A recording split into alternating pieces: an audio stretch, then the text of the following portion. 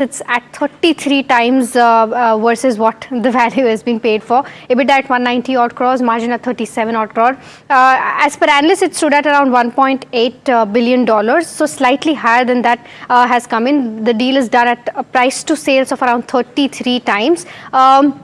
In terms of the deal, positive, most certainly is a positive one for United Spirits going forward, because this will certainly benefit them in terms of the cash flow that they're going to get, and this is accounting for 17% of their market cap. Now, analysts are expecting a hefty dividend payout from this, and if you take a look at all the four scenarios, if 25% dividend payout is done, then 57 rupees per share, and if 100% is done, around 228 rupees per share is what the shareholders will be receiving. So this is, an entire view. Of course, for Sun TV also this could be positive because they own Sunrisers Hyderabad. So for them, considering 33 times price to sales, around 21,000 crore is what the valuation is pegging at the team right now. No, absolutely. Rajasthan Royals as well as RCB in focus. But with that, it's a wrap on this edition of Markets Today. Thank you so much for tuning in.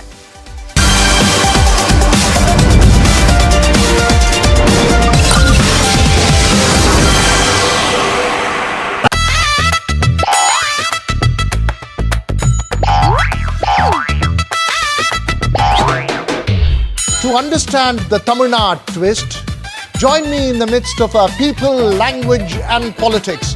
Vanakkam Tamil Nadu, here we come.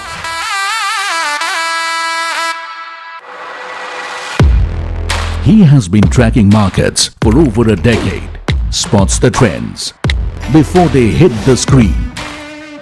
And he is now bringing his analysis to the show that the market watches.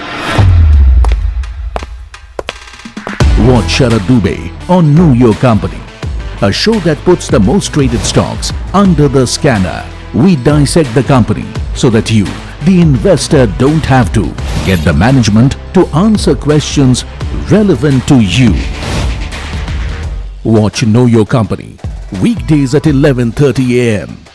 to understand your next big bet.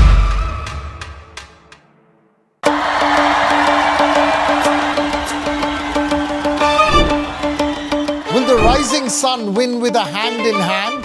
Will the two leaves and lotus bloom?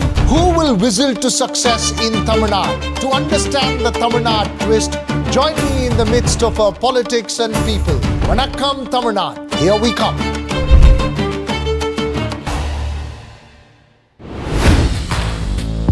Hi, I'm Tamanna Inamdar. Watch me on NDTV Profit, where I break down the day's biggest business stories. What happened, why it matters, and what it means for your money. Hi, I'm Neeraj Shah. Watch me on NDTV Profit for the most incisive market intelligence and meaningful corporate conversations. And I'm Alex Matthew. Markets, mutual funds, insurance, personal finance. I help you cut through the noise and make smarter financial choices. And here's where you can watch us.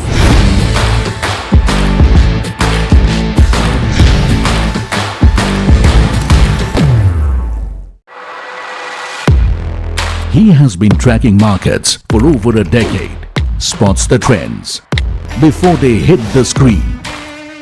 And he is now bringing his analysis to the show that the market watches. Watch Sharad Dubey on Know Your Company, a show that puts the most traded stocks under the scanner. We dissect the company so that you, the investor, don't have to get the management to answer questions relevant to you. Watch Know Your Company weekdays at 11:30 a.m. to understand your next big bet. Presenting the all-knowing, all-powerful Tech Guru. Whoa. Guru? I'm no guru. Okay. I'm just a guy who loves his tech. A show where the mysteries of megabytes and motherboards shall be unraveled. Bro, nobody talks like that anymore. This is all about connected ecosystems, EVs and AI that you can use in your daily life. That's what we do on Tech 360. Real talk, real reviews, tech that you can actually use. Tech has changed. So should your tech show.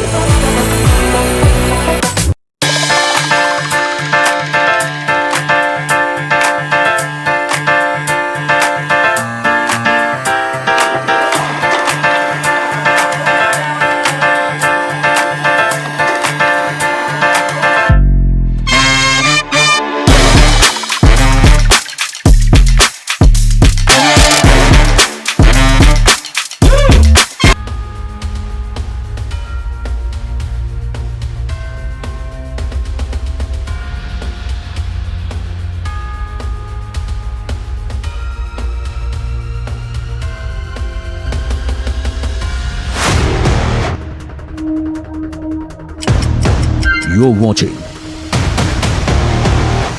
live from the NDTV Profit headquarters in Mumbai.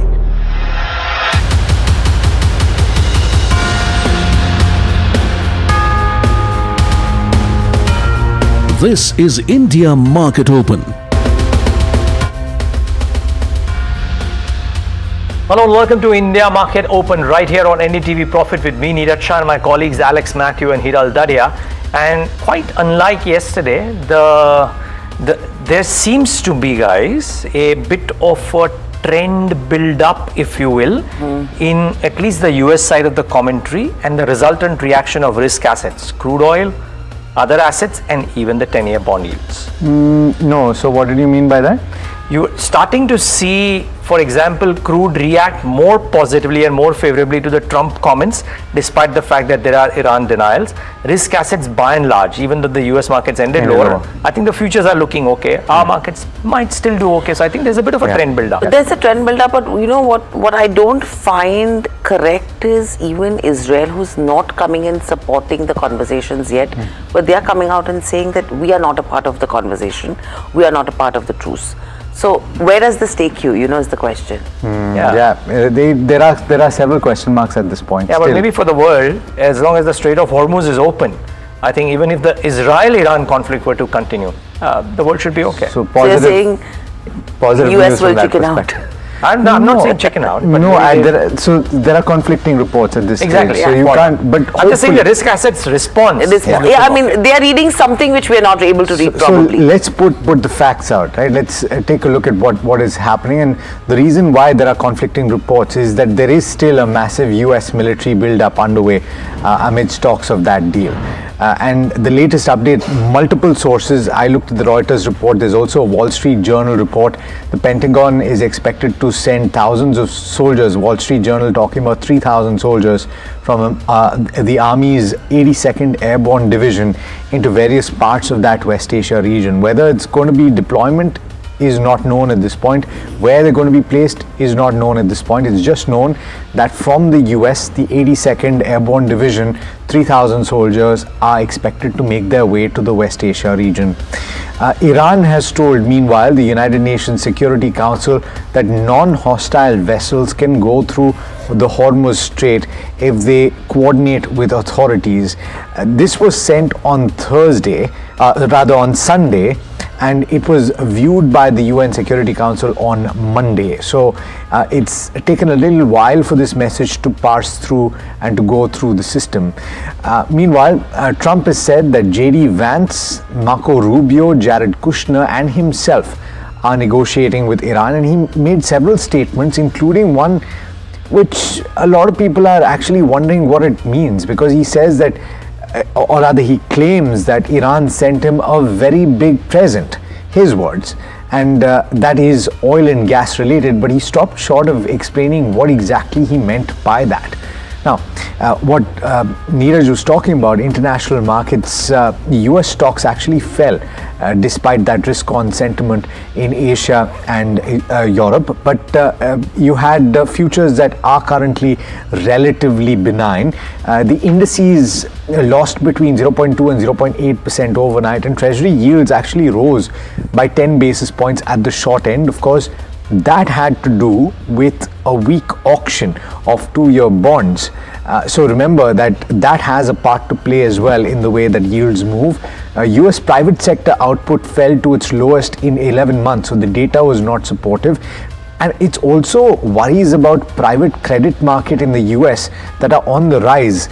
The latest update, of course, is that Apollo's $25 billion private credit fund and Ares Management's $22.7 billion strategic income fund have said that they're capping redemptions at 5%. And every time that happens, the worry is that this is not just a flash in the pan stuff or isolated incidents, that it could actually be worse than that. Oil prices remain volatile. In fact, let's pull up the latest. They hover very close to the $100 per barrel mark, but don't be surprised if you see spurts here and there. So it's currently below, and it's lower by as much as 6%, but it's significantly volatile. In the meanwhile, let's pull up Asian markets, and the early risers, as far as I saw, were positive, and that continues to be the case, with the Nikkei 225 up the most at this point. Pull up the Kospi as well if we can, just to see how that market is reacting. Okay, so but broadly positive setup is the fact right now. But I was mentioning a few of the Trump comments. Let's listen into some of the statements that he made about the fact that diplomatic efforts were gaining traction. There were quite a few big statements that he made. Listen in. The fact that they're talking to us and they're talking sense. And remember, it all starts with they cannot have a nuclear weapon. Just, I said yesterday, they said, what are the top 10? I said, well, number 1, 2, and 3 is they can't have a nuclear weapon. And they're not going to have a nuclear weapon. And we're talking about that. And I don't want to say in advance, but they've agreed they will never have a nuclear weapon. They've agreed to that. And it was a very big present worth a tremendous amount of money. And I'm not going to tell you what that present is, but it was a very significant prize. And they gave it to us, and they said they were going to give it. So that meant one thing to me: we're dealing with the right people. Is that nuclear related? No, it wasn't nuclear related. It was oil and gas related. And it was a very nice thing they did. But what it showed me is that we're dealing with the right people. Because, you don't know, because the leadership was killed, all gone. Khomeini, all gone, as the expression goes, the past supreme leader. And then the new supreme leader was racked up, at a minimum racked up pretty good, and everyone else was gone. And then many of the people in the third tier are gone. But we're dealing with a group of people that I think turn out, and the present, the gift they made to us was very significant, and they said they were going to do it, and it happened. Well, by the way, in other news, the Speaker of Iran's Parliament, MB Ghalibaf, on a post on the platform X, said that we are aware of what is happening in the paper oil market, including the firms hired to influence oil futures. We also see the broader job owning campaign, but let's see if they can turn that into actual fuel at the pump, or maybe even print gas molecules. Well, I think we're some time away from doing that for sure. But Arvind Sanger, Managing Partner, Geopolitical Capital, Johnson, with his thoughts on what to do with risk assets in the current time. Arvind, great having you. Thanks so much for taking the time out. And is it a difficult time to be thinking of risk assets, or does the broad drawdown in valuations, at least until yesterday, bake in a lot of the negatives around us? Well, I think if we get some kind of a deal in the next week or 10 days, then I would say that the risk assets are discounting a lot of the bad news, because it'll be a short-term shock and it'll recede very quickly. On the other hand, if this Strait of Hormuz closure, for the most part, lasts through the end of April, then I think risk assets are more downside. So in a sense, it's almost impossible to predict the duration of what's going on. Clearly, it takes two hands to clap. Right now, clearly Trump's hand is wanting to clap, but the other hand hasn't showed up yet. Or as they say, it takes two to taco in Trump's case. I think that the reality is that President Trump is clearly looking for a way out. I'm assuming Iran doesn't want to keep on getting bombed, so there should be an incentive. But there's one very clear thing, and I'm answering a market question through the war. There's one very clear thing. Iran's concern is if they agree to a deal now and give up control of the Strait of Hormuz, then 6 months, 9 months from now, they could be hit again, right? So depending on whether they rearm, whatever they do, which I assume they will do, they could be. So they want something more durable, which means that any talks may not be as straightforward as they seem. So then I come back to the risk asset question, and I would say that we would tiptoe gently and not aggressively assuming that the all clear has been sounded. Okay, Arvind, put in really well right now. Good morning, Hiral, this side. Does this mean that the buying opportunity threshold is much nearer now, with Trump probably looking to move out of this, looking at a de-escalation in some way or the other? And even if Iran gives up, control when it comes to the Strait of Hormuz, we're looking at a 6 to 9 months then where things could emerge again geopolitically. But from a market's perspective, is this a better entry point now? Because 5 to 7% correction is what you had stated earlier. Well, look, the market was at, when I look at Nifty, 26,000 just a scant 3 weeks ago or 4 weeks ago, and it's at 23,000. So is it a better entry point than 26,000? Yes. But is it at a level where I can say it's a table pounding buy? I wouldn't say quite yet. It's getting there. But again, if the war duration extends a little bit, then the risks to inflation, to economic slowdown, all of those are near-term risks and headwinds for the market. And I would argue that we have to think of the world not the way it existed on February 27th. Whenever this war ends, Iran is going to keep some control on the flow of oil and gas, and it is going to create more friction. And therefore, I would be very surprised, barring a deep recession, which none of us wants, barring a deep recession, I do not see Brent oil falling below $75 or $80 on a going forward basis, which is, from an Indian standpoint, not terrible, but it's not as benign as it was before the war. So there is a new reality. There will be more constraints. It'll take a while for the LNG and fertilizer stuff to start flowing, given some of the damage that has been done. So, things will take a little longer to get back, and there'll be a huge kind of a traffic jam, if you will, in terms of ships trying to move stuff in and out. So we can assume that if magically they agree to a ceasefire by this weekend, it'll take a month or two at least for normal flow of traffic for that stuff that has not been damaged. And it'll take years for that. So I'm answering your question and saying that we have to keep in mind that some of the energy and fertilizer costs are going to be high for the next few months for countries like, for the world, but certainly India will be impacted by it. So, Arvind, you've got, as you've just said, you're looking through to the next 3 months or so, and good morning to you, Alex, here.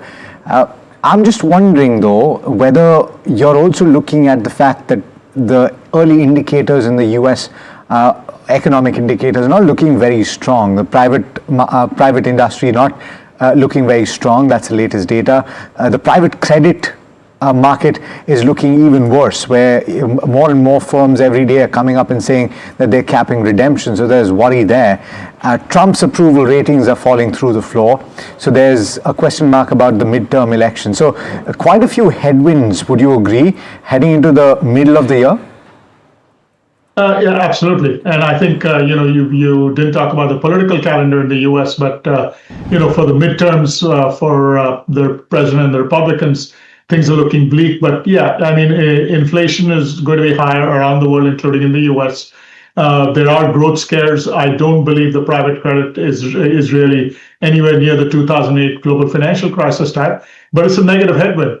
And you have AI and job losses, which creates some whiff of stagflation risks if that continues, given the pace at which some of the AI, improvements are coming along, which we've forgotten about because of this war, but that is still part of the backdrop. So I think there are enough uncertainties and headwinds where markets have pulled back moderately, but I believe all markets are still somewhat hoping for a Goldilocks outcome in a few weeks' time. And I think if this takes longer than what markets are hoping, then things could go sideways to downward. And it's not just India; it's global markets, certainly the U.S. Included, where there's enough uncertainty that I think that this is not going to be a year where markets are going to come screaming back, in my opinion.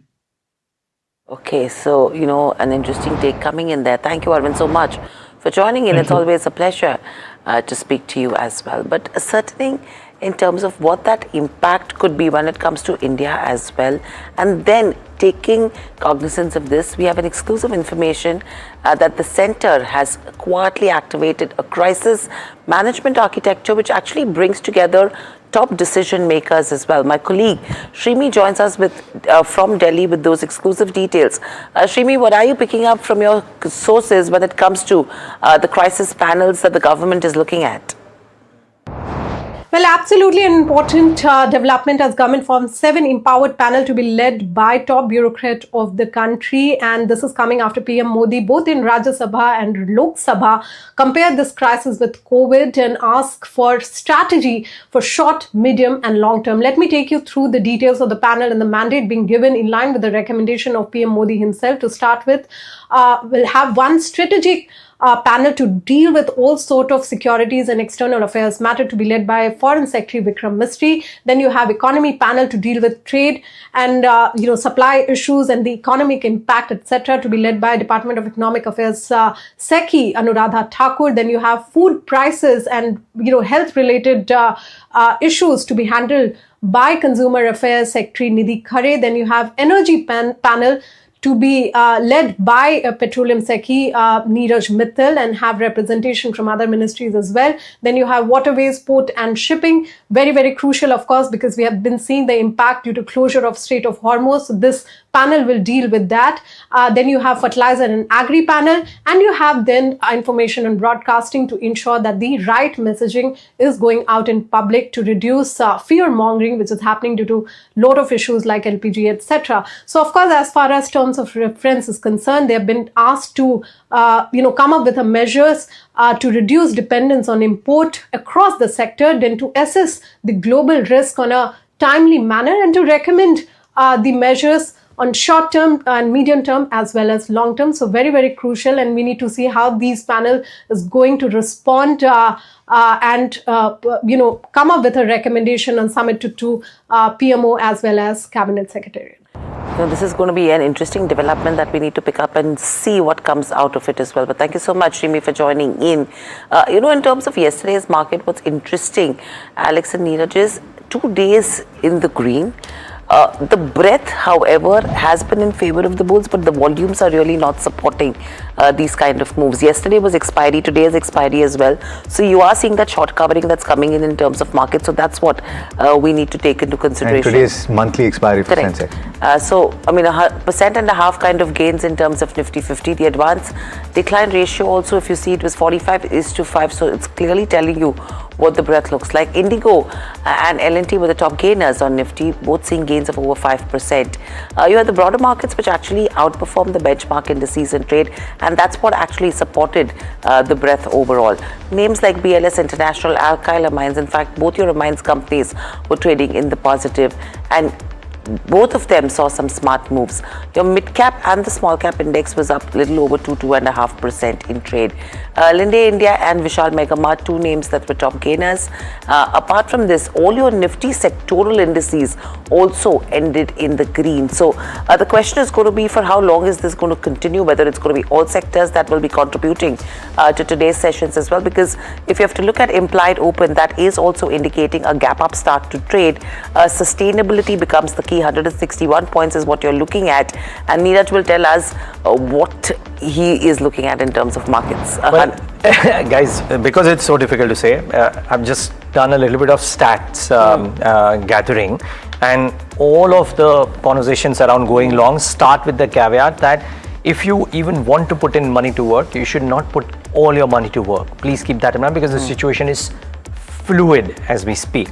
But is history on side of the bulls? I think that's the question you got to think of. Now, here's some statistics. 21 of the 25 times that when the markets gave a 10% correction, if you bought it after that 10% fall, the returns in the ensuing 12 months were positive. 21 out of 25 times. So the probabilities are stark in your favor. The earnings yield versus bond yield usually becomes attractive at this 180 point difference. It was actually on Friday, it was less than 120 basis points. Right now it's about 180 basis points, earnings yield versus bond yield. You presume that the earnings yield is 5% and the bond yield, as we know, is 6.8. If you presume that the earnings yield is 5.6, 5.7, then accordingly. But the general consensus is that the earnings yield currently is circa 5% right now. Remember, much better fundamental macro position as well that India is in today. Current account deficit as a percentage of GDP is 1% currently. Back in 2019, because a lot of people are starting comparing this to a COVID-like situation after some warnings accordingly that came out on social media as well, presumably from PM Modi himself.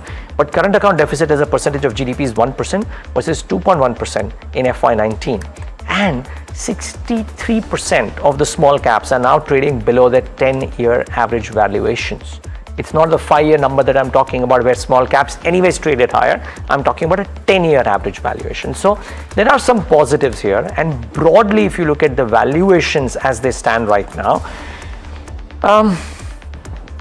they're okay. Not mouth-watering, but okay for sure. 1 year forward valuations on the Nifty 50 circa 18.6 times versus 19.6, which is the 5-year average. BSE mid cap 24 times versus 26 times, and small caps at 21 times versus 21.5 times. It's not egregiously expensive, at least the large caps and the small caps are not, even if the mid caps are.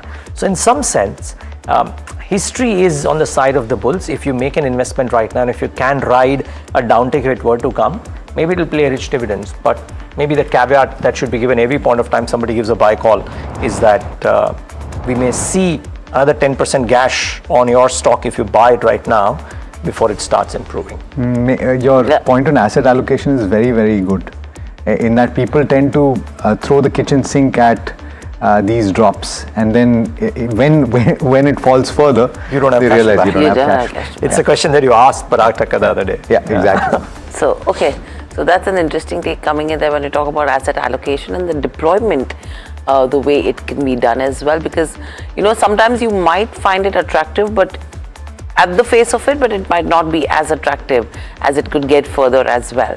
But moving on, you know, the technical structure is also suggesting that there is a relief bounce rather than a trend reversal that's happening in the markets, because the 5-day diplomatic window is ticking. The market remains a headline-driven environment, and the trend is still bearish despite the bounce that we've been seeing. Now, the immediate resistance is coming in at around 23,000 to 23,100, and a sustained move above 23,100 is needed to actually invite that follow-up buying. If you have to look at the immediate support levels, 22,700 to 22,600 is what you should be watching out for, and a break below that 22,600 could reopen the doors in terms of the Monday's lows that we've seen. Now, the line in the sand is 23,000, which is the immediate psychological hurdle. On Bank Nifty as well, the 50-day EMA is dangerously close to crossing below that 200-day EMA, and the resistance then comes in at 52,890, and the support comes in at 52,30. So watch out for these levels pretty closely in trade, but let's understand what the FNO setup is looking at, because yesterday being expiry as well, the volumes, or I would say the turnover was pretty high on the FNO side. Sharad, good morning. What are you picking up? Because today itself again is expiry. What are the indicators telling us? Good morning, Hiral. And remember, this is Sensex monthly expiry today. And interestingly, this is the second straight day we are going to expect a gap up opening. And the Asian markets and the global markets are showing strength as well. And interestingly, we can find some good technical levels for medium-term trade setup as well. Right now, we are almost 140 points up. The GIFT Nifty implied opening, which is coming in. And if you look at the BankX also, the entire setup is looking strong as well. Stock-specific moves, we'll get to that. But let's look at the FIs and the DIs action. For the 19th straight day, FIs have been selling in the markets. It's 8,000 crore, and largely these numbers are on the higher side. And almost that 1 lakh crore mark in March has already been breached when it comes to the FI cash selling as well. FI shorts, if you look at it, it's still stable at around 85 to 86% for the last 3 to 4 odd sessions, and the PCR numbers are at around the stable levels of 1.1. Let's see where the action is there happening in the call and put options. And for the second straight session, we are seeing a big positioning of the 23,000 levels for the put segment. And call, there are two levels, 23,300 and 23,500 is something which we are looking out for. But we cannot rule out a big round of short covering also in case more positive news flow starts coming, because the shorts are definitely there in the system as well. Opening interest losers, especially I would like to point out Wipro, a good short covering is happening, and the IT stocks has become a flight to safety. You could say in the last two trading sessions, the technical levels have been doing really well. But of course, the crude sensitives might see a good momentum as well, especially I would like to track Pidilite and other building material stocks as well. But how much will it sustain? That's the big question. But net, the technical opening is looking strong for the markets right now. Okay, so the technical opening is looking pretty strong for the markets right now. Thank you, Sharad, for that. How sustainable it is going to be is the question. And tomorrow, as we know, is a market holiday as well in India. So don't be surprised if the volumes are thin today as well. But moving on, let's quickly address the stocks which are on our radar. On my list, the first one that I have is Natco Pharma. Now, the board has approved the demerger of the agrochemical business, and the new subsidiary will be called Natco Crop Health Sciences. The shareholders will get 1 share for the new company for every 1 share held. So 1:1 is the ratio. And the appointed date for the scheme is set for the 1st of October 2026. Post demerger, the shareholders will directly hold 80% of the new entity, with Natco Pharma, which will retain 20% stake. In fact, the agrochemicals division is relatively small, contributing close to around 60 crores, that is 1.5% of the total turnover for FY25. The second one on my list is Waaree Energies. Now, the board has approved a capex of 3,900 odd crores to set up a dedicated solar glass manufacturing facility. The new plant will actually have a capacity of 2,500 tons per day, and it will be operated through their wholly owned subsidiary, which is Waaree Green Glass. The investment in the glass plant is a part of their broader push for self-sufficiency and vertical integration. And very lastly, Acme Solar Holdings, they've commissioned the second phase of the 250 megawatt battery energy in Rajasthan, which is their best project. And the newly commissioned phase would actually add close to 37 megawatts and 160 megawatts of storage capacity. This strengthens their renewable energy integration into the power grid system and supports peak load management and grid stability as well when it comes to Rajasthan. So all the three of them could see some bit of a positive reaction in trade today, Neeraj. Yep. Okay, I'm bringing in a bit of the cricket flavor today.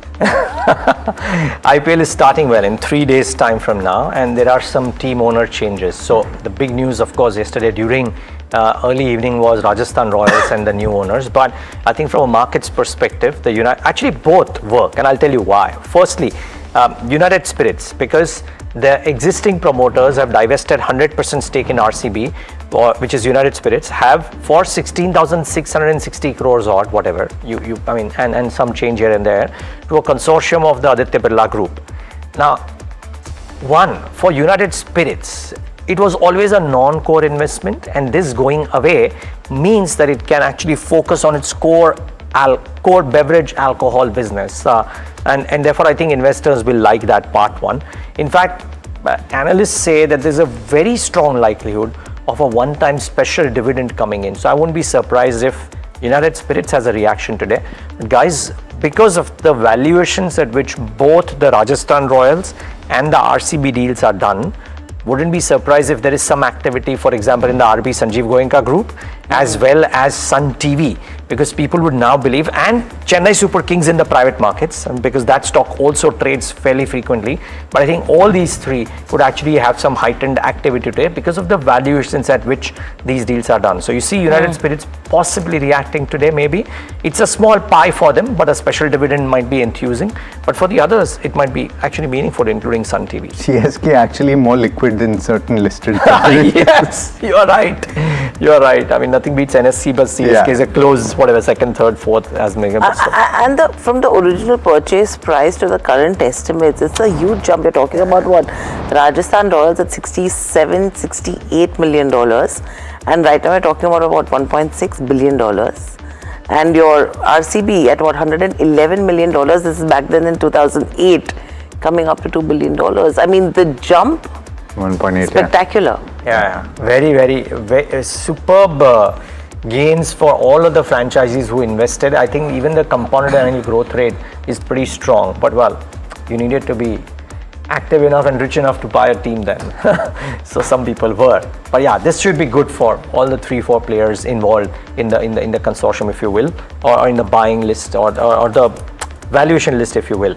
Bharat Forge could be interesting since defense is coming up in focus. Jefferies has a note. They maintain a buy with a target price of 2150. They said the defense expansion and exports revival is a theme that they are playing out for Rajasthan, for Bharat Forge, excuse me. They say the company is significantly expanding its defense capabilities from guns to a much wider range. And US truck orders are seeing a very sharp revival. So keep an eye out for those as well. Last but not the least, I'll keep an eye out for the oil exploration sector stocks, because a newspaper report today suggests that ONGC has floated a $20 billion global tender for deep water rigs. We were talking about how oil exploration as an activity might just pick up steam because every country will also now want to see some bit of security on oil and gas, lest this Middle Eastern crisis keep on flaring up again and again.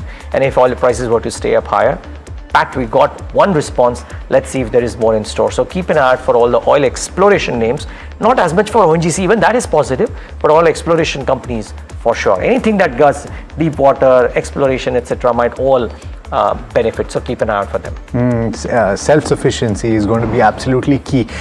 Seagull India, there are a couple of updates, one positive, one negative. You decide what you would like to pay more attention to. That's Neeraj's, this is mine. But the company's got reported 2 cancellations of tenders worth about 300 crore rupees by the Punjab government on account of administrative reasons. It was earlier declared L1 bidder.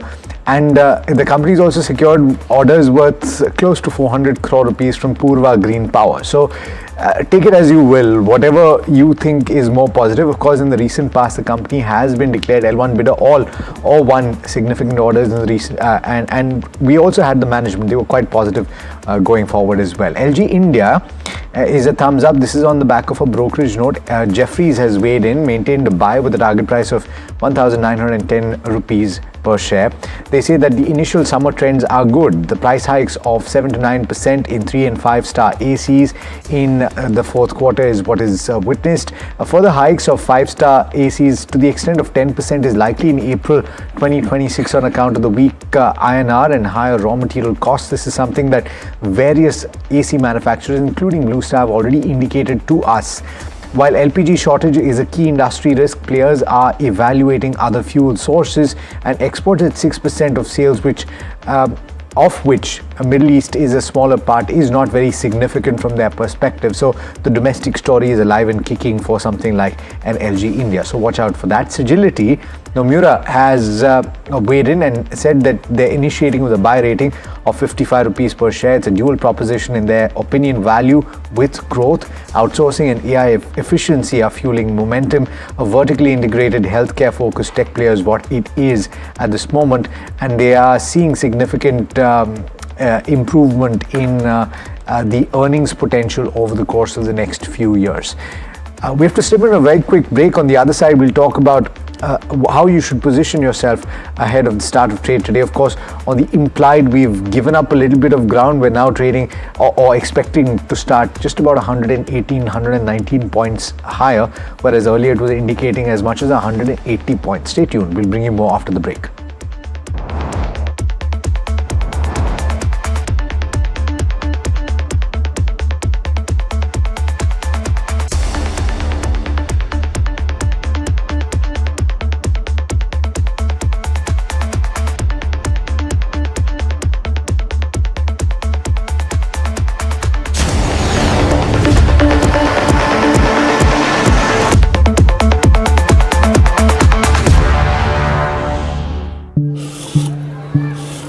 हाथ, ये जो हाथ है ना, सिर्फ लकड़ी ही नहीं, हमारा कल भी तराशते हैं। बंद हो या हो कोई स्ट्राइक, इनका शटर हमेशा खुल जाता है। इन हाथों का यही तो आपसे नाता है, और इन्हें हम आसानी से लोन देकर अपना फर्ज निभाते हैं। कैप्री लोन्स फर्ज निभाते हैं।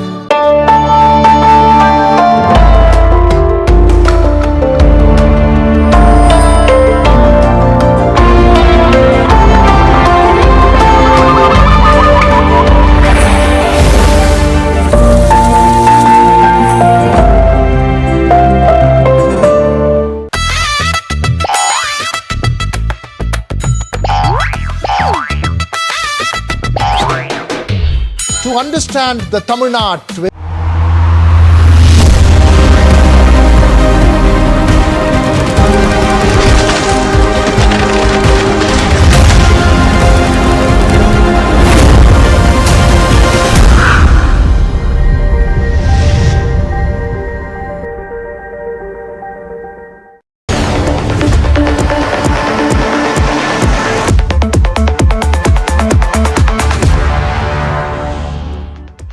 Back with India Market Open right here on NDTV Profit. Let's pull up the implied open and show you what is it that we are likely to do, about 100 odd points. And this is par for the course. Keep in mind US futures, even though the US market's ended in the red, US futures are in the green, and bond yields, US bond yields, after going up all the way to 4.45 odd, are ended about 4.34, so they did come off a little bit as well eventually. So the risk assets are kind of charting the course of maybe a trend build up. Parag Thakkar, Kush Bora with us on the show today. And Kush, I'd like to start with you and ask you, are you indeed seeing a bit of a trend in those green shoots that you spoke about on Monday? Is this a tradable uptrend, or is it difficult to do that? To answer that directly, by the way, depends on your risk appetite. If I were a heavy risk trader, I would go out and take that bet. Mind you, a lot of it depends on the headline. But before that, you spoke about cricket. Not a single ball has been bowled and IPL is already in the news. Talk about the deals in Rajasthan Royals and RCB off late. कुछ तरीका है जिसमें इसमें invest कर सकते हैं? CSK के share ले लो, है ना, unlisted. Yeah, I think that is one investment which right now seems recession proof. But you won't be able to do chartical analysis. I'll perhaps have to refer to Parag for and his skill set for that. No, but I think what we saw yesterday from a market perspective, what we saw yesterday was more of a short covering rally combined with the expiry effect. And a lot of the continuation of this move depends on the headlines that come about. The conversations that are going on between US and Iran. But like I was telling Neeraj, Monday we spoke of those green shoots. Yesterday we saw them play out. From a medium to long term perspective, there are signs of reversal. Yes, they can be very well sold into if everything goes south from here as well. But if you are a high risk trader, there is a very small case to be made for taking that high risk bet with the recent lows as a stop loss. Would I suggest a very strong index trade? Not yet, but like I said, if you are a high risk trader, then you can consider. But up until that happens, I think a very broad range for Nifty will remain 23,300 to 23,500 as the resistance band on the upside, and about 22,500 to 22,700, that zone as a support on the downside. So within this range, Nifty could fluctuate. Today is the monthly expiry for Sensex, so you could see some volatility. If we break beyond either of on the either side of these ranges, is where you could see a directional play come up. Until then, stock specific.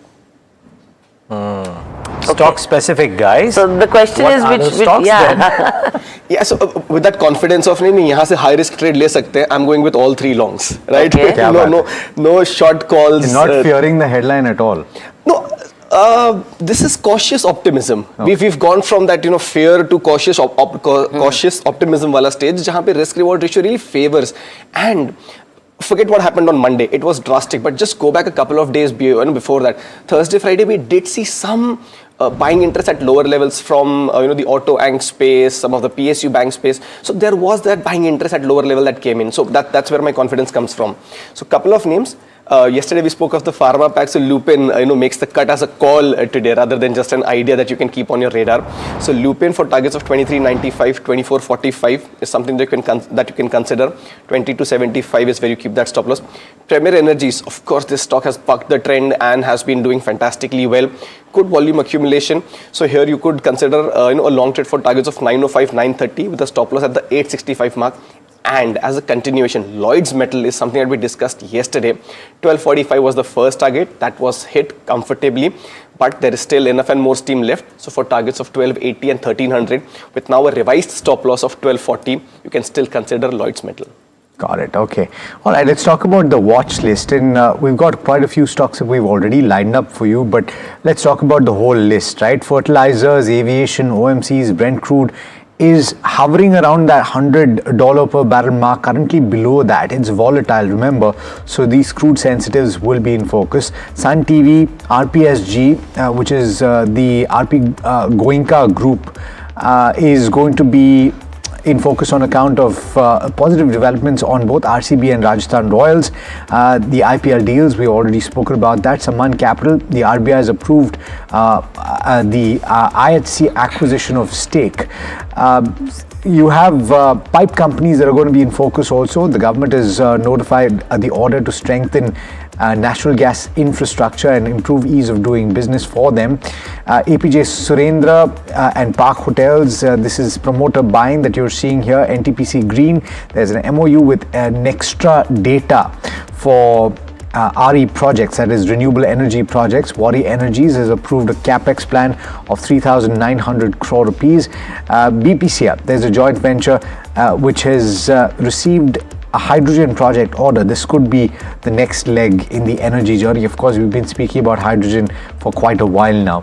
But VMS TMT, the shares are exiting lock-in today, and so they could be in focus. But of late, you've not seen too many cracks in such companies. New India Assurance, HDFC Life, CRISIL, ICICI Pru, there is a tax demand. This is something that has come through for quite a few counters, but again, not something that is badly affected apart from State Bank of India. But I think that was more on account of the way that the markets were doing on that particular day. Nitco and Equities, you have key management personnel resignations that should be on your radar as well. Out of this entire list, I don't think anything stands out, Parag bhai, on the fundamentals, right? So Sammaan Capital, I don't hold the stock, just putting a disclaimer, just what I've gathered. The market cap is just 11,470 crores and they are getting 8,600 crores for a fully diluted equity on, so 19,000 crore total and 41%, so 8,600 crores they are getting. Current net worth is around 22,500 crores, so it is trading at half book value. And now it is getting 8,600 crore. Total balance sheet size is 71,000 crore only. I think based on my calculation, 23,000 crore, 22,500 crore is the net worth today. You are getting another 8,600 crore. So around 31,000 crore. So easily 1,50,000 crore book can be built over next 3 to 4 years. How I have not spoken to management. Depends on how they declare their plans. But in my view, the loan book can easily double in next 4 years. So I would say that, and I think the deal has happened also at this price only, which is the current prevailing price. So I think that sounds interesting to me, that this kind of fund infusion comes. And second is, of course, this United Spirit selling. No, just before we get to United Sammaan Spirit, Capital. Interesting. So Sammaan Capital is one, but is this therefore, Parag bhai, a precursor for some people that does this mean RBL and Shriram are next, and therefore do they become contenders for looking at investment ideas too? Yes, 100%. So that is for sure. See, the only thing is in lending, once you get this money, which is interest cost free, right, your ROI goes up. And you have a flexibility to lend.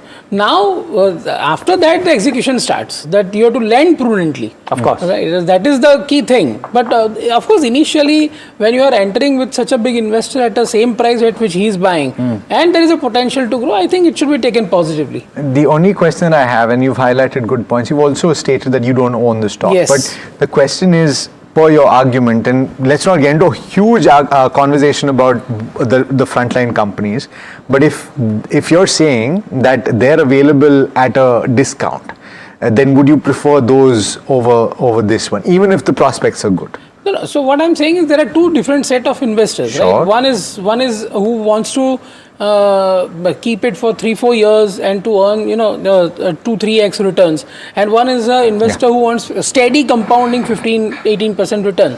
So here is this, that you buy ICICI Bank, get 15-18% compounding. You buy something like this where there is slightly higher risk of execution. Capital risk is not there now because now a huge amount of capital has come in. But execution needs to be seen, and so you take that risk and ride the entire wave. Kush, you had a point that you wanted to make on the technicals? Yeah, in fact, more of a consensus. Yes, Sammaan Capital has fallen from grace 195, 200 odd levels. It's seen some massive correction. But 134, very specifically that level, has some technical relevance in terms of the retracements, in terms of the long-term support zones. Also, let's just factor for volatility and put it as 130, 134, that zone. It's a strong support zone. So there is a case to be made for a positional trade on this one with a massively favorable risk-reward ratio. So with a stop loss at 130, I would consider a positional bet on Sammaan at these levels. So that is just something I wanted to chip in on. Just a quick follow-up on Shriram, because it's seen significant volatility in the recent past, right? And one assumes or one wonders why, because as far as sensitivity to the way crude oil prices are going and the fact that it is a vehicle lender, it has a significant book on the CV side as well. How much of a sensitivity would it have? Yes, there will be some demand disruptions on the automotive front, but to the extent of it being the biggest loser on the Nifty 50, to you, Kush, because on the technicals it seems to have swung very wildly in the recent past. In fact, not, Alex. No? Of course it's swung and of course it's seen volatility, but if I just take out everything that's happened, and if I was just purely looking at charts, look at the move that it's had.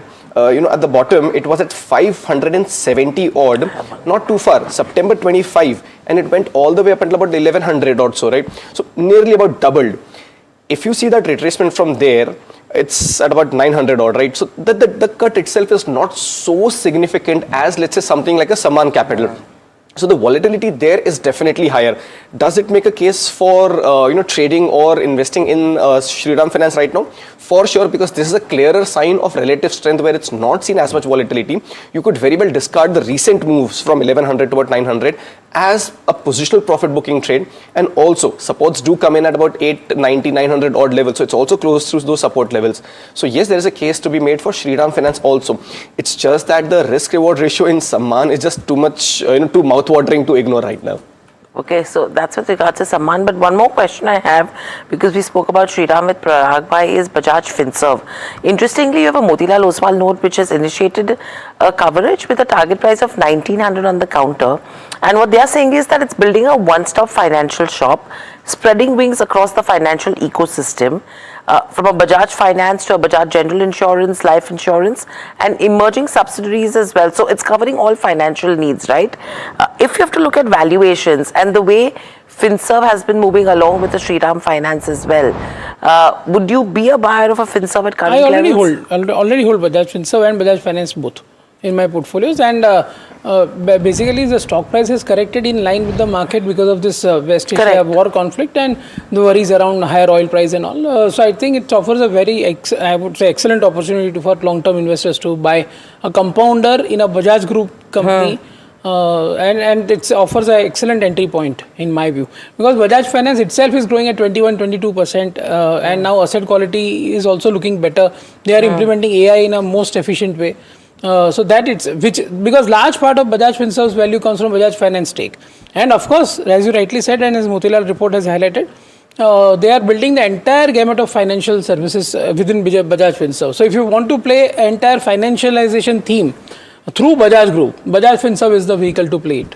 Interesting. And this would, despite the holding company discounts that Parag Bhai obviously factors in when he thinks about it. So keep that in mind. We have to talk about United Spirits with him as well. But it's 8:45. So what we do at 8:45 usually, and we try to, is get in Somit Sarkar to join in with all the chatter from the dealing rooms. And Somit, I presume that the dealing room participants that you speak to would be a lot more vocal now over the last couple of days than they have been over the last maybe 2 weeks. Yes, a bit of optimism that has come in, but again, they are still cautious because the war is yet to be declared as over, and hence they are still a bit worried, because in past also we have seen this 3 days of rally coming in the market, and then a big sell-off kicking in post that. So a bit of worry, but some optimism that we are still seeing now in the market, given the fact that there is at least some chatter around the fact that the war could get over very soon. So that is there. But few stocks that dealers have highlighted. Firstly, it's CSB Bank. There are buy flows on the large HNI desk. Dealers are indicating that the pre-quarter update, that is the fourth quarter pre-quarter update, could be quite strong for CSB Bank. So keep an eye out for that counter. Natco and Lodha. The buzz on the street is that there is some land deal that is expected to be announced very soon. Natco will be selling their large land bank to the Lodha group. So Natco could be one of the bigger beneficiary here of that. And then there is Alkyl Amines. Dealers are indicating that a large prominent HNI investor has been buying into this counter, and that was one of the major reasons why the stock had perked up nearly 17% on an intraday basis yesterday. And Sammaan Capital was part of our segment yesterday, that is March 24th, where we did indicate that a positive news flow is expected, and post-market the company has announced that RBI has finally given its approval for the acquisition that was announced by IHC a few months earlier. Now this will lead to funds coming into the company, and further approvals from SEBI is also expected to come in anytime soon now. Thank you, Somit, for that. So that's Sammaan Capital, where the khabar is confirmed and Somit Sarkar told you first. But one stock I want to talk about over here is a CSB Bank, where dealers are expecting a strong fourth quarter. Any view when it comes to CSB, Parag Bhai, along with the gold financiers, because Manappuram Muthoot, all of them have been in focus. Now, with the way gold has been moving, it's been slightly volatile right now. What would your take be? So I don't own again this stock because I refrained from buying anything which is close to gold and silver when the gold silver rally was going on. But now it seems that it has corrected a lot. Plus one big overhang is also now done and dusted with, which is Prem Vatsa Group owned stake in CSB Bank, and they were bidders for IDBI. And now IDBI bidding is not going to happen, at least for now. So that overhang is also gone, that they'll have to sell their stake in CSB or they'll have to merge it with IDBI. So I would say that structural overhang, big overhang, is also gone.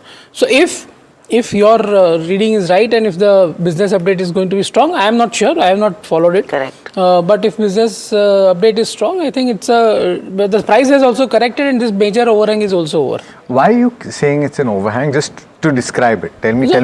See, if suppose not about selling of CSB, because that is obvious, but would a merger with IDBI Bank be very bad?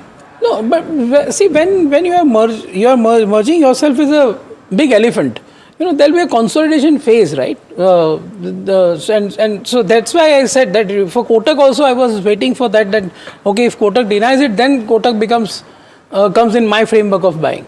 Interesting. All right. Let's shift gears. Talk about Natco Pharma, which has announced the demerger of its agrochemicals business into a separate listed entity. The move is aimed at creating sharper focus for both the core pharmaceutical business and the emerging agrochemical vertical as well, or segment as well.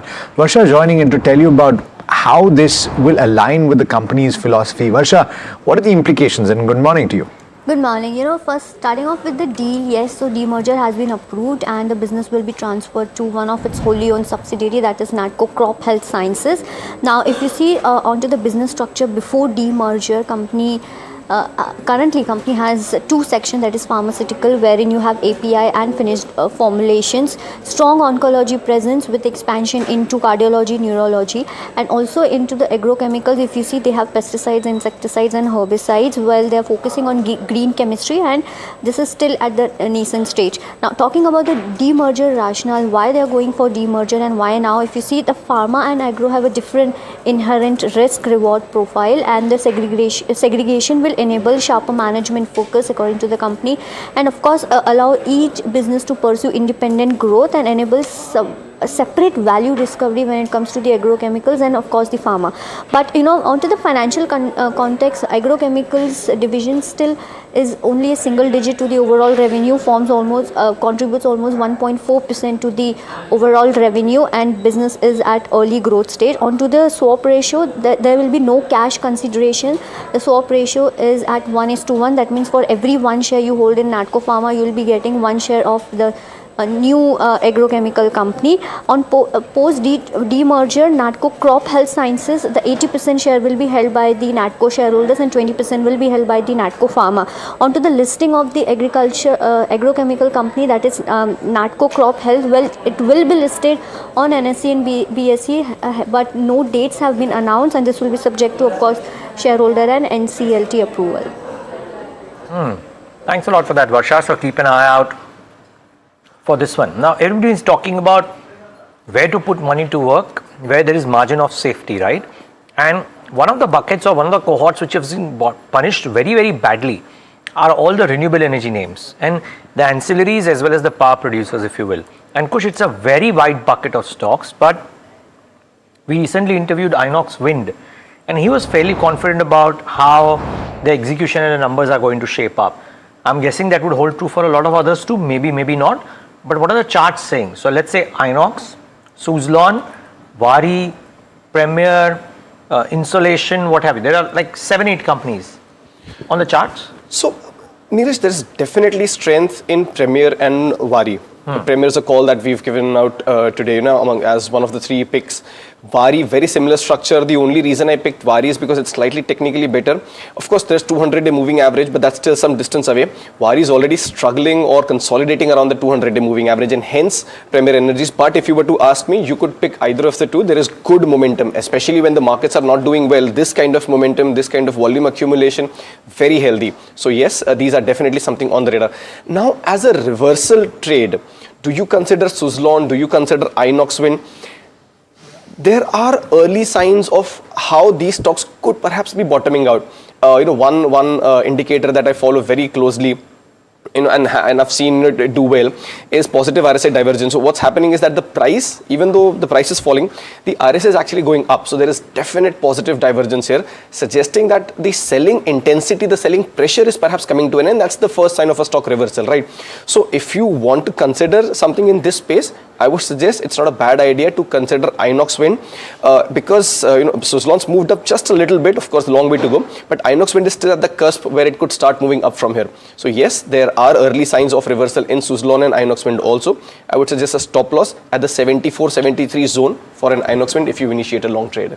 Okay, a quick follow-up to this. We're talking about renewable, but you have a Bernstein which has actually initiated coverage in terms of a lot of power names as well. From Adani Power, you have JSW Energy, NTPC Green, Tata Power, and what they are indicating is that India's energy security has been tested twice in quick succession. First, it has been by disruptions around the Russian oil, and now by the Iran war as well.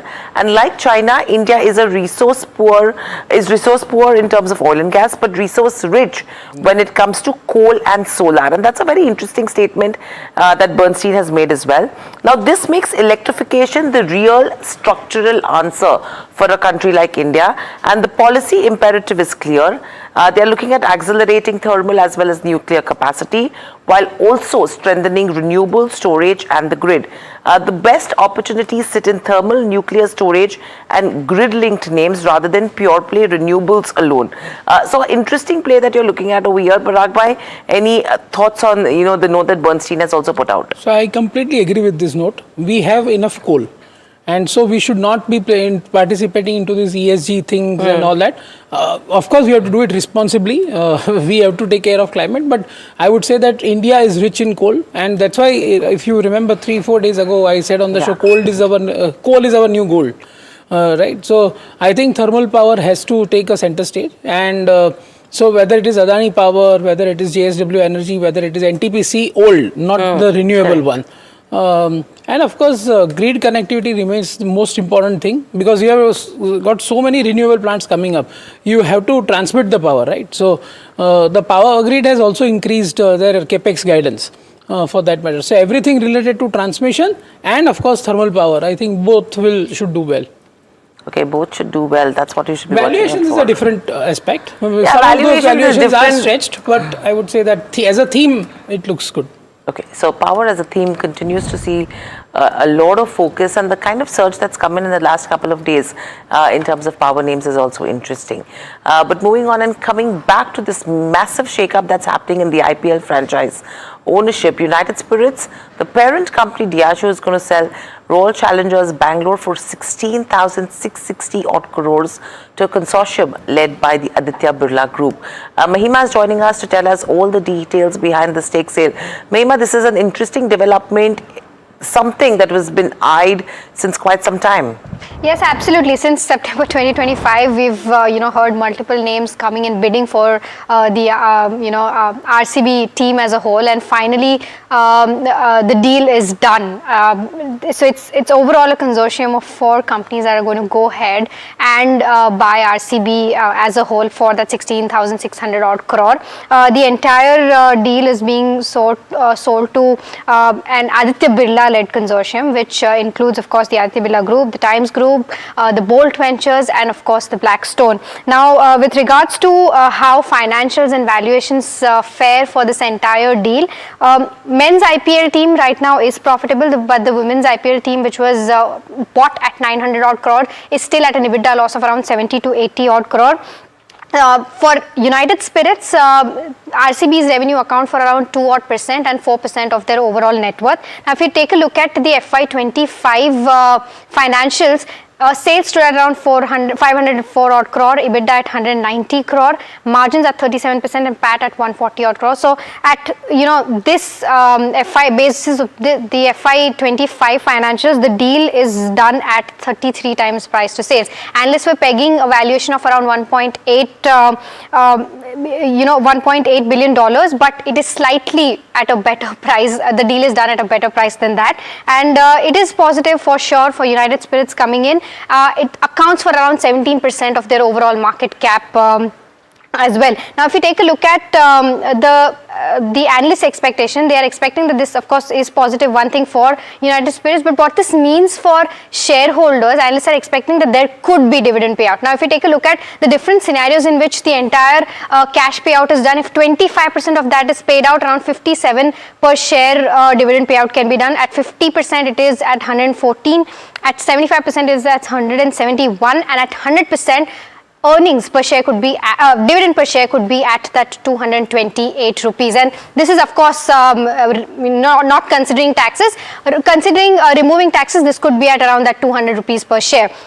Now, lastly, it is also interesting because this kind of pegs the valuation, sets a stance for valuation for both Sun TV as well as for Lucknow Risers as well, because both of these now will be pegged at 33 times, which is around 18,000 for the Sun TV and around 21,000 for Lucknow as a team. So this is the overall view of what this deal means. Okay, Mahima, thanks a lot for that, and very good analysis just to get a sense of what the numbers could be like. Now, Parag bhai, promoters own about 56.68% in United Spirits. So the special dividend decision is effectively their decision. It benefits them as well. One would presume that if not 100%, then a significant portion could go for special dividend. Yes. Is that a positive for United Spirits today? In my view, this is a positive thing. Of course, market knew about this. Stock was up 4% yesterday also. And this has been going on for the last 3-4 months. But I would say that for a company having a market cap of 96,000 crores, this amount of money, 16,660 crores, which is, as Mima rightly said, 17-18% of the market cap, coming in at one stroke, giving them a lot of freedom now to even invest in business itself also. Of course, I agree that most of the money will be distributed post-tax. Whatever cash flow they will get, they will distribute as special dividend, in my view, because this business does not require too much of capex. And based on my calculation, the stock is trading at 48 times FY27 earnings. For a business like this, which has very high entry barrier, even with a lower growth rate is not that great in this business, and it is state government controlled, right? Recently we saw some headwinds from Maharashtra government, which is 16% of United Spirit business. But I would say that, yeah, it's a positive and should be taken positive. Yeah, certainly the street, at least the initial reaction, and remember this is very early, the first few seconds of the pre-open session, it's up as much as 10%. Pull up the benchmark Nifty 50 and see where it's opening. It's looking like 160 points or thereabouts. This is pretty much what the initial indications were pointing to, about 0.7%. And let's take a look at what is moving at this stage, right? Whether some of the big movers are on news based or otherwise. Mahindra and Mahindra is bouncing back reasonably well. Remember, this is a part of a cohort of stocks that did take a bit of a battering in the recent past, and automotive was showing a sign of a comeback yesterday. Does that get built into? Bajaj Finance is up and about, Interglobe Aviation, Bajaj Finserv. We spoke about the Bajaj twins, in fact specifically Bajaj Finserv. L&T continues its move up, and the question is, does it recover significant ground today as well? Because as Neeraj was pointing out, the signs seem to be positive of a trend building for risk assets. Does that translate to Larsen & Toubro, which has lost considerable amount of ground in the recent past, is a question. Tata Motors PV also from the automotive cohort. Eicher Motors up and about. So in the top 10 gainers on the Nifty 50, quite a few automotive names. What is not doing particularly well is HCL Tech, maybe some money getting taken off the table after a recent spurt in the stock. And evidence of promoter buying had bolstered sentiment in the recent past as well. Techem also losing ground, Infosys. So it seems like the IT majors might actually be losing a tad bit of ground at the start today. HDFC Life also starting possibly with declines of about 0.5% or so. From the frontline counters though, would you trade a Larsen? Would you trade a Larsen, Kush? Because after having dropped as much as it did, it has made a bit of a comeback as well.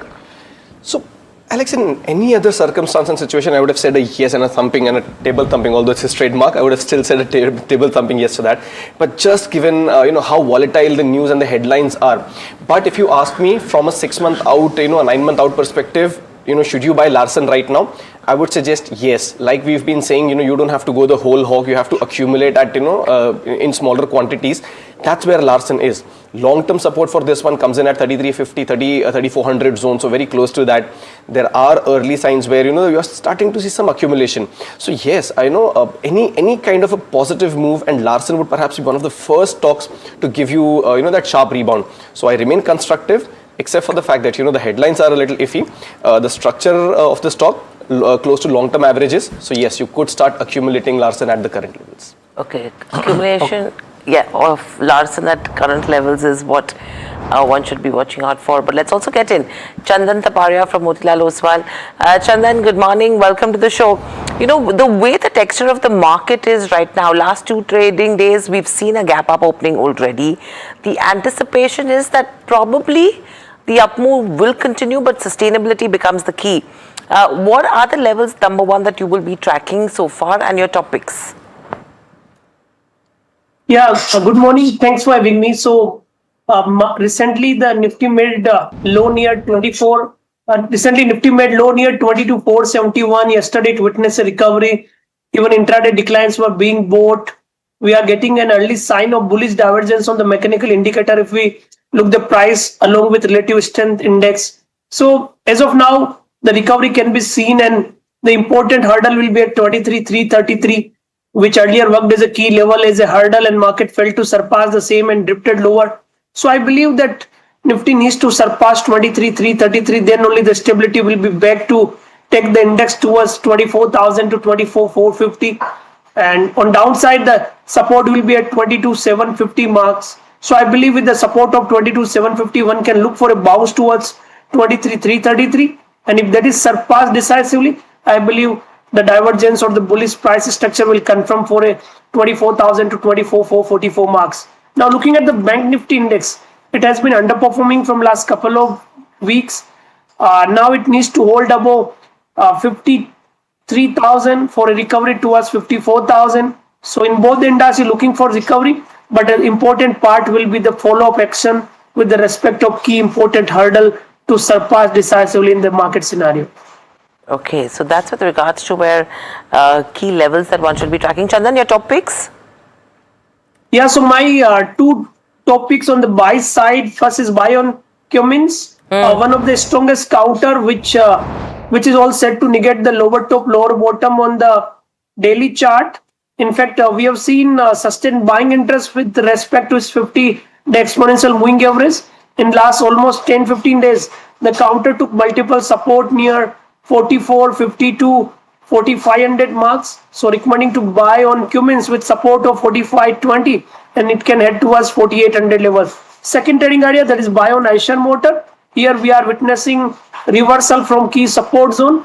In fact, if I notice the price behavior of last 29 weeks, 3 to 4 times it took support near 6650 to 6700 marks, and even in last 7 to 8 days it took support near the same cluster, and getting an early sign of the double bottom with the confirmation of the bullish divergence on the mechanical indicator. So Eicher Motor could be one other name with support of 6750. It can head towards 7100 to 7250. Okay, so interesting picks coming in the form of an Eicher Motors. I want to revisit a Sun TV, Sammaan Capital, and United Spirits as well. On the charts, Kush, with the kind of upside that pre-open is indicating, as well as RPSG Group, would you say it's time to book profits? Because Sun TV has really not done anything. So any potential upside for an investor, is it time to actually move out, or are you seeing some strength? No, you've got the question bang on. The stocks have not gone anywhere per se, right? So अगर आपको ऐसा windfall मिल रहा है, so why not take that opportunity and reduce losses पे, या अगर profits है तो profits पे exit करो. Structurally, they've got really not much going for them. So I would suggest, as Hiril, you've rightly asked, if you have that opportunity, exit at a lesser loss, or if you have a profit, take that off the table. Okay, so take them off the table. That's with regards to, you're looking at a Sun TV, RPSG group as well. A couple of other names that are coming to my radar right now as we speak. Hinzing is seeing some positive momentum. HPCL, Manappuram, Sagility is another one. I think Alex did point out a brokerage note in terms of where Sagility goes, and that stock is showing you an uptrend of a 3 to 4%. But let's actually look at another brokerage call of the day where UBS has maintained a buy on Sun Pharma. A lot of positive views coming in terms of the pharma pack as well. Sharad joins us with their rationale. Sharad, good morning. What do you have for us? Good morning, Hiral. And largely we see there is some good buying happening in the pharma stocks over the last two trading sessions. And UBS has come out with its report. They have maintained a buy rating for Sun Pharma, but the target price has been cut from 2450 to 2200. But they have stated that there is a shift in the sales mix which is happening, which will drive growth and margin expansion ahead for Sun Pharma. And the rising the production in the specialty mix, that is where the margins growth lever kicks in. The specialty sales growth is led by three important products, Illumia, Leqvia, and Unloxit as well. And it's well positioned in the market, especially with the growth catalyst coming from semaglutide segment as well. And largely, if we see a lot of competition happening, the larger players are expected to benefit more out of consolidation, even in this competition for weight loss drugs. Okay. Thanks a lot for that, Sharad. Well, let's see if indeed this one reacts to this. Keep in mind the jury is split out there on the benefits that will come into the Indian companies as a result of the anti-obesity drugs, simply because the price erosion has been very, very steep. As the 908 rates have settled now, we don't have that initial 10% uptick on United Spirits, barely a percent, actually less than that. So keep that in mind. As much as expected to do well, it's kind of very, very quiet. So that is one thing. But some of the banking names should come up on your screen and just see what could be happening there.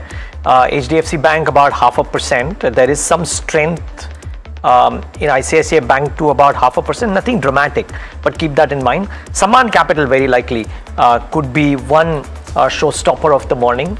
About 4%. If you qualify that as a showstopper, yes, but not too much, but it is the top gainer. And then Alex had pointed out Sagility, the Nomura note on Sagility, and that stock is up about 3.59%, and it takes it to 38 rupees. And then a few others, I mean, Hindustan Zinc, PG Electro, HPCL, etc. are all moving up. By the way, OMCs, is there a trade here, Kushbora? Very quickly. OMCs, no. Sagility, yes. Sagility, there is a trade. There is very clear bottom formation. There is very strong uptrend in the RSIs and the momentum indicators. Again, for a high risk, high reward kind of an investor, it's not a bad idea to consider this. The stock has started to see some kind of support long before the market did. So yeah, with a stop loss at 34. For a positional trade, Sagility does look good. Do you have an opinion, Parag Bhai, because the Nomura note is pointing to the expectation of a 20% EPS CAGR over the next between FY26 and 28, which is quite positive, and the valuations are not too expensive. Yeah, not too expensive. At this price, I am also positive on this stock. Definitely. Okay. The stock price is corrected also in line with other IT stocks, while in this business, the disruption is less. That's true. In fact, Nomura, if I'm not wrong, Nomura says that it's actually an AI beneficiary. Yes. The outsourcing will further increase. Yeah. So 20% EPS CAGR. But remember that this is a PE-owned stock. The 6-month lock-in will get over at some time. I don't know the date. After that, again, there will be a block to sell. But before that, investors can make some money. Okay. Parag Bhai, is this, positional investor, if you will? And there are positional traders, there are long-term investors. Parag Bhai is a mix of both of those. He's a positional trader, a very positional investor. Very interesting thought here. Okay, Chandan Taparia, the other set of names, of course, which seem to be kind of doing okay. The Eternal and Swiggy maybe just discovered a little bit of momentum recently. Maybe I'm wrong, maybe I'm not. But would you trade them? Yes, I'll be quite comfortable in Eternal after the recent corrective move of last almost 5 months. Recently took support near 212 and forming a positive price pattern on the daily and the weekly chart. In fact, in the last week, it formed a bullish engulfing pattern on technical setup, and follow-up is clearly visible. If I look at the price behavior of last 15 days, we are getting a pattern similar to cup and handle formation. So getting an early sign of positive stance in the counter, and I believe risk reward ratio also favors after the decline of last 5 to 6 months. So yes, positive setup. Those who are looking for investment as well as trading can apply here. Major support will be around 210 for positional target of 300. Those who are looking for trading point of view can apply the support near 230 for a swing towards 252, 253 levels. On a sectoral basis, it appears the early indications are that the PSU banking pack might actually have a decent day of it today. The question is whether technical indicators are supporting that, Kush. So again, there is support that is being witnessed. You're right. The follow through is missing. Last week we did see early signs of where there are buying at lower levels in the PSU pack, but the follow through was missing, and that is my concern. So for a positional bet, something like a Canara Bank, a Union Bank can be considered. SBI was a call yesterday that we put out. So yes, my only concern is momentum. At this moment, there is a good possibility that the kind of hammering that HDFC, ICICI, even Axis for that matter have taken, the rebound on these could be sharp. So I will have those on my radar from a near-term perspective. Okay, and what about the metal pack, Chandan? Specifically the base metal players, which again have been significantly volatile because of the fall in commodity prices. Is there a trade here? Have they found a bottom?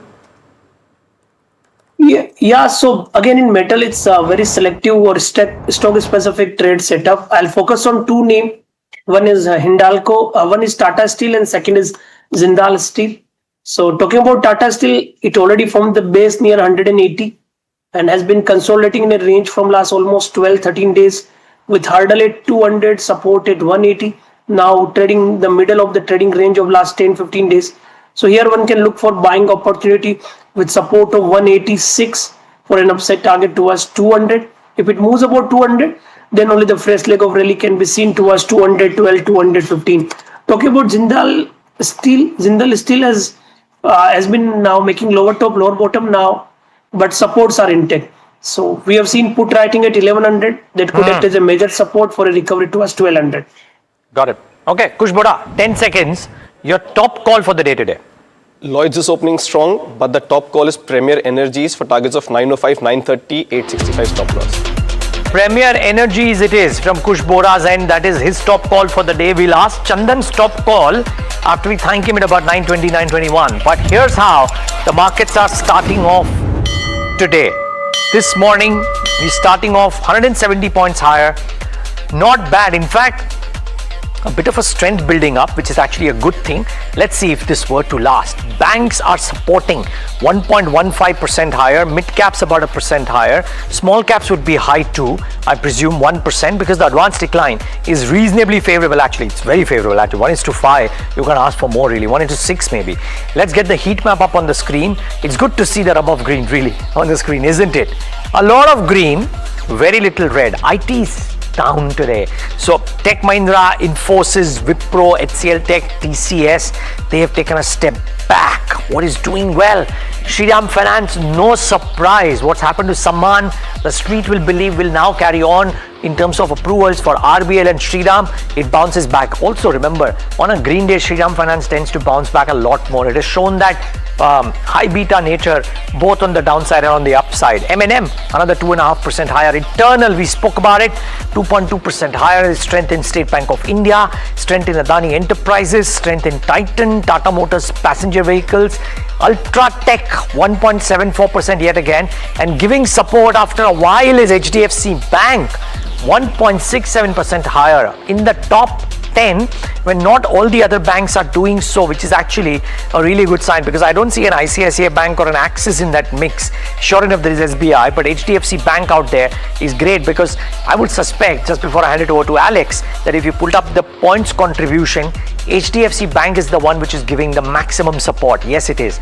40 points followed by SBI, ICICI and Mahindra and Mahindra. Good brisk start. Let's see if this continues. Yeah, well put, Neeraj.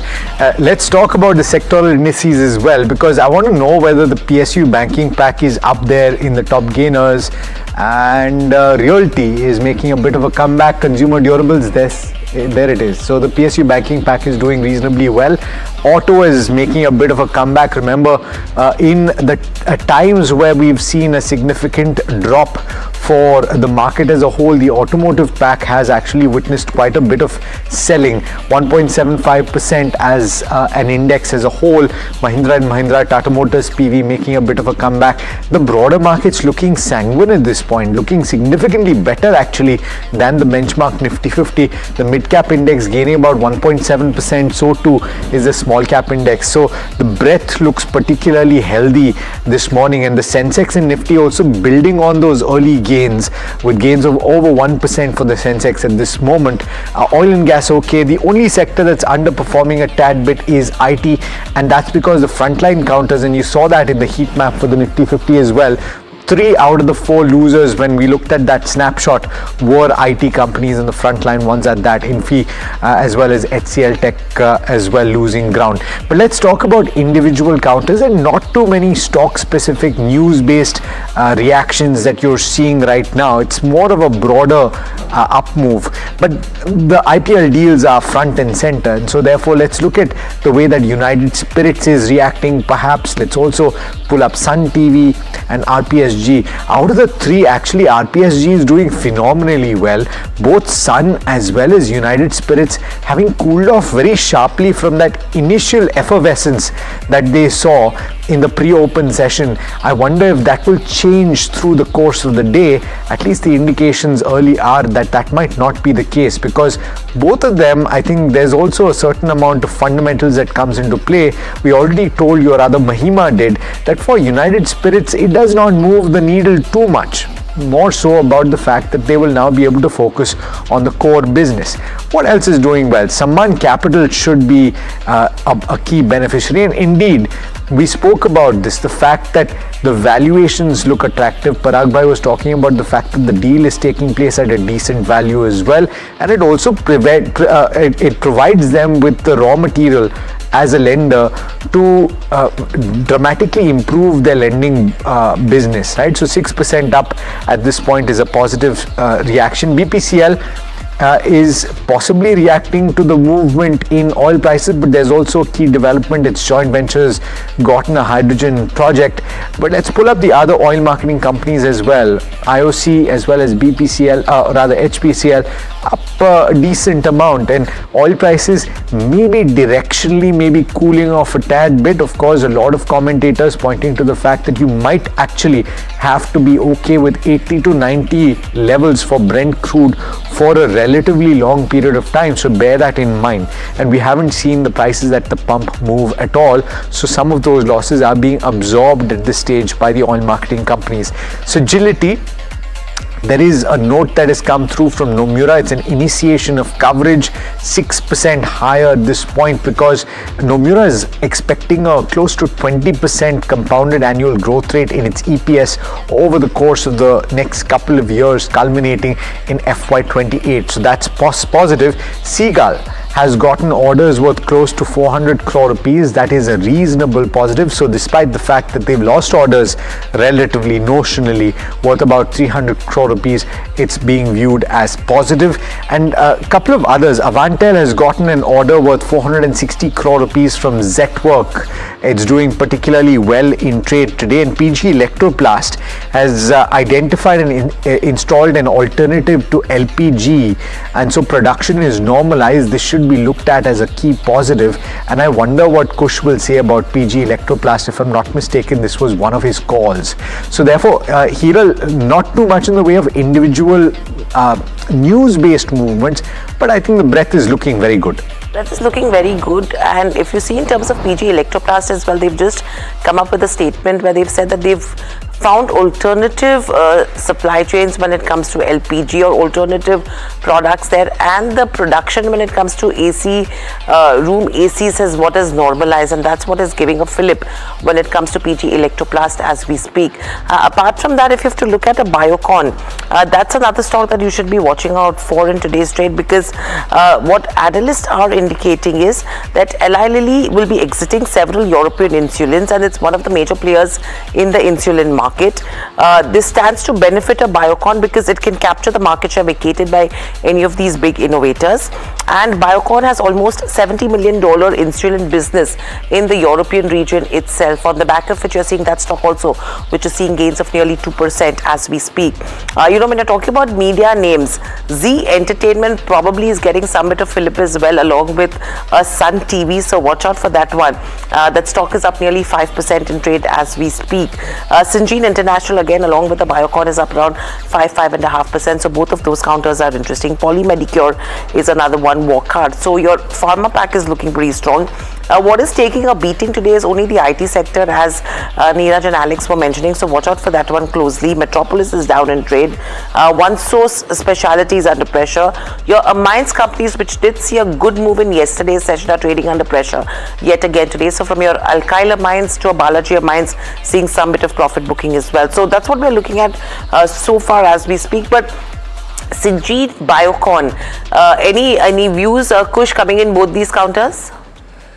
Biocon avoid. Syngene for a recovery play, yes, you can consider. Stop loss close to that 400 mark, technically plus psychologically a support zone.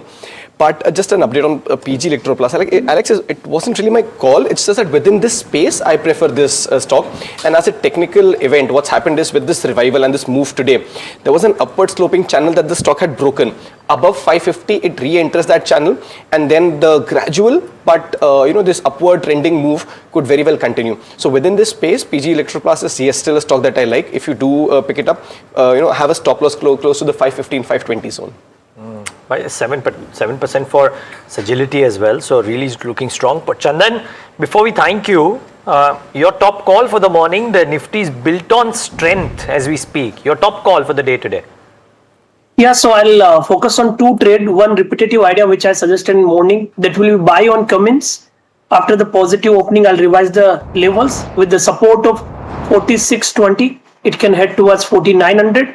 One more trading idea, that is buy on TVS Motor. I believe selective auto counters have bottomed out, and TVS Motor is one of the strongest name, which recently took support near 3280, 3300 zone. So now with higher support of 3480, it can head towards 3700. So Cummins from Capital Goods, TVS Motor from Autopic would be the two preferred idea which can do well. And looking for Nifty to head towards 23,333. If that happens, I think major role reversal or major trend reversal on short-term point of view may happen in the market. Noted. Okay. Chandan, we'll leave it at that. Thank you so much for taking the time out and being with us and giving us your ideas. These are good times. You're seeing some green on the screen, seeing smiles on the people's faces. So all good to see that. But Biocon, stock that is roaring, rip and roaring in trade. Varsha is here with, you can argue 2% is rip and roaring considering what's happening in the markets these days. But pharma as a pack is not done too badly. But Varsha, why is Biocon in focus? Is this big boost for Biocon? Yes, so the reason why Biocon is, in surge is because Eli Lilly, a global pharmaceutical company, will exit several European insulin market, and so Eli Lilly is a major player when it comes to the insulin products. And earlier, if you see, few months back, Novo Nordisk and Sanofi also withdrew from European market when it comes to their insulin products. Now this stands to benefit Biocon because it can capture the market share vacant by these big innovators, and Biocon has approval when it comes to the biosimilar versions of various insulin products. And we all know, Biocon has a good position and a strong position when it comes to the biosimilars. Well, Biocon has $70 million insulin business in Europe, and also Novo Nordisk has also phased out when it comes to human insulin pens in India, which creates 600 to 800 crores of opportunity. And also apart from Biocon, you have Eris Life Sciences, you have Wockhardt and Lupin, which will enter into this market and will gain from these products when it comes to insulin. So Biocon, Eris Life Sciences, Wockhardt and Lupin, these companies will have a good share when it comes to the biosimilars. In fact, thanks so much for that. Let's pull up some of those counters, because it's not just this one that is moving, Biocon. Let's pull up Wockhardt and Lupin and some of the others as well, right? So Wockhardt, for example, was gaining quite considerably. It is at the high point of the day, 5.6%. The question really, Parag Bhai, is whether you would bet on this GLP-1 story. I know that or rather, I hope I'm not imagining this. In pharmaceuticals, you prefer chronic illnesses, right? The point is that obviously diabetes capital of the world is in India, right? And GLP-1, I know the focus has been with respect to obesity, but ultimately it is meant as a diabetes treatment. And so therefore, from that perspective, if it is to get cheaper, one can argue that it's going to do significant business. So would you bet on that as a positive tailwind for the pharmaceutical industry? So basically, I have been positive on pharma stocks. As you rightly pointed out, Torrent Pharma is a chronic company, and that is also participating in this opportunity. In fact, what I have read is they are going to come out with the oral part of this also, oral formulation. Yeah, so for those that are not familiar with how GLP-1 works, it is essentially through a syringe that this is deployed, and which is why companies that also manufacture these syringes have taken like Shelley Engineering. So, but you were making a point, oral. So basically, I would say that it doesn't change my thesis too much, because as you rightly said, the earnings are not going to increase materially because of the huge 90% erosion from in the price of the innovator. So I would say that I would not take this as a reason to buy pharma stocks. I already own it, and I like it, like Sun Pharmas of the world, Lupins of the world, Torrent Pharmas of the world. 1.3% now for the Nifty 50. Like we said and discussed in the morning as well, there's a bit of a trend formation that is happening per se, and you can sense it from the way the oil prices are reacting to comments from the US, and now we are trading at the high point of the day. Not to say that this will last, it may not, but for now it seems that the going is looking very, very strong. 23208 now and counting. Kush, any options play on the Nifty? Would you buy, call, sell puts, or buy Nifty futures? I think the preferred strategy would be actually buy Nifty futures. It's usually considered more risky than buying options. It's not. You could have a stop loss there. 23,300 is an immediate resistance. If that is taken out, you're actually looking at a move towards 23,500. So yes, like we discussed in the morning, if you're a high risk trader, there is a good chance that this will turn out a little favorable. Keep stop losses at the recent lows, but this is a good move, a follow through to what happened yesterday. So yes, an encouraging sign. Futures is something that you can go with. Okay, futures is something that you can go with as well when it comes to the entire market breadth right now, and clearly Kush, as you're mentioning and as Neeraj was mentioning, that the trend is improving. I think sustainability is going to be the key from here on. But moving on, if you have to talk about real estate as a pack, that has actually turned into the worst performing sector this year, and this is with Nifty 50 sliding higher on the back of higher input costs and weaker margins which are weighing on developers. You're talking about prolonged inflation, rising ticket sizes, and a supply pipeline that hasn't kept pace with which has added to the pressure. Mahima joins us with all the details. Mahima, what are you picking up on this, and what is the action that one should be watching out for, because you are seeing some bit of respite that's coming in terms of real estate yet again today? Right, so Hiral, overall, if you take a look at the Nifty Realty performance year to date, it's fallen 23%. Just last week, Nifty IT was the worst performing sector, but since then, Nifty Realty has actually taken over and has been the worst performing sector year to date. In terms of the top, losers on the Nifty Realty Index, Signature Global has tanked almost 34% year to date, followed by Lodha, Brigade, Prestige, DLF. In fact, all the counters have been in the red. The least fallen is Oberoi Realty, which has fallen around 14%. So in that range of 34 to 14%, all of these realty stocks have fallen year to date. Now, what is causing the pain? Firstly, in the last 2 weeks, war is kind of leading to inflation in terms of input prices, and this will hit their overall margins, and that's why probably we are seeing selling pressure on all of these counters. Plus, in terms of the overall supply that is there right now is kind of flat. The ticket size is also kind of continuing to rise, and overall unsold inventory stands at a 20-month high. Now, in terms of project launches, different companies have set their pipeline. Q4 looks strong, but this looks strong for something like Godrej Properties, Prestige, Sobha, as well as Lodha, as they have strong pipeline coming in Q4. But for something like Oberoi and DLF, their launch pipeline has now shifted shifted to Q1 FY27. So this could have some negative impact going forward on these one. In terms of pre-sales guidance as to how much of that has been achieved till Q3, Godrej Properties at 74%, Prestige has the highest achieved so far at 85%, Lodha is sitting at 70%, the least is Oberoi right now, which is sitting at just 64% of their pre-sales guidance achieved. So we'll have to wait and watch out for whether in Q4 the remaining guidance is achieved or not for all of these counters, which looks a little difficult for Oberoi as well as something like Lodha, which are sitting at 64% and 70% respectively. Now, what can bring back volumes, right? Analysts are suggesting that reduction in focus of luxury segment could probably bring back volumes that could, probably lead to some relief in terms of ticket prices. In terms of reorientation towards mid-income and segment is something that could probably bring back volumes. Focus on improving affordability by keeping prices and ticket sizes restricted as well is something that could bring back volumes. Now, Q4 commentary coming in terms of where previews are concerned, suggesting that Jan and Feb has shown some improvement in terms of where sales volumes go, and premiumization trend is kind of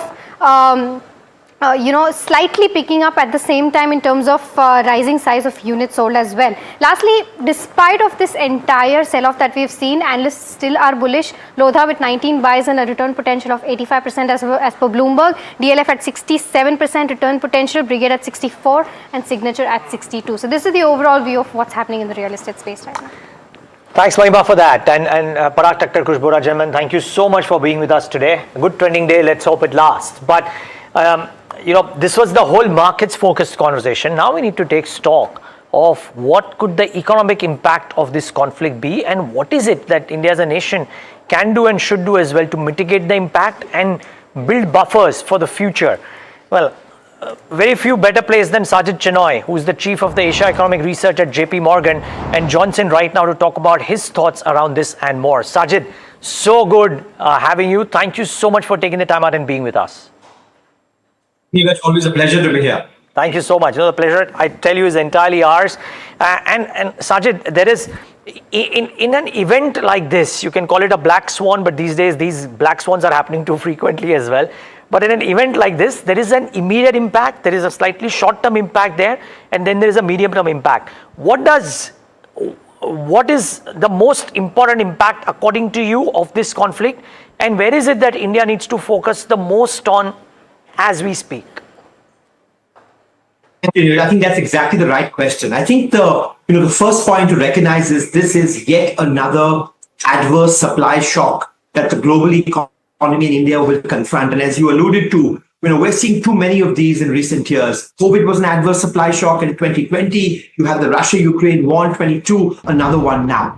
There is, however, a very important distinction between what happened in 2022 and 2026. And I think identifying that distinction is the key to the policy response. Back in 22, you had a shock to energy prices after the war, right? But there was no threat to volume availability, right? So the adverse shock largely played out through a terms of trade channel, where energy prices went up, that hurt growth, that hurt activity, and there's a well-established playbook that central banks and policymakers use. If this is a transient, supply shock, you look through it. If it's a more permanent one, you respond to it. What's different this time, Neeraj, is that because of the Strait of Hormuz being shut down, our latest estimate is about 16 million barrels a day are offline. Now, some of that will be compensated by running down of strategic petroleum reserves in different countries. Other routes have been found. But if this conflict prolongs, we're looking at about 10 million barrels a day permanently being taken out of the market. That's 10% of global supply. Asia is particularly vulnerable because a lot of crude and, more importantly, gas, petroleum products come from the Strait of Hormuz. So the concern in Asia is, for some countries, is there going to be a point, if this goes on for another 4 or 6 weeks, where actual energy volumes become a threat? Why do I say that? Because then the supply shock is working not just through prices, it's actually working through a quantitative constraint.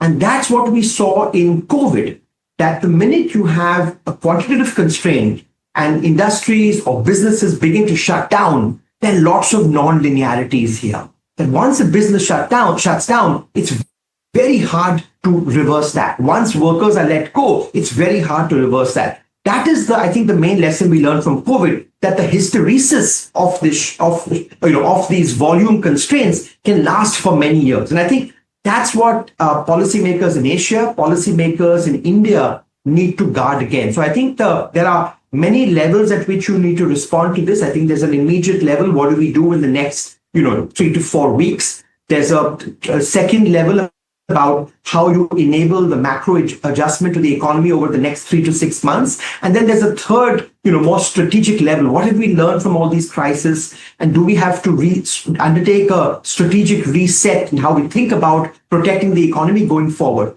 But the immediate impact, I would argue, is to try and get as much, crude and products from anywhere in the world.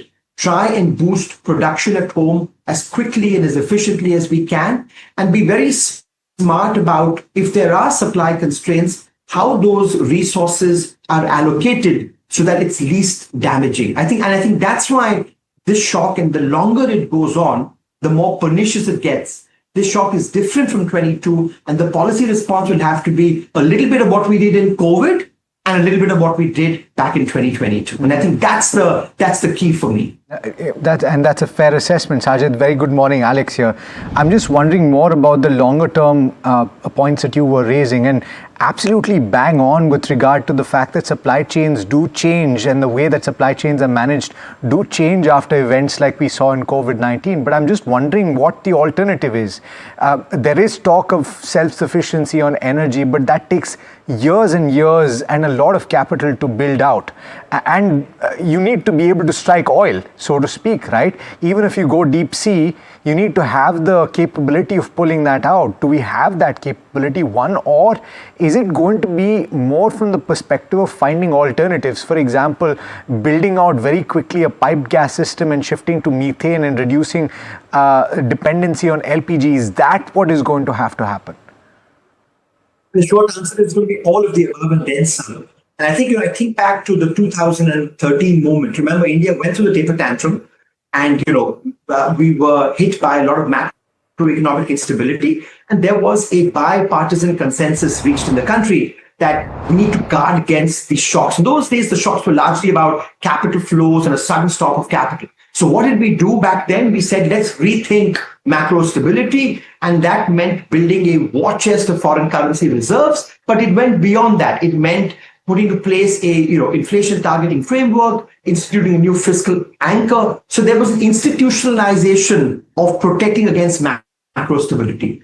I think this moment is one where we have to rethink an approach like that for the broader economy and begin to prioritize risk management. I think, the old globalization that we've all been used to for the last 20 years and the world has been used to for the last 8 years is behind us. The sooner we accept that, the better. And I think we're in a world now where trade is increasingly weaponized, supply chains are increasingly fragile. So I think what is it we need to do? First, we need to systematically identify choke points in the economy. Where are we vulnerable? Today, it's an energy shock. Tomorrow is going to be critical minerals. So where are the choke points? And then systematically address that. Now, some of that's going to be involved in building buffers, just building more buffers. We've seen in Asia, for example, Taiwan, Korea, China, they've got 120 days or more of strategic petroleum reserves. So do we need more reserves of energy? Do we need more reserves of commodities that China has been building? I'm not saying we should go to the levels of China, but I think the mindset has to be the same where, do we build more reserves? A. B, do we start diversifying our imports so that you don't become too reliant on any one import partner? When it comes to price risk, should we be undertaking a more systematic program of hedging crude prices using financial instruments like some Latin American countries do? So this is going to be a mindset change to say, the focus the last 2 decades has been how do we maximize growth rates, which always need to be the focus. Now we need to add a constraint to that. How do we maximize growth rates subject to reducing volatility in growth on a year-on-year basis? And the simple answer is, for that, you have to get into a risk management mindset and build buffers, diversify imports, and hedge as much as we can. Sajid, that's an interesting take. Good morning, Hira here. So my question coming to you is now, when you're looking at the war situation, Middle East becomes a vital trade corridor, right? How does this actually conflict or complicate India's aspirations when it comes to becoming a global manufacturing hub, number one, because that's what we were aiming for with the China Plus One strategy. And two, when you're talking about the private investment cycle as well, the heightened uncertainty will probably somewhere put a pause on that aspect. And private capex is something which has been a concern. Do you think the government will have to double down in terms of where the public infrastructure spending goes to counter the potential freeze that could come in terms of private capex? And this is where adverse supply shocks tend to be very pernicious because they make policy trade-offs more acute.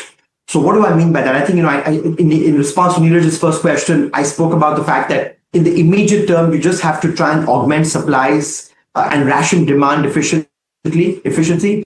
We spoke about the very medium term of, preparing for the next crisis, but there's an intermediate step over there. And I think the intermediate step is how do you buffer the shock most efficiently? And I think there it is to recognize from a macroeconomic perspective, where are the strengths and where are some of the vulnerabilities? The good news is India comes into this shock, riding on a cyclical growth upturn.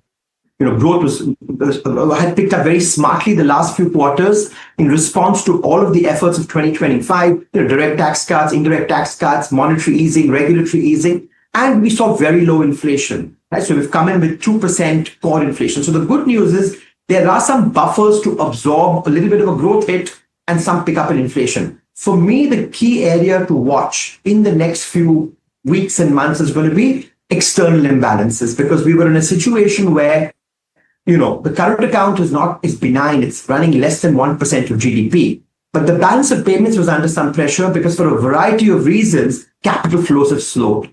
Now, the concern is going to be that given the events in the Middle East, you're going to get a correlated shock on the current account, because the possibility is if crude prices remain high for long, even if they remain at $85 or $90 a barrel for the rest of this year, there is a concern about gas prices, both of which increases your import bill. The Middle East could take a long time to recover. A fraction of our exports, a substantial fraction of our exports go to the Middle East, so exports could get impacted and remittances could get hit. So you're looking at a correlated shock of the current account, which could, easily double from 1% to 2%. And the question is then, how do we attract the capital flows to make the balance of payments work? So I think the first kind of order of business is to just ensure that external imbalances remain sustainable. I've advocated that to do that, we should be using both internal and external automatic stabilizers, that over time, if crude prices remain elevated, retail prices will slowly have to go up, because only then will you get the behavioral response from households and businesses to become more efficient on energy, cut back on volumes, and that gives you some relief on the current account. And then, of course, I'm very glad to see that policymakers are doing this. You let the exchange rate become the external shock absorber.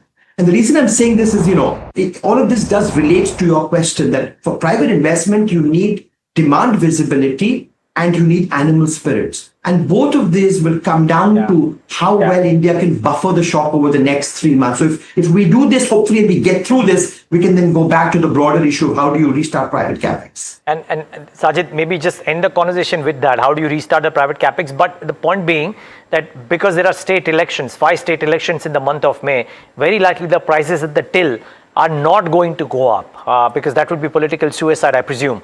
So let's see when it happens. But maybe end the conversation at that point. Is it possible to kickstart private capex with the government using some of its firepower to do that little bit of spend on the capex, or will a lot of resources now get used in firefighting to combat the impact of this conflict? And that's a great question. And this goes back to the earlier question. So a lot of this is going to come down to how much of, so think of this is an adverse terms of trade shock. Simply put, India will be paying more widgets to import the same quantum of energy. And the question is, who bears that cost? Is it the public sector? Is it the private sector? And what is the burden sharing look like? And again, it's okay if this process of retail prices going up happens after a month, because oil marketing companies do have some buffers. Retail prices had not gone down when crude prices fell, so there is some buffer to get through the next 4 to 6 weeks. I'm thinking more from a 3-6 month perspective. If crude remains at $90 a barrel, some of that adjustment will have to go to the private sector. Now, why is that important? Precisely for the reasons you mentioned, that if the adjustment mechanism is more equitably shared between the public and private sector, that just opens up more fiscal resources to keep pushing on capex and provide the demand visibility over the next 12 months to try and get private capex started. So for both those reasons, A, to elicit the behavioral response that you need to see to smooth the current account, and B, to conserve fiscal resources to do the capex that will be very necessary this year. We have to be realistic. With such a big global shock, we've had tariffs last year, oil prices this year, the private sector can be expected to be reticent. And while they are reticent and risk averse, the public sector will have to do more, which is precisely why how this shock is shared between the public and private sector becomes crucial in the months going forward. Well said. Sajid Chinoy, thanks so much as always for joining us. Always a pleasure speaking with you. Great pleasure to be here. Thank you. Right, let's take you through what's happening with the markets, because while we were speaking about the economy, things have gotten better for the benchmark Nifty 50. We're trading at the high point of the day and heading towards that 23,300 mark. This is something at the start of the week that looked a little improbable, and so therefore just goes to show how quickly things can change for the equity markets. The broader markets looking even more sanguine, with gains of over 2% for the mid cap as well as the small cap index. The disruption for companies, though, is not something that is as short-lived as a downturn in the equity markets that can bounce back as quickly. And in fact, this is exactly what we want to ask the management of Syrma SGS, which is joining us right now. And Mr. Gujral joining in to speak to us right now. It's always a pleasure to speak to him. Mr. Gujral, if you'll allow us, let me go to my colleague first just to set things up and set the context for this conversation. Parth is joining us to do that. Parth, what are the key points that you would focus on? Thanks, Alex. So first of all, about Syrma, they are basically an EMS company that cater to a variety of sectors. They are also expanding their manufacturing capabilities with a new PCB production facility. They've also recently acquired a 60% stake in Elcom to enter into the defense space as well. The reason why the company is in focus right now is because they are heavily import reliant on critical electronic components and some semiconductor raw materials. And as we have seen with the current geopolitical crisis and the blockages of shipping routes, they are threatening their supply chain. The longer lead times for key materials have put some temporary pressure in the operating margins of the company. But still, we have seen an upgrade in rating from Investec, which has upgraded the company to a buy rating with a target price of 945 rupees. They are also projecting 30% PAT CAGR over FY26 to FY28, and they are also projecting the ROE to reach 15% by FY28. Parth, thanks so much for that. Mr. Gujral, as always, a pleasure speaking with you, and very good morning to you. Let me start by asking about the disruption. And I understand that you may not be able to get into absolute specifics about the current quarter because of the fact that you are in silent period. But give us a sense of whether or not disruptions are being faced right now and companies are trying to find alternatives. Are you also in the process of organizing those? Yes. You see, in the logistic part and the supply chain part, the West Asia was the hub for transshipment of goods from India to Europe and America, or from America, Europe to India. So we have seen disruptions in supply chain. Lead times have gone up from 3 days to about 15 to 20 days earlier. The gap increased. The freight costs have gone up. So these are the two immediate impacts which are affecting not only us, but the entire industry. Fortunately for us, on the cost of freight, bulk of our imports are on CIF basis and exports on ex-works. So it's a pass-through and it's on the customer, on the vendor. In the long run, I think if my vendor has to pay a higher freight, the costs should go up for the industry. I think. But let's see how the war pans out. Other than that, we are not currently seeing disruptions except for memory shortages, which is again a global thing, which may impact small portion of our turnover for this year. Overall, we believe that we are on track to deliver the profits and the EBITDAs which we have sort of guided the market. There could be a marginal hit on the top line, but not on the bottom line. That's, I think, a very heartening feature for us because my high margin businesses are all intact. Mr. Gujral, good morning. Hiral on this side. So I understand the point that you're making over here. Freight rates have gone up, but just help us understand. You're expecting, some bit of a hit that could be coming in terms of the top line, but not a bottom line impact because of your high margin businesses are intact. So what is the quantum of business that gets affected over here in terms of higher input costs, just to understand? See, in India, every company, including us, imports the electronic components. Fortunately, they are low weight. They are not very heavy weight. So the freight impact, the total cost of the input freight would be 1 to 2.5%. That's the cost of the freight in normal terms. This may go up by 10, 15, 20%, which means a 0.4% increase in the freight cost over a period of time. 0.4, 0.5% increase in the freight cost. Currently, since we import CIF, it's being borne by the vendors. But over a longer period of time, I think this would impact the industry overall. But I think then when our volumes go up, you have a sort of a leverage to negotiate the prices such that you minimize the impact of the freight increase in the landed cost. Because when your volumes go up, you are able to get a price reduction from your vendors. So it's a constant, as I say, tug of war or dance between us and the vendor. How do we sort of minimize the costs? So, Mr. Gujral, a quick follow-up to that. Now, you're talking about increase in freight costs and how does that impact overall. Now, my other part of the question is, any of the raw materials that are used in an industry like yours are dependent when it comes to imports and could potentially have an impact in terms of supply chain. Like, for example, when we were talking to the management of CEAT yesterday, where he was of the opinion that not only in the first quarter, but the supply issues could actually slip over to the second quarter as well. So taking, a conversation forward from tires to an industry like yours, how are you seeing that aspect? See, end of the day, you see, once the petroleum thing gets affected, the helium things get affected. If helium, I read somewhere it's been cut short by 25% and it's been sort of damaged by Iran. So if the helium supply gets disrupted, the semiconductor supply chain gets disrupted. The medical equipment supply chain gets disrupted. So while we may not have a direct impact on us, but if, say, a semiconductor supply chain gets disrupted, then we, as a part of that supply chain in the consumption cycle, we would have some impact. And end of the day, it is for us to see how do we get allocations from our manufacturers, distributors. But yes, it would be a sort of not exactly a turbulent quarter, but yeah, it would not be a very smooth quarter going forward. And maybe even 2 quarters from now, we would have to constantly sort of put in extra efforts to ensure that the impact of these disruptions is minimized.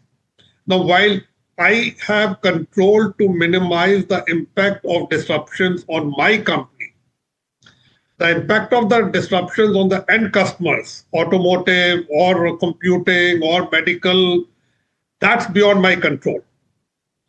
So let's see how it pans out. We are there to work, I think. Mr. Gujral, Neeraj here, and I understand you're in a silent period. So just one very thought. What would construe to be a good FY27 under the current circumstances? Because some people would argue that, or some companies who have told us that if we were expecting 15 to 20% growth in FY26 and expecting that we would do the same in FY27, now we would be happy with very early double digits also, because this will have some repercussions, some demand shocks, etc., etc. To your mind, what would construe a good FY27 as things stand right now? As things stand now, right now, we have not had any negative sort of feedback or inputs from the customers that they are curtailing their plans for 26-27. But these are very, very early days. I think the reality will sink in once the financial year closes and the next year planning goes into a bit of a deep dive. But overall, I personally believe we have discussed our budgets internally, in fact, very recently. And from whatever sense I get from my team, is that it's going to be a tough year, but we may not see a significant sort of dent in our estimates and projections, which we have guided the market. A 30-35% may come down to 25-30%. I personally don't see it going below that as of now. Well, sir, I hope the commentary doesn't worsen too much as these clients take stock of what happens in FY27. But I'll be looking forward to talking to you once your quarter numbers come out to maybe get a better sense of this. I'm sure by then you will be a lot better place than what you are right now. But thank you for your candor as always, Mr. Gujral. It's great talking to you always. Neeraj, one point is that since we are onboarding more clients, the base is getting wider. So the impact, if one existing client goes down, there's another client who has pitched in who will compensate for that. So I think that's some of sort of a point of consolation or confidence for us that the client base is becoming bigger. Yeah, most certainly. The impact. Most certainly. And over the long run, it's actually a great thing to do any which ways, independent of what happens to short-term things. So yeah. Yes, absolutely. Perfect. Absolutely. Great talking to you, sir. Thank you so much. Look forward to the quarterly conversation. Always a pleasure. Thank you. Yeah, thank you. Well, that's Syrma, and one of the best placed, best behaved stock price wise EMS names as well. We need to slip into 3% right now. Yeah, up 3% today, and even in the corrective move, so many have corrected. These guys haven't. Okay, we need to slip into a very quick break. Back with more conversations on the other side. Get a global voice. Stay tuned.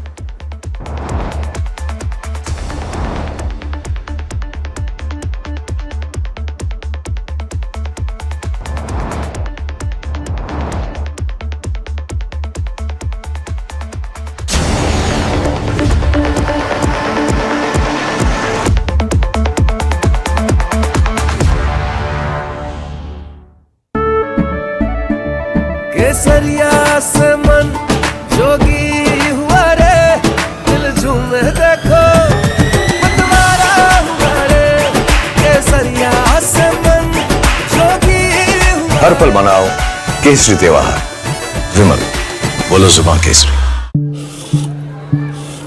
हाथ, ये जो हाथ है ना, सिर्फ लकड़ी ही नहीं हमारा कल भी तराशते हैं। बंद हो या हो कोई स्ट्राइक, इनका शटर हमेशा खुल जाता है। इन हाथों का यही तो आपसे नाता है और इन्हें हम आसानी से लोन देकर अपना फर्ज निभाते हैं। कैप्री लोन्स फर्ज निभाते हैं।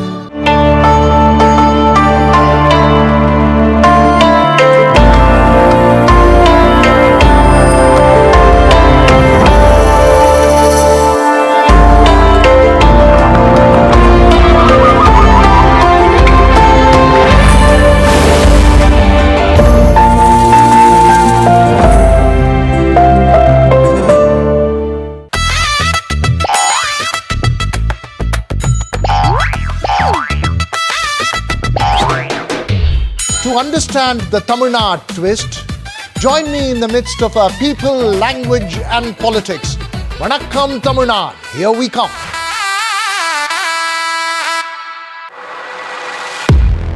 He has been tracking markets for over a decade, spots the trends before they hit the screen. And he is now bringing his analysis to the show that the market watches. Watch Sharad Dubey on Know Your Company, a show that puts the most traded stocks under the scanner. We dissect the company so that you, the investor, don't have to get the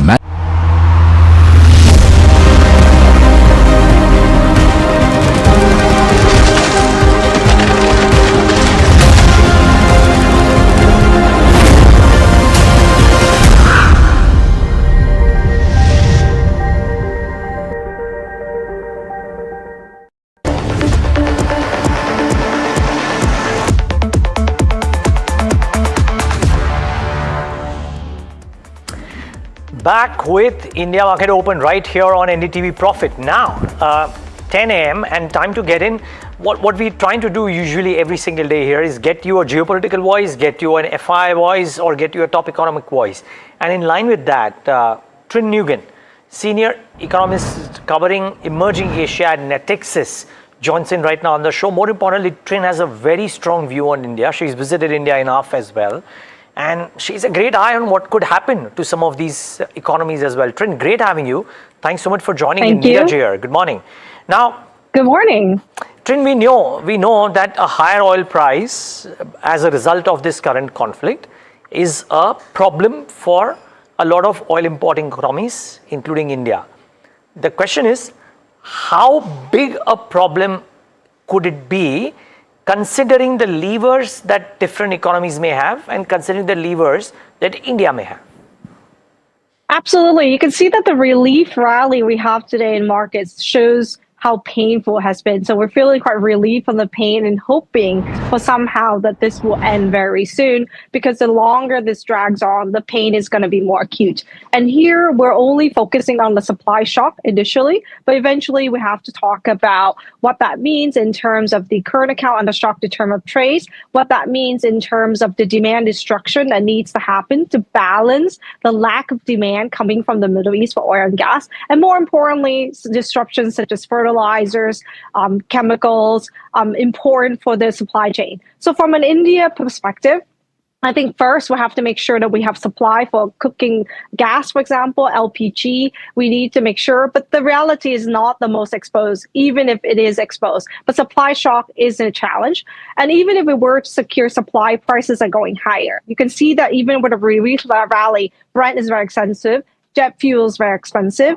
The good news is that it is not one that I think will feel the biggest of the brunt, right? So you can see that the INR has depreciated. So even the dollar weakened today is still only a minus 3% versus the worst would be the Thai baht and the Philippine peso. And the reason why is that the current account deficit for energy for India is not the most severe.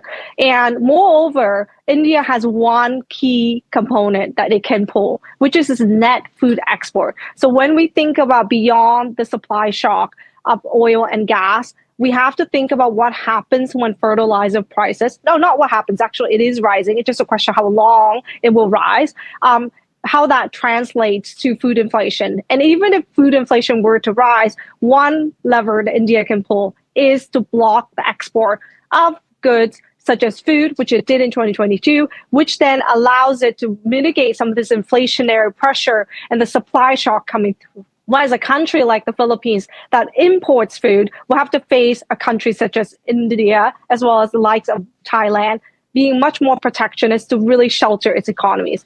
Finally, I think the fiscal account is something to consider. India subsidizes fertilizer, and I think that's an area that's going to add some fiscal costs, but not as severe as a place like Indonesia that subsidizes diesel, and that means that the push on the fiscal deficit would be much wider than for Indonesia, for example. But on the other hand, it means that there's going to be rather a lot of inflationary pressures should this persist. Okay, so Trin, you obviously talk to a lot of investors, global money managers as well while you're doing what you're doing, right? There has been an incessant set of outflows into countries like India, primarily earlier because of this AI trade, and now obviously because of this, in which case the FI ownership of a lot of markets like India would have come off quite a bit. This is not an economic question, but I'm still inclined to ask you, what happens to flows in the ensuing 9 months if indeed the conflict were to come to an end, say in the next couple of weeks? Well, I think when investors look at India, they should think long term, right? So India had been very expensive because its return on capital has been excelling versus the others, has been outperforming economies like China, for example. But the reality here is the outflows actually make it much more compelling, and it forces actually the Modi government, given the prices over tariff and also energy, to actually push through a lot of reforms. So I think the crisis is not being wasted here in India. Obviously, more reforms are needed, but reforms are being passed. One of the most obvious reforms is really the India having a much more risk appetite for policy regarding trade, liberalization of trade, and grow looking outward. So I do think longer term, it will benefit from this in that it will continue to diversify a supply of energy, right? When you think about the crisis, who is most vulnerable in Asia, India doesn't come out on top in terms of most vulnerable. It is very vulnerable, but it's not the most vulnerable. And that is because it's taking steps to really diversify supply of energy via renewable, via expansion into nuclear, and so on and so forth. And it also has coal, which can use obviously with a cost of higher pollution. The long story here is that those steps of whether it's diversifying energy resilience or diversifying trade or opening up its market, getting rid of a lot of this red tape is something that India will need to continue to do. And when it does that, it creates opportunities when the valuations becomes very compelling and India itself in this rise of geopolitical tensions and conflicts can stand out to benefit, given that it's much more neutral when you think about relative to, say, China as an investment thesis. Okay, Chin, to take this conversation forward, this is Hiral here. Categorically, if you have to look at US and the Asian economies as well, there is this price channel which will differ between both of them, right? Now, you're talking about US, which is primarily impacted when it comes to gasoline prices. When it comes to Asia, you're talking about a direct supply threat. How do you think this will change the dynamics in terms of the reaction that the central banks will have to give in terms of the Asian economies, specifically if you have to look at India, as compared to the way the Fed would look at it? Absolutely. I think the US is a negative shock, but it's a much better shock than the rest because it's net energy exporter. The shock will come through the consumer side where higher gasoline prices will eat into purchasing power and also energy sensitive sectors. But generally it's quite sheltered. So the question for the Fed is really whether or not it would even cut and how much it's going to cut, instead of 3, 2, maybe just 1. And it's still looking at potentially a cut cycle for the US because the shock on growth will allow it to probably respond to growth rather than inflationary shocks. And the dollar actually is quite resilient, will actually offset some of that. So in other words, I think the Fed is looking at this quite, much more better position than, say, in Asia, where you have the likes of, say, the Philippines, where the peso is depreciating, or India, where the rupee is depreciating, and the central bank has to make a consideration. Look, we have a situation where we have to shut some demand to meet with the shock supply. And in that scenario, it means growth is decelerating, right? And the conflict has only been day, 26 today? So we're looking at this potentially prolonging. At the same time, we have to worry about the fact that inflationary pressures on the rise, the rupee is depreciating, so we have to choose between intervention or hiking rates. And I think a lot of central banks are intervening to really stabilize the excessive depreciation. Now, I think that means that central banks in the region are not in a comfortable situation. They're looking at in which they may potentially have to hike in a downward demand cycle, right? Okay. And that means that stagflationary shocks. And then that's why the bond market is really not happy about what's happening and not just equities. Correct, Rin. The bond market is not happy. So are you saying that, the previous conversations I remember you've had with Neeraj and Tamanna, you had pointed out that the next move of the RBI might eventually be a hike despite a current wait and watch approach as well. What is that specific trigger? Will it be oil price level, currency volatility that would actually force their hands? I think it would be inflation that will be forced their hands. Okay. And I think currency volatility precedes that because you have the depreciated FX, we have oil prices going crazy, you have fertilizer going higher, and you're looking at very hot months coming ahead, not just in India, but across the region, which means demand is going to be quite high. So I think there is going to be quite a lot of inflationary shocks the longer this goes on. While this is maybe day 26 of the conflict, we're talking about months of disruption, right?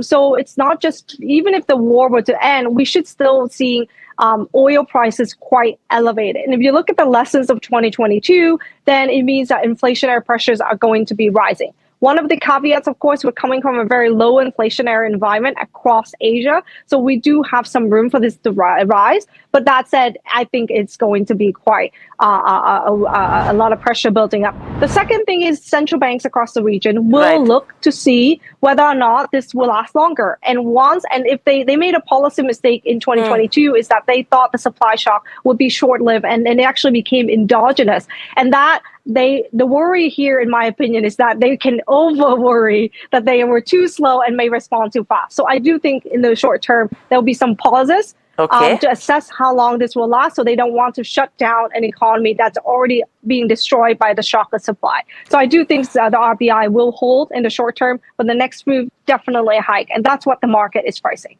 Interesting. That's a change in stance coming in with what's happening geopolitically. But thank you, Trin, so much for joining in. Always a pleasure to speak to you. And again, the policy that's slated in the first week of April is something that will be crucial to watch out for as well in terms of what the RBI does, taking the current geopolitical situation into consideration. But moving on to our NDTV Profit exclusive, sources tell NDTV that the government is planning to move a few amendments to Finance Bill 2026. Let's get in my colleague Shrimi to tell us more. Shrimi, what are you gathering from your sources? Yeah, that's right, Hiral. What we are picking up that government is all set to move total 53 amendment with the Finance Bill 2026, and this will include 32 substantial changes, while the rest are largely administrative in nature. And the key focus of the amendment is, one, to strengthen the power of the tax department, particularly around reassessment, reopening of the matter. So the changes which is being proposed will allow authorities to reopen cases beyond existing timelines if they arise from the court or tribunal order, effectively enabling the review of older tax matters as well, backed by judicial direction, and that was not the case so far. In a significant legal shift, Section 24 and Section 31 are being also amended, which is going to override certain court and tribunal order as well, and giving tax department greater backing to proceed with action, which will definitely, Hiral, have implication on lot of ongoing, even big tax matter which got released from the court itself. So we need to see how they're going to impact. Then you have another key move on the approval granted by tax officer will be shielded from the challenges on the technical ground, which we keep seeing. So the greater power. On the policy front, Hiral, the amendment proposed to extend tax deduction benefit in special economic zone to up to 20 years from current 10 years. In certain cases, and this is basically to boost gift city, because those entities are getting tax benefit if the finance bill gets passed to up to 20 years, and the capital gains relief is also there, extended to the beneficiary of the Andhra Pradesh land relief. Okay, so that's the initial amendments, Hiral. Okay, thank you so much, Shrimi. We'll be looking forward to more updates on the same as well. But moving on, we have Vineet Sambre, Head Equities from DSP Mutual Fund, joining in to take the market conversation forward as well, because with the kind of correction that is coming in, and now that buying interest that is emerging back to the markets, is this opportunity ripe? Because clearly, I was just reading the note from DSP, where they've indicated that they're now dropping their conservative stance in terms of equities. What would this actually mean? Vineet joining in. Vineet, welcome to the show. This is Hiral on this side.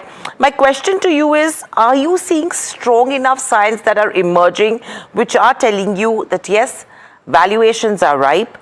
The way the bond yields have been moving is probably telling you as well that this is the ideal time to own stocks. What are those signs that you're picking up right now? Hiral, I think you're right. I think the most powerful variable, when we think about investments from the medium to long term perspective, remains the valuations. And the narratives, the macros, the external environment, I think will keep remaining volatile. But more importantly, as and when the valuations start giving one a signal about the reasonableness, I think that's the time one should start acting is what we have believed in. And also from the point of view that since September of 24, the markets has seen an absolute 13-15% kind of correction from the peak. and there is a time correction as well. I think we have seen a decent pull down in terms of the valuations. Now, if one compares the equity yield to the bond yield, the differential, which used to be over 250 basis point in favor of bond yield, that has also come off to, let's say, about 100 bips. So I think, which means that from the overall reasonableness and attractiveness viewpoint in terms of valuation, I think we are getting there. Does that mean that there's absolute no downside left from here? I mean, I don't know, because the geopolitical and external environment is still very vulnerable. We can have cuts, and we may see some maybe earnings cuts as well. But I think the point here is that a large portion of the market, which includes banks, IT, some consumer names, I think those are showing reasonableness in terms of valuation, which is where the stance, what you spoke about. Vineet, good morning. And because the long-term valuation, this is Neeraj here, because of the long-term valuations now might be in sync with what current valuations have been in sync with what the long-term valuations have been, or slightly lower, etc. Is this a good time to start buying aggressively, or do you believe that, or could it be rather that this conflict throws up more surprises than what is anticipated, both on the macro as well as on the risk appetite, and therefore maybe there are better levels down? So Neeraj, as I mentioned, I think quite possible that we could see more cuts depending upon how severe the situation actually takes the turn, and more importantly, if one goes by the historical drawdowns, the small caps tend to generally underperform significantly as compared to the large cap. In this fall, we have not seen that yet. I mean, can that lead to more, let's say, cuts which can take place in the small cap, some more vulnerability open? I mean, I think so. One should be prepared in an environment where certainty is something which is not there at all. But the point is that it also doesn't mean that people should just sit and do not recognize that the valuations are also giving out some signals now. And from that perspective, I would say that it is always good to start nibbling into, if one had to invest, it's 100 rupees over the course of next, 100 rupees immediately. I mean, they can stagger and say, let me invest 20-25% now. And maybe if there are cuts because of these issues, we'll use that as opportunity to increase. So I think that's a thought is what I can say. But you would be happy to pyramid it higher as well if indeed the situation unravels pretty soon, or you don't believe that there is a swift rally in place? Even if the conflict were to end tomorrow, could that be a swift rally, or is the damage around the macro enough right now for there to not be a swift up move? So I think that when we are actually, let's say looking at the market reactions to some of the news flows, both on the positive and negative side, and let's say the crude reactions, we're seeing the markets also react equally on those days. So I feel there could be, reasons for some dead cat bounce, like you mentioned. But there's not. I mean, I don't think there's going to be a day where it's all over and now everything is normal. I think it's all about de-escalation, some signals about de-escalation, and those will start, giving out, let's say, some confidence for the investors. That's one thought. But at the same time, what will also happen is that as you progress towards your quarterly numbers, they are going to be sort of more showing disappointment because of what you mentioned, the whole, infrastructural related supply chain related weaknesses. Those will not immediately lead to gains. So I would say we'll have this kind of a very narrow movement in the market, but sharp, but in the narrow range is what I believe, at least in the short term. Okay, so Vineet, my question then coming to you is, now that you're saying the stance is somewhere improving, if you have to start nibbling in as well, where are the bargains, where you're seeing good amount of opportunity that is building up? First, let's talk about the sectors, and then let's narrow it down to, your large caps versus your small caps. So I think clearly the banking and financial space has been a sector where we have been generally quite positive for a while. Even pre-war, I think the things were changing positive. We had started seeing upmove in the credit growth. The margins pressures were actually behind for the banks. And the whole of the credit growth flowing into the bottom line was the thesis. Now that some of that is also getting a bit disturbed because of the yields moving up and oil prices and all that. But still, I believe that the valuations there does make the category look quite reasonable at a point where the credit growth in the system has started improving. So I think that's point number one. Point number two, I think asset quality stress is something which is a good thing as far as the banks are concerned. And more importantly, I would be rather focused on within the banks. Private sector banks have not done well the last 1.5 years. The growth is inflicting for them. So that could be one area. NBFCs, for example, the high ROAs NBFCs which had seen correction in this fall, I think those are also presenting decent opportunity. So I think that's one space clearly which is a go-to kind of a segment as far as the current market is concerned.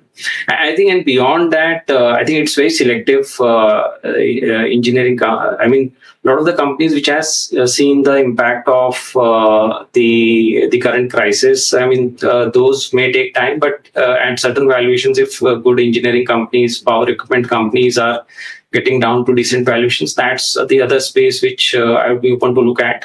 Auto is also in the line of fire because of these changes, but I think the auto momentum beyond these challenges should continue is my feeling. And for us, the auto anchs has been one of the preferred way to play the up move in the auto sector, because I believe that there is a neutrality to the risk of technology changes or the category diversification. So I think auto anchs remains a better play. In my mind. I mean, these are some of the segments where sort of we are open to look at from the current correction perspective. Vineet, one last thing. Maybe people like certainty, maybe people like cash flows. I wonder if tech, because of the earnings boost that comes in from the rupee depreciation as well, becomes a port of call, primarily because the valuations have gotten smashed. So, Neeraj, tech, I would really want to take slightly medium to long-term view at the moment. I feel that, I mean, at least from this current, uncertainty perspective, definitely it will become a port of call, but then it can be short-lived depending upon how, we are seeing the reversal happening. And like today, for example, if you look at the markets, tech has been down and IT index has been down, and your other auto and the other stuff is up. So I think we'll have that. But I think more importantly, my view around technology has been that they have got down battered because of the AI, related challenges which currently investors are sort of trying to build into as a risk for the sector. I believe that they will have to pivot themselves and prove, the companies will have to pivot and prove that, eventually AI sort of starts benefiting these companies, the ones who are ready to sort of, make that up move and upskilling themselves. So I feel the valuations are good here. One has to be selective, look at companies which have in the past also dealt with the technology changes. This is a big one, but I think some companies will emerge winners. So I think we'll have to take that view because the valuations are pretty cheap out there. And they're also good on the dividend yield basis. Okay, so IT as a sector one can be watching out for as well. Thank you, Vineet, so much for joining in. Always a pleasure to speak to you. But clearly, Neeraj, if you see in terms of markets, that uptick continues. We're at the day's highest levels. I mean, whether sustains or not is anyone's guess, but let's be happy with what's happening. 23,300 is what you're watching out for. But completely out of time with that, it's a wrap on this edition of India Market Open with Neeraj, the team that put the show together, and myself. Thank you so much for watching. Lots more lineup on the other side. All your queries that will be answered on Ask Profit.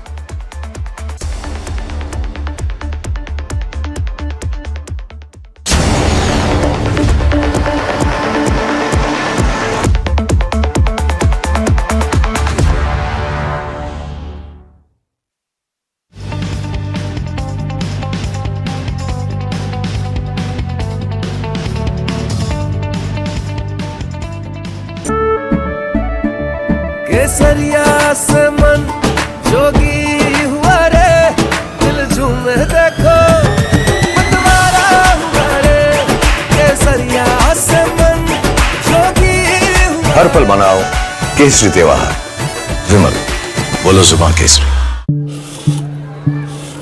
हाथ, ये जो हाथ है ना, सिर्फ लकड़ी ही नहीं हमारा कल भी तराशते हैं। बंद हो या हो कोई स्ट्राइक, इनका शटर हमेशा खुल जाता है। इन हाथों का यही तो आपसे नाता है और इन्हें हम आसानी से लोन देकर अपना फर्ज निभाते हैं। कैप्री लोन्स फर्ज निभाते हैं।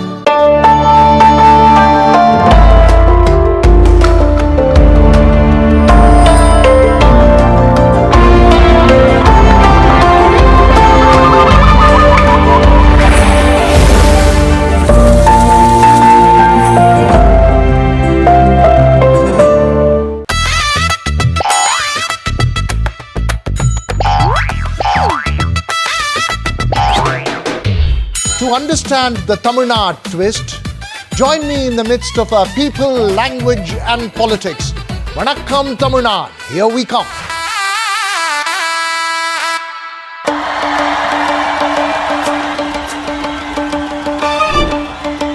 Will the rising sun win with a hand in hand? Will the two leaves and lotus bloom?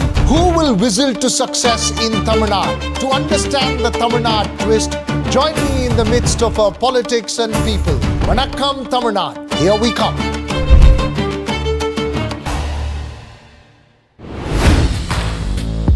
Hi, I'm Tamanna Inamdar. Watch me on NDTV Profit, where I break down the day's biggest business stories. What happened, why it matters, and what it means for your money. Hi, I'm Neeraj Shah. Watch me on NDTV Profit for the most incisive market intelligence and meaningful corporate conversations. And I'm Alex Matthew. Markets, mutual funds, insurance, personal finance.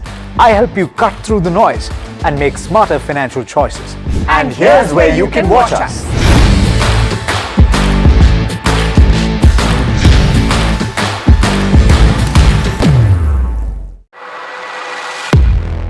He has been tracking markets for over a decade, spots the trends before they hit the screen. And he is now bringing his analysis to the show that the market watches. Watch Sharad Dubey on Know Your Company, a show that puts the most traded stocks under the scanner. We dissect the company so that you, the investor, don't have to. Get the management to answer questions relevant to you. Watch Know Your Company weekdays at 11:30 a.m. to understand.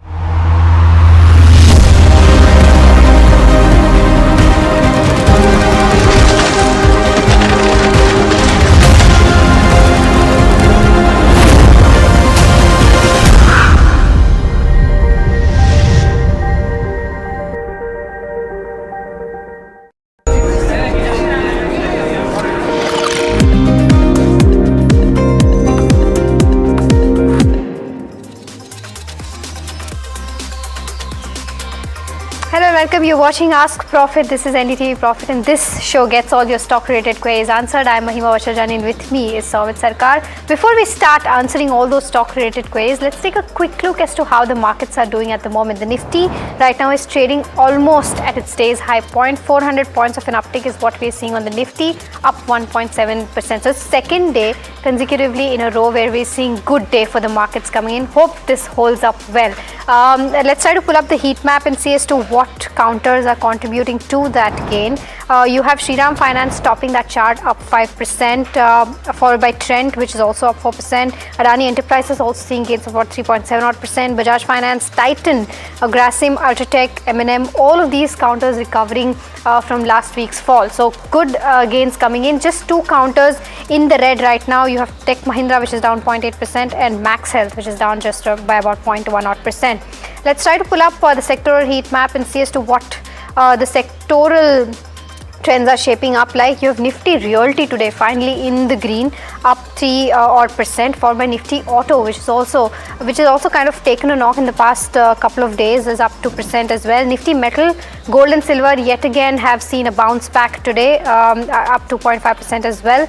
Your Nifty Media, Nifty PSU Bank, Nifty Defence, all of these counters gaining in that range of 2% odd. The least gaining sector today is Nifty IT, but importantly all sectors in the green. Let's quickly try to pull up the advanced decline ratio, because even the broader end of spectrum is looking strong. The mid cap 150 is up 2.4%, the small cap 250 is up 2.7 odd%, and that is advanced decline ratio kind of indicates that you just have around 147 declines right now, as compared to around 2,300 odd advances. Quickly, the BSE 500 before we start taking your stock related queries. You have your PCBL, Sammaan Capital, Godfrey Phillips, as well as Deepak Fertilizers and Rain Industries all gaining on the gaining side, and on the losing side you have Aether, Metropolis, Alkyl Amines as well as Supreme Petrochem gaining in that, losing in that range of 1 to 4 odd%. But with that, let me also welcome in Vaishali Parekh, Vice President Technical Research at Prabhudas Leeladhar, and Khushi Mistry will be also joining us, who's a part of the team of Bonanza Portfolio, research analyst at Bonanza Portfolio. Welcome to both of you, ladies. I'll start by taking the first question, which is coming from Sanjay, who's writing us from Bengaluru, asking about HDFC Bank. Wants to know as to what is the kind of upside potential that you can expect from this particular counter coming in. Vaishali, your view on the charts. He's holding 25 shares at the levels of 745. Hi, very good morning. So I think right now we would take it as a bounce back coming in, and this can go towards 820. So that is the view right now. 720 acts as a very good support for now, and 820 would be the resistance for now. Next query is coming in from Prem from Dubai, and he's holding 100 shares of Hindustan Aeronautics, bought at a price of 1,960. He wants to know whether should he continue to hold this counter or sell. Khushi, any view on this? Vaishali, any view on this? So I would say, well, not in a hurry, because market has really just started giving a bounce. We do not know whether we have bottomed out in the market or no. But these stocks now already at a lower end of an oversold. I would say, no, don't trade right now. If you're trading, then you have to keep your stop losses. But I think this is the time from here on to start value buying stocks. So I think even in a worse scenario, Hindustan Aeronautics can go towards 3,300. So it's already in an oversold zone, and 3,300 would act as a good support. But once we see the stock moving above 4,200, 4,300 levels, this will give higher targets. So trading is difficult because market is volatile. I would say accumulate these good quality stocks. Okay, all right. The next query that is coming in from Soumya, who's writing us from Chennai, asking about Eternal. She says she's bought it at the levels of 210, wants to know if she can hold or exit. From a short-term perspective, what is the target that you're expecting on the charts? Vaishali, today it's run up a tad bit, of course off from its day's high point, but up 1.7%. So I would say yes, it's come above the resistance part. I mean, yes, we saw the near-term resistance is at around 243. It did make an attempt. So if it continues to sustain about 243, I think you can look for a target of 260 and keep a stop loss of 235. He's from Arvind from Mumbai, and it's on Castrol India. He wants to know whether can he continue to, should he buy Castrol at current levels for the next 2 to 3 years. Khushi, any view on Castrol? So taking a view on Castrol India, so if his horizon is to buy around 2 to 3 years, yes, definitely he may buy for 2 to 3 years. Buying is suggested to do at a dips, so he can average out his buying price if he is currently holding it, and if he is entering as a fresh position, he should enter at a dips position, because if we will see due to the current scenario of the Brent crude oil, many volatility has been experienced in the stock in the recent sessions. So entry would be recommended at dips. So that's the view on Castrol India. But moving on to the next query, which is on VST Industries. Rohit has bought it at the levels of 258. He's holding 400 odd shares. Wants to know if he can average at the current levels. Vaishali, would you recommend that? I'll just have a look. The stock so VST Industries, which is 218 right now. Yes, one can start accumulating at these levels, because this too, even on the longer term time period, it's at a very good support level. So 200 should be taken as a support to accumulate this stock. Okay, the first caller query coming in from Andhra Pradesh. Bharat, you can go ahead and ask your query. I am holding 500 shares of Quality Power at the price of 916 there. Okay. So today stock went up to 4%, then immediate target, and what is the stop loss of this stock? Okay, Vaishali, any immediate target on Quality Power, any stop loss that you could suggest, Bharat? Just a minute. So Quality Power currently at 869. I think it's getting in a good trend. The near-term resistance comes at around 930 levels. So unless and until we see the stock moving above 930, this can be taken as a range-bound mode right now. So keep a stop loss of 830. Actually, prominent support lies at 800, but it doesn't give a good favorable risk-reward. So in my opinion, the stock looks healthy. Continue holding. 800 is a support. Above 930, it's ready for new highs. Okay, the next one is on MRPL. So Shira from Bellary is holding at the levels of 179 and 5,227 is her quantity. Wants to know the short-term targets on this particular counter. Vaishali, she's sitting on profits of around 40,000 rupees. 40,000 rupees. What would you recommend for MRPL? So it's consolidating. So continue holding. The stop loss that one should keep would be 180, and once the stock, if you see this moving above 195, your target would be around 210. So 180 as stop loss, 210 could be the probable target. Okay, the next query is from Ramesh from Nagpur, and it's on Finolex Cable. He has bought few shares at a price of 1,454. Should he buy or hold? Kushi, any view on Finolex Cable? The view on Finolex Cables is currently a very good buy only, because if we can see the fundamentals of the company has been improving at a very good rate. Even if the stock is trading at a good valuation, currently it is trading around 18p, which is a quite good valuation. If we see the balance sheet has also been getting very strong right now. The company is almost on a debt-free status, and also it is also giving a good dividend payout to the investors of the company. And if we see, there is a Finolex Cables working requirements have been improved sequentially for the company, which is currently working well for them, and which is can be adding revenue and margins addition from year on to the next quarter. So if we see, the profitability status has also been improving quite good. So yes, it's a very good buy. Okay, all right. So that's the view coming in on Finolex Cables. Moving on to the next one, which is an IRB Infra. Our viewer wants to know whether to hold, average or exit. The quantity that which he or she has bought is at 2150, and the price at which it's been bought is at 51. Vaishali, your view on the charts for IRB Infra. The current loss is around 20,000 rupees. I would say continue holding. Now that you're holding it for so long, continue holding with a stop loss of 38. Because once we see a pickup coming in, and I think the way the stock is poised, it's ready for a pickup. You can get your targets of 44 to start with. We can have a relook at those levels. Okay, the next query is coming in from Vizag, Manoj from Vizag. He has 70 shares of BEL, bought at an average price of 382. He wants to know, should he buy more shares at the current level? He can continue to hold for long term. Kushi, any view on Bharat Electronics? Bharat Electronics is a very good stock, and it should be holding in the portfolio. Levels would be suggested for profit booking. So if he is holding at a very low level of the price, so in the current scenario, profit booking is recommended, but it should be a part of the portfolio, as company has been getting good orders. The robust pipeline has been formed by the company. Also, margins have been expanded sequentially on a very good basis from quarter to quarter, and YOY we'll see. And the growth trajectory of the company is also improving quite good, and the future prospect of the company is also quite strong and good. So it's a very good stock and must be in a portfolio. But profit booking must also be recommended in the current uncertainty scenario what's happening in the war situation.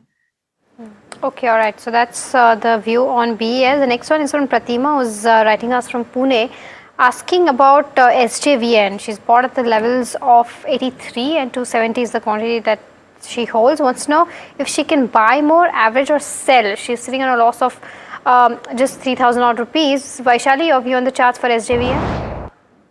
The SJVN right now, we've seen good corrective move, and currently what we are seeing, again, like all stocks, it's in deep oversold, and we are seeing that even I think for some time there could be an exhaustion in selling. So this can, as a positional hold, can go towards 85 levels.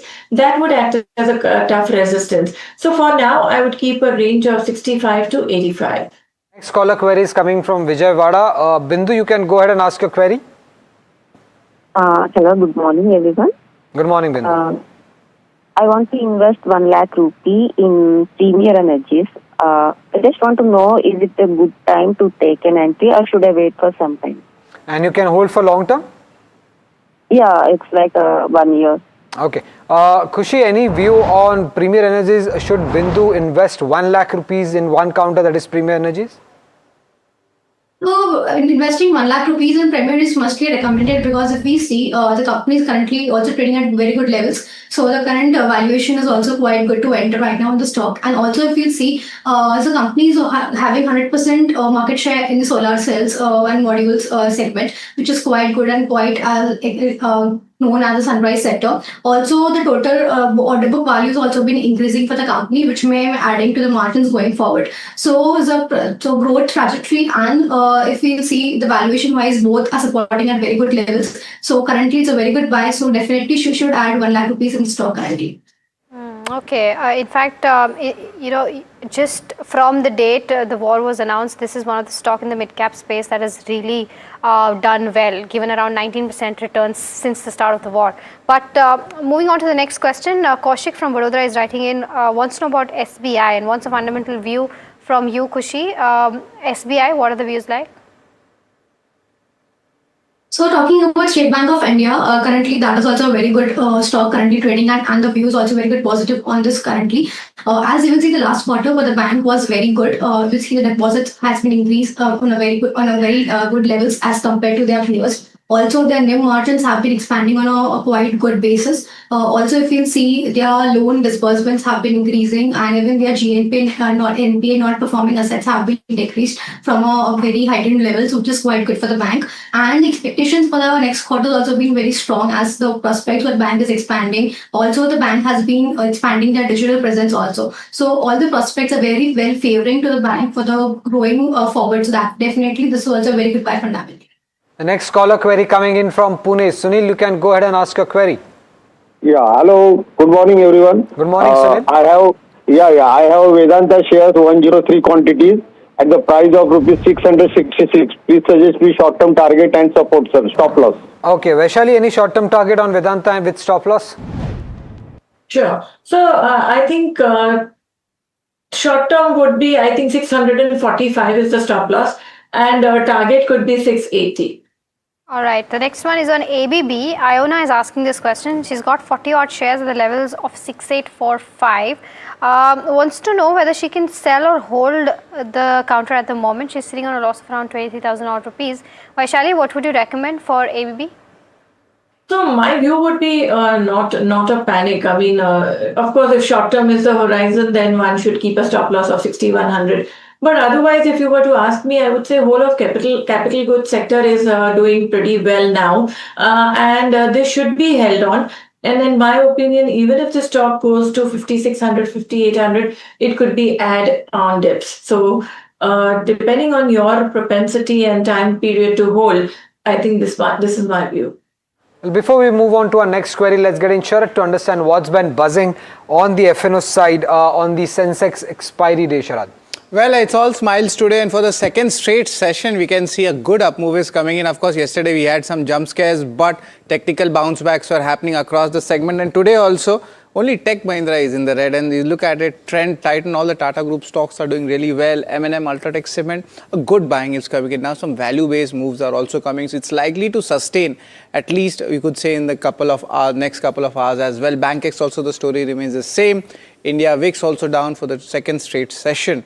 But remember, tomorrow is markets holiday. So this is a Sensex expiry at play also. The last 1 hour, there might be some volatility, but nevertheless, good strength coming in from HDFC Bank, lifting the spirits in the Bankex. But let's see what's there in the long build-up. And of course, the universe will be big. And out of here, just to show the long build-up, this is, I think, long unwinding coming in. And of course, apart from that, let's look at the short covering candidates also, where the movement is happening, and this is Sammaan Capital and Keynes Tech as well. I'd like to just point out short build-up also, which stocks are there in such a market. Very little names actually, United Spirits and Oil India as well. So these are the important stocks which should be on your radar. Okay, Sharad, thank you so much for getting us those details with regards to where the F&O space is concerned. But moving on to the next query, which is coming from Siva, who's writing us from Hyderabad. He's bought 40 shares of Gulf Oil Lubricants at the levels of 896. Wants to know whether he can continue to hold or book the slight profits that he's made. Vaishali, around 2,000 rupees is what he's sitting on in terms of profits. Your view on the charts for this one? I think this too has just got ready for a bounce back. So I would say hold on. This can hold with a trailing stop loss and look for a target of 1020 to 1040 for now. Queries for you, Vaishali. A viewer from New Jersey, USA, Nimesh Shah is asking this query. He's holding around 100 shares of Ramki Infra, bought at a price of 300. He wants to know whether should he continue to hold this counter or not going forward. Well, so this stock too is showing signs of bottoming out, and I think what we've seen in the past also, it has given good returns, and I think right now the risk reward ratio is pretty good. So since he has bought at lower levels, I would say continue holding with 420 as stop loss. And once we see good momentum and a trend setting in this, it can go towards 550, 600 levels. So this would be my target, but keep a stop loss of 420. Okay, the next one is coming on Cyient. Mahalakshmi from Hyderabad is holding 30 odd shares at the levels of 1306, sitting on a loss of around 38%, and wants to know whether she can sell this and invest into something like a Coforge or HDFC Bank, or is there a possibility of recovery of losses? Vaishali, any view on Cyient?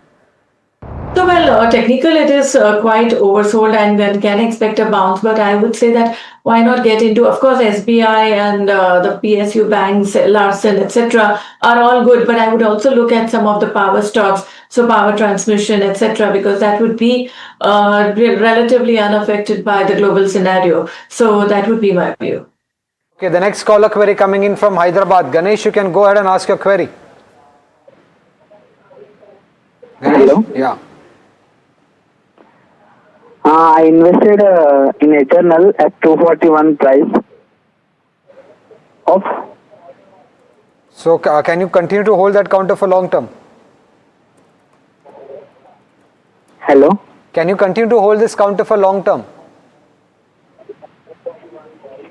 Hello Ganesh, can you hear us? Tell. Okay. Kushi, should Ganesh continue to hold Eternal? He's holding around 100 shares, bought at a price of 240. Definitely.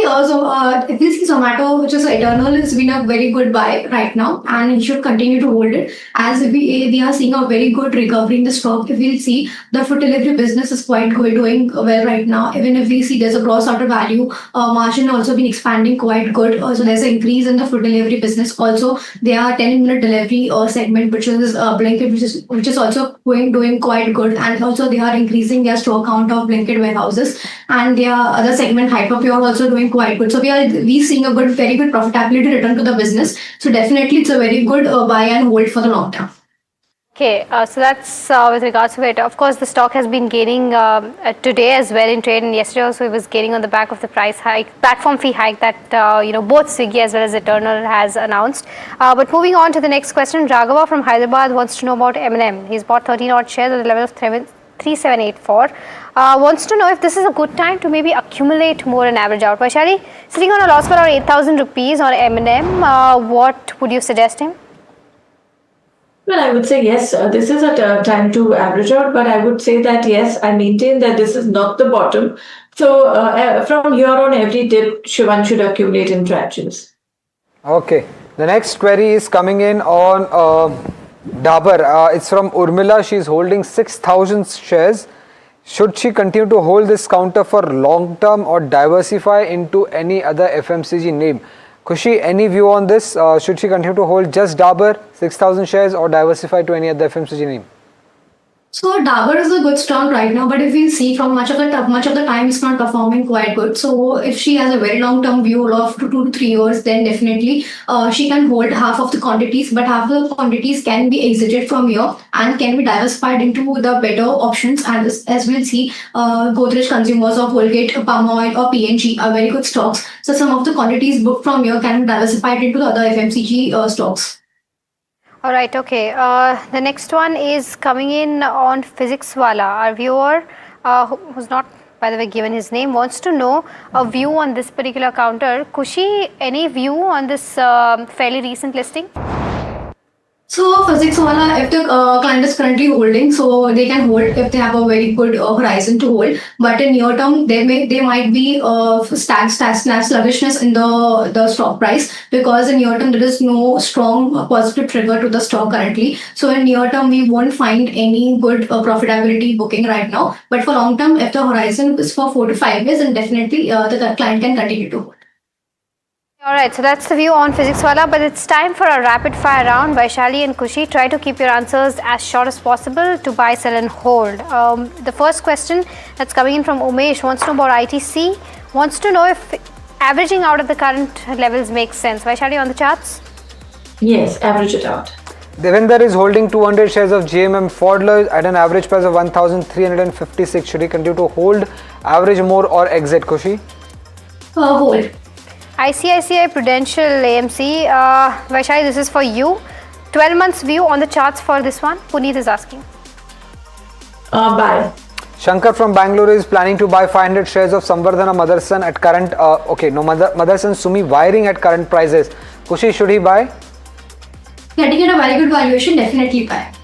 Okay, the next one is coming on Jubilant Food World. Vaishali is asking this question. From a 6 months perspective, what is the short term and stop loss that you are seeing on the charts, Vaishali? 440 to 540 would be the range. Suresh from Kerala wants to buy Cipla for the next 1 year at current price. Kushi, should he buy? Definitely, must go.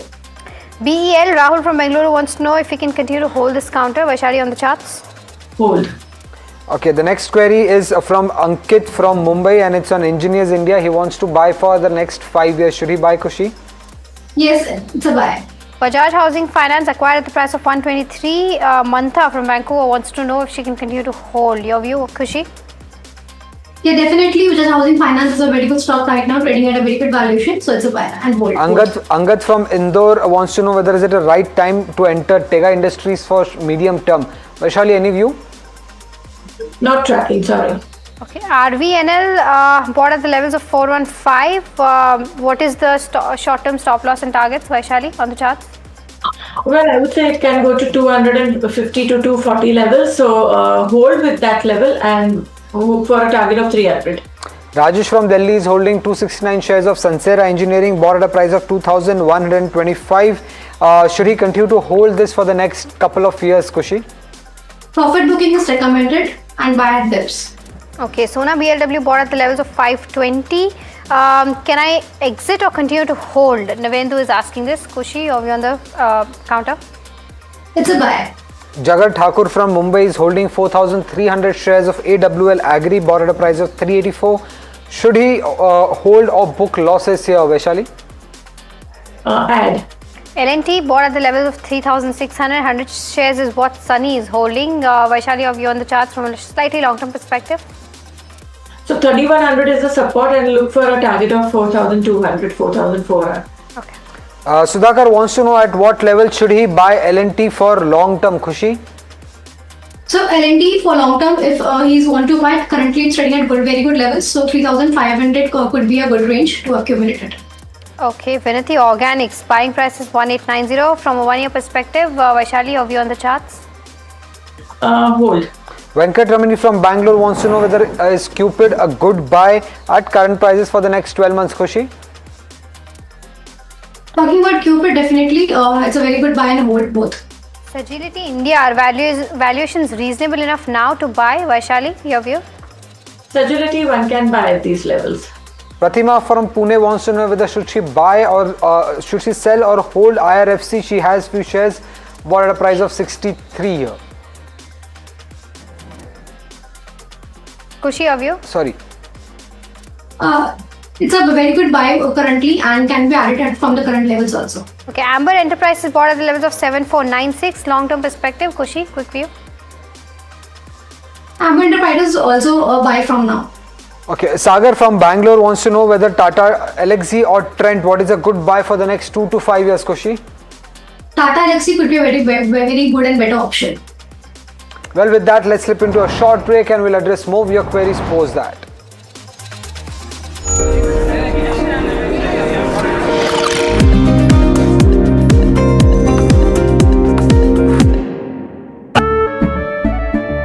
केसरिया से मन जोगी हुआ रे दिल झूमे देखो मतवारा हुआ रे केसरिया से मन जोगी हुआ हर पल मनाओ केसरी त्योहार विमल बोलो जुबान केसरी। हाथ ये हाथ केवल हल नहीं चलाते, मिट्टी से सोना उगाते हैं। ये हाथ केवल सिलाई नहीं करते, देश को नया रूप देते हैं। ये हाथ लोगों को उनकी मंजिल तक पहुंचाते हैं और इन्हें हम आसानी से लोन देकर अपना फर्ज निभाते हैं। कैप्री लोन्स फर्ज निभाते हैं।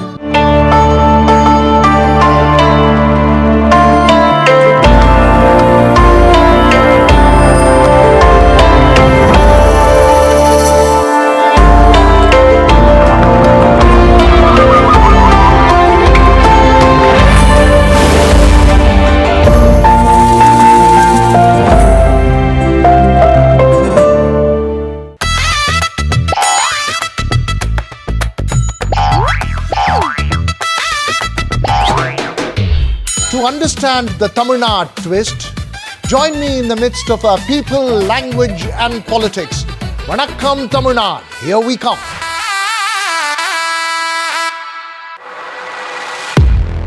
He has been tracking markets for over a decade, spots the trends before they hit the screen. And he is now bringing his analysis to the show that the market watches. Watch Sharad Dubey on Know Your Company, a show that puts the most traded stocks under the scanner. We dissect the company so that you, the investor, don't have to. Get the management to answer questions relevant to you. Watch Know Your Company, weekdays at 11:30 a.m. to understand your next big bet.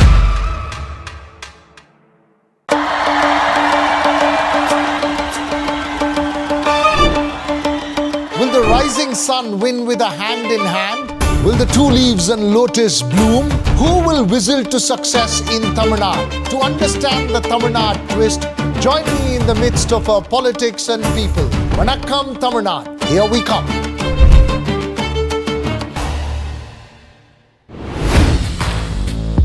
Hi, I'm Tamanna Inamdar. Watch me on NDTV Profit, where I break down the day's biggest business stories.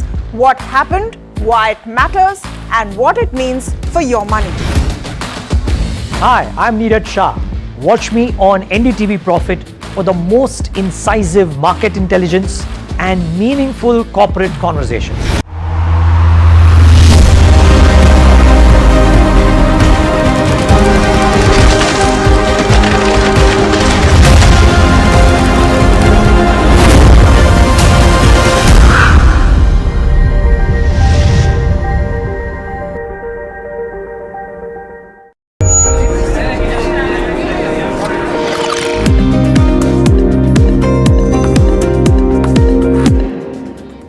Welcome back. You're watching Ask Profit. For viewers who are just tuning in, you can either give us a call on the number that's flashing on your screen up there, or even WhatsApp us your query.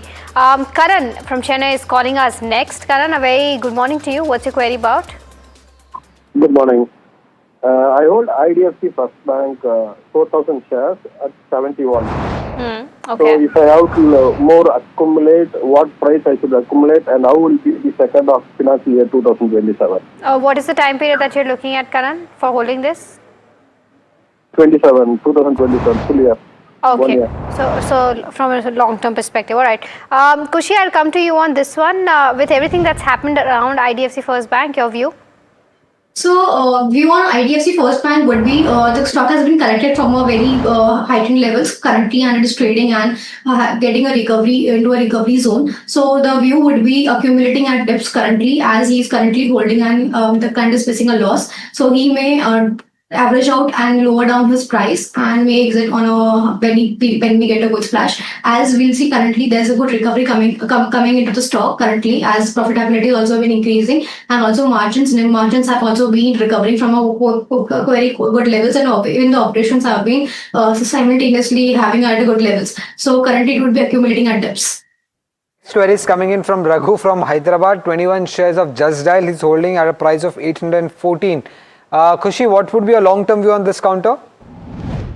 Just Dial would be currently booking profit currently in the stock, as we'll see. Even the Just Dial is trading at a very good P, around 7 P currently trading, and also it's been correcting from a very good levels. And if we'll see, there's a strength coming into the balance sheets, which is quite good for the company. And if we'll see, the operations also might be iterating to the stock's price in some time. So this is also a very good hold stock right now for the long term. All right, okay. So that's the view coming in on Just Dial. The next one is coming in on RIC Housing Finance. This is from Ralita, who's writing us from Bengaluru. She's got 50 odd shares at the levels of 540. Wants to know as to what should be the next course of action for her, average or book loss. Vaishali, your view on the charts? I would say average it out at these levels, because I don't see much of a downside in this stock. So 480 is a good level. So if given a chance closer to the support levels, should average out, because once the stock crosses 520, 530, it should give you higher returns. Next query is coming in from Sunny, and it's for you, Vaishali.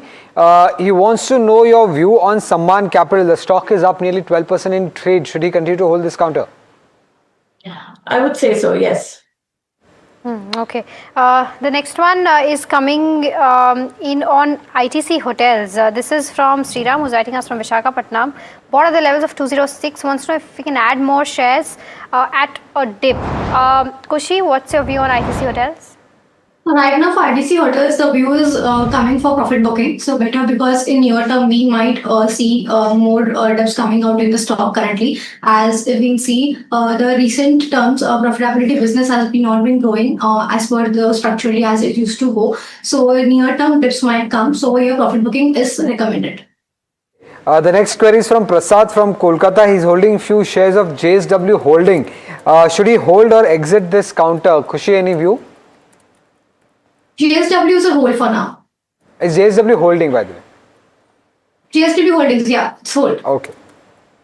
Okay, the next one is coming in from Deepak, who's asking about Apollo Hospitals from a slightly long-term perspective. Vaishali, he's looking at a one-year point of view. Wants to know the stop loss and target for this one. Your view on the charts? It's a long-term horizon. I would say 6,800 acts as a good support.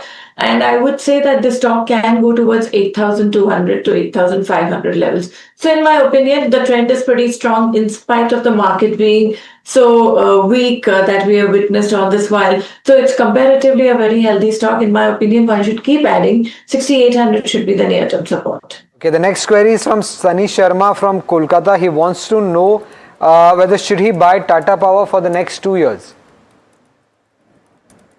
Tata Power for next 2 years is currently trading at a very good zone, and currently if we'll see for next 2 years it could be a very good compelling to buy from the current levels. Also we'll see the requirements and the demand of the installed capacity what company is getting, and even currently is being simultaneously doing practices which is going to distribute which is going to give them increase in their distribution and installed capacity. So their generation capacity has also been increasing from a very good level, so it's a good buy from the current point. Okay. All right, so that's my view on Tata Power.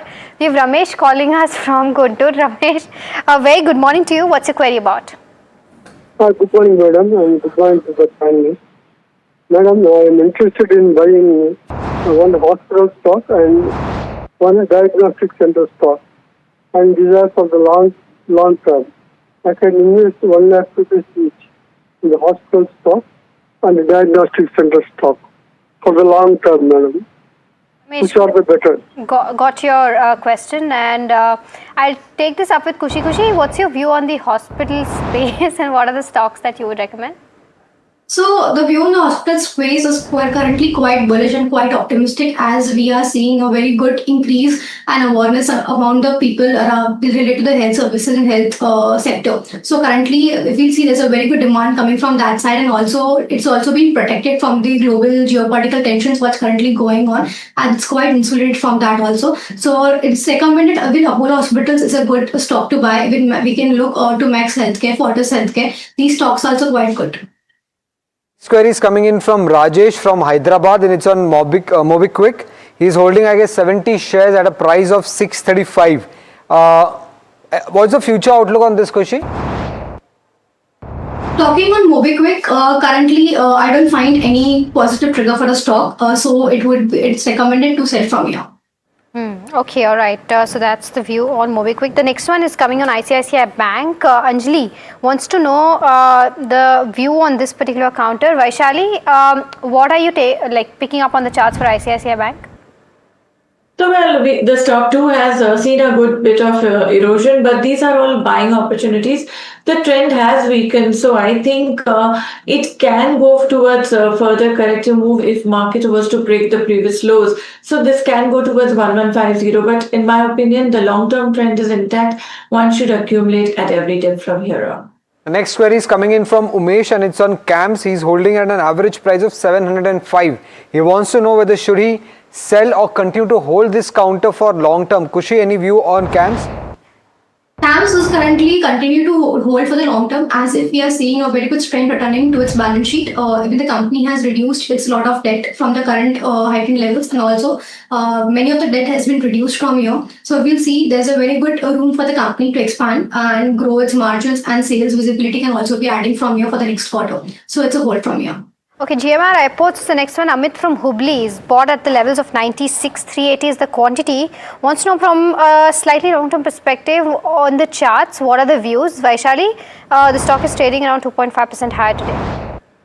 So technical bounce is there. For near term, if you ask me, the stock has got into a weak zone, and we can only see a bounce coming to 94. So the actual strength can be witnessed about 94. We can then expect it to go to 102. And if it's a positional buy, buy with the support of 80. The next is a caller query coming in from Hyderabad. Ashok, you can go ahead and ask your query. Hi, good morning. I have about 400 shares of HDFC Bank, which I accumulated in the last 2 years. Okay. The average price works out to 780 rupees. Is it time to accumulate further, or should I offload some of these? Thank you. And I believe you can hold for long term. So this query goes to Kushi. Should he average and buy more HDFC Bank at the current level? So definitely he should buy more quantities at this level, as if we are seeing due to the recent news what's happening currently in the stock. It's been corrected from a very good levels, and it's also been trading at a very decent levels right now. 16 P is a very good, and India is one of the largest private sector banks, so it's among them. So definitely it's a very good buy from here. Okay, so that's the view on HDFC Bank. The next one is on Texmaco Rail. Our viewer Udit Guru from Mumbai is holding 75 shares, bought at the levels of 168. Wants to know whether averaging out at the current level makes sense. Vaishali, any view on the charts on this one? Yeah, so all these rail stocks have really seen a good corrective move, and technically I would say that yes, it's got into a deep oversold zone, but we don't see any signs of reversal. So I would say take a chance, keep a stop loss of 85 and buy the stock. Next query is from Debashish from Bhubaneswar. He wants to know whether is it a right time to make an entry into PCBL at current price. Kushi, any view on PCBL? So the view on PCBL is currently, yes, we may definitely go and buy the stock currently, as if we'll see it is one of the largest, 7th largest carbon black producer, and the demand has been, if we'll see in many of the industries, the demand of this is increasing comparatively. So if we'll see, the company has also been adding on their capacity for simultaneously for FY26, 20,000 MTPA capacity expansion has been planned by the company, which may be adding to their earnings and their profitability in the coming quarters, which may be also giving a very good support and a spike in momentum in the price. So definitely it's a very good buy from you. Okay, Fino Payments Bank is the next one. Ravi Shankar is holding 537 shares, bought at the levels of 169. Wants to know whether averaging out makes sense or not. Sitting on a loss of over 25,000 rupees. Vaishali, your view on the charts, trading 8% higher today. So, well, as I said, I mean, of course, the trend is really down. It's just a technical bounce back. But I think it's always better to get into the frontline banking stocks like ICICI, HDFC Bank, etc. Next query is coming in from Shankar from Bangalore. He's holding Acme Solar Holding, bought at a price of 275, close to around 500 shares. He wants to know the view for the next 1 month on this. Vaishali, any view on Acme Solar? So currently it's holding on to the resistance levels, 255, 260. So 1 month is the horizon, then 248 is the stop loss. And if the stock moves 22 to about 270, you can see this going towards 290. So for now, it's a very small range. Okay, so that's the view on Acme Solar. The next one is coming in from Sanjana, and this is a slightly broad-based question. Vaishali, she wants to know whether if she wants to park 2 lakh rupees right now, where should she go ahead and park from a slightly long-term perspective? What are the counters where you think that charts are attractive right now? So, well, I would say, of course, SBI in the banking sector, even ICICI. Along with that, I would also look at some energy stocks like Wari Energy, etc. Those are the stocks which can be looked into. And some of the metal stocks like SAIL, etc., they have not performed. So, SAIL, National Aluminium, these are the stocks in the PSU would do well. So, I have a blend of private sector and public sector, and these are the chosen stocks as of now. Okay. The next query is a caller query from Bangalore. Amit, you can go ahead and ask your query. Yes, happy morning to all the experts. I wanted to ask about Vishal Mega Mart. I already have 100 shares with an average price of 120. I wanted to know if it's a good time to accumulate more. And for long term? I'm looking for an outlook of 4 to 5 months. 4 to 5 months. Vaishali, any view on Vishal Mega Marts for the next 4 to 5 months? So 4 to 5 months, we are just seeing some signs of pullback. So I would say 100 should be the stop loss, and look for a target of 125 to 135. Okay, the next one is on Tata Motors. Ramesh from Bengaluru has got 435 shares, bought at the levels of 1065. This is of course prior to the demerger is what he's saying. Wants to know whether he can continue to hold both Tata Motors PV as well as CV. Kushi, what's the view on both of these? Sitting on a significant loss for this one. So yeah, on both the Tata Motor companies, it's a hold currently, as we are seeing a very good demand coming to them. And also if you see from yesterday, there's a very good momentum coming in the auto stocks currently. So coming to the Tata Motors, both the stocks currently, yes, PV and CV, both a very good hold. Next query is from Lalita from Bangalore. She's holding 10 shares of Apollo Tyres, bought at a price of 509.5 rupees. Currently sitting on a loss. Should she hold, sell or average? Vaishali, any view on this? I would say average it out. Okay. Okay, the next one is coming in on Devyani International. Amit from Hubli has bought at the levels of 147. What 50 is the quantity. From a 1 year point of view, can he continue to hold? Vaishali, any view on the charts? I would say avoid. Okay, the next query is coming in on, it's on NBCC and it's from Raj Kumar. He's holding 352 shares at a price of 126. Should he hold or sell this? Khushi, any view on NBCC?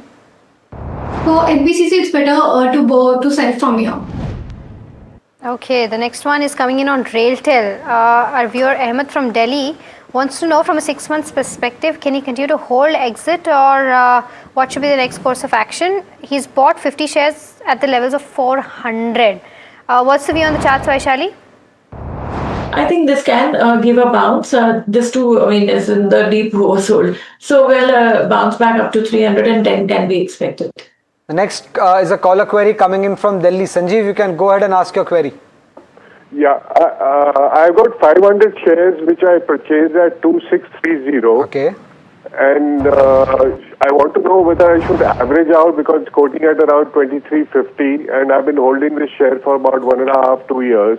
Okay. Or should I, and what level it could go up to in the next 6 to 8 months? Yeah. Okay. Vaishali, any view on DOMS? Should he continue to hold this counter? Well, DOMS has done pretty well in spite of the market being so corrective, etc. So I would say continue holding, at least for a near term. This can go towards 2500. The actual strength is gauged only about 2500, 2550 to look for a target of 2700. So for now, it's a hold. So that's the view on DOMS. The next one is coming in from Hemant asking a view on TCS. Kushi, what's the view like from a long-term perspective? For long-term perspective, TCS is a very good hold and buy both right now. As we'll see, there are many more client deals coming with the company right now. Also, there's a very good order pipeline with the company as companies been energizing their AI capabilities, their AI developments and cloud services. All have been developing at a very good scale currently. And also, if you'll see, the number of clients has been increased at a tremendous rate. And also, from your focus has been shifted to the AI development more. So it's a very good buy and hold both. Okay, the next query is coming in from K. Parthasarathi, who's a senior citizen and from Chennai. He's holding 75 shares of IRCTC, bought at a price of 775. Should he hold, average or sell? Kushi, any view on IRCTC? So IRCTC is a very good hold, and also when he gets currently it is trading at a quite low price. So also buying at dips is being recommended from here, as buy on dip should be done from here, and also as we seeing it's a very good part of portfolio of the company. As for railway stocks, the trend is very good and very positive from here, and for long term perspective, you will see very good wealth can be created from it. So as being a senior citizen position and plus a very good accumulation stock, it's definitely recommended to buy from the tips and hold. Vaishali, wondering any view if you have on the charts for commodities. Silver is something that our viewer Rahul wants a view on. Wants to know whether, if you have any view on this particular commodity, because we've seen pressure in the last few days, but today it's bounced back again. Yes, so I would say silver has also seen a lot of erosion, as well as, I'm talking about Nippon ETF, let's say. So 180 acts as a support. So what we are suggesting, and so is the case with gold, come to pretty much close to the support levels. So SIP would be a better strategy rather than trading. So Nippon also yesterday, day before, we saw a good fall, and then now from here on it's bouncing. So in my opinion, a prominent support lies at 180. And likewise, gold too is in a similar place. So I would say accumulate. SIP would be the best way to go for these precious metals. The next query is from Malika Arjuna from Hindupur, holding 957 shares of Oswal Pumps at a price of 347. Should continue to hold or exit? Kushi, any view on Oswal Pump? Oswal Pumps also hold from here, as we are seeing a very good capacity expansion from the stock from here also. Also talking about the total pump supplied over here, we are also seeing a volume-based growth from here by the company. And going forward, the growth trajectory also being very optimistic for the company. So it's a hold and buy from here. Okay, the next one is coming in from Ramesh, who's writing us from Bengaluru, asking about Emphasis. He's bought 27 shares at an average price of 2,771. Hold, sell or average? Vaishali, your view on the charts for Emphasis?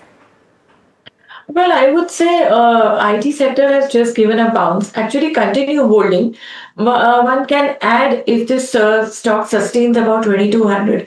That would give us a clarity that yes, the stock has scope for further higher move towards 2,500 to 2,800 levels. So right now it's a hold. Add more on rise. That would give us a clarity. Okay. Next query is from Abhirup and it's on Maharashtra Seamless. Any price target, Vaishali, that you could suggest for the next 12 months for Maharashtra Seamless?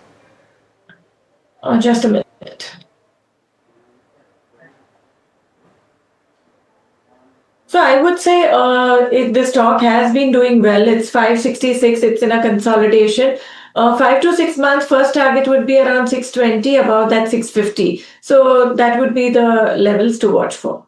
LIC is the next one. Our viewer Madhav has bought at the levels of 820 and 100 shares is what he's holding. Wants to know whether he can hold, average or exit. Kushi, your view on LIC? So the view on LIC is currently a hold only, because we'll see the stock has been corrected from a very heightened levels currently, and if we see the valuation wise of the stock is currently trading at a very good level. So if the client wants to average out over here, so when average out would be possible from here from the current price. Also, the company's growth trajectory has been recovering from a very good levels. So definitely it's a hold from here.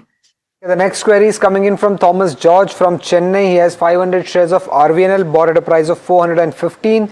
Should he continue to hold this, Vaishali? Yes, hold.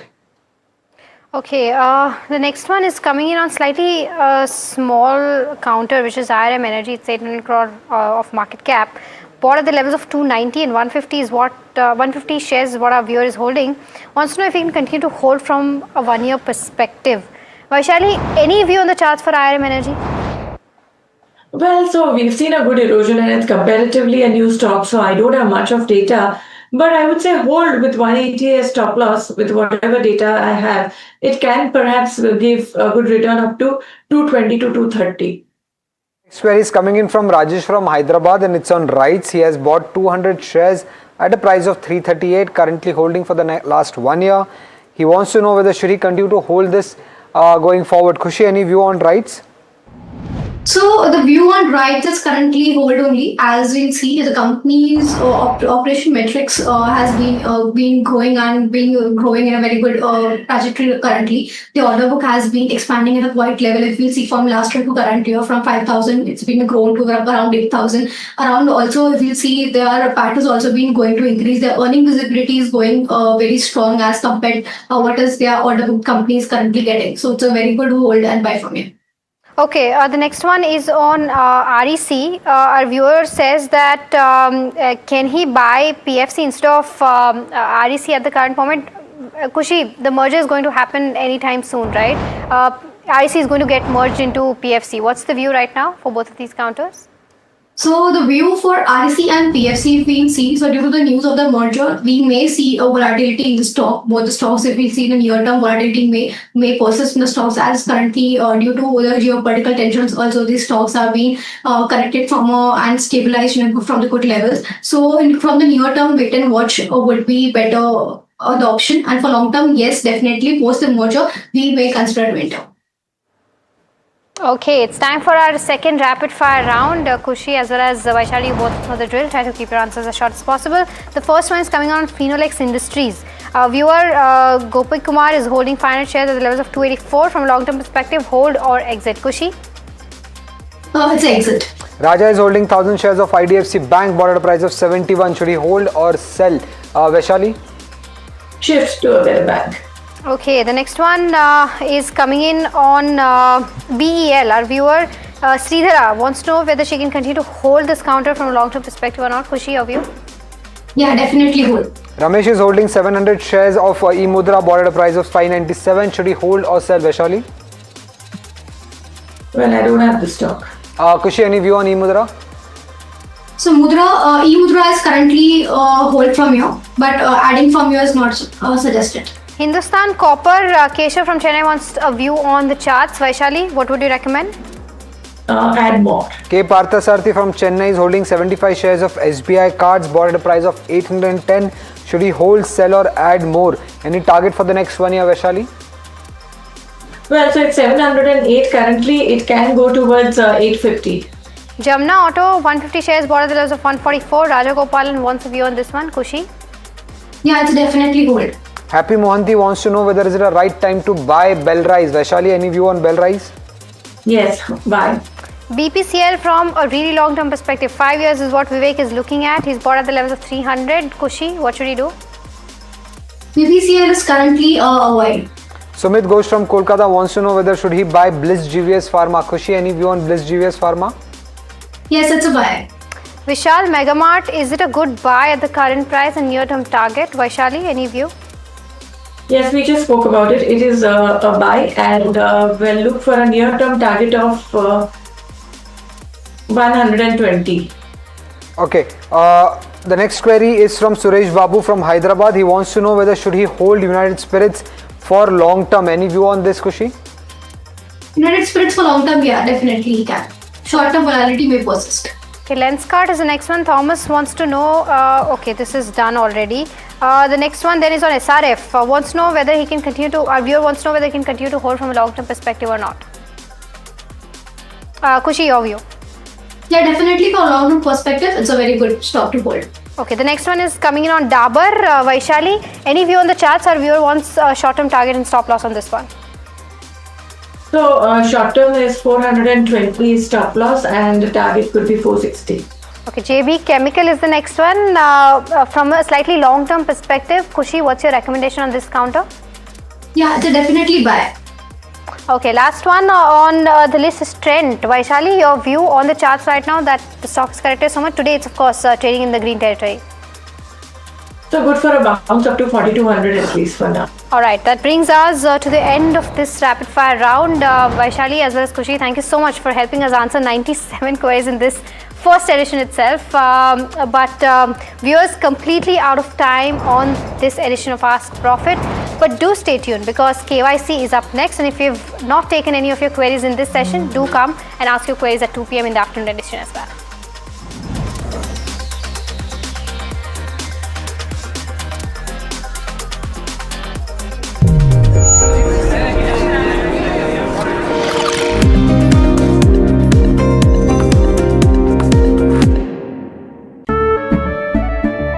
केसरिया से मन जोगी हुआ रे दिल झूमे देखो मतवारा हुआ रे केसरिया से मन जोगी हुआ हर पल मनाओ केसरी त्योहार। विमल, बोलो जुबान केसरी। हाथ, ये हाथ केवल हल नहीं चलाते, मिट्टी से सोना उगाते हैं। ये हाथ केवल सिलाई नहीं करते, देश को नया रूप देते हैं। ये हाथ लोगों को उनकी मंजिल तक पहुंचाते हैं और इन्हें हम आसानी से लोन देकर अपना फर्ज निभाते हैं। कैप्री लोन्स फर्ज निभाते हैं।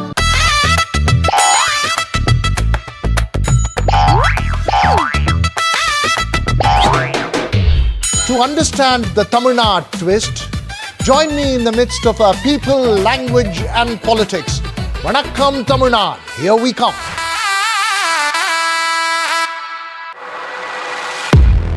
He has been tracking markets for over a decade, spots the trends before they hit the screen.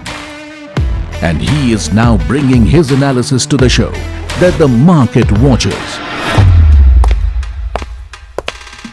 Watch Sharad Dubey on Know Your Company, a show that puts the most traded stocks under the scanner. We dissect the company so that you, the investor, don't have to get the management to answer questions relevant to you. Watch Know Your Company weekdays at 11:30 a.m. to understand your next big bet.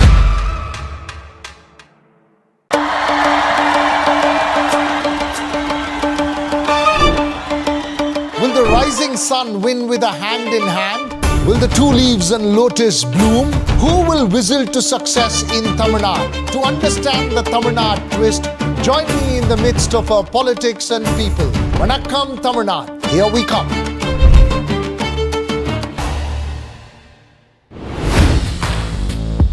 Hi, I'm Tamanna Inamdar. Watch me on NDTV Profit, where I break down the day's biggest business stories. What happened, why it matters, and what it means for your money. Hi, I'm Neeraj Shah.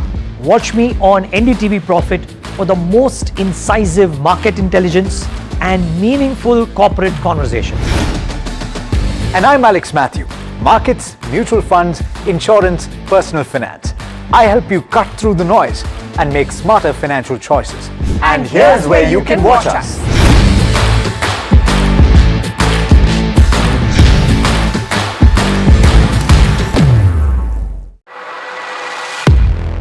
He has been tracking markets for over a decade, spots the trends before they hit the screen. And he is now bringing his analysis to the show that the market watches. Watch Sharad Dubey on Nadu.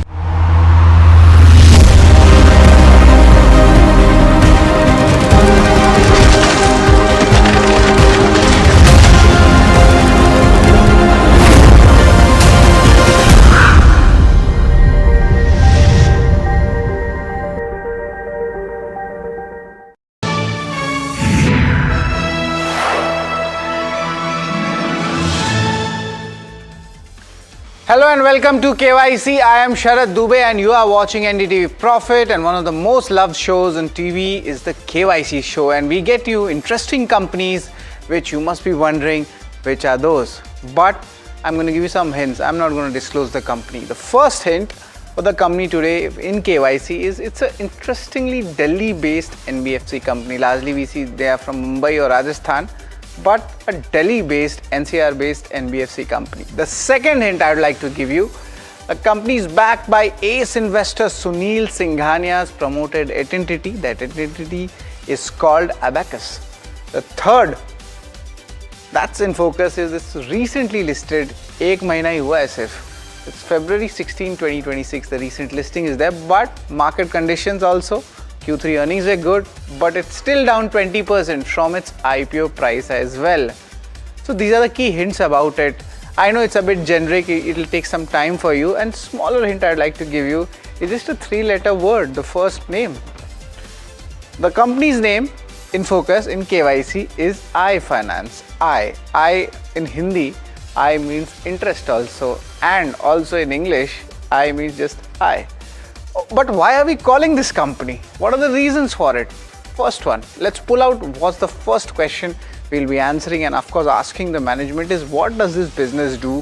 What is the model and the expansion strategy, and why is it so asset heavy? It's a bit different from its other peers like SBFC Finance and 5-Star Business Finance. We'll try to understand that. The increasing inflation that's impacting their customers. Inke customers jo hain, you could say they are the MSME customers for their businesses. Agar महंगाई बढ़ेगी तो चोट लगेगी. MFI stress, that's what I'm talking about, and the asset quality deterioration. Third quarter it was there. This is the inherent business model also. I would just like to give you that. And will that continue in fourth quarter? Will the NNPAs go up more than 2%?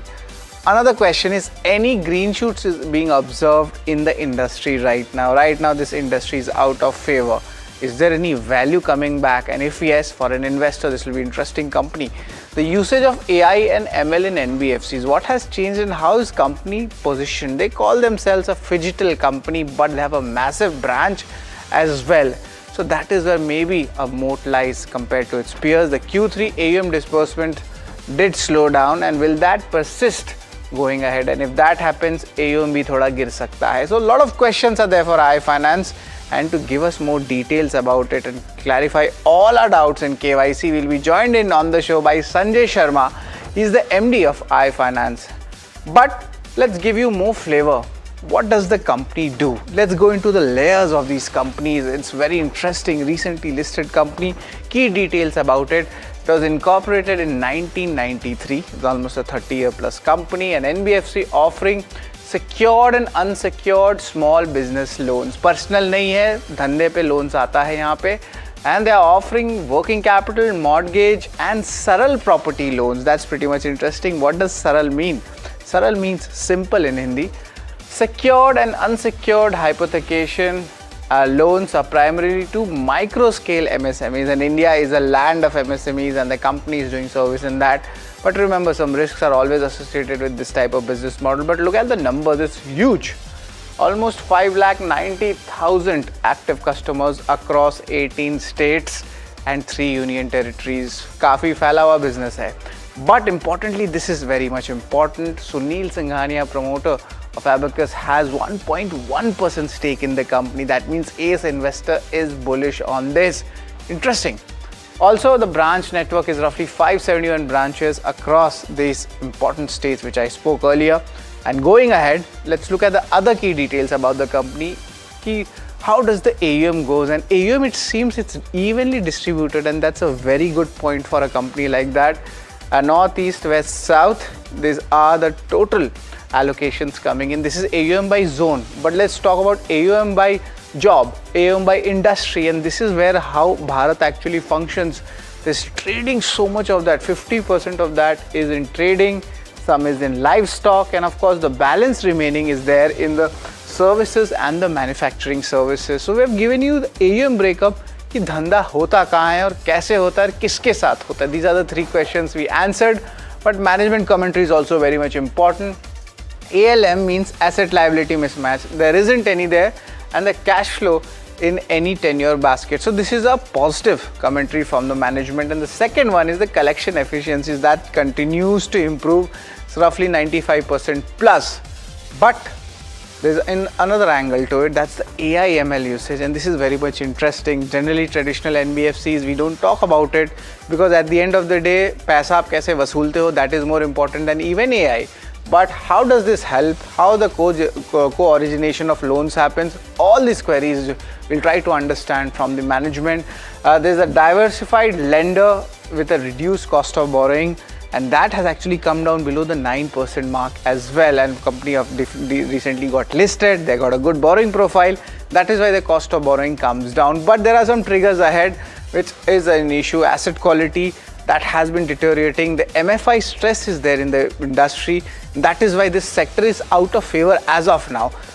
Their business with their peers is slightly capital intensive. You look at the branch numbers, when you compare them, then you realize कि महंगा तो पड़ता है शुरुआत में, but there's an other view to it as well, where alpha can happen. This is why people watch KYC, where I try to find out, is there any alpha left? The key managing personnel is continuously buying in the open market, should understand this. For high finance, that means a good momentum is happening. Of course, remember there's a lock-in period as well, so definitely other folks are buying in. There's strong yields compared to peers. इनका जो yield book है बाकी peers से ज़्यादा better है, and that is what is something which the street has not understood yet. Third one is the higher GNP ratios is there, but it's not unusual for a deeper informal MSME credit player. So their MSME credit profile is only like that, so it might be normalized to have a deteriorating asset quality ratio. But then what valuation does the market give that? That's something we will watch out for. So this is the entire picture for iFinance, but let's break it down. Let's give you the rating parameters, and I have tweaked them this time because remember the company is an NBFC. It's just been 1 month, the company has been listed. So I have taken asset quality, I have taken operational parameters. Balance sheet cash flow इस धंधे में ज़्यादा नहीं देखा जाता, ये बहुत ज़्यादा इंपॉर्टेंट होता है, इस पे ध्यान दीजिए. Return ratios also have to it. It's on return on assets, not on ROC numbers. We need to give it more time, and that is why we are taking a balanced approach for both shareholding and street credit. Peer analysis is very much interesting. I'm going to give you SBFC Finance and 5-star Business Finance, and we'll try to see the price to valuation, price to book valuations, who is cheaper and who is expensive, and lastly the outlook. Company आगे क्या कहती है, industry क्या कहता है, all of these details, so that it's very simplified for you to analyze these companies. The first one is the income statement, or you could say the overall numbers, how things are panning out. We take generally for these companies the net interest income and PAT numbers. Largely they have been increasing after FY25 on these numbers. There was the listing also which happened. So post listing the Q3 numbers came out, and the Q3 numbers were also pretty much decent. The profit jump of 87% on a year-on-year basis, and also the revenue and the net income was also beating the street estimates. So overall income as of now is a strong thumbs up when it comes to iFinance. The second one is of course going to be your operational parameters, especially the asset quality. और ये धंधे में ही asset quality, if you see, that is where it's continuously increasing, and when these NNPAs increase, that is where the asset quality deteriorates. And in the current situation, महंगाई आई है, धंधे शायद कम हो सकते हैं, शायद ये सही समय पे लोन ना दें. This is the exact thing which you need to focus on. But interestingly, the credit costs are coming down, but that is nullifying. That's the business model we talk about. But asset quality, we need to see whether the pressure is bottoming out or not. As of now, it's a strong thumbs down when it comes to the operational ratios of asset quality. The third one is also operational parameters, but we are looking at some other movements. AUM and disbursements, that has done really well on a year-on-year basis, but on a sequential basis there is a minor jump coming in. Signs of plateauing is definitely there. So to even things out, I'm going to give this, you could say, a kind of a neutral rating when it comes to the operational parameters. But let's also talk about the fourth category, that is the return ratios. And yes, ROC, ROE is not there today. It's return on assets which we have taken, which the company has published, because overall history is on the lower side, but it's gaining. Q3 numbers, it was around 2.4%, but both year-on-year basis, 85 basis points, and both sequential basis, 40 basis points, there is a good jump coming in. Of course, there is some important development on the IPO front as well, but net the return ratios has been really strong. So I'm going to give this a thumbs up as well. Let's talk about the shareholding, and largely you'll be wondering promoter ka hai. So there is no definition of promoter here.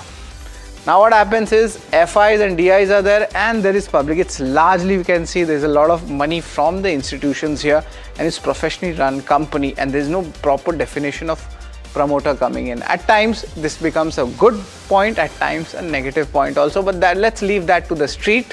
And right now, as of now, let's give it more time before we judge the company on a larger time frame. So it's a neutral rating when it comes to the shareholding as well. Let's talk about street cred, how things have moved, and it's just been a month from the listing price. The stock is down 20%. Remember, the markets have also taken a beating, both mid caps and small caps. So it's just a reflection of the market. But the question is, was the IPO priced expensive? Or is the company coming back to its normal fair value? These are the two questions, which all the investors talk about. But as of now, let's give it more time. It's a neutral rating when it comes to the street cred. But let's talk about the valuations. Ye bahut interesting analysis hai because you'll understand there are other companies also in this industry, but their business models are slightly different.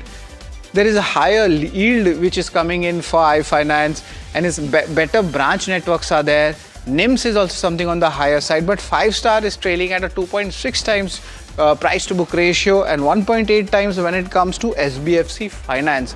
But what I really like for iFinance is the valuations is at a very lower side. It's around 1.4 times its forward booking ratio. The price to book ratio is what we call, and this is pretty much interesting as well. So the valuations are attractive if you are tracking, and also operational parameters I spoke about. So it's a strong thumbs up when it comes to the price to book ratio.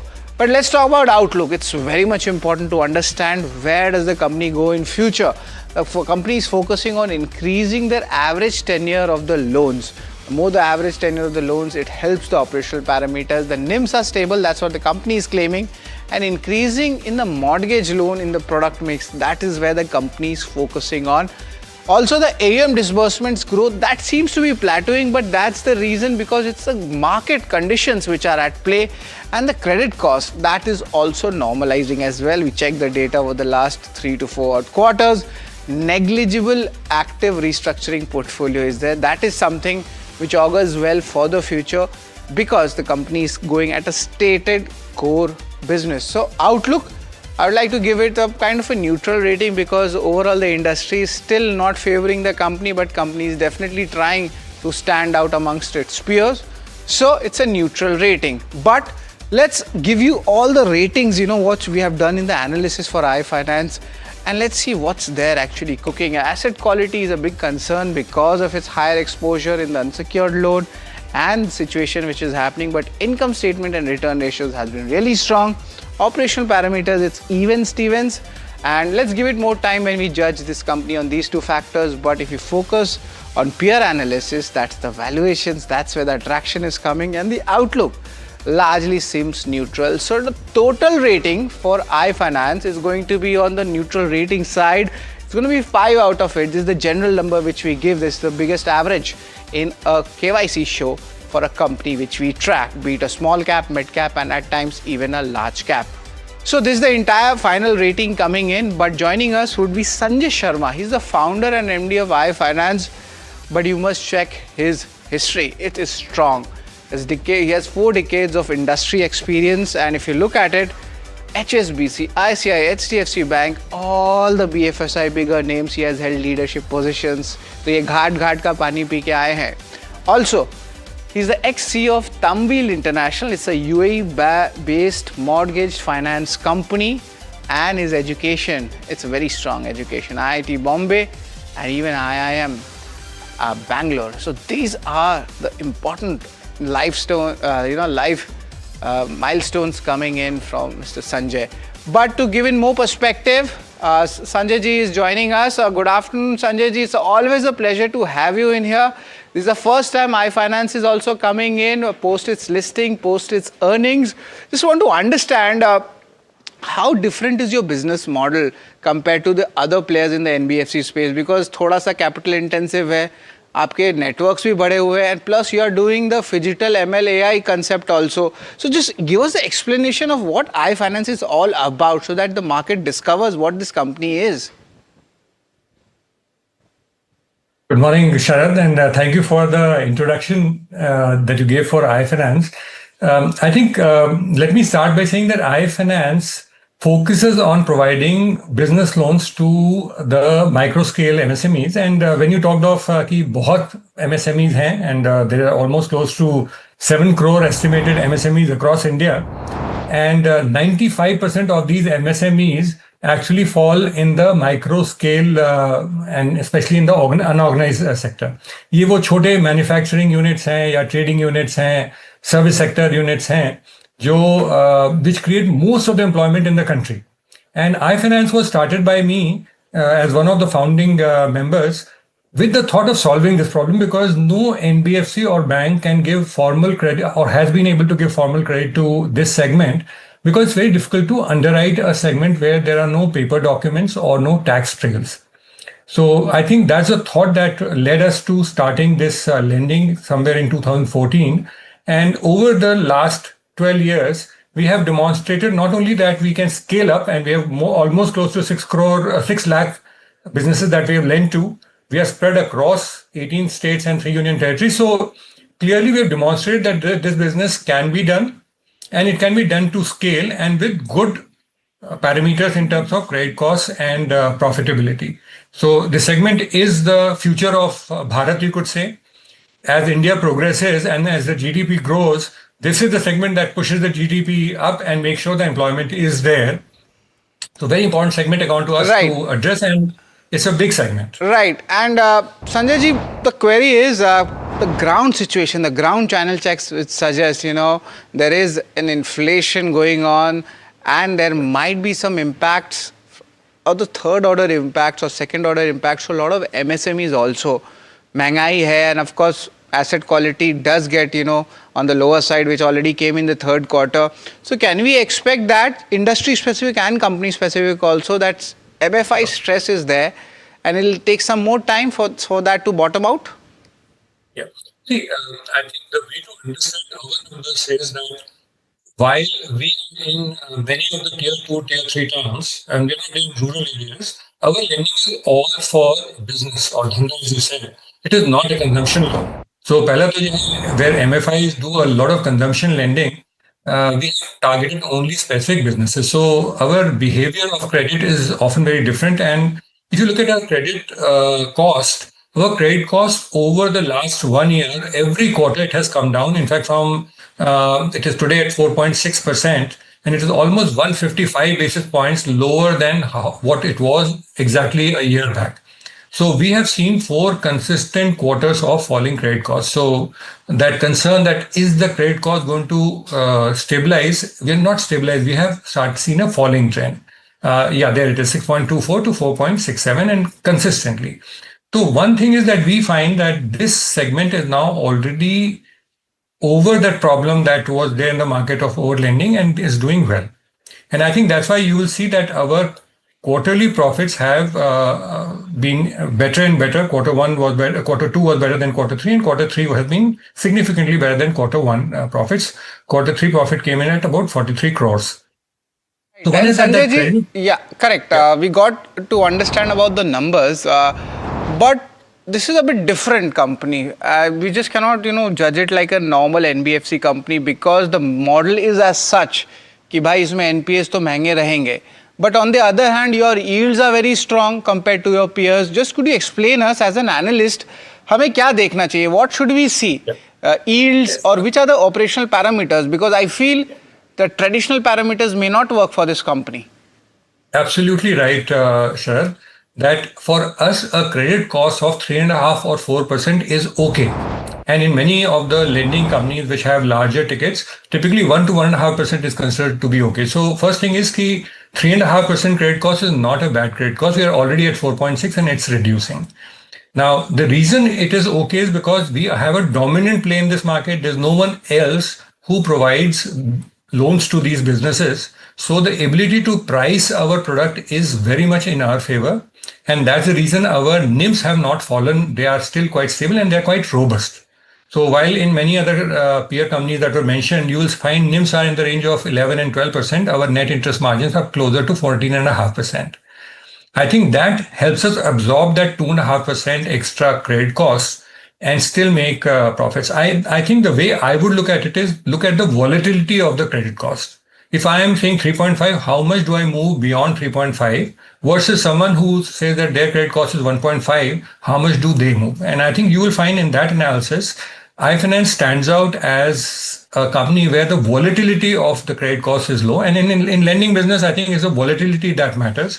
No one wants a very volatile play on credit costs.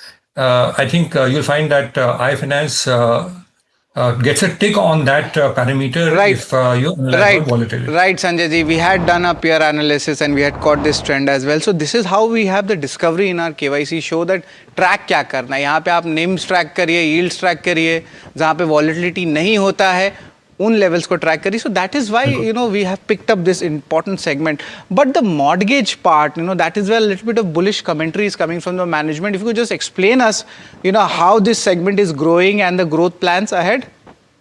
Yeah.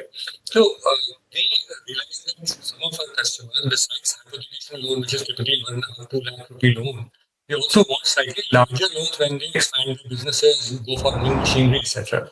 And that got us into looking into mortgage-based lending. And today, our mortgage-based loans are roughly 22% of the total book. And they've been growing very handsomely over the last 1.5 years since we started. About a year back, the percentage would have been about 15-16%. Today, we're at 22% of our book. And overall, I think there's a growth of 23% that you've seen quarter on year on year in quarter 3. Actually, quarter 4 is the best quarter in most businesses, lending businesses. So I think when you see the results of quarter 4, that number will probably increase from the current 23% that we have talked of in quarter 3 to last quarter 3. So I think when you look at this business, one is robust growth in AUM or the overall portfolio and the revenue, which in this market is unusual. Many companies are lowering down their growth, etc. Sanjay ji, I just have a follow-on question on that because you mentioned that sequential basis there was still a jump, not a very big one on a year-on-year basis compared with, but AUM and disbursements did go up on the positive side. I just wanted to get your view on it. Right now, just fourth quarter and the first quarter, how do you see the AUM and the disbursement levels, going on, how the current numbers looking like for the Q4? You don't have to share the number, just share us the vibe. Kya vibe hai? Yeah, see, I can tell you that while we in quarter 3 disburse typically 350 crores a month on an average, in January and February, which have already gone by, we have already seen numbers which are closer to 500 crores, 450 crores to 500 crores is the range in which January, February have played out. So you can see that from 350 to almost 450 is a sort of change. And March is always a very good month. So we are waiting for the March outcomes, which will be also probably better than the numbers that we had talked of January, February. So clearly, we always find that the fourth quarter brings in not just 25% of the disbursement, but closer to the 35-40% of disbursement, and which is being demonstrated in this year. Sure, just one point that if you allow me to mention is that this segment does not get impacted by things like change in oil price or a tariff, because it's a simple segment जो अपना basic necessities produce करता है, local market में बेच देता है. They are not linked to a supply chain.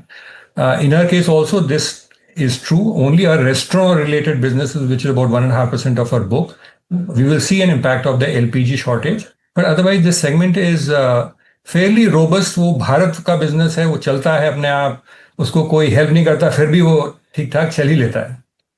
Right, and that's the story. Bharat chalte hi rahega. Of course, little bit of segmental issues will definitely be there.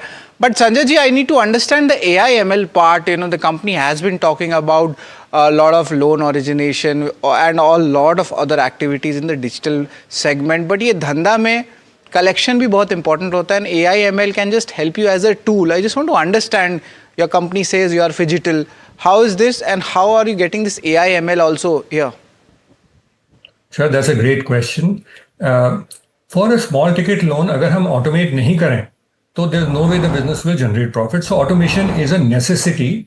And we have not only gone for automation, we have done a lot of work on machine learning or AI. Today it's called artificial intelligence. It used to be called machine learning earlier.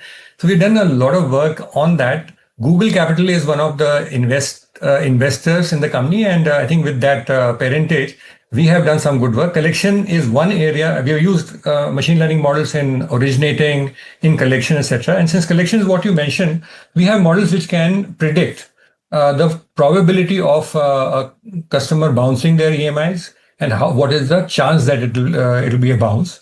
That helps us in optimizing where to put our efforts, where to send a call, where to make voice bot based calls, and where to actually do field calling. We have voice bot deployment, which is what a lot of AI companies are today talking of.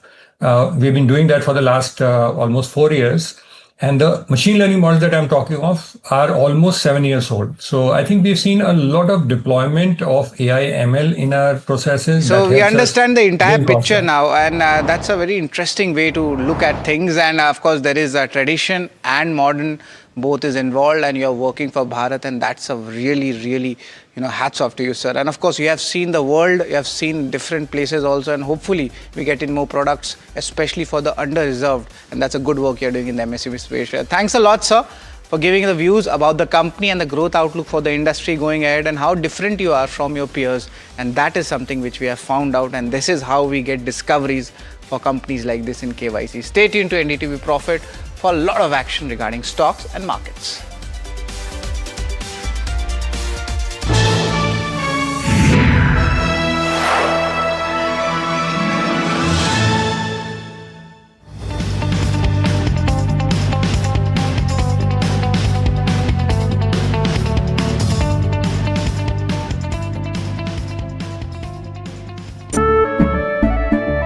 केसरिया से मन जोगी हुआ रे, दिल झूमे देखो मतवारा हुआ रे, केसरिया से मन जोगी हुआ। हर पल मनाओ केसरी त्योहार।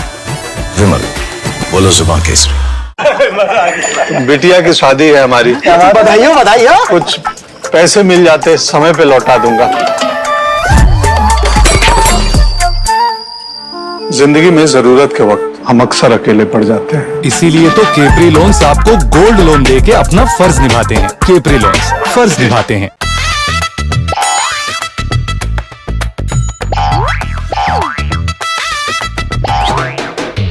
To understand the Tamil Nadu twist, join me in the midst of our people, language and politics. Vanakkam Tamil Nadu, here we come.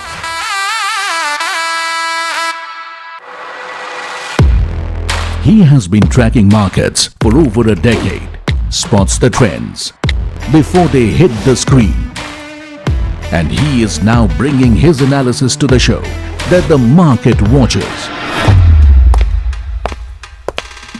Watch Sharad Dubey on Know Your Company, a show that puts the most traded stocks under the scanner. We dissect the company so that you, the investor, don't have to get the management to answer questions relevant to you. Watch Know Your Company weekdays at 11:30 a.m. to understand your next big bet.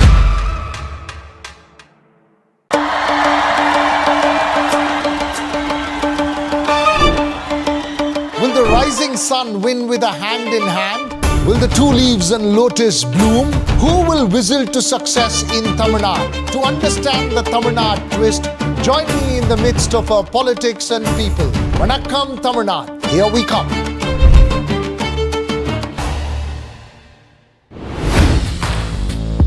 Hi, I'm Tamanna Inamdar.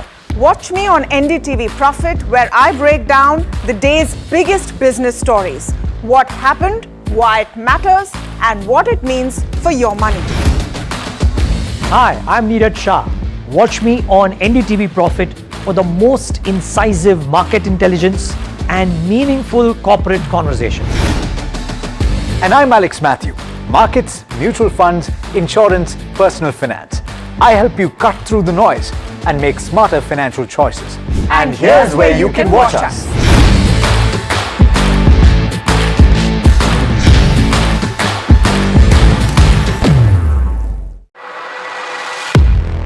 He has been tracking markets for over a decade, spots the trends before they hit the screen. And he is now bringing his analysis to the show that the market watches.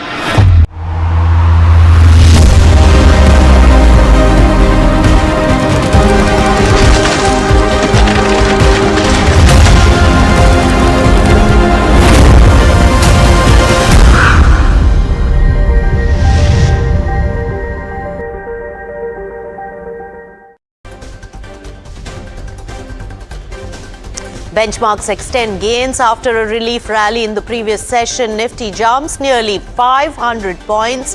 Sensex surges 1,500 points. PSU banks, auto and realty lead the gains today. Rupee hovers close to a record low hit earlier this week. Oil prices edge lower amid positive signals from a US diplomatic push. Brent hovers near $100 a barrel, with Hormuz remaining a key supply risk. Gold prices snap a 9-day losing streak. Bullion edges higher as concerns around the war eases. Silver soars more than 5% to trade above $73 an ounce. A massive shake-up in IPL franchise ownership. United Spirits parent company Diageo is selling Royal Challengers Bangalore. Meanwhile, Rajasthan Royals is set to change hands for about 15,200 crore with a consortium backed by Carl Somani. It's an NDTV Profit exclusive. Government is planning to move a few amendments to the Finance Bill 2026. 32 of the total 53 amendments are set to be substantial.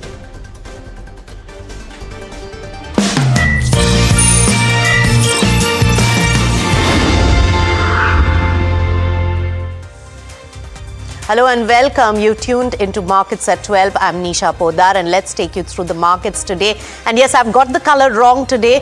Markets are clearly extend a huge amount of gains after a little bit of relief that was really built as a foundation yesterday. The momentum has really picked up today. So 23,400 levels conquered and market is gaining over 2% in trade. And there is not any pressure or pressure points visible. In fact, that beautiful picture of the advanced decline ratio will show you how much commitment and conviction the investors have in the market and the momentum today. There are barely any stocks, maybe 200 stocks in the whole,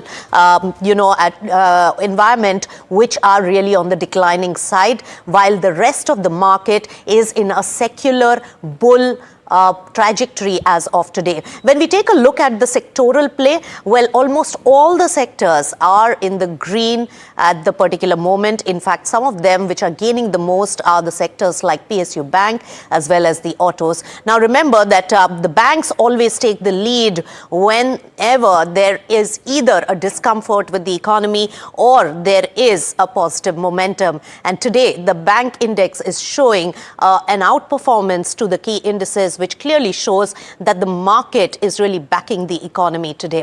HDFC Bank, from the banking pack, a big heavyweight, and also which had lost a lot of ground, is the top gainer on and contributor to Nifty 50. So all looking good. Sachin Shah, who's the executive director and fund manager of MK Investment Managers, joins in today to give his sense on the market. Sachin, good to have you on such a euphoric day in markets, but how much of a stability do you ascribe to this kind of a momentum in the Indian markets while there is a pause, but the war tension is still a worry? Hi, thank you so much for having me on your show. Always a pleasure. So I think this is our second day when we are seeing good run up in the markets after a very, very sharp correction in the first 2-3 weeks of the month of March. My sense is that, the valuations have become extremely, extremely reasonable and across the market caps, whether it's large cap, mid caps or small caps, but more so even in the blue chips and the large caps. And that is what we are probably seeing in the markets at this point in time. Also, as far as the news on the war front is concerned, I think clearly the worst seems to be behind. And I think that is exactly what the market is taking cognizance of. And so our sense is that we have probably seen the worst, both in terms of the market and the geopolitical tensions. We'll see more of de-escalation on the geopolitical side. And from that perspective, I think market should bounce back and sustain even further. Right. So more momentum is what you are really penciling in. And Sachin, a few days back when you joined, when the markets were really under pressure, you had said that good stocks should be bought into because the gains will come. So that has been a right call, Sachin. But I want to ask you at this point, you know, in an uncertain environment, a lot of times when the investors are stuck, they use the opportunity of a gain to really exit as well, to book profits and also cut their positions. How would you see that, and what would you advise in terms of new investments? No, clearly see, I think it's the profile of every individual investor, or you want to call them as a trader, right? So, and just to give you a small example, you know, if say for in our flagship portfolio strategy, MK Capital Builder, which I've been managing for now almost 13 years. Say till 31st of December 2025, just a quarter back, we delivered close to say about 17-18% compounded returns.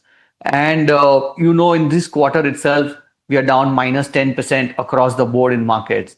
But still, I would say on a 13-year basis, you have a good 16% compounded return, which is at least 2 times the risk-free rate. Just giving you a perspective that even when it's minus 10% in just one quarter, if you take a longer horizon, it still gives you very decent returns. So I am fairly confident that this is not a bounce to sell or book profits or something like that, as long as you are a long-term investor. In fact, even at this valuations, the markets are very, very reasonably priced, and these are actually good times to allocate more to equities as an asset class. All right, more time to allocate, but also Sachin, you know, looking at the war situation and the crisis in the past, a lot of experts had penciled in that while Nifty 50 has already fallen 10%, another 5 to 7% drop if the war continues. With some bit of sanity and comfort really coming in, especially with crude oil prices going below $100 per barrel, how much of an upside now you are viewing in the short term? Well, you know, at least another 5%, because the fall that we've seen by almost 10 to 12% in this quarter itself, or probably in the month of March itself. So my sense is at least that should get recovered very quickly. So we've already seen 2% plus yesterday, maybe another 2.5%, 3% today. So maybe another 3 to 5% is a good probability in the near term, is what I would like to believe. All right, so 5%, you know, pick up from here cannot be ruled out. But Sachin, if you really look at all these aspects and factors which are really impacting the market, how do you see the challenging factors which should be on the radar, which could turn the tide, and therefore quick action and nimble-footedness will be rewarded? So crude, and what are the aspects on your radar to be on the watch list very, very closely?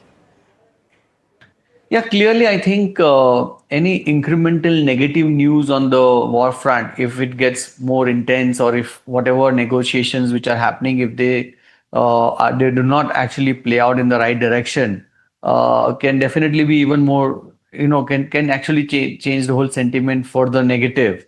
So, and of course, that will also have an impact on the crude prices and the gas prices and all of that. But I think, again, if you are a long-term investor, I would like to say a lot of that gets priced in at the valuations that you will be actually investing in. Sure. No, of course, your time frame and the mindset as an investor really means a lot. But Sachin, you also have to stagger your cash in terms of investment if there is a more downward trajectory. So that assessment needs to be done at a personal level. Thank you so much, Sachin, for joining us on NDTV Profit. Thank you. All right, let's move on to one of the big stories that we are tracking today, a massive shake-up in the IPL franchise. franchise ownership. And we all know, we all love cricket. It is almost a religion here in India for all of us. And there are big deals in the business of IPL as well. United Spirits parent company Diageo is selling Royal Challengers Bangalore for 16,660 odd crore rupees to a consortium which is led by Aditya Birla Group. Mahima is joining us to tell us more details behind this stake sale, the valuations and the top dollar that is paid for buying out this particular company and the IPL team. Tell us, Mahima. Right, Nisha. So, everybody has been, kind of waiting to find out whether who is going to go ahead and, steal this deal of buying RCB, and that wait is now over because the consortium led by the Aditya Birla Group is now going to buy RCB, and this is going to happen for a value of 16,660 odd crores. Overall, if you take a look at this entire deal, it's going to be a group, Aditya Birla Group led, of course, consortium, but it will also have the Times Group, Bolt Ventures, as well as Blackstone, which will be participating in buying RCB. Now, if you take a look at the financials and valuations of this entire stake sale that has happened, so men's IPL team right now is profitable, but the women's IPL team is currently sitting on an EBITDA loss of around 70 to 80 odd crores. Now, FY25 financials, if you take a look, and of course, RCB's revenue is around 1.9% of United Spirits, which is the, subsidiary of the parent company Diageo, and around 4.1% of net worth is formed by RCB for United Spirits. FY25 revenue stood at 504 odd crores, EBITDA stood at 190 crore, margins at 37 odd %, and PAT at 140 odd crores for the entire RCB as a team. Now, if we take a look, considering the FY25 financials, analysts were pegging a valuation of around $1.8 billion, but it's slightly come higher than that. The stake sale that has happened at 16,600 odd crore is priced at 33 times its price to sales. So it's come in slightly higher than what the street was expecting, and that is why it is positive for something like a United Spirits. In terms of where the overall deal goes, it's around 17% of the market cap, the 16,000 odd crores. And if you take a look at what analysts are kind of pegging in, they're kind of considering that this hefty cash coming to United Spirits could possibly have a dividend payout. Now, if you take a look at various scenarios, if 25% is the payout, your dividend per share could be at 57 rupees, at 50%, 114 rupees, at 75%, 171 rupees, and at 100% around 228 rupees dividend per share. Of course, this does not include tax, but excluding tax, this could be at around 200 rupees at 100% payout. So this is a win-win situation for both United Spirits as well as the shareholders of United Spirits. Right. You mentioned United Spirits dividend payout, but Mahima, the stock is really tumbling in a very euphoric market today. So there has to be a reason behind that. The investors are not really happy. But you're also tracking Rajasthan Royals deal as well. And that is also set to change hands. And Carl Somani Group and consortium is buying it. Get us the details of that. Right. So here also, we're seeing another big deal, happening when it comes to these IPL teams. And Rajasthan Royals is kind of set to be acquired by the Carl Somani Group, like consortium-led group. And this is going to happen at that 15,500 odd crore. This is, of course, also going to have participants along with Carl Somani, and this official announcement, of course, is going to happen soon, but it also includes the Walmart family as well in the group as well, and you also have the Ford family kind of considering, being a party of this as well. This is Rob Walton, who's also going to be participating in Ham family. The part of Ford is also going to be a part of it. Now, why is this important? The announcement, of course, is going to come soon, and this, both these deals happening kind of will set a footing as to how other IPL teams could, take in terms of what happens for when it comes to their sell as well. Now, if you take a look at both Sun TV as well as, the other one, that is RSPG, Sun Team, which owns Sunrisers Hyderabad at that 33 times price to sales, this will have a valuation of around 21,000 odd crores because its FY25 revenue stood at 640 odd crores. And for the other one, I tried to pull up that one, the RPST Ventures that holds around 51% stake in Lucknow Super Giants at 33 times their valuations at that 557 odd crores of FY25 revenue could stand at around 18,380 odd crores. So both of these are the other IPL teams that could possibly see this rise in valuation because of both Rajasthan Royals as well as the RCB deal. All right, thank you so much, Mahima, for putting into perspective all those numbers and the steep valuations at which the IPL deals have been done. And let's welcome on the show an expert on this, none other than Harish Bijur, who's the brand guru and founder of Harish Bijur Consults, joining in. Harish, always a pleasure to speak to you. And you heard my colleague speak about the two large transactions really changing hands. What do you make of the deals and the new entrants coming in and the kind of top dollar that they have paid for the IPL teams? Okay. Firstly, an exciting day today for more reasons than one. Yes. The fact is that two teams have actually made announcements. Of course, clearances, the normal clearances, the Competition Commission, BCCI, etc., will need to wait. But those are formalities.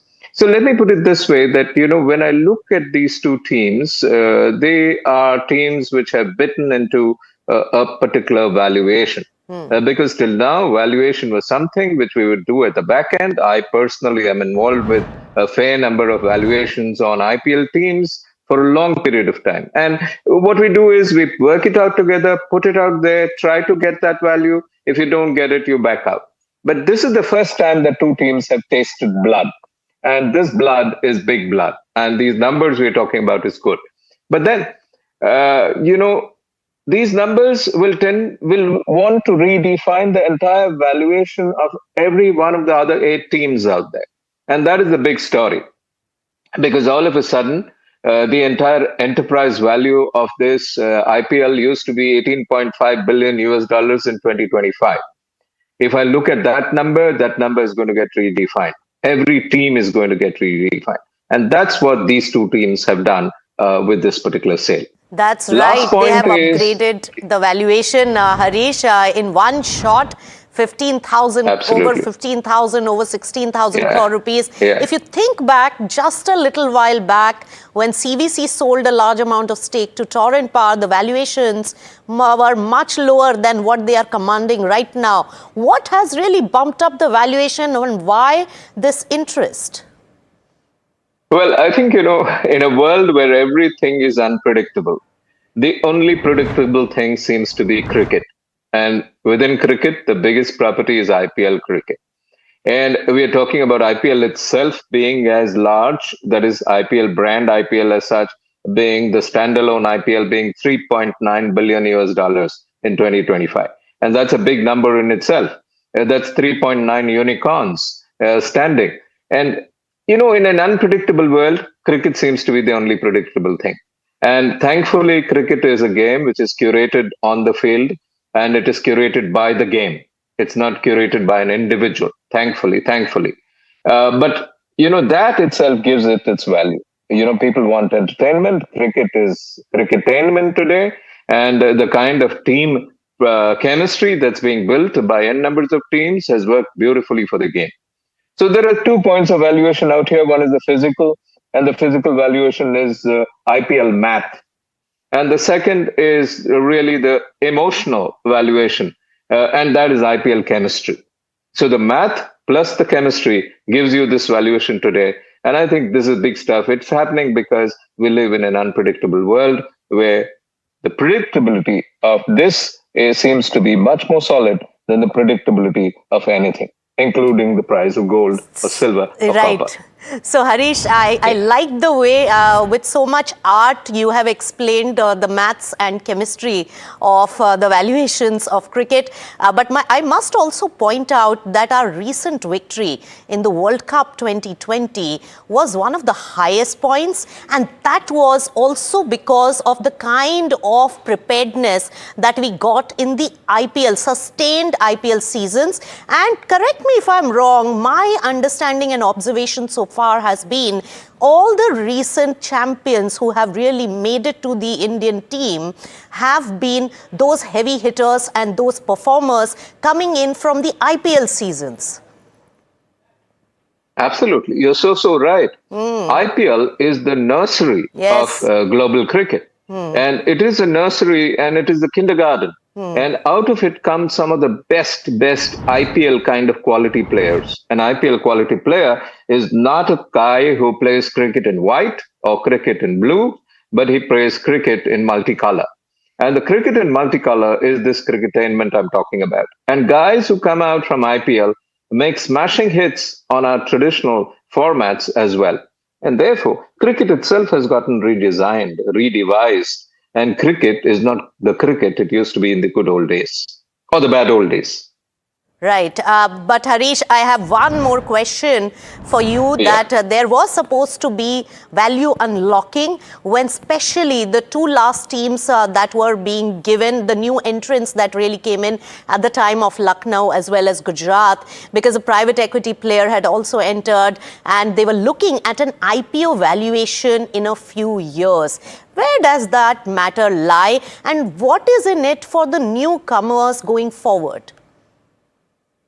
Well, the gainers are going to be the original 8 of 2008. And these original 8 are some of them with the same names, some with changed names, but they exist. If you really look at it, they are going to be the biggest gainers.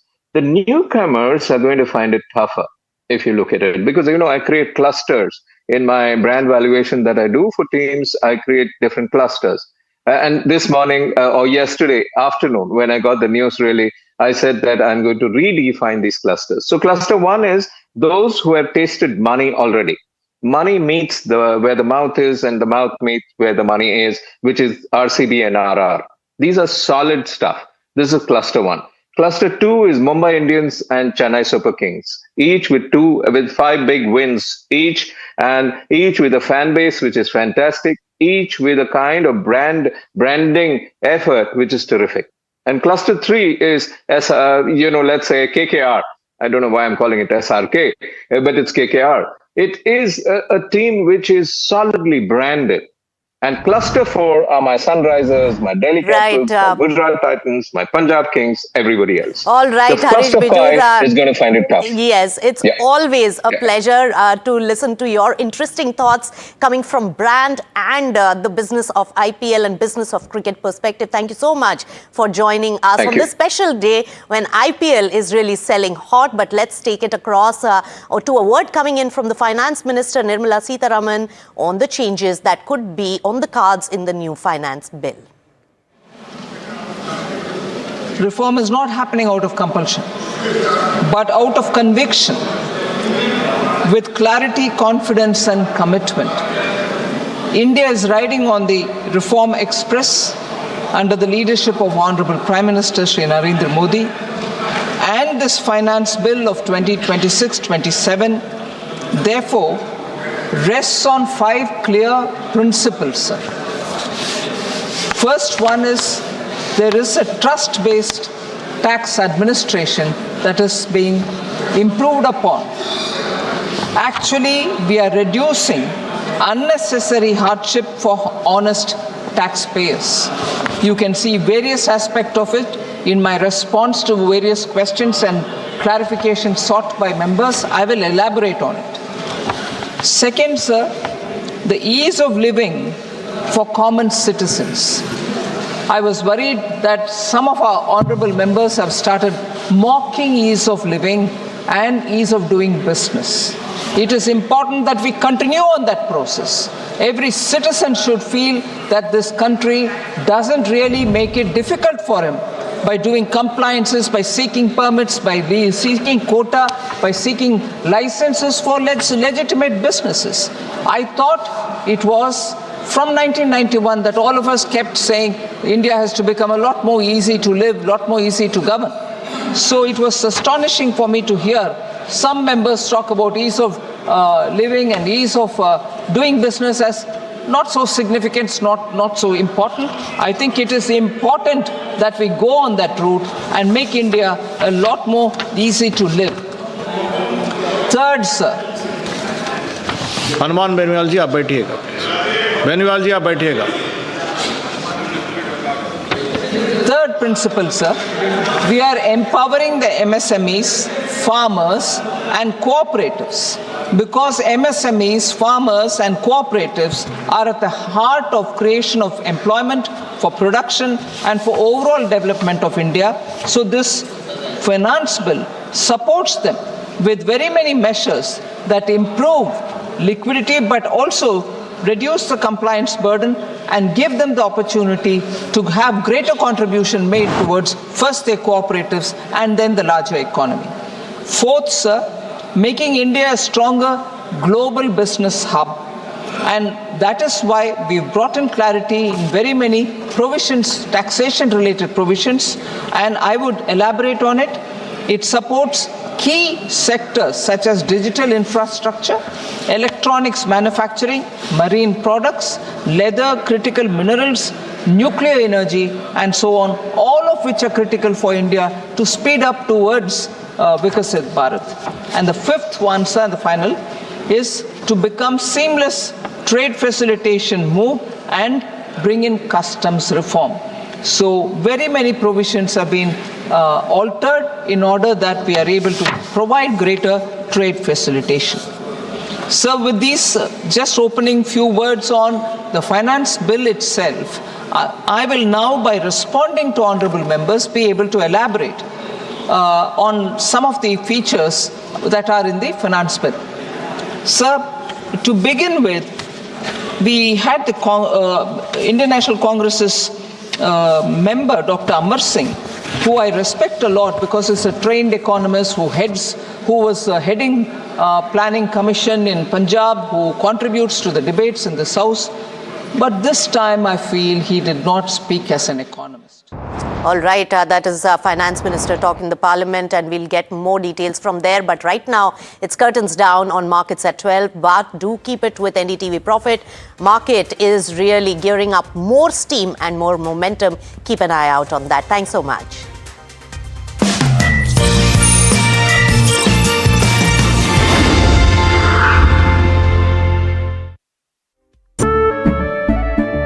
केसरिया से मन जोगी हुआ रे, दिल झूमे देखो मतवारा हुआ रे, केसरिया से मन जोगी हुआ। हर पल मनाओ केसरी त्योहार, विमल बोलो जुबान Kesari.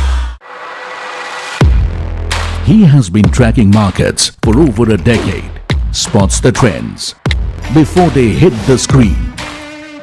And he is now bringing his analysis to the show that the market watches. Watch Sharad Dubey on Know Your Company, a show that puts the most traded stocks under the scanner. We dissect the company so that you, the investor, don't have to. Get the management to answer questions relevant to you. Watch Know Your Company weekdays at 11:30 a.m. to understand your next big bet.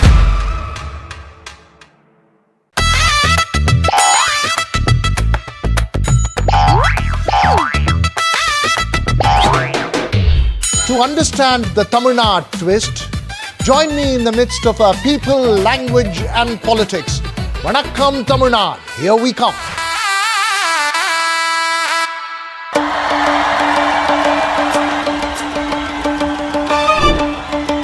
Will the rising sun win with a hand in hand? Will the two leaves and lotus bloom? Who will whistle to success in Tamil Nadu? To understand the Tamil Nadu twist, join me in the midst of our politics and people. Vanakkam Tamil Nadu, here we come.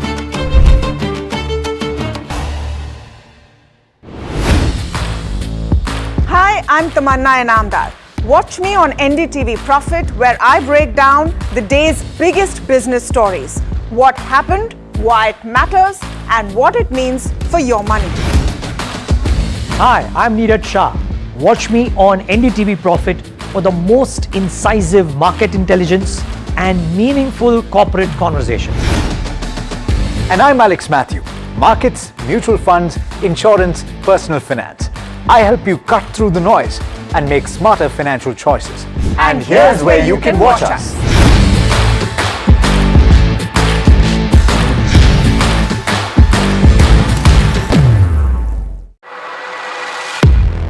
He has been tracking markets for over a decade, spots the trends before they hit the screen.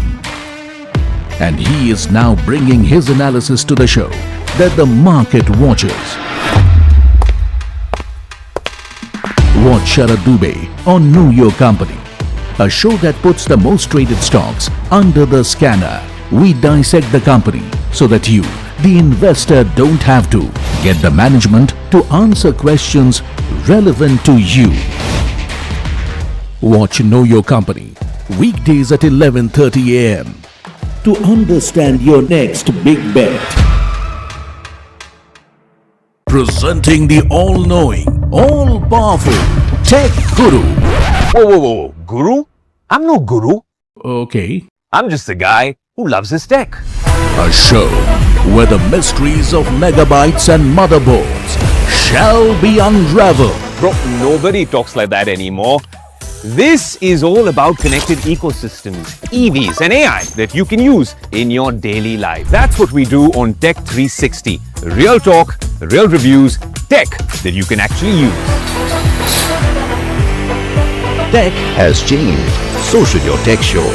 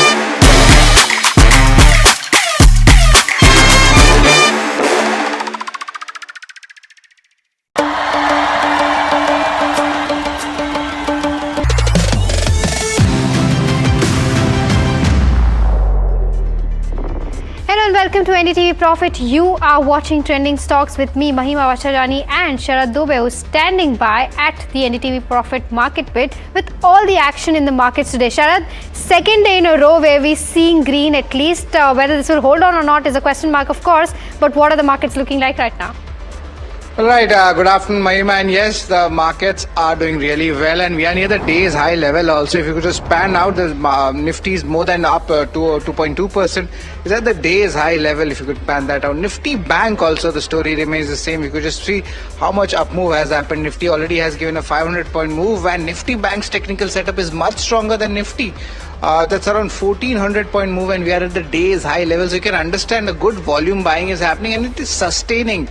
Yesterday we had some jump scares, but today the story is different. It's always a one-way here, and the market positioning is showing strength right now. And of course, this is not a dead cat bounce at all, because two proper sessions of good buying has happened.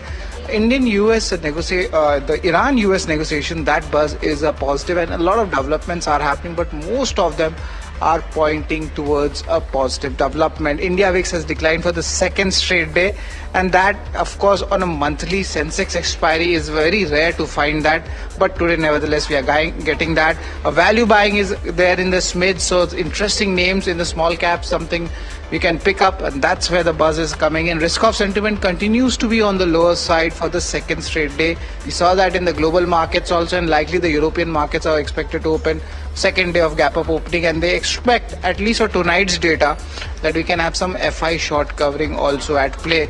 Of course, rupee is trying to become a sour patch here. That's hitting its record low levels, but nevertheless we'll take it. A good jump happening across all the sectors, and a good buying is there. Now, will it sustain after 2 o'clock on monthly Sensex expiry? That's the key question to ask. Mahima. All right, Sharad, thank you so much for getting us those details. Of course, we'll wait and watch out for whether things change after 2 o'clock because there's Sensex expiry also playing its part today. But let's take a quick look as to what the watch list looks like right now. What are the stocks buzzing and why are they buzzing? The first one on our list is Shriram Finance. It's in recovery mode. Monday we saw sharp fall coming in on this one, but since 2 days it's been recovering. One of the top nifty gainers today. Bajaj Finance is the other one which is gaining in terms of where volumes goes, 86 times 20-day average. PCBL is the other one which is also gaining on the back of its volumes, 50 times its 20-day average. You have Sammaan Capital where RBI has approved M&A acquisition for them, and it's certainly a positive one coming on this one, trading almost 11 to 12% higher. Godfrey Phillips is the other one which is moving on the back of ITC price hikes announcement as well, which is positive, will weigh less on margins for companies like Godfrey as well as ITC. You have Sagility India where Nomura has initiated buy on this one, and that's why we're seeing positive moves coming in on this one. United Spirits is the other one in focus where parent company Diageo has now decided to sell RCB to a consortium led by Aditya Birla for an amount of around 16,600 odd crores, which is at 33 times price to sales.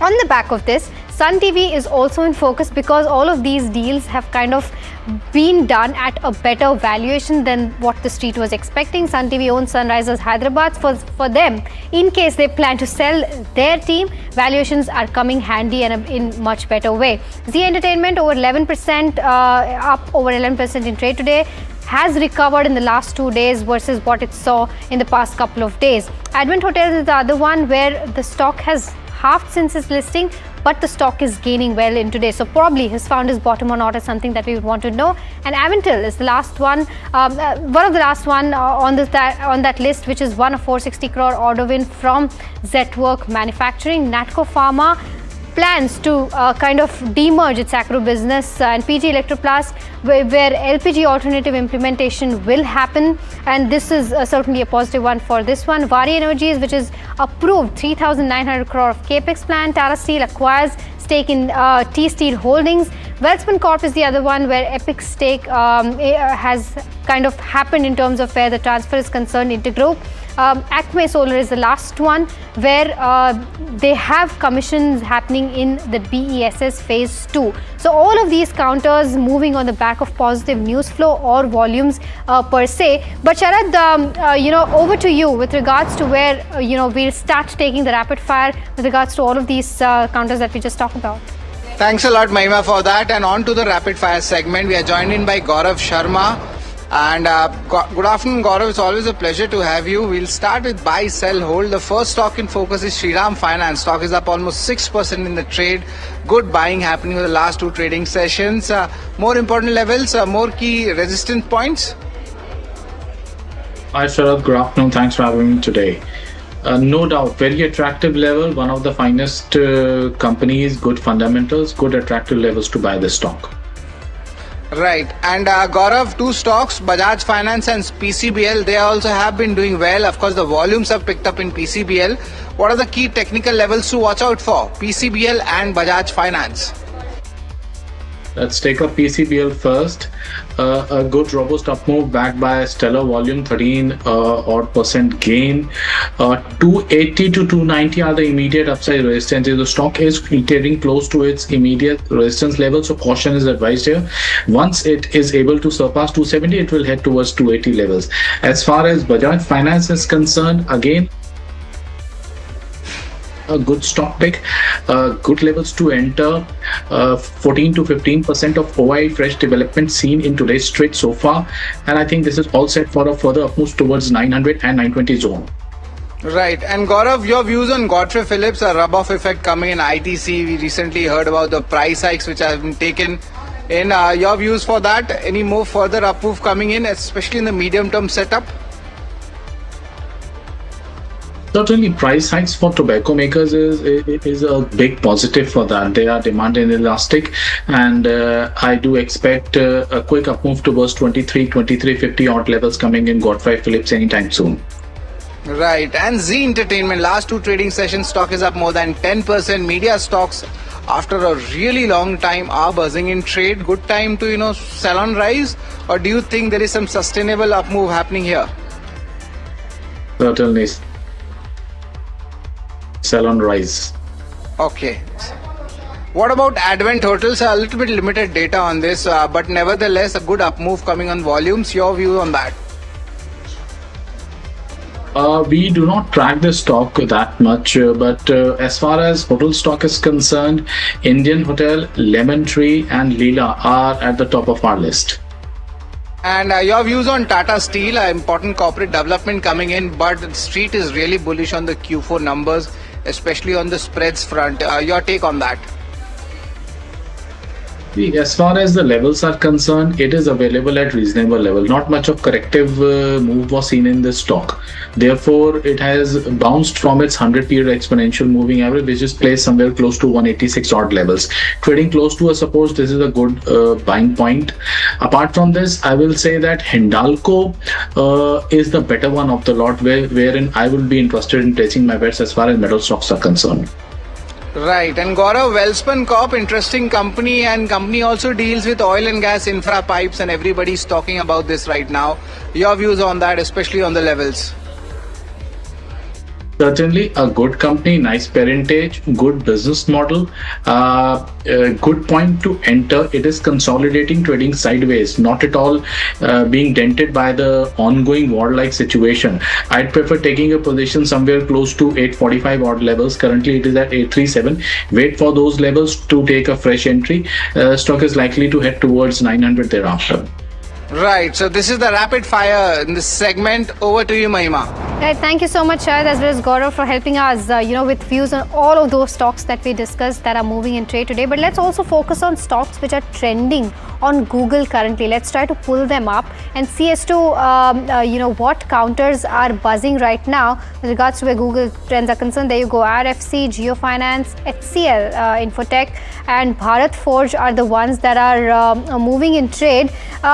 Gaurav, your quick view on HCL, because this is that one of the counter which has kind of withheld its position when it came to the last couple of 20-25 odd days when markets were actually tanking.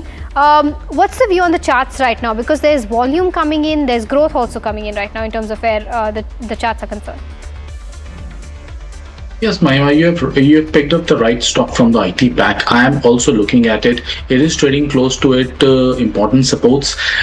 This is the third time where the stock has bounced back. And what catches my eye the most is that it has consolidated around those levels of 1300, 1370 zone from quite some time. And now with strong volumes, it is rising. Even in today's trade, it is a 16+% of fresh OI built up, which is also added advantage for this stock and giving us higher hopes that a 1450, 1470 level can be seen quickly.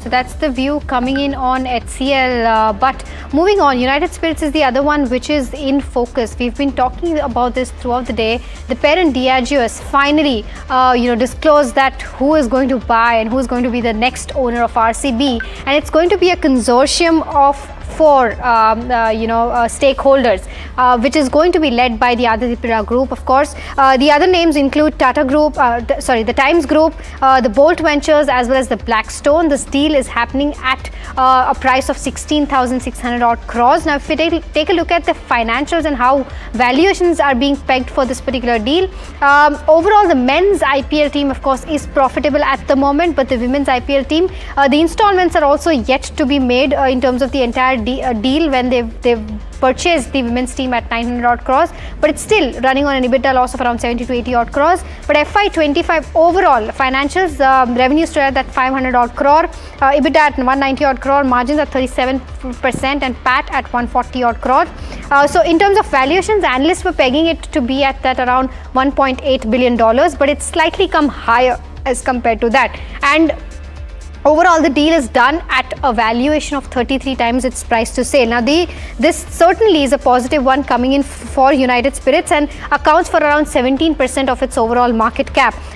What does this mean for shareholders? Well, analysts are kind of expecting that this entire cash that United Spirits is going to receive could possibly lead to a dividend payout. Now, if you take a look at the different scenarios in terms of how payout happens, if 25% of this amount is paid as dividend, the dividend per share share will turn out to be 57 rupees. At 50%, it is going to be at 114 rupees. At 75%, it's going to be at 171 rupees. And at 100%, it is going to be at 228 odd rupees. This is, of course, not considering the taxes. Now, Sun TV is also, kind of buzzing on the back of this because it is one of the major holders of the team that is Sunrisers Hyderabad. Its FY25 revenue stood at 640 crores. So considering the valuations at which RCB is bought, that is 33 times price to sales, the valuation of this team right now stands at around 21,120 odd crores. So that's with regards to, why Sun TV is buzzing and as to how this entire deal and what this means for United Spirits as a whole. Of course, RCB's revenue is just 1.9% of United Spirits' total revenue and around 4.1% of its total net worth. So that's with regards to where this entire deal goes. But let me also get in Mr. G. Chokalingam of Economics Research joining us now. Mr. Chokalingam, a very good afternoon to you and thank you so much for taking out the time. Your view on this entire deal that has happened in terms of RCB stakes, and of course a positive news coming in for United Spirits. The stock, however, is not taking it in a positive stride, but probably this entire sale was kind of baked in as well. What's the view? Probably, the market would have already, discounted possible unlocking value from IPL franchisee. That is one. And second, it's already trading at around 54 times trailing PE, trailing earnings. If you see, trailing PE is around 54, quite stretched. And third, I am of the view that, going forward, cigarette and liquor business would constantly come under, tax squeeze because all the governments are increasing the outlay on welfare schemes, both the central and state. And this one area could be a potential, area to maximize the revenue for the governments. So these are the reasons. And you are right, this special receipt can lead to a dividend because this company, United Spirits, doesn't increase the fixed assets any significant manner. If you look at last 6 financial years, its fixed asset is more or less same. So therefore, it's a possible that the investors can get good dividend. So net to net, my view is that yes, one can buy for a long term beyond 1 year. Definitely, I think that. Right, Mr. Chokalingam explaining us the dividend portion of it. But another stock which is in focus is Biocon. An interesting positive development has come in, and this is from a global player. But what are the key details about it? Varsha is here to give us all of that. Varsha. Well, Biocon is set to benefit. This is on the back of Eli Lilly getting out of some of their insulin products. This is from European market, and Eli Lilly is a innovator, I would say, when it comes to or major player in insulin market. And Biocon is expected to gain the market share because of Eli Lilly going out of the market. Now, talking about their biosimilar portfolio, it has approval in biosimilar versions and has $70 million of biosimilar portfolio when it comes to Europe. Earlier, if you see, Novo Nordisk and Sanofi also exited from the insulin pen market, and which which creates opportunity of 600 to 800 crore. This is for, of course, Biocon, for Eris Life Sciences, for Wockhardt, for Lupin, because they are also entering into the biosimilar market. So overall, yes, a big company exiting from some of the insulin products will actually help Biocon to grow their insulin portfolio.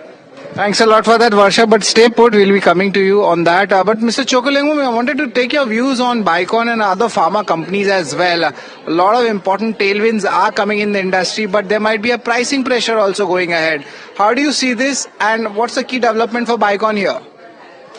You are absolutely right. If you see last 2-3 years, the biosimilar realizations are going down. The competition in biosimilar is becoming very intense. So I think, considering the valuation and debt on the book, recent 2-3 quarter performance, I think at best, it's a hold recommendation from me.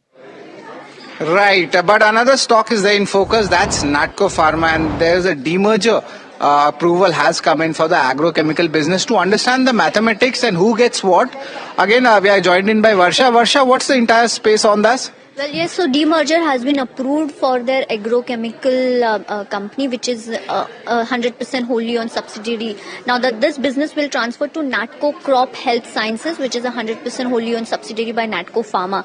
Now, overall on the business structure, currently, if you see the structure, Natco Pharma has their pharmaceutical division, which has APIs and formulation, especially into oncology. They've also expanded into cardiology and other such therapeutics. And agrochemical, of course, which is they're focusing on the green chemistry. On the demerger rationale, of course, this will help in sharper management focus, will also have an independent capital allocation and, allow each business to capture or to, have their own growth areas. And this will enable separate valuation discovery for agrochemicals. On to the financial context, agrochemicals form of very little or contributes very little to the overall portfolio or to the overall revenue, forms almost 1.4% to the overall revenue for Natco Pharma, but it's a growing business. On the consideration, for every one share you hold in Natco Pharma, you will get one share in the agrochemical entity. And lastly, if I were to talk about listing for the Natco Health or agrochemical, this is expected, but the dates are not yet approved. Thanks a lot, Varsha, for that, explaining us the entire setup for Natco Pharma. If you're an investor, there is some value unlocking at play. But Mr. Chokalingam, how do you see Natco Pharma here? The stock has done well. Technically also it always shows strength, even if the pharma stocks fall. But now what happens? I don't think, in the crop business, they have done phenomenally well in building the business and profits.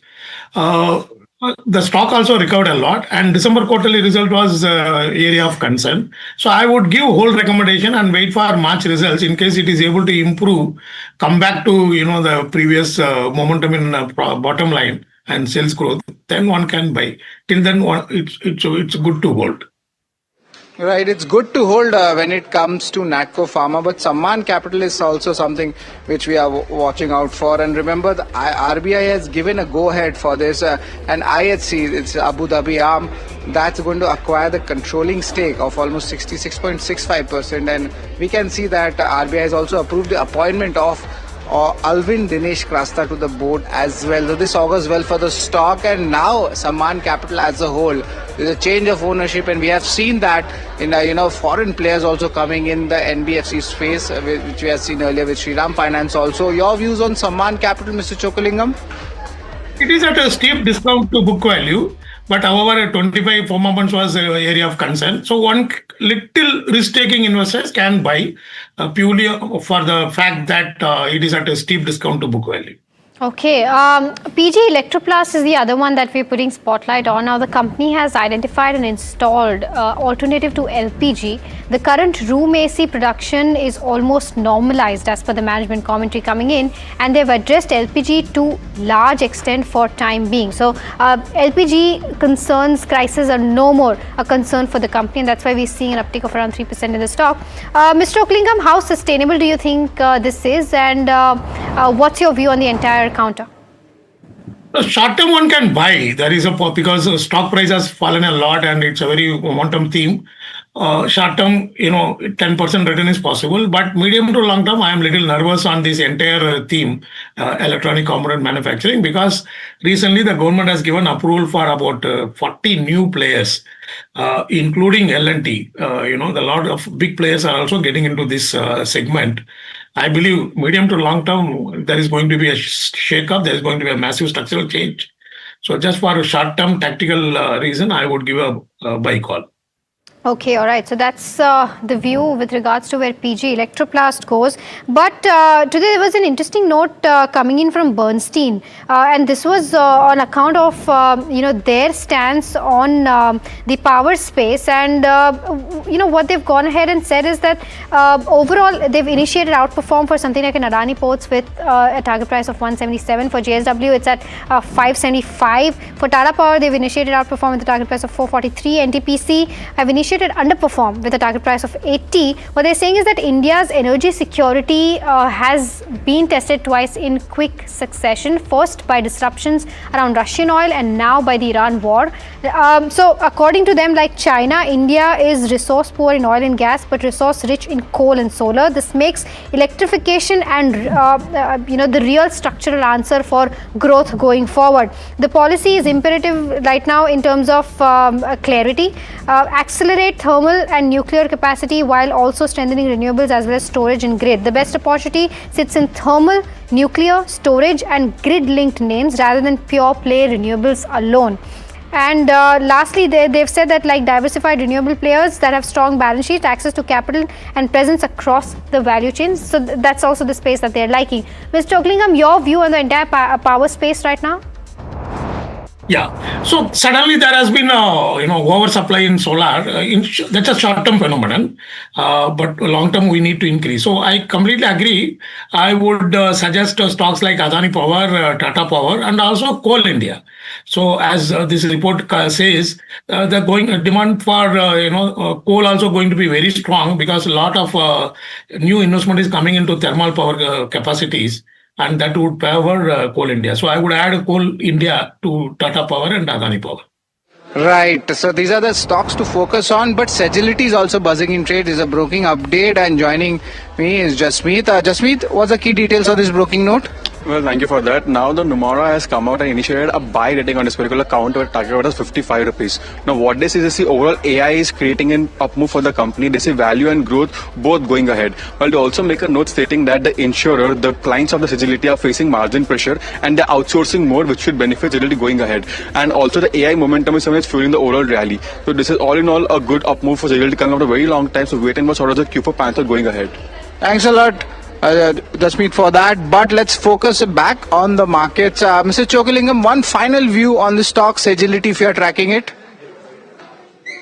Look good for post correction and considering last 3 year growth. One can buy for at least 10% return from current level.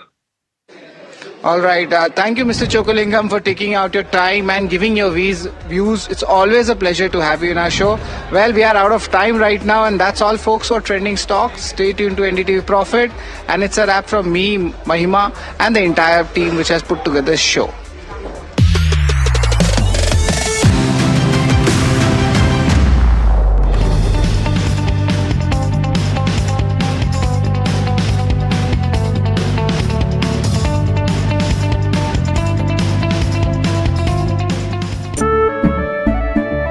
केसरिया से मन जोगी हुआ रे दिल झूमे देखो मतवारा हुआ रे केसरिया से मन जोगी हुआ हर पल मनाओ केसरी त्योहार विमल बोलो जुबान Kesari.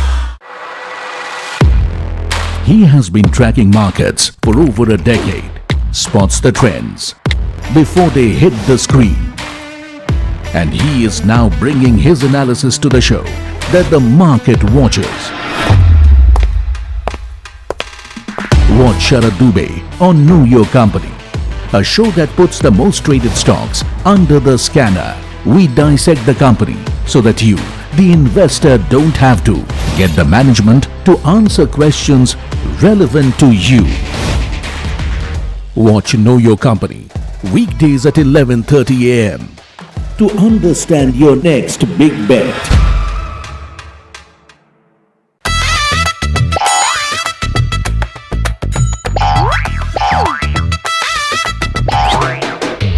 To understand the Tamil Nadu twist, join me in the midst of people, language and politics. Vanakkam Tamil Nadu, here we come.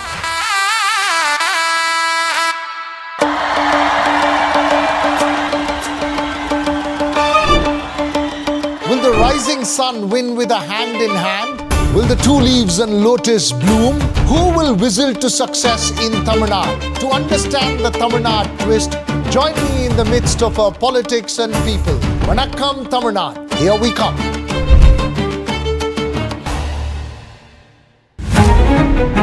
New year,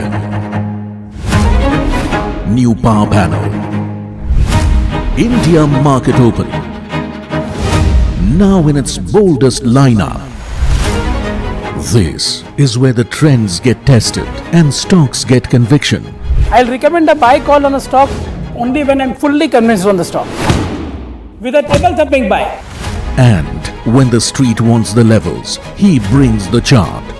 Charts speak the truth, and I deliver the levels with no frills. Parag Thakkar and Kush Bohra are now part of the morning crew with Tamanna, Neeraj and Alex. Same show, sharper voices. Every morning on India Market Open, your favorite market show just got better. On NDTV Profit, for your profit. Hi, I'm Tamanna Inamdar. Watch me on NDTV Profit, where I break down the day's biggest business stories. What happened, why it matters, and what it means for your money. Hi, I'm Neeraj Shah. Watch me on NDTV Profit for the most incisive market intelligence and meaningful corporate conversations. And I'm Alex Matthew. Markets, mutual funds, insurance, personal finance. I help you cut through the noise and make smarter financial choices. And here's where you can watch us.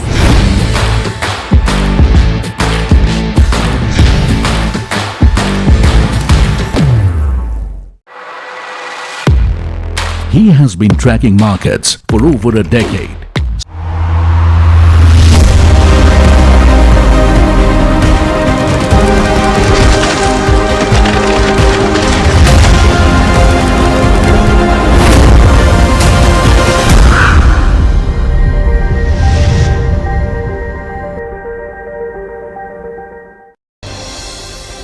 Benchmarks extend gains after a relief rally in the previous session. Nifty jumps nearly 500 points. Sensex surges 1,500 points as well. PSU banks, auto and realty lead gains.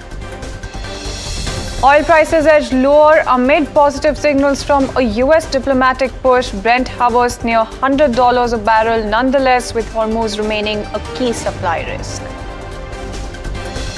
Meanwhile, gold prices snap a 9-day losing streak. Bullion edges higher as concerns around the war ease. Silver soars more than 5% to trade above $73 an ounce. And a massive shake-up in IPL franchise ownership. United Spirits parent company Diageo is selling Royal Challengers Bangalore. Meanwhile, Rajasthan Royals is set to change hands for about 15,200 crore with a consortium backed by Carl Somani. And it's an NDTV Profit exclusive. Government is planning to move a few amendments to the Finance Bill 2026. 32 of the total 53 amendments are set to be substantial.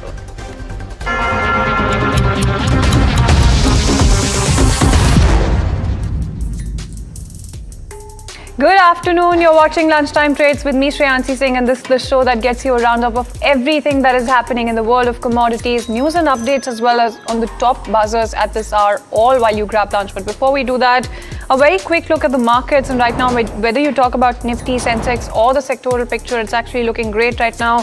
When you talk about Nifty, about a 400-point uptick is what you're looking at. When you talk about Sensex as well, in fact, that surge is much sharper.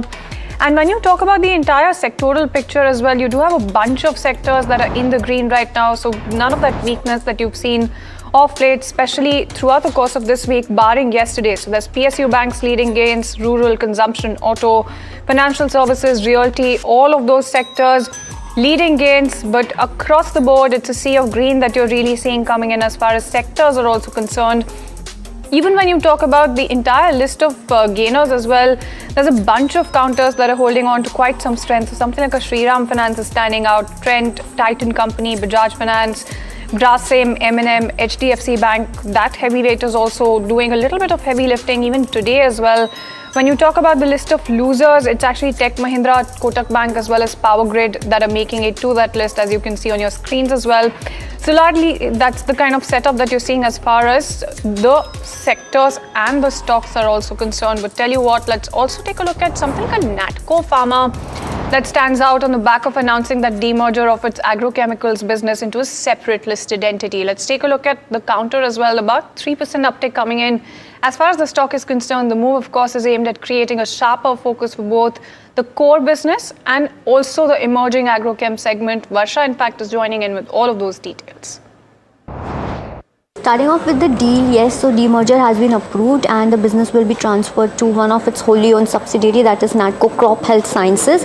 Now, if you see onto the business structure before demerger, currently company has two sections, that is pharmaceutical, wherein you have API and finished formulations, strong oncology presence with expansion into cardiology, neurology, and also into the agrochemicals. If you see, they have pesticides, insecticides and herbicides, while they are focusing on green chemistry, and this is still at the nascent stage. Now, talking about the demerger rationale, why they are going for demerger and why now, if you see, the pharma and agro have a different inherent risk reward profile, and the segregation will enable sharper management focus according to the company, and of course allow each business to pursue independent growth and enable a separate value discovery when it comes to the agrochemicals and of course the pharma.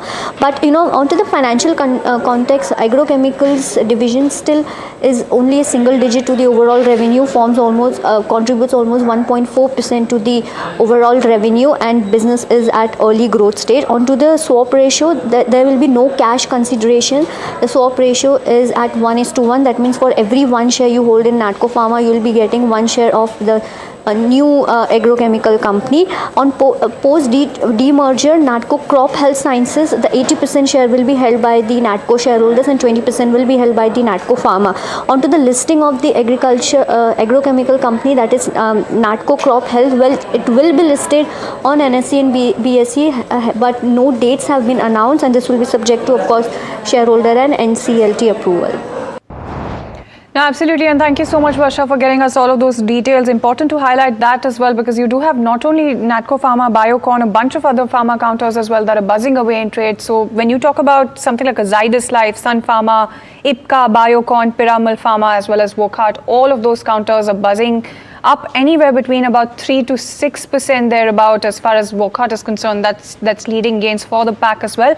But with that in mind, let's quickly take a look at the entire world of commodities right now, because you do have on one side oil prices dropping on the back of those declines coming in, on the back of those signals from the US diplomatic push, and that's back in the spotlight yet again. So Brent, in fact, has dropped as much as 7%, currently paired some of those gains, but still hovering very close to that $100 a barrel level as well. So that's Brent for you. When you talk about gold as well, on the flip side, it is extending gains. You're seeing some strength return as far as gold and silver are concerned. Let's get you all of those insights and put all of this into perspective. In fact, Dinesh Somani, founder of Pro IntelliTrade Services, is joining us on the show right now. Mr. Somani, a very good afternoon to you, and thank you so much for taking time out and joining us. It is a very interesting setup right now when you talk about oil as well as gold. But first, let's talk about oil in terms of what's happening. It seems to be that the market possibly is looking for cues right now among all of those headlines. Yeah, definitely. We have seen prices of crude oil rising from $64 to $120, almost a gain of 80-90% in a very quick time. Recently, in the last 3 days, we have seen a fall of 12 to 13%. It's all a news-based and a tweet-based rally that's happening right now. I think prices would stabilize out here since the geopolitical tensions are easing out, the supply destruction is easing out. I expect the pressure to continue on the crude oil prices. If I see at a narrow range, I see a range of $84 on the downside as far as WTI crude is concerned, and the upside resistance stands at $94. A break below $84 will lead to $78, and I think prices are going to stabilize around $78 henceforth. No, absolutely. And how's that assumption really changing if there is a de-escalation of sorts? Because, you do have Donald Trump saying that oil prices are going to fall as hard as a rock. When you talk about this particular de-escalation that he's pointed out, is that something that you're also penciling in?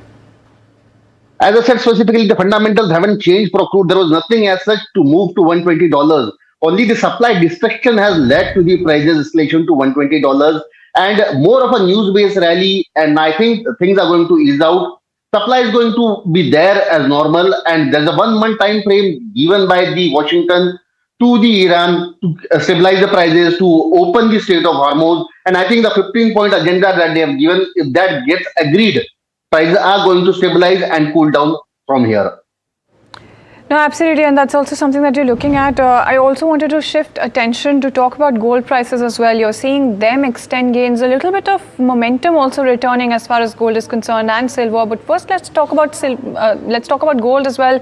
In terms of the kind of moves that we've seen of late, especially when it comes to today's trading session, do you think that this momentum is going to be staying for a bit? I don't expect the momentum neither on the upside nor on the downside. A recent 15 days, I have seen a fall of close to 14-15% in gold. Prices declined from almost $5,000 to $41. There is a rebound of 12 to 13% to $4,600 again. But I think overall things are going to be under pressure and more of a range-bound activity is likely to happen as far as gold is concerned. The recent low, almost a 200 days moving average of $4,100 in COMEX, that is going to stay as of now. Upside, I expect 48.40 to be a major resistance. So I think a pullback from $200 from here onwards will again create a pressure in the prices of gold. Absolutely. And do you see a similar sort of setup emerging as far as silver is also concerned? Do you think that it's going to be trading in tandem with gold as well? Very much in tandem with the gold. I think the prices have fallen almost by 32 to 35% in recent 15-20 days. A pullback rally of 20-22% happened. Prices in MCX moved up from almost 2 lakh to 2,35,000. I expect upside potential of 245 to 50, 2.5 to 2.55 upside. And as far as COMEX levels are concerned, $78, $79 would again act as a crucial resistance. Downside, $64, $65 would act as a support. A range-bound activity of $14 might take place in the next month or two as far as silver is concerned. No, absolutely. And I also wanted to get a sense of what you think about copper as well. You're seeing the setup also really changing as far as copper is concerned. What is your outlook for the next couple of weeks there? Similarly, in line with silver, since as an industrial item, it did move in MCX from 1040-50 levels to 1150 levels, which is trading right now.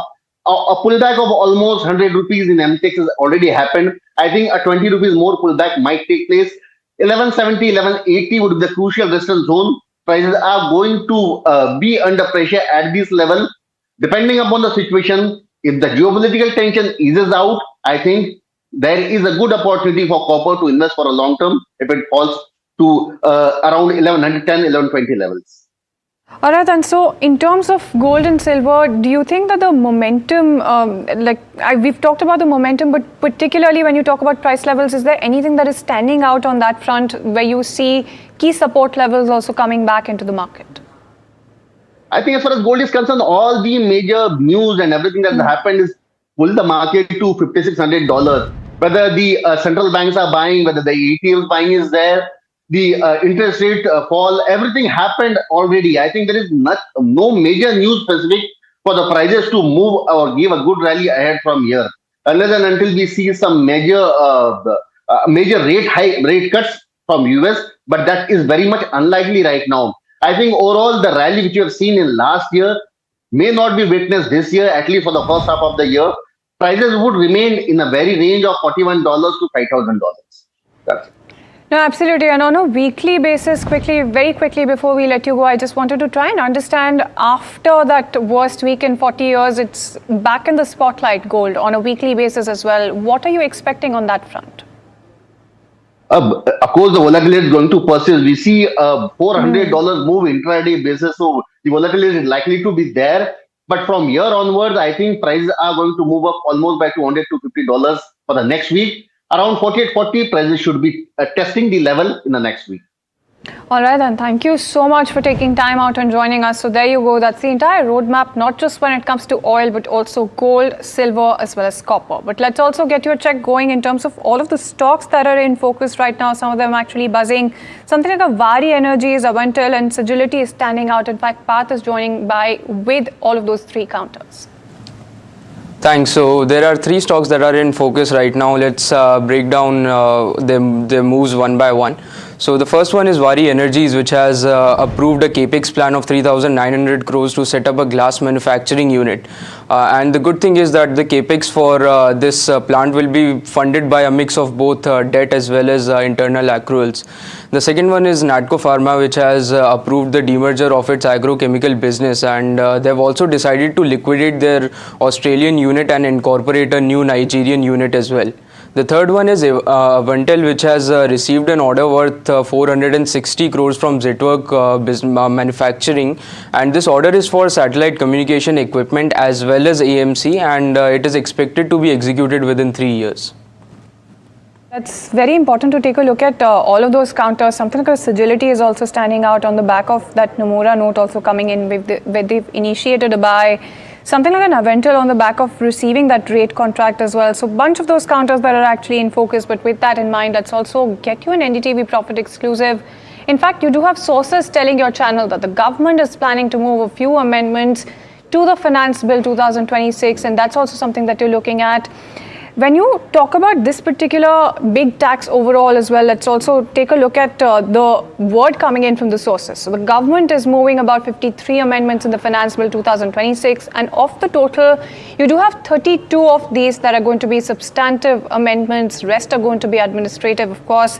But when you talk about what's happening here, you do have these amendments that are really expanding the tax department powers to reopen cases as well. You're looking at reassessment allowed beyond those timelines if linked to appellate findings. And that's the key bit that you should be looking at here as well when you talk about this particular big tax overall as well. When you talk about tax notices, now all tax cases can also be revisited. And of course, there's a caveat here that if they're backed by judicial directions, then they can be revisited. When you talk about tax notices, they're going to also be having a defined timeline, minimum of somewhere close to 30 days and up to 3 months on the maximum side is what you're looking at. So the government really is moving in to plug loopholes around reassessment timelines, and that's also something that you're looking at as important here. Lastly, when you talk about tax authority approvals, they're protected from challenges as well if they're on technical grounds. The special economic zone tax deduction benefits are going to be extended to 20 years, and that's also something that you're looking at as an important development.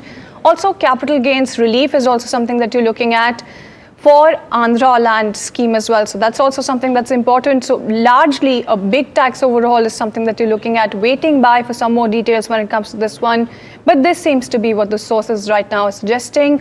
But let's also shift focus. Amid rising uncertainty in markets, you do have dividend yield stocks that are back in focus as investors are looking for stable and predictable returns. In fact, Sharad is joining in with some more details on this one. Well, yes, if you look at it, last week there was a carnage in the markets, and this week we are seeing a great recovery, but there's a lot of volatility, and as an investor, it becomes very much important to understand what dividend plays is all about. Remember that there is a stable income for the investors, there is a stability coming in, and defensives are at play. There are a lot of sectors such as FMCG, PSUs, select metals where the focus would be there. Largely, if you talk about the infra trust and RAITs, the yields range between 8 to 13%, and industry is also expecting that the regulator to allow open market buybacks as well. And remember, apart from growth, there is other ways to grow as well. Also, the minimum market cap of 2,000 crore I've taken, and the stocks which are having the highest dividend yield will come on your screen. PTC, Uniparts India, BPCL, OMC companies would be in focus. Barmal Lorry, it's like a holding company that will be in focus. AkzoNobel, Gujarat Pipavav Port, and even Quest Corp and Honda India power products make it to the list. These are the stocks which are having the highest dividend yield. But there's some trigger about all of these stocks. I'd like to mention that Uniparts, their construction equipment business is expected to remain strong in the second half of calendar year 26. PTC is implementation, the market coupling, and if you look at the OMC, there will be volatility because of the change in refining margins. Barmal Lorry, it's a holding company, but the travel segment has been doing well. REC, there is a board meeting happening on March 25 for their borrowing plan. AkzoNobel, of course, JSW Paints has acquired in, so we might see some more announcements in the distribution segment. Gujarat Pipavav, there is a dividend yield pressure might be there because now they have announced a 17,000 crore of expansion. Quest Corp, post the demerger, the valuations and the pricing discovery is looking good. And lastly, Honda India Power Products, that's where the demand and costing may be impacted because of the geopolitical tension. So these are the important dividend plays which should be on your radar.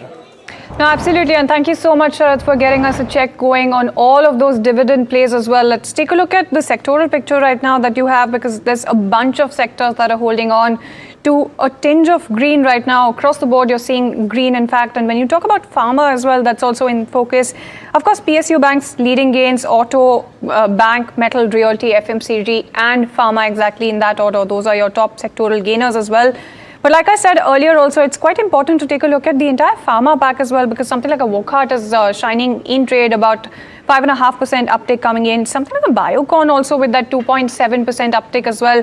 In fact, when you talk about key triggers when it comes to Biocon, that stock is flashing 2.7% uptick also coming in. But in terms of the market share gains, that's actually something that you can be penciling in when it comes to Biocon. You do have Eli Lilly that is going to be exiting several European insulins. And Eli Lilly, just as a reminder, is a major player when it comes to the insulin market. Earlier, you did have Novo and Sanofi that withdrew from the European market. Now, when you talk about the word coming in from the analysts as well, they're saying that this stands to benefit the company. Now, it can capture the market share vacated by these big innovators, and that's why that stock is possibly in the spotlight as well. Now, when you talk about the approvals for biosimilar versions of insulin, you're looking at Glargine as well, and insulin aspart, and human insulin. Now, when you talk about the business as well, Biocon, in fact, has a $70 million insulin business in Europe, and that's why all of these market share gains are actually in the spotlight.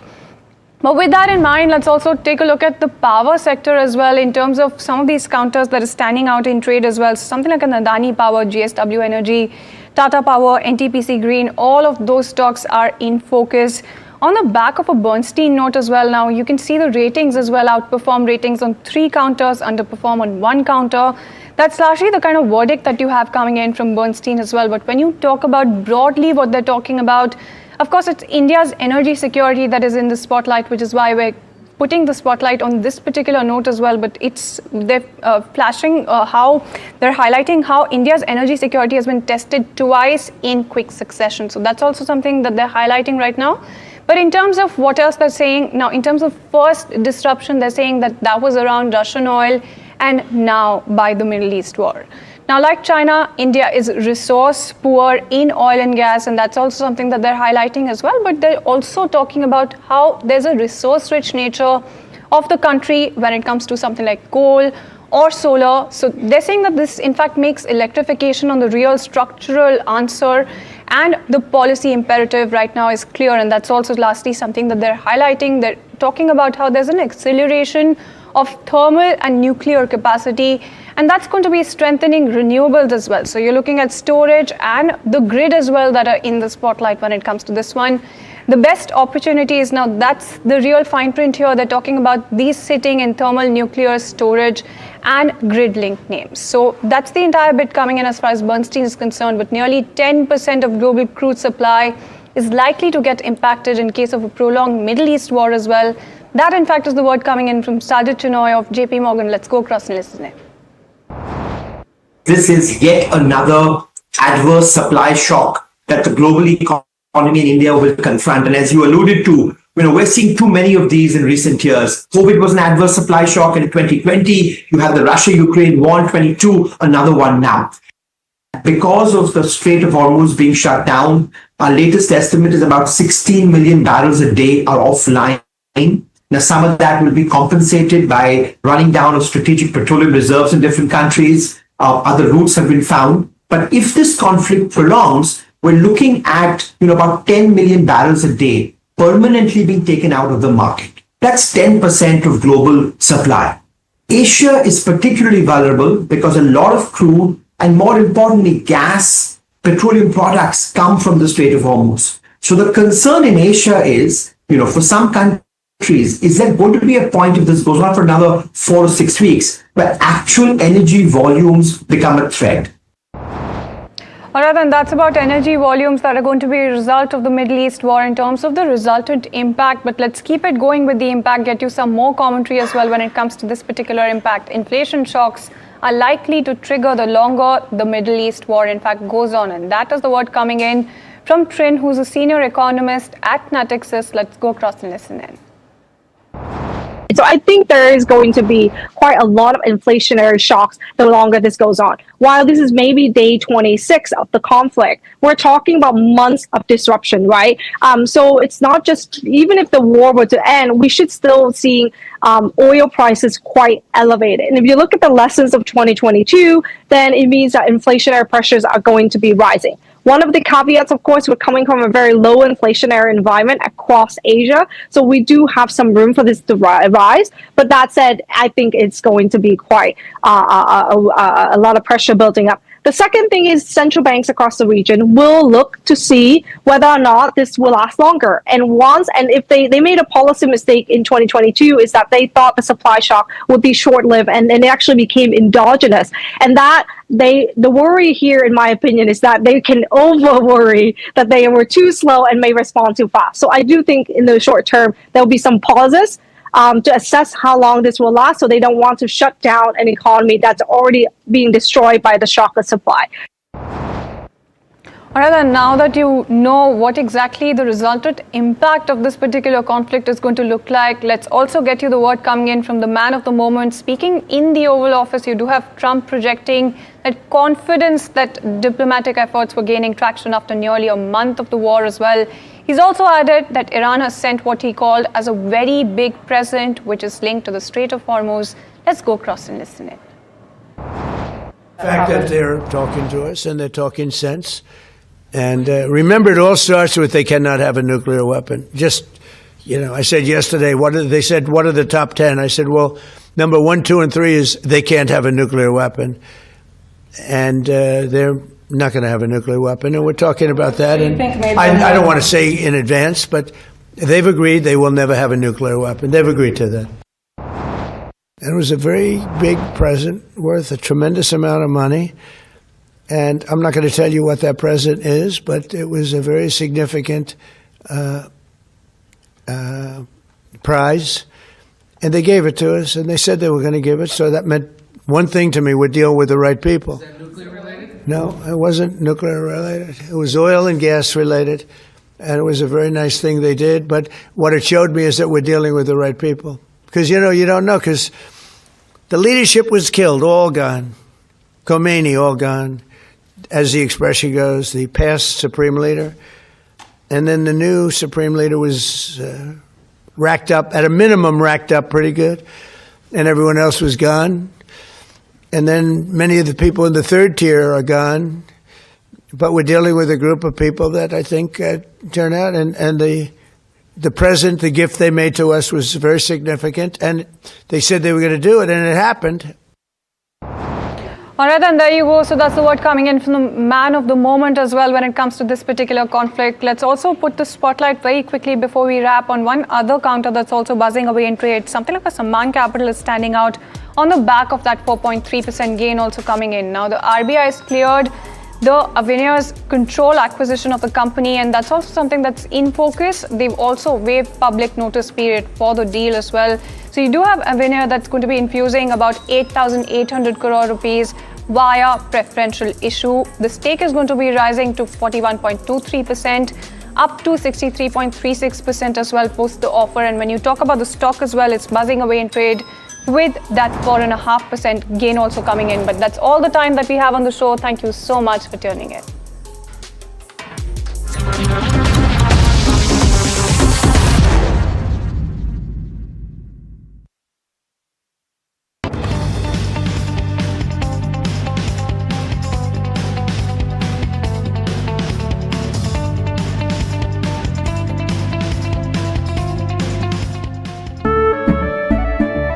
केसरिया से मन जोगी हुआ रे दिल झूमे देखो मतवारा हुआ रे केसरिया से मन जोगी हुआ हर पल मनाओ केसरी त्योहार विमल बोलो जुबान Kesari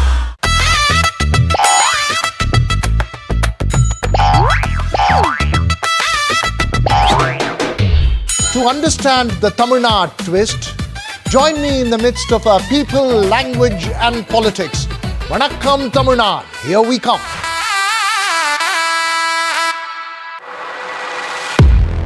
He has been tracking markets for over a decade, spots the trends before they hit the screen. And he is now bringing his analysis to the show that the market watches. Watch Sharad Dubey on Know Your Company, a show that puts the most traded stocks under the scanner. We dissect the company so that you, the investor, don't have to get the management to answer questions relevant to you. Watch Know Your Company weekdays at 11:30 a.m. to understand your next big bet.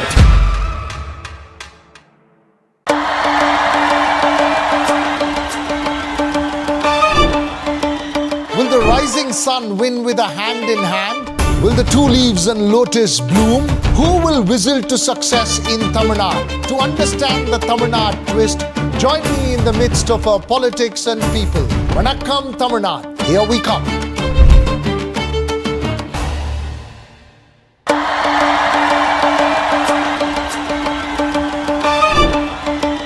Will the rising sun win with a hand in hand? Will the two leaves and lotus bloom? Who will whistle to success in Tamil Nadu? To understand the Tamil Nadu twist, join me in the midst of our politics and people. Vanakkam Tamil Nadu. Here we come.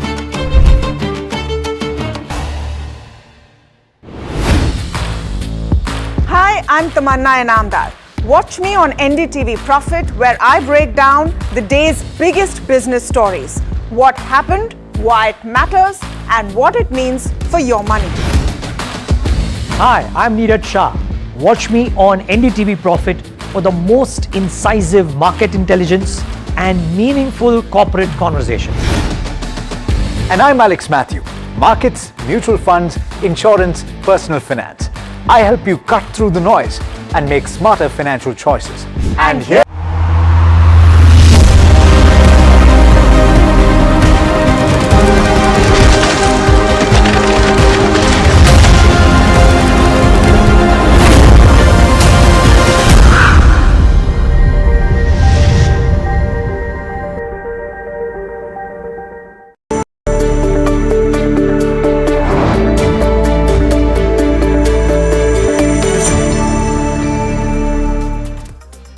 Good afternoon, you're watching Small Cap Buzzers on NDTV Profit with me Somit Sarkar and my co-anchor Varsha. In the next half an hour, we'll take you through the most important small cap stocks that have been buzzing in trade today, either on the back of price or volume action. So what's on the show? What is that we'll be discussing today? Firstly, we'll be speaking with the management of Simplex Casting. Over the last few days, the company has won big orders coming in from Thyssen Group and BHEL. And if you look at the stock, it's up nearly 13% in the last 1 month. So what's been buzzing here is something that we'll get to know from the management on the show today. Apart from that, we'll be covering a stock like RPSG Ventures.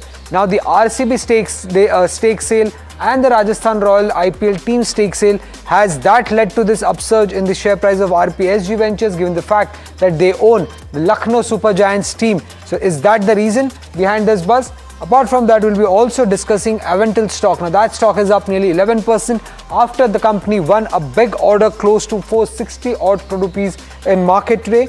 And when it comes to Asgard Alcobev, that stock has been buzzing. It's up 16% in the last 1 month. A lot of changes have happened in this counter. What's the way forward is something that we'll discuss with our fundamental guest on the show today. And lastly, we'll be speaking about IRM Energy. It's a city gas distribution company. The entire pack is buzzing. A lot of positive, sentimentally positive news flow that is coming in from the PNGRB side. How will that benefit IRM Energy is something that we'll discuss today on the show with our fundamental guest as well. Now, if you look at the market, the Nifty 50, it has been on an uptrend for the second consecutive trading session. It opened higher, but for the last 1 hour of trade, it has been quite, in fact, last 2 hours of trade, it has been quite a range-bound movement that we are seeing when it comes to the benchmark index. 23,350 to 23,450 is the 100-point start range that we are seeing for the benchmark index. When you look at the sectoral indices, Nifty IT is the index which has gained the least, up just around 0.7%. Similarly, Nifty PSU index is also up just 0.6%, but all sectoral indices are gaining. led by Nifty Consumer Durable and Nifty PSU Bank, up around anywhere between 3 to 4% in trade. But Varsha, when it comes to the small cap segment, which are the key stocks that have been buzzing in trade today? Well, the stocks which are been buzzing on the back of volumes and of course the news flow. You have Likhita Infra buzzing on the back of strong volumes at around 7x of its 30-day average. Even you also have IRM Energy again buzzing at the volumes of almost 7x. Avental is buzzing on the back of order win of almost about 400 odd crore. There you go, the stock is up almost 10% in trade. You have Aero Green, Office Space and Kesoram. These three stocks are also buzzing again on the back of volume. Aero Green is up almost 8%. You have Office Space is up almost 5.4%. And of course, Kesoram is also buzzing in trade. Talking about losers, not much happening over there. Nintech System and Atom Walls are some of the stocks which are under pressure. There you go, Nintech is down almost 1.2%. I would say onto the small cap stocks, everything is being so good. The stock is buzzing on the back of volumes. But one stock which is in focus is Simplex Casting. A lot of company has gained a lot of orders, and also the next leg of growth for this company is of course railways and power. But to speak more about this and what lies ahead for the next 2 to 3 years, we are here joined by Mr. Ketan Shah, who is Chairman and Executive Director at Simplex Casting. Mr. Shah, welcome at NDTV Profit. Pleasure to have you. Well, company has recently won big orders from Thyssen Group, then BHEL. Just wanted to know the key details of that and also the key order book levels. And if in a quick way you could help our viewers to understand the business model of your company. Yes, I will start with the business model. Good afternoon to everybody, and thank you for having me on the show. Okay, Simplex Castings Limited, the name is a misnomer. It's not only a foundry, we are into fabrication and equipment building. So we make spares, equipment for the core sector industries.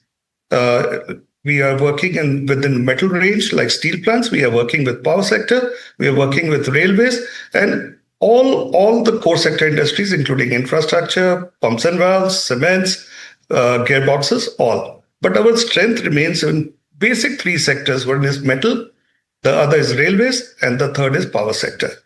And as you are aware that, there's a huge upswing in capacity enhancement in brownfield and greenfield in these three sectors. And traditionally, it's a 60-year-old company. So for last 60 years, we have been targeting these customers and growing with it, with the help of technical collaborations with CapEx.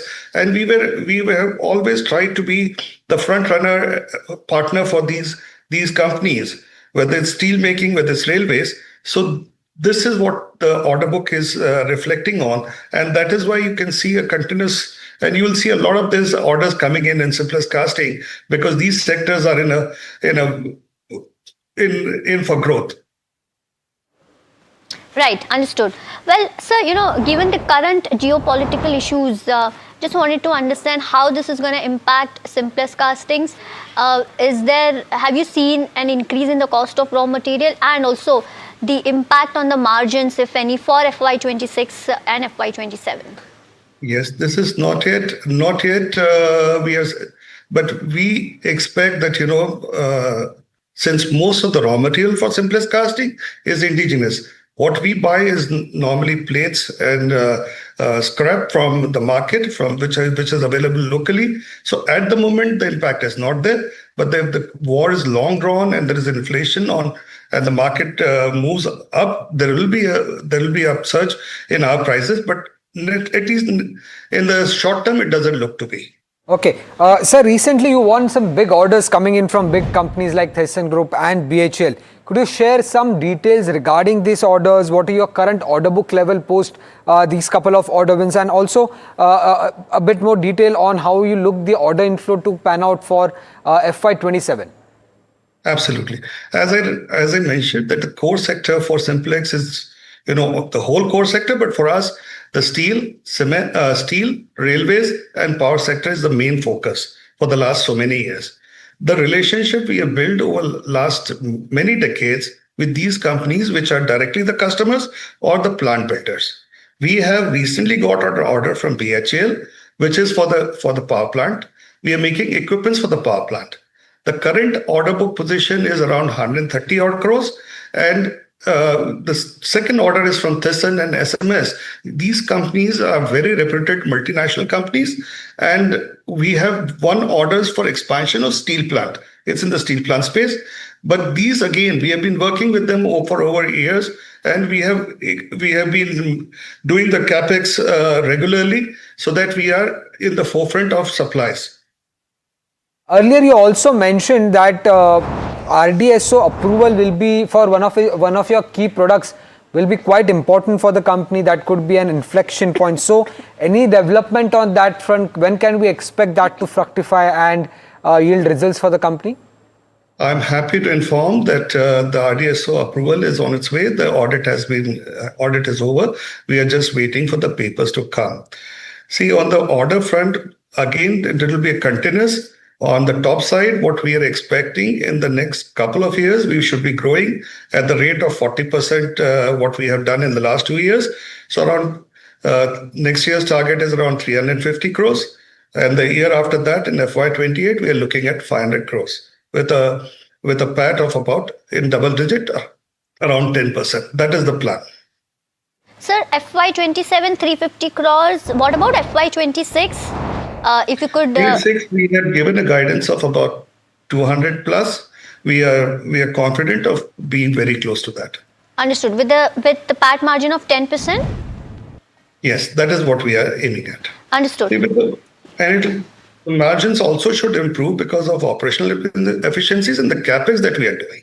The capex will be the debottlenecking, and we'll get operational efficiencies also because of that. So, going forward, the PAT margin should improve. All right, got that view. Also, sir, in railways, you used to be in railway segment in 2019, but now again you're going back to railways. What has changed structurally, and what will be the revenue contribution from railway sector in next 2 years? Primarily, if you look at the diesel engines for Indian locomotives, Simplex Casting was the major 60%, 65% supplier to locomotive bogies. But the diesel business changed in the country, and now we are gearing up, and that is why we are going for capex. We will be making fabricated components for electrical locomotives now. So that is what we are looking at. We already have developmental orders. Once we execute it on time, there is a phase. So in FY28, we have geared up, and the plan that we have, that we should be having at least 40 to 50% of our revenues coming from railways. When it comes to the defense and the shipbuilding segment, what is the kind of revenue contribution that you're expecting from these both of these segments? And you are expecting at least 2 orders from Mazagon Dock. Any status on that? We already got the orders. Okay. Both the orders we've got from Mazagon Dock, and as the thrust on shipbuilding improves, the country is also looking at more of shipbuilding. These orders will be coming our way.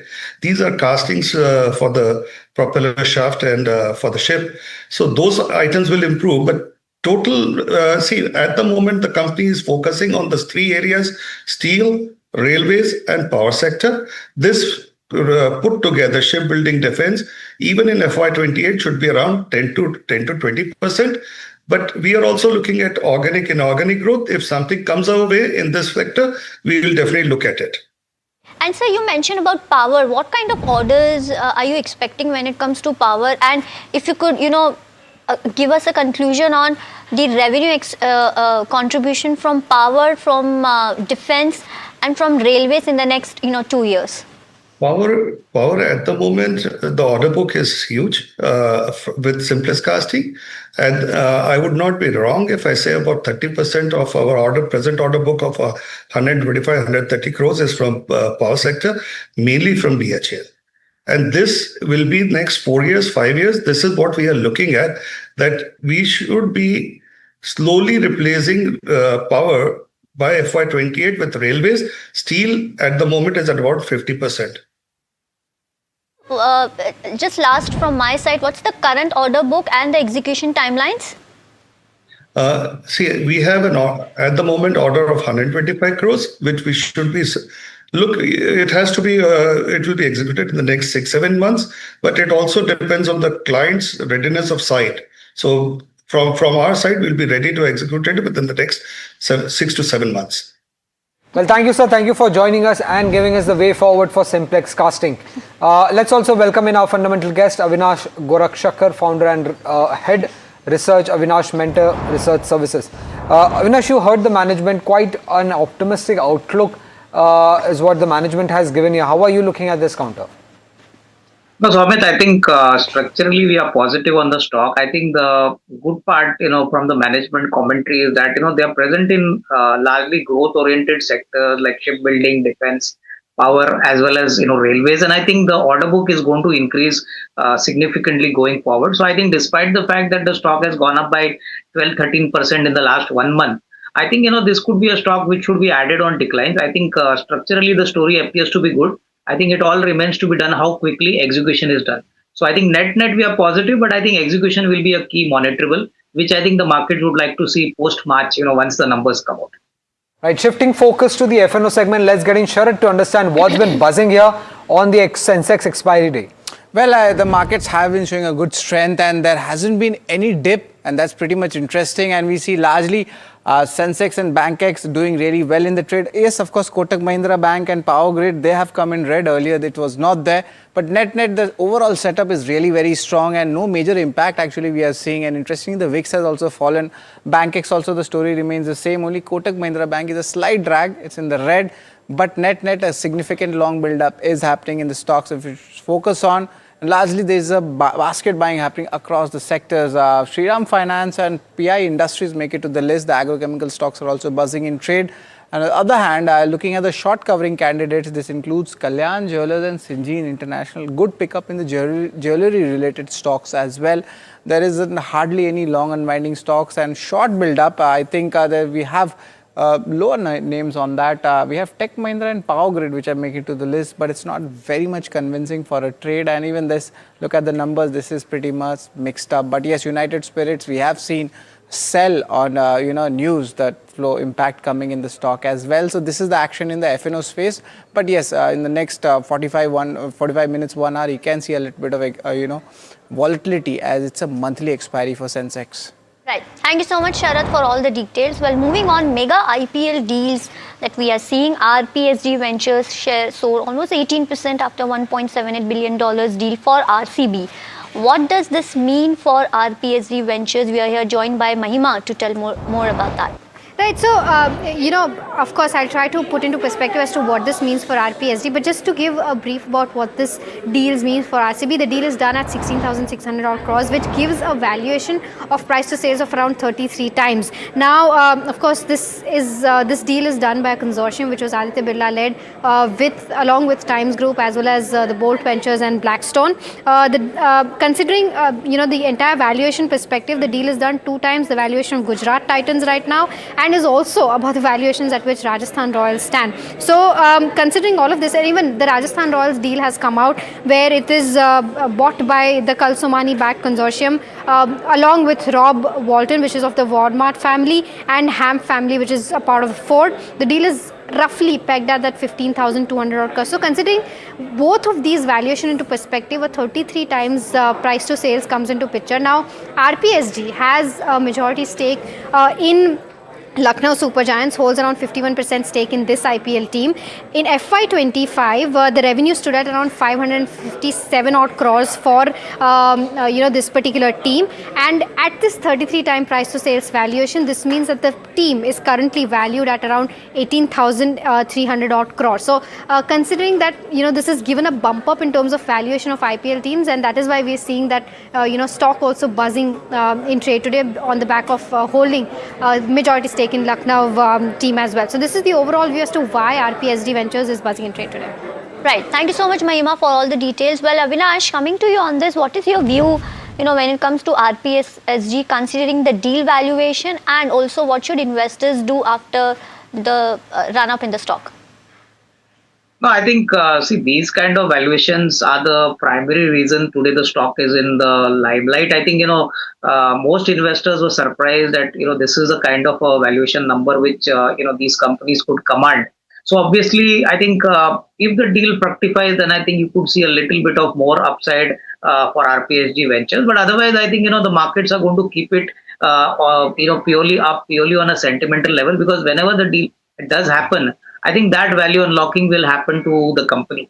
So I think, as of now, I don't think, this may happen immediately, but at least it gives you an idea of what is the value upside and the value unlocking which is possible in these kind of businesses. So net, it's positive. I think it would definitely release a lot of cash if it happens in the near term. But longer term also, I think this is a very good long term, value trigger for the company.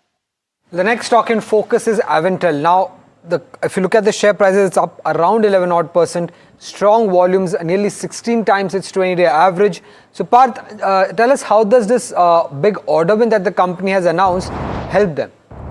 Thanks, Somit. So, Aventel is a company that designs and develops wireless and satellite communication products.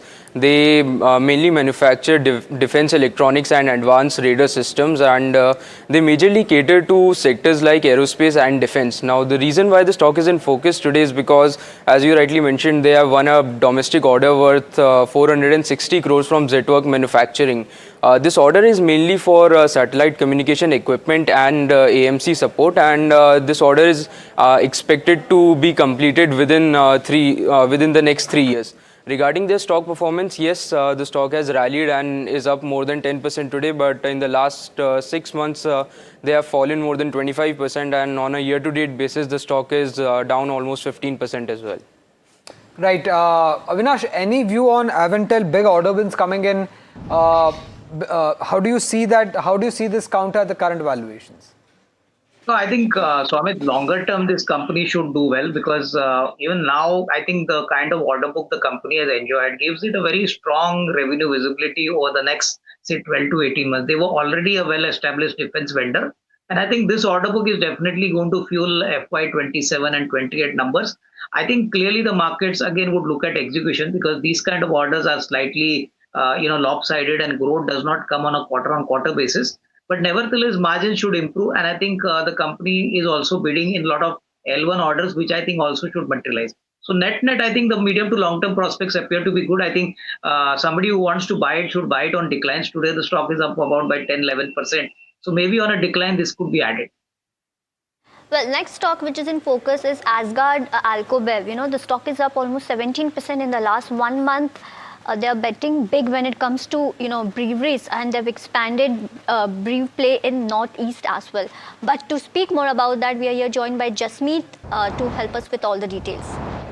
Well, Varsha, thank you for that. As rightly said, the stock company is betting big on the alco business going ahead. A bit about the company. While this particular company has been rebranded from initially Banganga Paper Industries, so what exactly happened was the paper industries acquired 79% majority stakes in CMJ Breweries, and later company got renamed to Asgard Alcobev, and the company currently acts as a beer manufacturer, corner manufacturer for the major beer brands in India. If we look at the key clientele, it involves Henniken's, Kingsfishers, Carlsberg, and Mohan Menik are the key top clients for the particular company. If you look at the recent news, the company has been flooded with a lot of positive up moves in the recent times. If you look at the stock performance, stock is up nearly 17% in last 1 month, but over 6 months it remains flattish. Company recently appointed Ronak Jain as an MD of the company, who has experience of 15 years in the alco business, and look forwards to have up moves in this industry as well, as it's a recently formed new entity. Now, in terms of the other recent news, we also see that the company subsidiary has signed a manufacturing deal with a company called as Golden Edge Beer, where they would manufacture beers for this particular company in 4 variants, and this particular contract will increase company span in northeastern region and increase their top line as well. If you look at the overall capacity, the company's installed brewery capacity stands at 7 lakh HL per annum as of the FY25, and this can be expanded up to 9 lakh HL as well going ahead. So we see expansion remains for the company a key crucial to grow ahead, but the company also has current capacity to increase the clientele and increase the capacity as well. But lastly, in the future plans, company plans to establish new brand, new collaborations going ahead, and increase their stakes when it comes to the overall beer manufacturing. Right. Thank you, Jasmeet, for all the details. Well, Avinash, what's your view when it comes to, Asgard Alcobev, considering the shift that the company is doing, and also your view on the brewery sector overall? No, I think, Varsha, coming to the company, this is definitely going to be a very strong structural opportunity because, Banganga was earlier a craft paper manufacturer. Now, when they've entered the brewery sector, they have purchased the CMGA breweries, which is one of the largest, breweries in Northeast India. As your colleague mentioned, they cater to the large vendors as a contract manufacturers like United Breweries, Carlsberg, as well as Mohan McKean. And I think, the current year is going to reflect partly the benefit of this reverse merger. We could see top line of close to about 200 crores and a PAT of around 10 crores. But the year FY27 is going to be a lot better. And plus, there is some scope for expansion even from the current facility. So my sense is the markets have not given it the real potential it deserves as of now. As the numbers come out and as execution takes place, I think you will see a bigger re-rating happening in the stock. So structurally, we are very positive here. I think even at the current level, a lot of good value can be materialized, provided investor has got a 12 to 15-month kind of time. Right, got that view. Well, thank you so much, Avinash, for joining us and having a conversation with us. Pleasure to have you. Thank you. Well, moving on, IRM Energy, let's see what that stock is doing. The stock is up almost 4% in trade today. One of the reasons is PNGRB have directed City Gas Distributor to provide connections to institutions within 5 days. And also recently, if you see, government have urged 60 lakh households after LPG supply concerns panic booking. About 1.5 crore domestic PNG consumers are getting assured supply. And if you see, government is suggesting commercial customers of LPG to, contact city gas distributor centers to get the natural gas through pipelines. What will be the impact of this? Of course, this could lead to faster adoption and increasing volume, but the net impact on financials are largely neutral as domestic PNG is not high profit making segment. But switching to PNG from LPG also requires an additional cost as user front. Also, if these 60 lakh households shift to PNG next 1 month, and if gas availability issue continues, then city gas distributors might face gas shortage to domestic PNG. On the outlook and key monitors when it comes to IRM Energy, let's shift our focus to that. The volume growth guidance has been given at 12 to 15% next year, which has an upside from FSNNI, and the Q4 is expected to outperform with more station additions. And the sourcings, if you see, the FS industrial revival is contingent on PPCB enforcement, but the execution risk, if I were to talk about lastly, when it comes to IRM Energy, you have NT pipeline delays, which will be mitigated via LNG logistics plus new tap-off. So overall, because of PNGRB directing city gas distributors to provide connections to institution within 5 days is one of the reasons why IRM Energy is buzzing. But guys, with that, it's a wrap on this edition of Small Cap Buzzers. Stay tuned to NDTV Profit.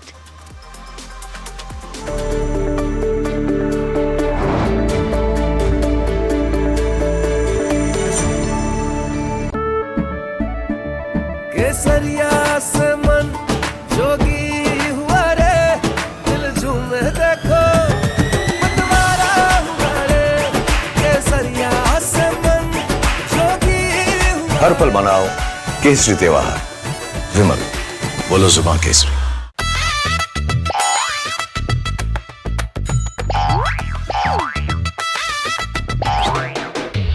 To understand the Tamil Nadu twist, join me in the midst of our people, language and politics. Vanakkam Tamil Nadu, here we come.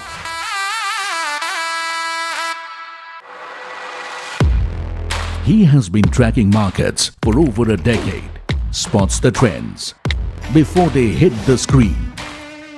And he is now bringing his analysis to the show that the market watches.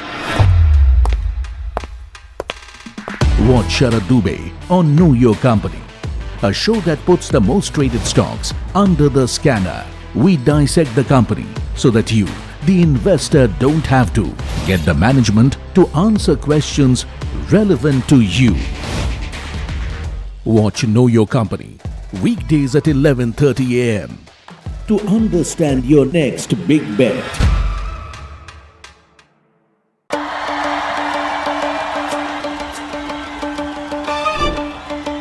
Will the rising sun win with a hand in hand? Will the two leaves and lotus bloom? Who will whistle to success in Tamil Nadu? To understand the Tamil Nadu twist, Join me in the midst of our politics and people. Vanakkam, Tamil Nadu. Here we come.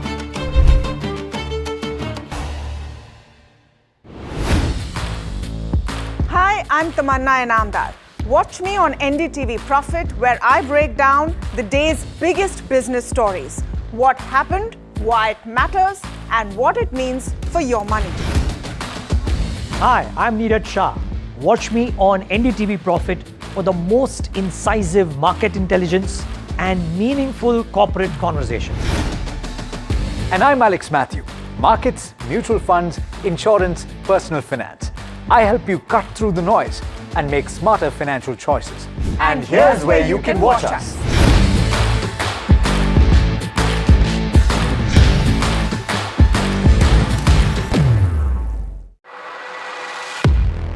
He has been tracking markets for over a decade, spots the trends before they hit the screen. And he is now bringing his analysis to the show that the market watches. Watch Sharad Dubey on Know Your Company, a show that puts the most traded stocks under the scanner. We dissect the company so that you, the investor, don't have to get the management to answer questions relevant to you.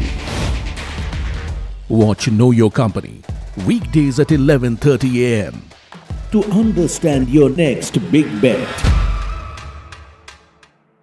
Presenting the all-knowing, all-powerful Tech Guru. Whoa. Guru? I'm no guru. Okay. I'm just a guy who loves his tech. A show where the mysteries of megabytes and motherboards shall be unraveled. Bro, nobody talks like that anymore. This is all about connected ecosystems, EVs and AI that you can use in your daily life. That's what we do on Tech 360. Real talk, real reviews, tech that you can actually use. Tech has changed. So should your tech show.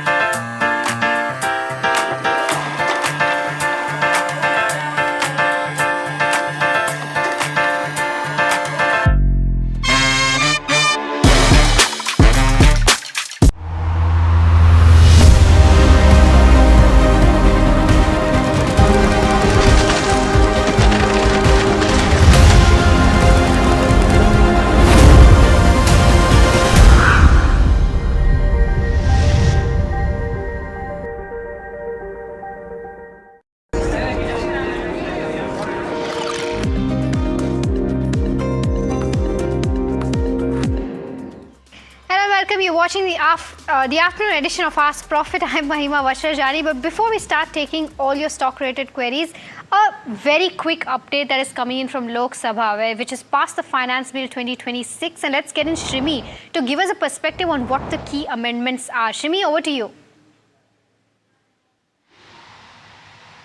Of course, important day as Finance Minister moved the bill, and it has been passed a little while ago. And we've been reporting and breaking the story on the key amendments which was moved along with the finance bill. And I want to highlight that because this is going to be very important from the direct tax perspective. To start with, what this bill, which now will convert it into act, saying that going back to the retrospective changes to nullify select court rulings, so which means that tax officers will have administrative powers now to go back to the cases and reassess and reopen the matters which they deem fit and have proper evidence about that, irrespective of the fact if there is a court ruling against that particular case. So that's a very, very huge development and key amendments which was brought it, and it will be now the part of the act. The second one important is that SSEs, which is the taxpayers, will be given 30 days time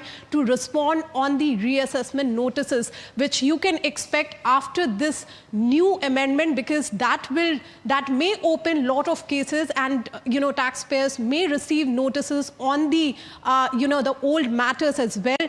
Again, if the tax department feels that it will, got diluted on the technical grounds, so clearly given the administrative power there, and taxpayers actually respond on, within 1 month, and that could go up to 3 months. So that kind of rebate has been given to taxpayers as well. I want to highlight a couple of facts, here as well. The court ruling and the jurisdictions which is there, they try to fast track that. In fact, they say that all sort of procedural lapses in approval should not be impacting the validity of the proceeding. Now, this is also very, very important. In fact, no arrest will be made for non-payment of tax dues. This is a positive news for taxpayers, of course, because they are reducing the litigation, they are moving towards the decriminalization, and then no interest on the penalty as well on the misreporting in the tax return, which they are going to file and start from FY27. So this is the main key highlights of the amendment. And of course, the finance minister during the speech talked about a roundup of the entire budget proposal, which she proposed during the February. And now the bill has been passed with these key amendments. Remember, 32 substantial amendment has been moved along with the finance bill. Back to you. Right. Shimi, thank you so much for getting us those details with regards to the key amendments of this finance bill, which the Lok Sabha has now passed. Now, that's, of course, something that you need to keep in mind as well. But let's start taking your queries. But before we, do that, let's take a quick look as to how the markets are doing, because trading very well in the green today. The Nifty is almost at its day's high point, slightly off from that day high point, well above the 540 odd points. 23,450 is what we are seeing on the Nifty charts. 2.4% of an uptick for the Bank Nifty also. The same thing is following, up 2.7% as well. Quickly, let's try to pull up the Nifty 50 heat map to see as to what is actually leading to that gain. You have Shriram Finance topping that chart, up 6.7%. Trent, Titan, Adani Enterprises, Grasim, Bajaj Finance, and the list goes on, because just 2 stocks out of those 50 stocks right now are trading in red, that is Power Grid as well as Tech Mahindra right now. But let's try to pull up the sectoral heat map and then the broader end of spectrum as well. Even in terms of where the sectors go, all sectors right now are trading in the green. And you have PSU banks up trading 3% higher. You have consumer durables, which is also up 4%. Nifty Auto also seeing some relief, up 2.8%. Metals also seeing uptick of around 3% odd. And we've seen this because gold and silver has also rallied in trade today. Let's try to put up the advanced decline ratio, because the broader end of spectrum is equally showing strength. The ratio in terms of where the advanced decline grows has held steady throughout the day. You have around 2,244 advances versus that of 269 declines, so almost 10 times is what we are seeing. Let's try to pull up the mid cap 150 and the small cap 250. The mid cap 150 is up 2.9%, almost nearing the 3% mark at its day's high point, and the small cap 250 also at its day's high point, up 3%. But with that, let me also welcome in our guest for the day, Vishnukant Upadhyay, AVP Research and Advisory at Master Capital Services, joining us now, and Shahina Mukaddam, an independent market expert, joining us now. Welcome to both of you, and thank you so much for taking out the time. I'll start by taking the first query, which is from Rakesh, who's writing us from Hyderabad, asking about JB Chemical from a short-term perspective. In terms of where this counter is concerned, Shahina, what's the view? Well, JB Chem is actually a stock that you can hold for the medium to longer term. But in the immediate, I think in terms of numbers, there could be some impact of higher raw material prices. So I would say hold, but let it consolidate before you add on to any further position. Okay, so that's the view coming in on JB Chemical. The next one that we have is from Kesha, who's writing us from Chennai. By the way, viewers who are tuning in, you can also give us a call on the number that was flashing on your screen up there, and also send your queries on the WhatsApp. But the next one is coming in from Kesha, who's writing us from Chennai, asking about Hindustan Copper. From a long-term perspective of 2 years, wants to know as to what should be the course of action for this particular counter. Shahina, I'll stick with you for this one. Hindustan Copper, it's corrected quite a bit after the momentum it saw, but do you think from a 2-year perspective it's a good hold? Yes, definitely. It holds 40% market share in the domestic copper production, and copper prices, which had corrected, if we saw in the last couple of months, has again bounced back. So I would say it's a good hold, and you could hold it for a 2-year period, definitely. Okay, the next one is coming from Ramesh, who's writing us from Bengaluru, asking about Geo Finance. He's bought 38 shares at the levels of 259, sitting on a loss of around 760 odd rupees, 750 odd rupees. Wants to know if he can hold or sell, or maybe average at the current levels. Vishnu, a very good afternoon to you. What are the charts indicating for Geo Finance? Hi, Mema. A very good afternoon. Well, so Geofinance is currently trading below the cluster of its all key moving averages. But yes, the recent rebound clearly indicating that the prices seems to have formed a short-term bottom. So one can take a chance from the present juncture. Prices are now all set to extend this gain towards 255. Maintain stop loss below 225. All right, so that's the view coming in on Geofinance. The next one is on EPAC Prefab. Our viewer Saurav Sagar has bought 338 shares at a price of 260. Wants to know whether he can hold or exit. Vishnu, enough data on the charts to give a perspective on EPAC Prefab? It's a EPAC durable. Acha, okay, 1 second. EPAC Prefab. The stock is One currently trading at 151. It's up 4% as we speak and at its day's high point. Well, so yes, stock has rebounded sharply in today's trading session. It is trading with a gain of around 4.5%. Well, so yes, this short-term rally can extend this gain towards 159. But yes, for a longer time frame, stock is still trading with a bearish trajectory. So for a long term, no. But for short term, price can extend towards 158. Okay, so that's the view on EPAC Prefab. Moving on to the next one, which is coming in from Thomas, Professor Thomas, in fact, and he's writing us from Cochin, asking about Gabriel India. He says he's bought this counter at the levels of 415. What should he do next is what he's asking. He's not given his time period. It's Gabriel India. Shahina, any view on this counter? I think I'll pass this. Oh, sure. No worries. Vishnu, if you can try to pull up the charts for Gabriel India and give us some perspective on the charts. Well, so in today's trading session, prices, attempted to surpass its 21-day exponential moving average. But yes, stock is still trading below its 200-day exponential moving average. But the way prices behaving in last, for last couple of days, I'm expecting there could be some gain in the prices, and that gain should be containing around 930 sort of levels. But for a long term, still stock is in a bearish trajectory. For short term, that can extend towards 930. Okay, so that's the view on Gabriel India. The next one is coming in on IRCTC. Aditya is asking this question. He says that he's sitting on a loss of around 23%. He's bought 30 shares at the levels of 688 from a long-term perspective. Wants to know if he can average or hold this counter. China, a lot of divided views on this one, right? Of course, this is one monopoly play. There's no other counter which is like IRCTC, at least listed in the listed space and otherwise as well. But considering that it's taken a quite bit of a knock, what would you recommend? Yeah, it has, because the numbers have not been up to the expectations in the last year. But I would believe going forward in terms of incremental business, ticketing business, they could do better. And so I would believe that at current levels, it's a hold. And you could hold it and review it maybe after a couple of months to see if the operational performance has improved. Okay, so that's the view coming in on IRCTC. Moving on to the next one, we've got Ram Rao, who's writing us from Pune, asking about Tata Elxsi. He's bought 450 shares at the levels of 16 rupees. Is that correct? Okay. His buying price might be something else, it seems, but I'm not sure if Tata Elxsi ever went to that 16 rupees mark. Wants to know as to from a long-term perspective, can he continue to hold this counter or not? Shahina, any view on Tata Elxsi? Well, see, actually, after that huge correction, he must have bought it, but decades back at those levels. But after this huge correction that we saw over the last 2 years, I think, in terms of the opportunity for R&D companies which are, working a lot on the EV segment of the business, auto, I think there is a lot of potential going forward. And valuations also have started looking a bit more attractive. They were very expensive if you saw it a year back. So now I think it is a stock that you could hold and consolidate. It's not something that's going to really shoot up immediately over the next 1 year. But I would believe if you're a 3-year or 5-year investor, it's a good stock to hold. Okay, so that's the view on Tata Elxsi. We've got our first caller for the day. Arvind is calling us from Bareilly. Arvind, a very good afternoon to you. What's your query about?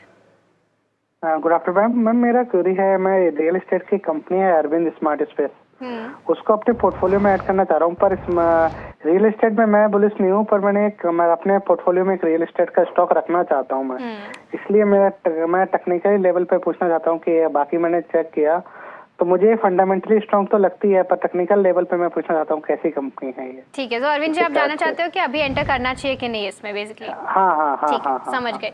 Okay, I take this up with Vishnu. Then Vishnu, Arvind smart spaces के chart के हिसाब से आपको लगता है कि अभी correct समय है उसमें एंटर करने के लिए? So, shall I? Okay. Well.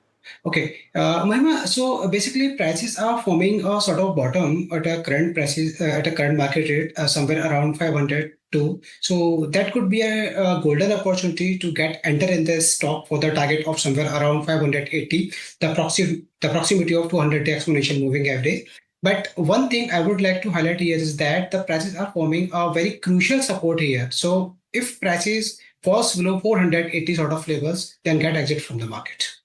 Okay. So that's the view coming in on Arvind Smart Spaces. Interesting that Arvind was to go ahead and buy Arvind Smart Spaces.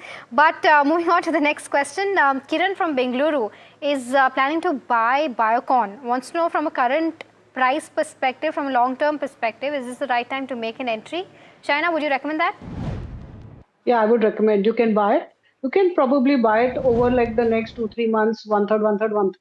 But I believe while this year is going to be a year of little bit of consolidation because of the debt being, repaid, and it will take a year, maybe a couple of months to finally get rid of that issue. But I think the future going forward it is bright. You have peptides, which is likely to do pretty well for them. You have other, the domestic generic also is doing well. So I would say buy Biocon, and you can keep a target of at least 70 rupees, 70, 80 rupees higher from current levels. Okay, so that's the perspective on Biocon. We've got our next caller. Mohan is calling us from Bengaluru. Mohan, very good afternoon to you. I believe you have a question on MTAR Tech. Yeah, I just want to know if I buy MTAR for long-term perspective for 1 year horizon. It is the right time to buy now. Okay, got it. China, your view on MTAR Tech? Yeah, it is a very good stock to buy for the long term. Valuations are a bit expensive, but even current levels, if you buy, you can buy it and then hold it with a target close to, I would say you can see 4,500 type of levels if you're holding it for a slightly longer 2-year period. So yeah, you can buy it. Next one, Pramod from Bengaluru wants an overall view on L&T, whether this is the right time to enter. Vishnu, with regards to L&T, we've seen the stock tanking and how because of the war situation, as they have a big exposure when it comes to the Middle East. It's 37% of their international book, right? But the management did come out and clarify and said that 95% of those sites are operationally working and there's business as usual. But despite that, the stock has not picked up the momentum the way it should have, right? Because it's fallen quite a bit. With regards to where charts goes, what is the kind of support and resistance that you're seeing? Well, so after falling around 25% from its 52-week high, prices are now getting traction and rebounded sharply from its lower levels. I believe, while on a chart, prices are still trading below its short-term and long-term moving averages, that is 21 and 200 exponential moving average. So for a conviction, prices need to surpass 3,800 sort of levels to bring bulls back into the field. But I believe this could be a right levels to get enter in the market for a long term. So one can buy the counter at a current market rate, keep the stop loss below 3,400, and targets will be somewhere around 4,050. Okay, all right. So that's the view on L&T. We've got our next caller, Chetan, is calling us. Chetan, a very good afternoon to you. What's your query about? Good afternoon, ma'am. I have bought Delta Corp long back, around 310 rupees, 150 shares. So I am I am in huge loss. So Yeah. I just wanted to know whether I can hold it or I can exit from it. Got your question, Chetan, and I understand as to what your concern is about. Shaina, your view on Delta Corp. So because there are looming concerns for this particular counter, and also together there is regulation also which will continue to have an overhang on this one. What's the view like? Should he book his losses? Well, yeah, it's become a very small cap stock now. It's turned around. It made some bit of profits in December, but I think the overhang of government policy and additional taxes, GST, etc. I am not sure if it is fully cleared out. I would say you can hold it for now, but you will need to track it very closely, because you will need to see whether they come out again with profits, or what is the impact of all these changes and the losses. You hold it for now. You keep a stop loss of something like a 50 rupees. And then you could try to see if you need to change it in the shorter term, or if you're looking for a longer term, maybe hold it till it's about 47 rupees. And if it even goes below that, then you need to exit. Okay, so that's the view on Delta Corp. The next one is coming in from Alok, who's writing us from Delhi, asking about Suzlon Energy. Wants to know the outlook on this particular counter. Vishnu, your view on the charts for this one? Oh, 1 second. The stock is currently trading at 42 and up 4% in trade today. Well. So stock, just regain it's a short-term moving average, that is a 21-day exponential moving average. I believe that's the right time to get entered technically from the technical standpoints. And on the higher side, I'm expecting prices to extend this winning streak, recently emerged winning streak, towards a 45, 46 sort of levels. So on the lower side, put a stop loss below 40.80 and buy the stock for the target of 45, 46. Okay, all right. So that's the view coming in on Suzlon. The next one that we have is coming in from Sundaresh, who's writing us from Bengaluru, asking about Wipro. He's got 30 odd shares at the levels of 188. Wants to know whether he can continue to hold this from a long-term perspective. Shaina, your view on Wipro?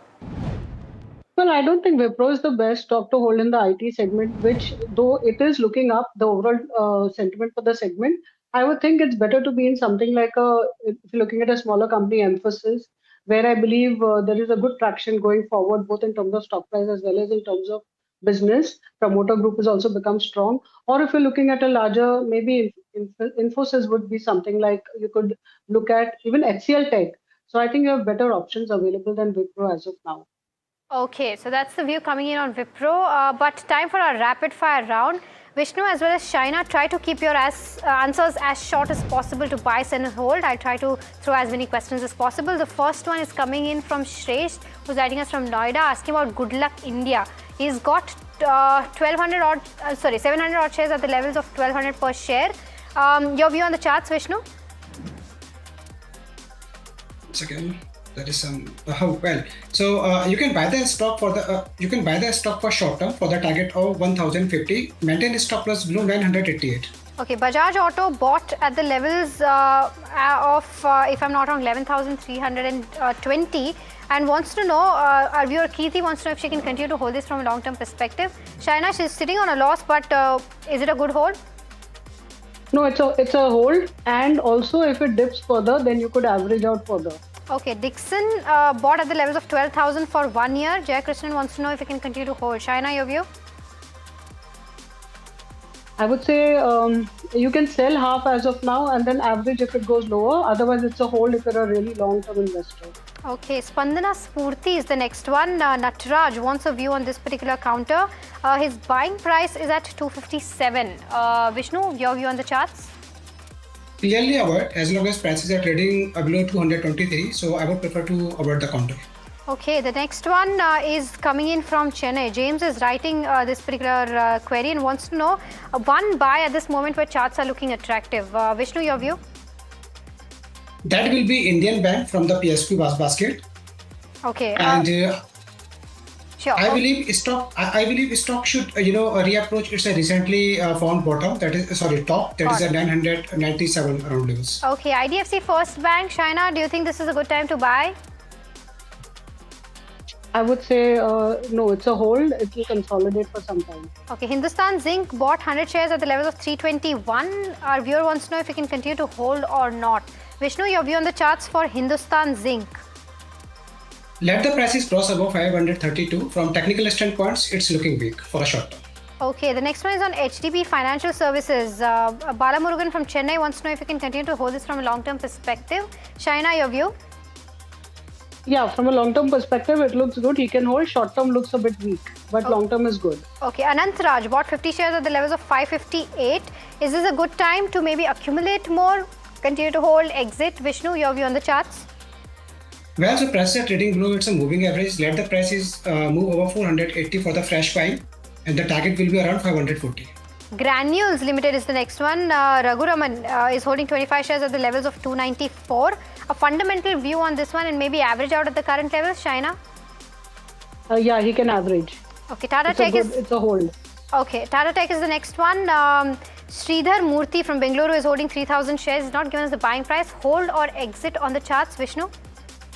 No, currently it is in bearish trend, so I would prefer to stay away from the counter. All right, so that brings us to the end of this rapid fire round. Vishnu as well as Shaina, thank you so much for helping us answer all those stock related queries. Viewers, today the morning edition and the afternoon edition combined, we've managed to answer around 130 odd queries. So thank you so much for showing your enthusiasm in asking, and it was our pleasure answering those queries as well. With that, completely out of time on this edition of Ask Profit. Do stay tuned. India Market Close up next.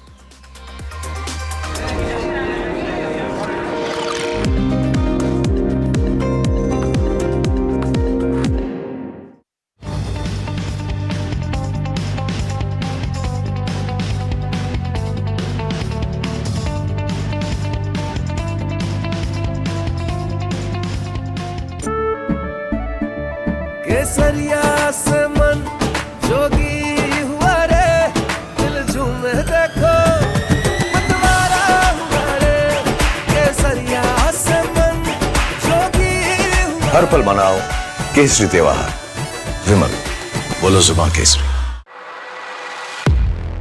He has been tracking markets for over a decade, spots the trends before they hit the screen. And he is now bringing his analysis to the show that the market watches.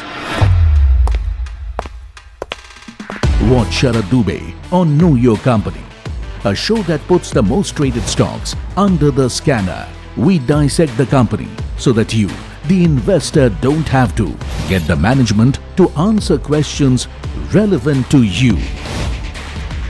Watch Know Your Company weekdays at 11:30 a.m. to understand your next big bet.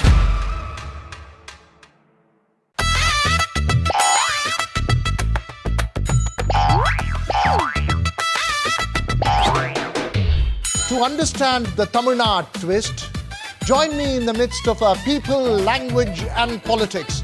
Vanakkam Tamil Nadu, here we come.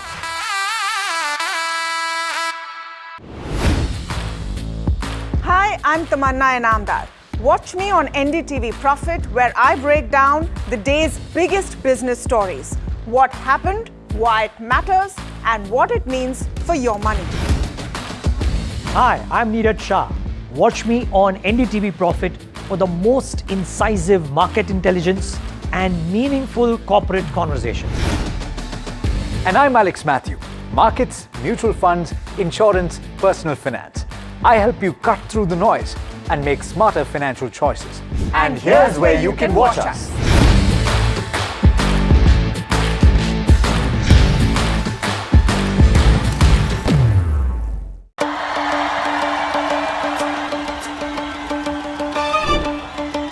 Will the rising sun win with a hand in hand? Will the two leaves and lotus bloom? Who will whistle to success in Tamil Nadu? To understand the Tamil Nadu twist, join me in the midst of our politics and people. Vanakkam Tamil Nadu, here we come.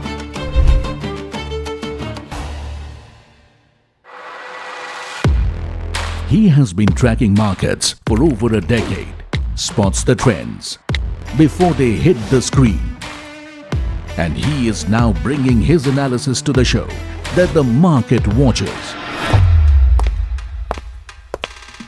Watch Sharad Dubey on Know Your Company, a show that puts the most traded stocks under the scanner. We dissect the company so that you, the investor, don't have to get the management to answer questions relevant to you. Watch Know Your Company weekdays at 11:30 a.m. to understand.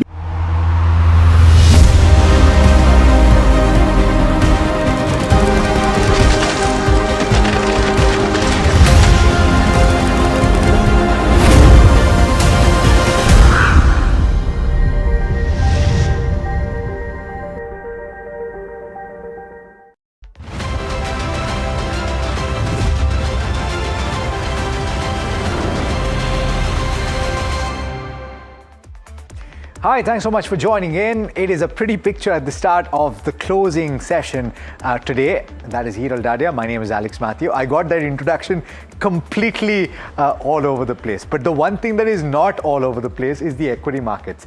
Up about 1.8%, Hiral, not at the high point. We've lost about 130 points or thereabouts from the high point, and that was the really pretty picture. If you put yesterday's gains and today's gains together, we've made some ground back, right? Yeah, we've made some ground back, and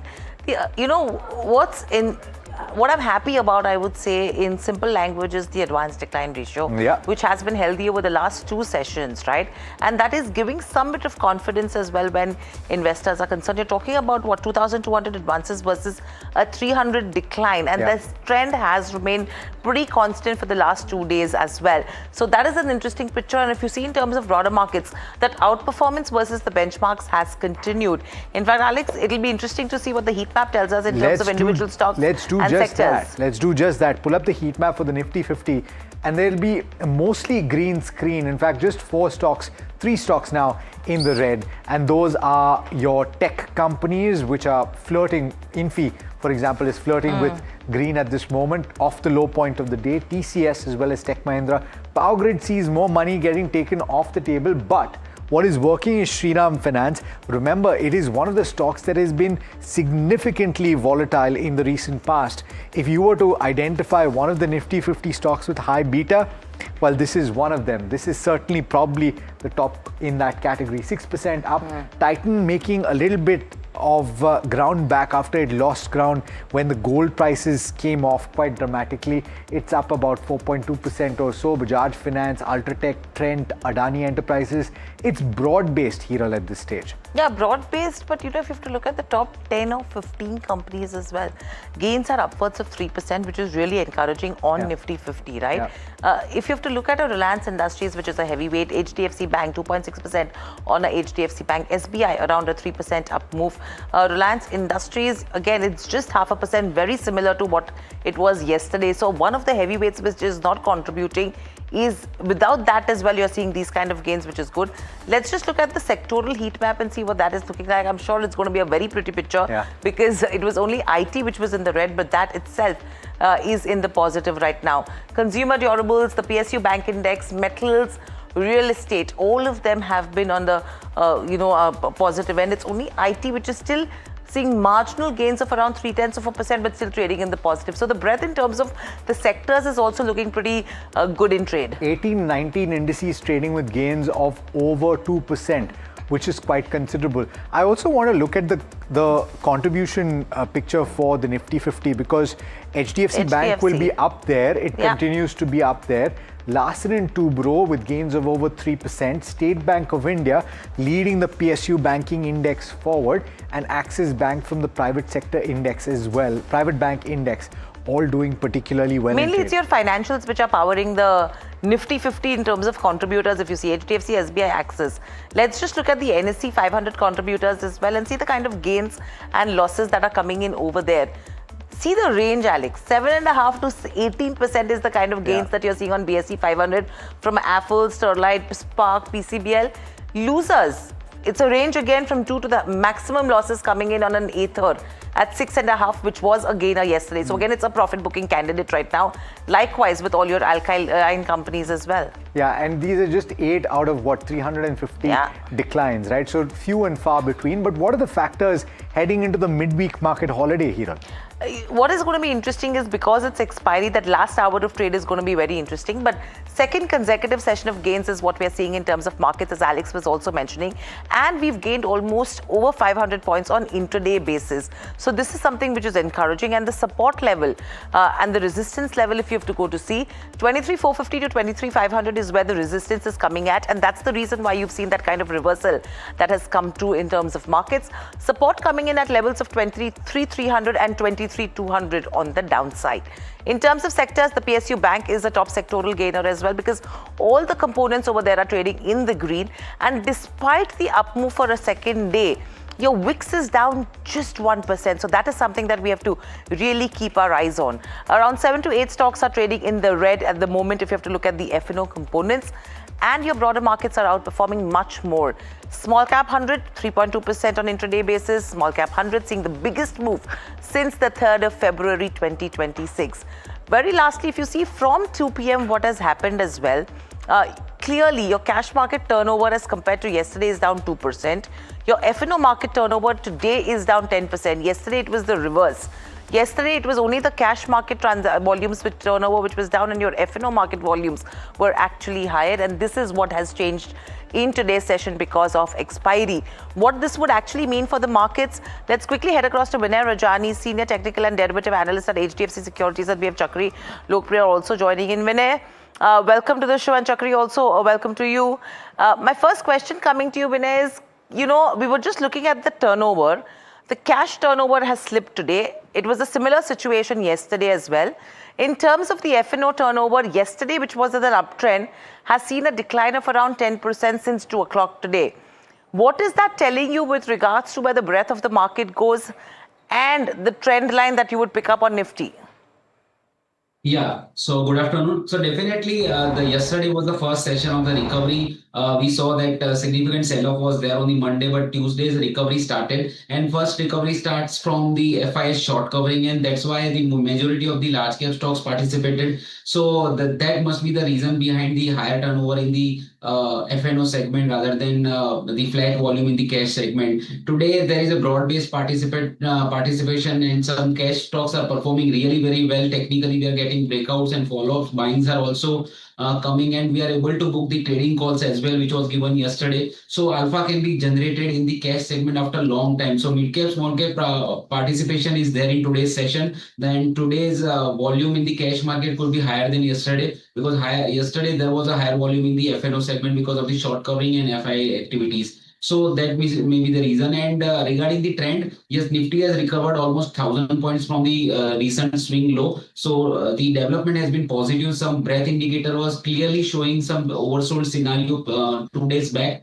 Now they are showing some mean reversion, and we think that this pullback is here to stay at least till 23,900 to 24,000. That is the next target we are aiming in the Nifty. And as far as support is concerned, I think 23,000 to 23,100 has become a floor for the market, and that will act as a stop loss for the long traders. So we are right now expecting pullback extension in the market, and the next target for the Nifty could be 23,900 to 24,000. And at the same time, we are asking our traders to keep a stop loss at 23,100 in the Nifty spot. Got it.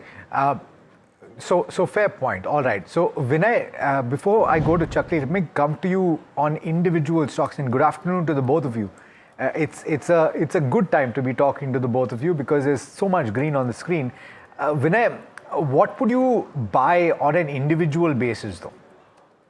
Yeah, so individual basis, I can see some strength coming to the railway stocks. So railway stocks have been underperforming, and more than 60% correction in the mid-cap railway stocks like Ircon from the all-time high we have seen. After getting oversold, they are showing some pullback signs from here. So there is a positive divergence in index also. So I think railway stocks can do well. And out of these railway stocks, Ircon International to us looks quite strong and exiting the oversold zone. So around 124, 125. One can go long, 120 should be stop loss, and we can expect 10 to 12 rupees upside for the short term. So Ircon is the one space in which we are bullish, specifically in the railway space. Thus another sector which we are bullish from here is the sugar stock. So there has been significant rise in the US sugar as a commodity. We can see the chart, and along with the other commodities, now sugar is also participating on the bullish side, and same can be seen in the Indian sugar stocks also. So today there has been a breakout in Triveni Engineering, then Dalmia Sugar. These are the stocks which look good to us. Especially we have already recommended Dalmia Sugar to our clients there as a trading call, which is trading around 329. So as a trader, one can go long in this Dalmia Sugar around 329. Stop loss can be kept at 320. On the upside, we can expect a short-term target at 355. So on sugar space, we are bullish, and railway stocks are, because they are oversold, they can show some meaningful pullback from here. Got it. All right. Chakri, coming to you on the financial stocks, and this is a pretty broad question, but feel free to narrow it down further. What we're seeing right now is a bounce in the Bank Nifty, as well as in the PSU banks, State Bank of India as well, leading from the front. is this a good opportunity to get in? Because a lot of people were worrying what the downside from the levels that we saw on Monday were, but we've seen a smart bounce back. On the fundamentals, would you say that this is a good idea to jump into financials now? I think fundamentally the answer lies in the fact, where oil goes from here. So with oil prices coming down, the strain on the yields, bond yields is coming down. And that is, had caused the sell-off in the banks and NBFCs, which now the reversal is happening as oil prices cool off, the pressure on yields go off, and therefore some of the strain on the PSU banks as well as NBFCs comes down. And in addition to that, the revival of economic activity, which was dampened on the expectation that the war would prolong and therefore bring down economic activity and therefore loan growth for banks, that's also reversing. So the short answer is yes, we would buy both PSU banks as well as NBFCs, including private. Okay, so that's with regards to the PSU banking space and the financials that we're talking about. But moving on, one stock which has been seeing a good rise in trade today on the back of a brokerage note is Agility. And that is why we've picked that up as a stock of the day. As to what are the other findings that our own research analyst, Jasmeet, can get for us. That stock is at the day's highest levels nearly, with gains of 7.5% coming in there. Jasmeet, a good report that's come in on Agility. What are your key findings from the report, and apart from that, from the work that you've put together in terms of why this deserves to be a stock of the day? Well, right, Hiral, thank you for that. If you look at the overall counter, this counter has done fairly well when you compare with the large caps and mid caps over the last 1 year.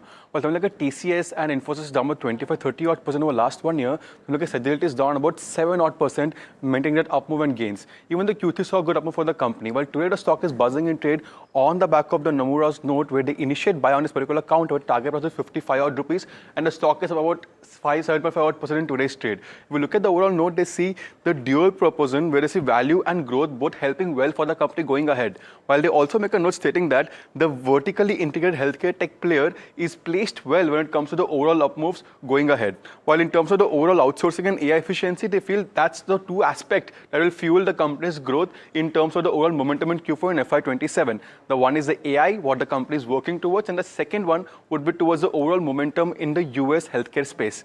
Now, in terms of the other key aspect, the vertical integration and operational flexibility of the company will help company deliver superior guidelines and growth going ahead. While they also make a note that medical cuts, the medical aid cuts and MLR cuts in the US is pressuring margins of the clients of the Agility, which in turn will help them to outsource a lot of their work to the players. Now, Agility being the key player where the insurance company of US outsource their work becomes a big beneficiary for overall medical aid cuts in the US. That's why the stock remains in focus, and that's the reason why the company initiates buy on this particular counter.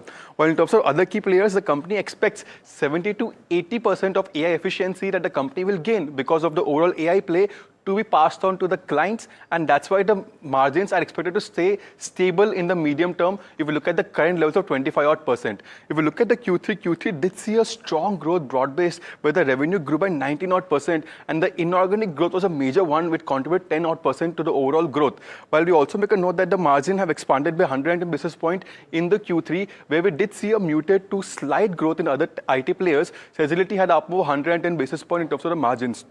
While in terms of the overall ANR ratios, what the analysts are saying, this particular counter has all buy on this particular play where they have 10 buy ratings, and the return potential for next 1 year stands at 60% odd. So all in all, we see good up moves coming in particular counter. The counter is currently at 34 times the price to earnings ratio, with something to watch out is slightly expensive going to other odd players in the market.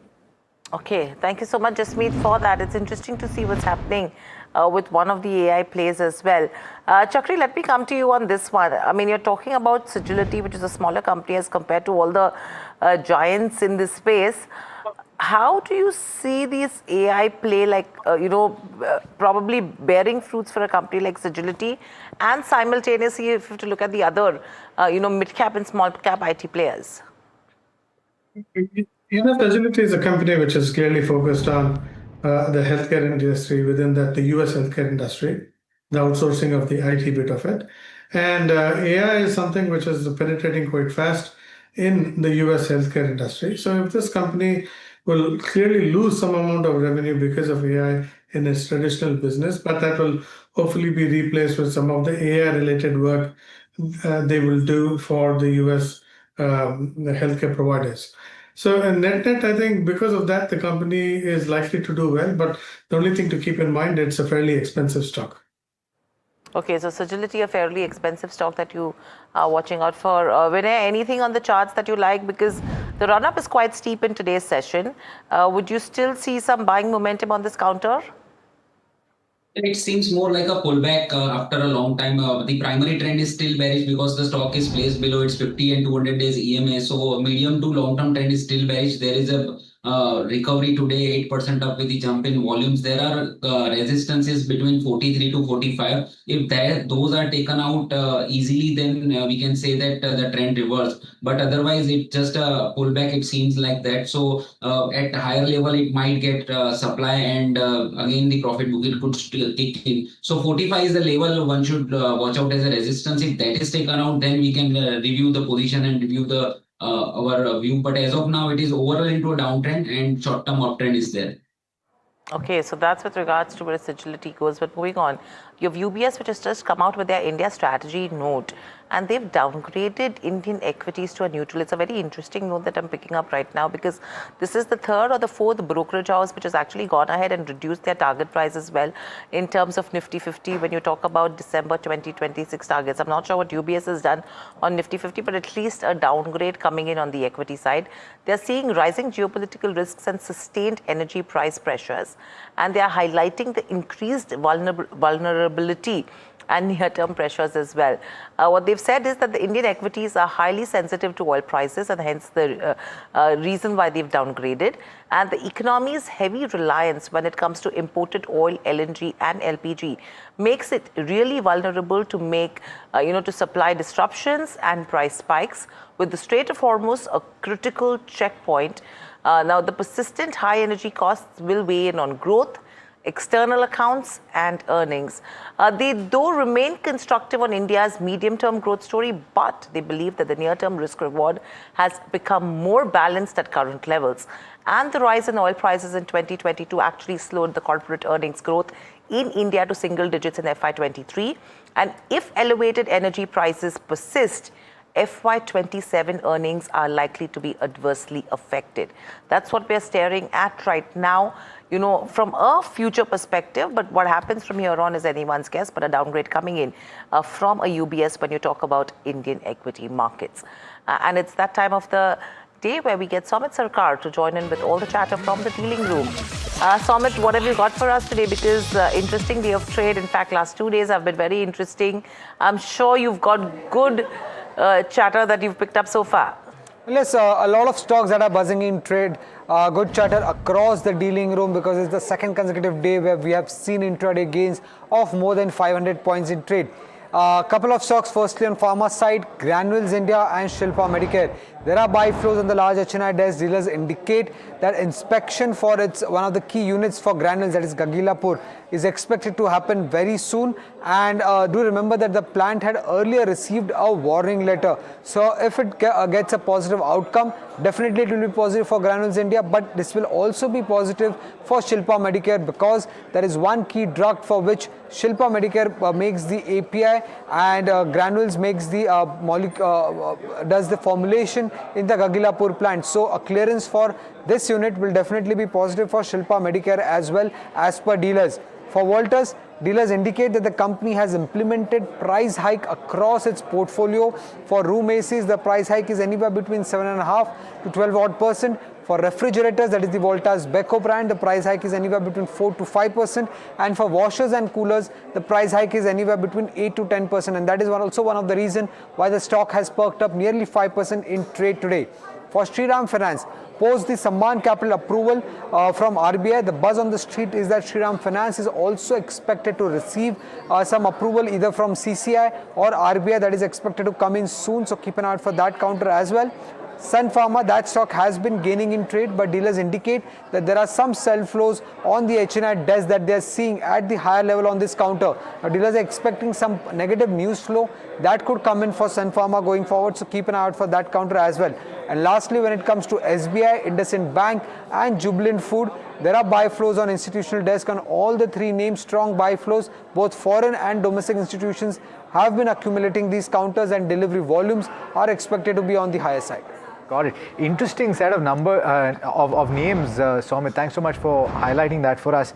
Shriram Finance stands out, one of the top gainers for the Nifty 50, gaining over 6% at one point. Let's see if that continues to be the case. Pull that up. Well, very close to 6%. And the question, therefore, to you, Chakri, is that Sammaan Capital, does it open the doors for Shriram as well? And what is your opinion? It slid a little bit from the top. It had quite the gain over the course of the last 1 year or so, and then it's fallen a little bit. So is this an opportune moment to add to the stock? I think there are two reasons. One is, of course, the stock had corrected significantly over the last 3 weeks going into the war, and because of rising yields and the impact it will have on its earnings. So now that the oil prices are falling and the risk on the yields has come down, so the earnings projections are therefore are likely to be maintained and not as bad as feared before. And the second is, yes, indeed, Sammaan Capital does open the door for Shriram also. But I think Shriram in itself, as it stands as a business, I think there is still valuations that are attractive at current levels. Got it. Okay. Update coming through for Kotak Mahindra Bank. And just a short while back, they sent out a clarification on a news report that suggested a scam or a fraud, like you saw in the case of IDFC Bank, with regard to their branch in Panchkula. Now, what they've said is that they've initiated a reconciliation of fixed deposits and accounts of the Panchkula Municipal Corporation. Essentially, there is a mismatch in what the Panchkula Municipal Corporation said that it had with the bank, including fixed deposits and bank accounts, and what the records showed. And that difference was as much as 150 crore rupees allegedly.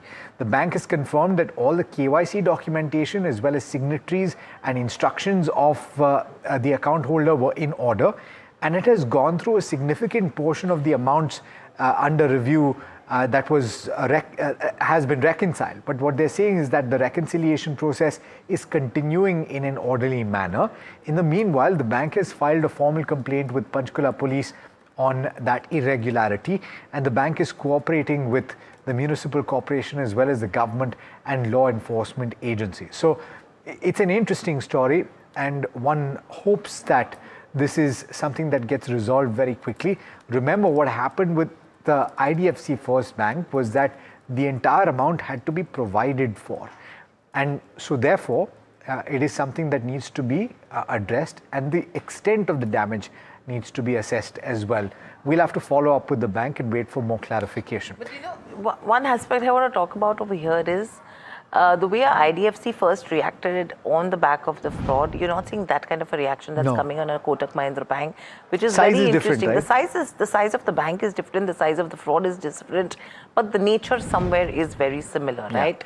So I'm very surprised. I mean, government the stock, entity. Yeah, correct. And the stock did see some bit of cooling off, but it's again regained that ground as well right now as we speak. So I think this is something which we need to look at as well. Yeah, certainly. We've got Harendra Kumar, Managing Director at Elara Securities, joining in right now. Harendra, thanks so much for taking the time.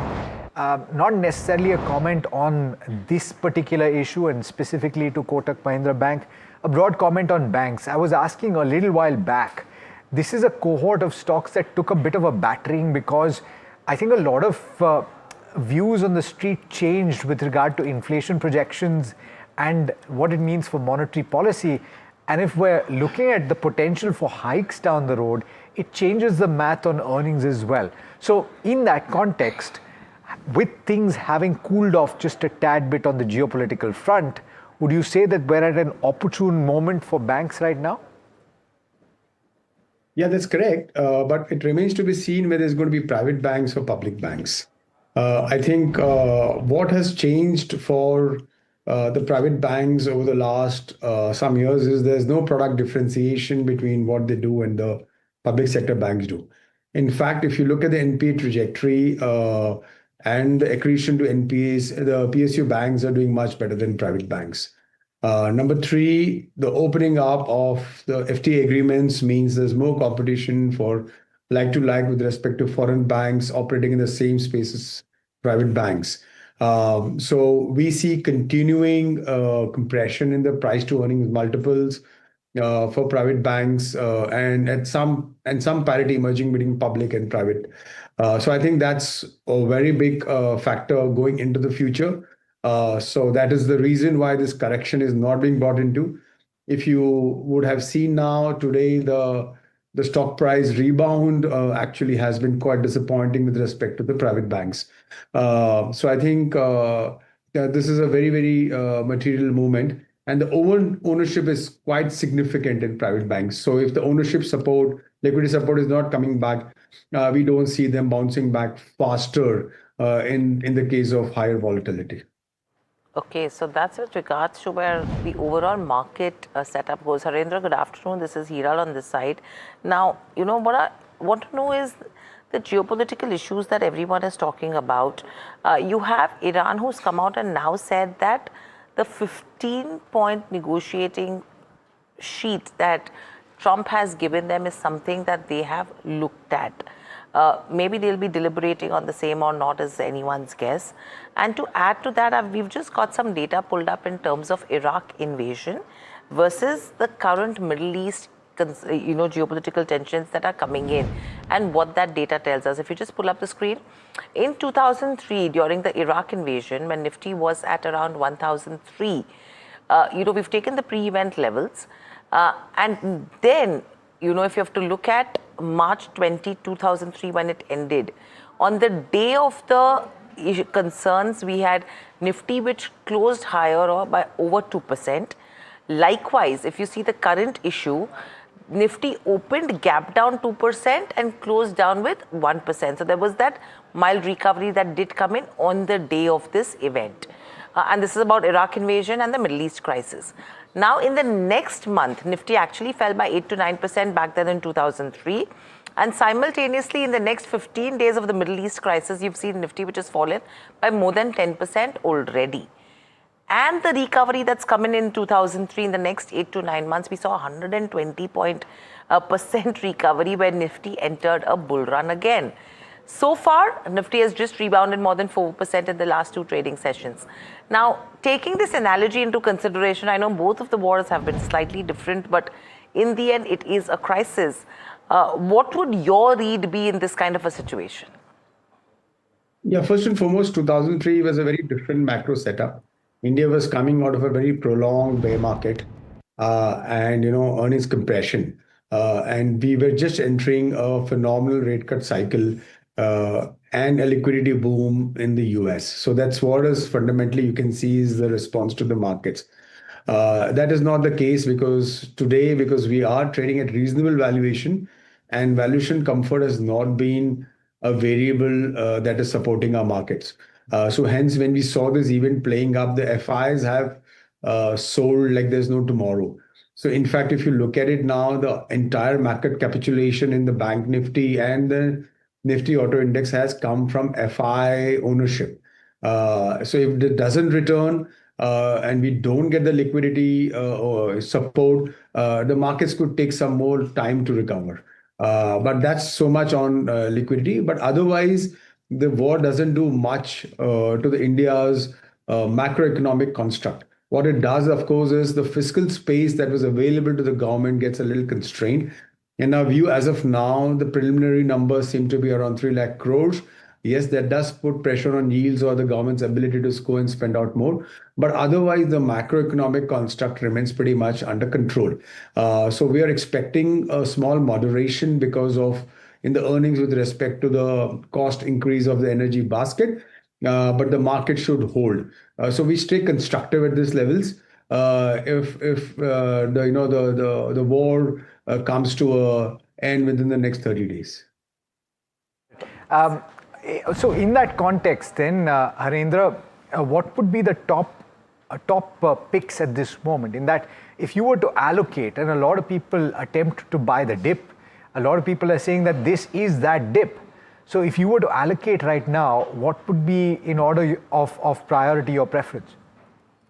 Yeah, so obviously what we've seen is that after energy shock, the Nifty Auto Index did behave, while the Ukraine example is the more recent example that needs to be analyzed.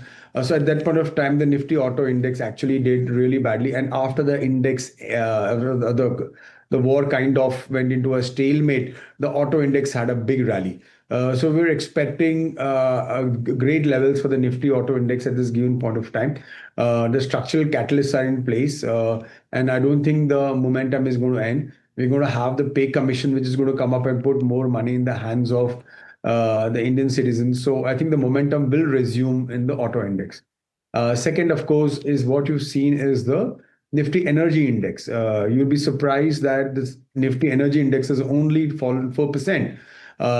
So I think there are many catalysts and tailwinds. Of course, the government pushing for more PNG connections, pipe grid connections, clearing more pipelines, pushing more alternative energy sources, nuclear energy. So I think the clear pivot for the government will be to de-risk India's energy sources much more. So that will get government so much more additional attention. So the auto index, energy index is something which is ripe for alpha generation given the current context. Got it. All right, on that note, Harendra, thanks so much for taking the time. Pleasure speaking with you. Now, let me throw that question to you, Chakri, because we've asked you about individual pockets, but we haven't asked you what you like at this moment. And the question I think a lot of people are asking is, what is relatively insulated from these external shocks that we're seeing? A couple of things need to be kept in mind. In addition to what Harendra said about 2003 to now, that we were in a macro cycle.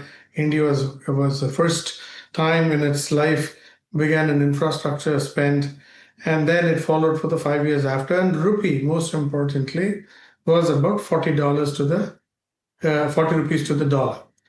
Now India is rupee is 94. So which means the same oil purchases have gone up, have doubled and tripled over the last whatever years, 20 odd years, and that has changes the math for India's fiscal and therefore its ability to spend on infrastructure, and therefore how much legroom the market has in the following several months. Clearly, there is likely to be a rebound in financials, cement, metals, all these sectors which fell. But the pace of the rebound will depend upon how quickly oil comes down from, let's say, wherever it is at about close to 100.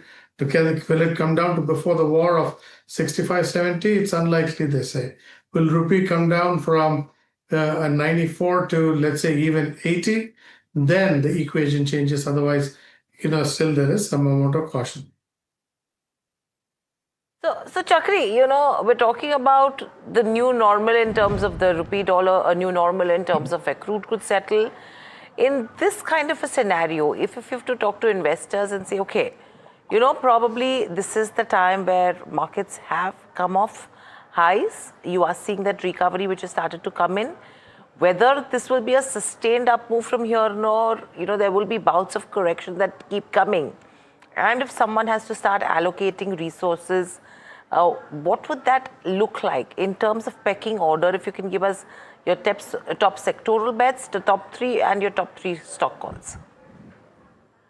In terms of sectors, it's clearly financials, and some of the cyclical industrial stocks have corrected quite a lot, and some of the metals, valuation-wise.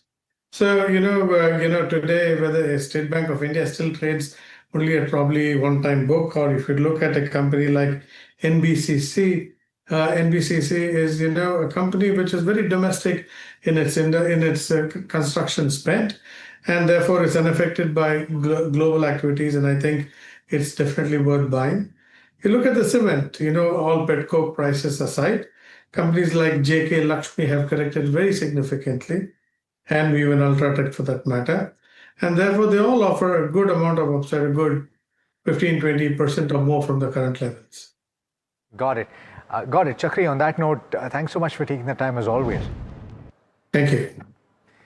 We're holding on to gains of about 1.7% for the Nifty 50, about 400 points, so about 150 points off from the high point, but you can't really complain. The broader market's actually looking sanguine at this point and doing better than the benchmark. 2.3% for the mid-cap index, about 2.5% for the small-cap index, holding out at not too far away from the high point of the day.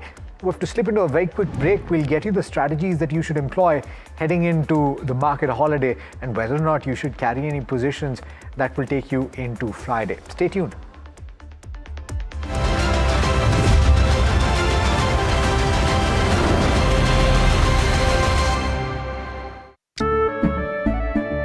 केसरिया से मन जोगी हुआ रे दिल झूमे देखो मतवारा हुआ रे केसरिया से मन जोगी हुआ हर पल मनाओ केसरी त्योहार विमल बोलो जुबान Kesari.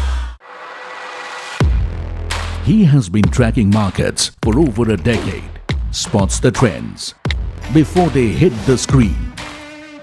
And he is now bringing his analysis to the show that the market watches.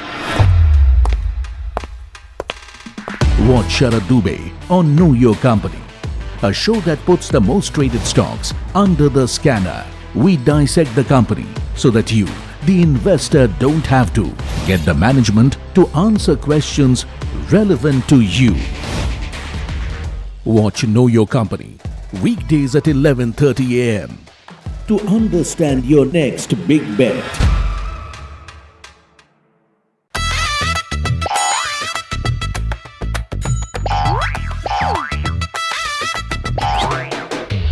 To understand the Tamil Nadu twist, join me in the midst of our people, language and politics. Vanakkam Tamil Nadu, here we come.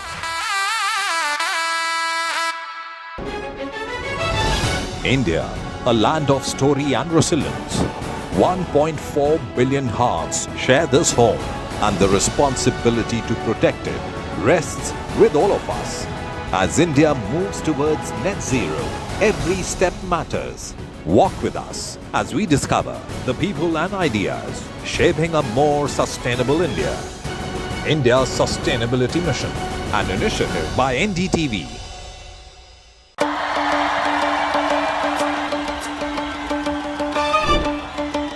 Will the rising sun win with a hand in hand? Will the two leaves and lotus bloom? Who will whistle to success in Tamil Nadu? To understand the Tamil Nadu twist, join me in the midst of our politics and people. Vanakkam Tamil Nadu, here we come.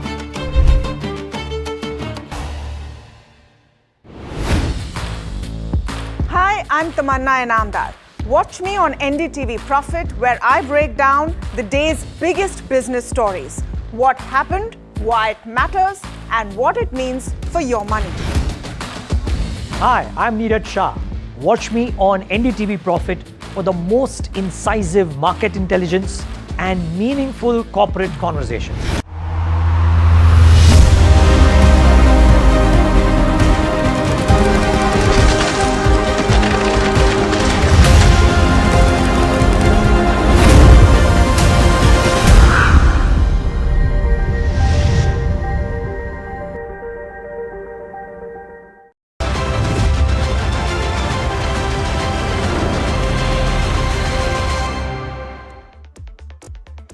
Welcome back to India Market Close on NDTV Profit with Alex and myself, Hiral Dadia.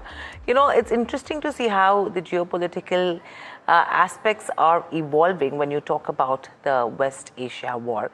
Now, you know, all this while the chatter was of United States said to have sent Iran a plan to end the Middle East war, and this was a 15-point plan that was delivered via Pakistan, whose army chief has emerged as the key interlocutor between the United States and Iran. That is what everyone was talking about. Now, the latest development coming in over there is that the 15-point plan is something that Iran has at least accepted that they have received it. Any conversations around it happening or not is anyone's guess yet. We don't have the details. But what would this actually mean? Let's get in Purnima Nath, global strategist, to talk to us about it. Purnima, welcome to the show. Always a pleasure to speak to you. This is Hiral on this side. You know, we've been talking about the letter that United States had sent to Iran, and this was the 15-point plan. And the latest that we're picking up so far is that Iran has now at least acknowledged receipt in terms of the 15-point plan. I mean, details, obviously, all of us know what those 15 points, you will be able to see them on the screen. What do you make out of this communication now? Thank you so much for having me. Namaste, Jai Hind. First of all, Iran has responded with a wonderful rebuke, actually. It says United States is negotiating with itself. Prior to that, I know that Iran has responded saying you are fired at that time when he has given 48 hours ultimatum. This has become such a political theater, especially from Washington, D.C. Unfortunately, I cannot recognize what Trump that we have voted for, or what Trump that we have supported, what Trump that we have campaigned for, what Trump that we have elected, and the pride that we have had at one point of time last year when we elected President Trump, thinking that there is not going to be a new war. He is going to bring peace. Is going to bring our costs down, and domestically, unfortunately, everything that we have thought today has been proven wrong. We have been proven wrong. We have been backstabbed, and this is one of the reasons why I'm speaking quite loudly, and I've become one of the harshest critic of President Trump as well.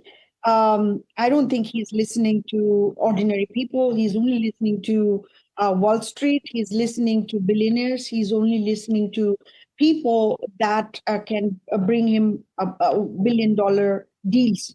And that's how he goes by that. Unfortunately, he didn't understand what Iran is going to do.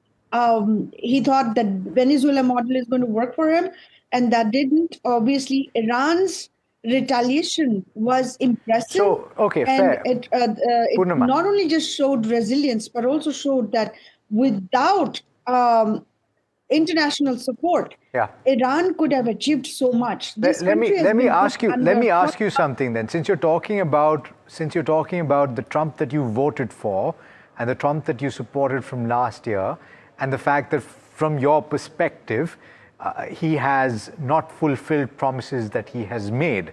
Is that reflective of the fact that popular support on the ground is shifting for the president and for the Republicans in general? And are we likely to see a shift in the politics as it takes place in the midterm elections? Do you think that this will result in a change in the elected representatives once that midterm election takes place? A great question. First of all, the shift is happening within the Republican Party. I'm a Republican Party member, but the folks like us who's actually centrist, center to right, we had a different kind of America First agenda. The way we have interpreted MAGA, which is Make America Great Again, was different from invasions, different from coups, regime changes, bombing and killing and slaughtering and dictating other countries. Our country is going through a massive shift at this point of time. We have seen inflations, we have seen job numbers. Even in President Trump's last year, the first year of second term, 2025, job numbers is 1.1 million, which is half the last year of Joe Biden's, which was 2 million. The inflation is constantly rising. The mistake that he has done through tariff, through terrorizing, through threatening global leaders isn't something that I was personally expecting. Sure, but when we look at different, in general, what's happening in the Republican Party, there's a shift. There's one faction, which is MAGA faction, which is Republican, Yes. they call them conservatives, but they're basically neo-conservatives, which is a white Christian No, but supremacist I mean, base. let's not get into stereotyping anybody, but let's talk about the facts. Let's talk about the facts. And the question that I asked was whether you anticipate a shift in the elected representatives at the midterm elections or after the midterm elections. Is there likely to be a shift in the voter base? Was the exact question, Purnima. So two ways I want to answer that. So I was not actually stereotyping. This is actually happening in Washington, D.C., whether it's Pentagon, whether DHS, whether it's USCIS, whether it's H-1B conversation. We are seeing people like us who's Hindu, who hasn't not denounced the Hindu religion or not bashing India as the mother country is targeted here because they're saying that we're not assimilating, where we don't understand what America is, we shouldn't be even here. Sure. And these are what is causing major issues in the party also. So now to answer your second question, whether we're seeing a shift, yes, we are. And I think it's highly likely that President Trump is going to come with some kind of tactics to even cancel this 2026 we'll election. See soon enough. So we'll see soon enough. Purnima, thanks so much for taking the time. Thank you so much for taking the time and for sharing your opinions with us. All right, let's go across to Shivangi Sarda and Dharmesh Kant joining us at this moment, and let's talk about the equity markets as they stand right now. Shivangi and Dharmesh, good afternoon, and thanks so much for taking the time. Shivangi, I'll come to you first. We seem to be holding out with gains of just about 1.7% for the benchmark Nifty 50. And it is, in fact, the expiry day for the month for the Sensex. So we're seeing a relatively calm end to this particular series. What do you take from it, and what do you take for Friday's trade as well? Thank you for having me. So we've seen that respite is definitely seen today in the markets. We have recouped the losses of the last 4 trading sessions for Nifty, and we are comfortably holding above the key levels. Now 23,333 would be an important zone to watch out. If it manages to hold above the same, then we could expect an upside towards 23,650 and 23,900 levels. Now, of course, we have almost concluded the expiry monthly for Sensex, but we have the Nifty expiry also to look out for. And we are expecting a little bit, volatility to continue. But of course, buy on decline stance would continue as the sentiments can be seen improving with the, improvement in the global concerns. And we've also seen a cool off in the India VIX, which is also adding to this strength. Now, of course, India VIX is still above 24.5 levels, which will continue to add to the volatile cues in the option premiums.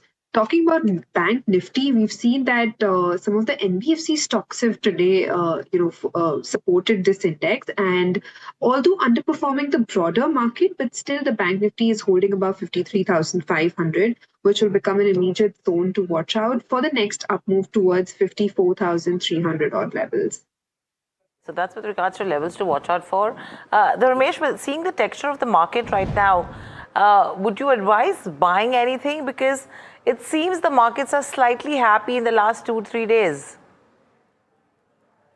Yeah, thankfully so. But the market is happy in the last 2-3 days. Although it was a very tough situation handling clients and explaining them things. Looks like, before the war started, we turned bullish on consumer durables, particularly on the IC manufacturers. The trade has turned well as of now. Energy electronics was our topic out there. And we have been recommending, when the fall was happening, buying on declines, the automobile space. So, Motocop, Bajaj Auto, Maruti, and the likes. So, these are the sectors where we were, growing a staggered kind of a buying approach. So, the method continues. Even L&T, a couple of days back, when it was hitting 5% lower, there again a staggered approach was being adopted. So, what we are telling to our clients is, be prepared to see 10-15% further downside on a bad day, or if situation worsens from here. But quality lamps names like L&T, Hero, Bajaj, LG Electronics and all should be fine with that kind of a fall. So that is how we have approached this market. And the other point is, if things settles in the market goes up from here and there is no looking back, so then also buying 3-4% higher doesn't harm in this scenario, because most of the stocks have already corrected 20-25% from the highs. So buying 5% higher is would be there's no harm there. So net we are not very clear whether this will go which way. But as of now, as a strategy from investment perspective, yes, selective buying we have been recommending, and people have turned bias in last couple of days. Where, Dharmesh, where are you suggesting selective buying? And good afternoon to you. Yeah, good afternoon, Alex. I mean, apart from the regular names in banking, financials, automobiles, metals, Larsen & Toubro was the latest inclusion out there. And the other space before the war broke out was the consumer durable on the AC manufacturing side, because the numbers have started trickling, and Feb was good for most of the players out there. They were seeing decent traction, and LG Electronics, they remained a topic. So these are the counters. We are, apart from this, we are still holding on, and we are seeing how the development is evolving. Okay. All right. Let's talk about PG Electroplast. It's one of the stocks that reacted pretty sharply in trade. And this is, of course, it's off the high point of the day. At one point at the start today, it was up as much as 6-7%. And this is on the back of the fact that it has seemingly resolved its LPG supply issues and restored room AC production to near normal levels after installing an alternative fuel source. Mahima joining in to tell you about why this is important. Mahima, the most important time of the year for these companies, because ultimately this is when the highest demand comes through, and they seem to have done something that is working for them. Absolutely, Alex, and certainly a positive one coming in for PG Electroplast at the right time, right? Because as you rightly mentioned, peak summers is when AC demand is at the max, and this will have a ripple effect on Blue Star, Havells, Voltas, etc. as well. For PG Electroplast, as you rightly mentioned, they've reported improvement in room AC production after resolving the LPG supply issue. The stock has almost hit an intraday of 9% in trade today, and what they're saying is that this is they've identified an installed alternative to LPG. The current room AC production is almost normalized now, and they have addressed this entire crisis to a large extent, is what the management commentary is coming in. Now, why this will have a good effect on Blue Star, Voltas, all of them are buzzing in trade, and Havells as well, because this will normalize production for them in terms of peak summer from coming in from PG Electroplast, of course. So for them, demand supply will not be an issue. The overall production being normalized will also reduce the risk in terms of supply chain for these companies, and this will also improve their sales visibility when it comes to April and May, which will be seeing peak summers. We've also talked about this earlier as well, where that El Nino might hit and might lead to peak summers coming in till the end of May, and that is why we could see peak demand for ACs. Now, PG Electroplast has given the guidance for FY26 at that 5,700 to 5,800 odd crore, and expect to reach profits of 300 odd crores by FY26. We'll have to wait and watch out for whether that guidance they achieve or not. And lastly, Nuvama has also come out with an EMS with a view on EMS sector, and what they're saying is that the recent weakness that we saw in the past for all of these EMS players, according to them, this is the right time to make an entry into Amber, PG Electroplast as well as Havells. So this is the overall view as to what's happening with PG Electroplast, and has effects on counters like Blue Star, Havells and Voltas as well. Okay, so that's with regards to PG Electroplast and the impact that any of its customers are seeing.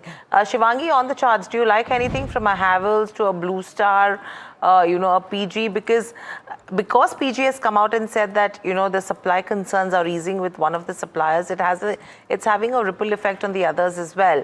But what are charts indicating? Yes, Hira, absolutely. These stocks have made a good rebound. Of course, good amount of short covering can be seen. If you look at Havells, this has bounced back from the low of 1,200 odd levels, and it is holding quite well with a good closing as well. But then, for a Havells, I would suggest that one more confirmation would be apt for this stock. Now, of course, the other sectors and stocks have also witnessed a good amount of recovery. So we could focus on the entire, pack as a whole. Dharmesh, your view from a fundamental perspective, because we've lost Dharmesh, but Shivangi, apart from these names, EMS as a space is also seeing some good traction over the last couple of days from McCain's Technologies, Amber, Dixon, at least in terms of where charts go. Anything that you like in this space as well? So we've seen that, of course, there has been a lot of good momentum in these stocks, but then, these have also fell by, quite drastically in the last 4 to 5 odd months. So some bit of consolidation would, be seen over here or would be expected here before it starts the next leg of rally. Okay. All right. Let's talk about more stocks that are buzzing in trade. And this is on the back of news. We might have started off with a little bit of a lean list, but that's built through the day. Sharad joining in to tell you about some of those. Sharad, some stocks reacting very sharply in trade today. Well, that's right, Alex, and largely the BFSI space is where the attraction is coming here. Sammaan Capital, of course, we have seen a good up move coming in, as slightly the stock is off, but RBI has cleared IHC's controlled acquisition of the company and SFL, and good volumes are also seeing here. RBI has waived the public notice period for the deal, and Avenir, which is the arm of IHC, they will be adding in roughly 8,900 crore rupees via the preferential issue. Now, the stake itself will be rising and it will be going up from 41% to almost 63.36% post the offer. The second stock, Deepak Fertilizers, remember that crude fall is happening for the second straight day and strong volume buying is coming in this counter. The demand trends in fourth quarter remain strong, especially on the Kharif season, and the government interventions in the fertilizer sector is something which is keeping the fertilizer stocks up. iFinance management had spoken exclusively in KYC, and they had stated two important points in our discussion. They stated that their business model, higher yields are there compared to peers, which is offsetting the asset quality deterioration overhang which is there because of the business model, and they expect the fourth quarter disbursements to be around 500 crore. That means around 35 to 40% of disbursements will be coming in the fourth quarter. Also, lastly, Fino Payments Banks, that's an important operational update coming in, and there's a same factor coming in as what we had seen in iFinance, is they are also expecting a surge in the fourth quarter referral loan disbursements, and fourth quarter they're expected to achieve 90% of the 9-month FY26 disbursements as well, and there's an acceleration happening especially in the rural credit as well. So overall it's a positive operational update coming in for Fino Payment Bank. Got it. Okay, let's talk about the stock, right? Because it's up 10%. It's at upper circuit right now. So Shivangi, the question to you on the charts, obviously it does not make sense to ask whether you should buy in at this moment. You can't. But the question is, if you've held, do you continue to do so, and what are the levels that you would keep in mind?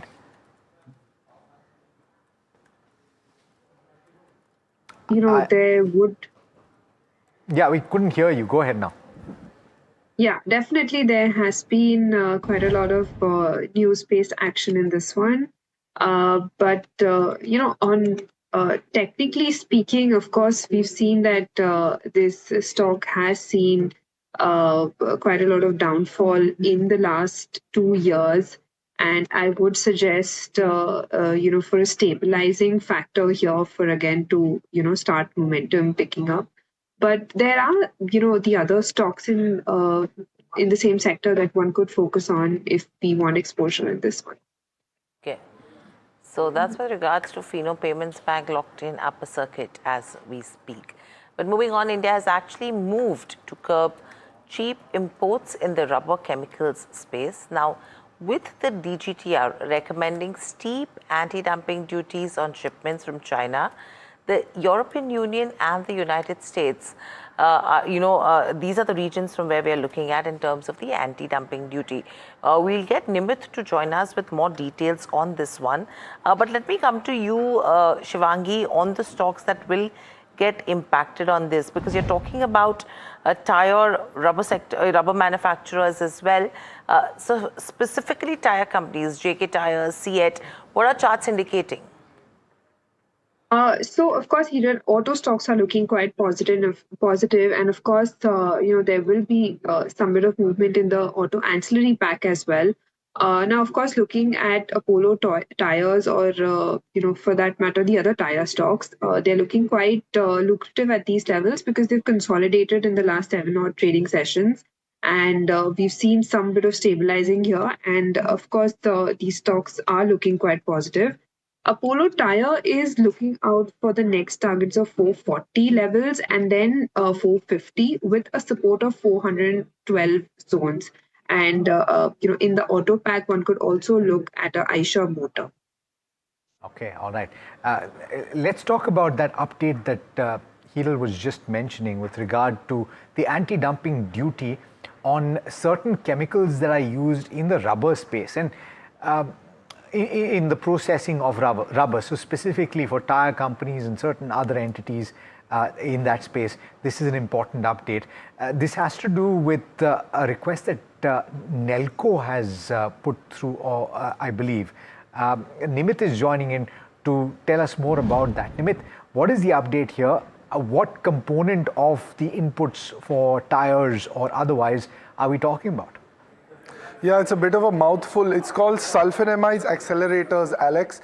And usually cheap rubber sounds good, but not for Indian manufacturers or the Directorate General of Trade Remedies this time, because they've slapped excessive remedies on imports of this product that's used in rubber manufacturing, particularly tires, especially from China, the EU and the US. Now, they found that, in fact, from the US, a 120% import duty has been put on, dumping margins as high as 110% from the EU and 30 to 40% in China. Now, these are substantial because they actually, the duty is only to the extent of what the price was under the allowed price. So you can imagine that the price that was being dumped into India was 120% lower than what Indian manufacturers were putting out at the time period of the investigation. Now, what this means is that the price of tires in India will go up. Input margins for everything that use sulfonamide accelerators will go up. This will affect tire companies, Apollo Tires, MRF, Seat and JK Tires. Also, NoSil and other manufacturers of this product, of course, happy because they will now be able to compete at a fair price that these products are sold at in India. The price is bound to go up, and this will benefit these companies, and you might see some action here. But overall, tire companies will be affected by this. Costs will go up. Got it, got it. All right, Nimit, thanks so much for that. And I meant NoSil. NoSil is the name of the company that produces this chemical. All right, just about a minute and a half to go. And so therefore, Shivangi, thanks so much for taking the time. Let's talk about how the markets are closing. And let's pull up that screen.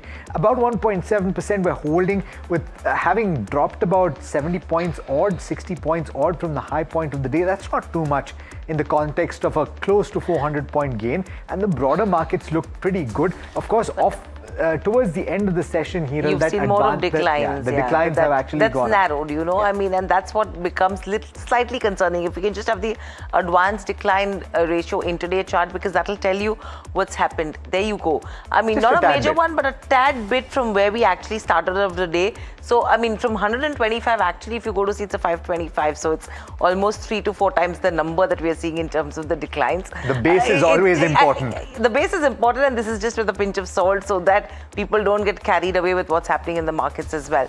Very quickly, let's just look at the components, or in terms of the heat map of Nifty 50 and see what's happened, whether we are where we started off at, exactly there. It's just BEL that has come in the red with cuts of 0.3%, but TCS, Power Grid, Tech Mahindra, these were the ones which were under pressure. This absolutely looks like where we started off, kind of at 230. So no major changes there with your financials powering up. You have L&T, which is continuing. But I'll tell you what has moved. What has moved is right here, and once we get the camera back on, I'll be able to showcase this, because the second heaviest weight on the Nifty 50, which is Reliance Industries, which was previously trading with gains of about 0.5%, is ending with gains of just about 0.1%. And so therefore, as a result of which, you see a bit of a cool off. We're ending at 1.7% higher, and if it was for that 0.5% gain for that Reliance Industries, you would probably end close to 2%, if not maybe 1.9%. But I think a closure at least levels of 23,300, even if that's the number, is a good sign that we need to pick up. That it's not going below that 23,000 6,300 mark on a day which is expiry, and people will be squaring off positions as well. In terms of broader markets, let's look at the NSE 500 to see the components right now as we speak in terms of gainers and losers. There you go, Spark, Birla Corp, fertilizers, Godfrey Phillip was up in trade, Sterlite Technology, so smart moves coming in there. And pharma as a pack, Alex, was absolutely strong. Losing out again, Aether, Uflex, your amines companies, a lot of your crude dependent companies, if you go to see, are the ones which have seen much of the pressure today as well. So it's an interesting day. I don't think so anyone's gone unhappy just before the holiday. No, particularly because of the way the broader markets over the course of yesterday and today have done. The only question is, and I hope that this does not come to pass, that something significant happens on the geopolitical side that we'll have to take into account for Friday's trade. But that brings us to the end of this edition of India Market Close. From the entire team that put this show together, and Hiral and myself, thank you so much for watching. Do stay tuned. This is NDTV Profit.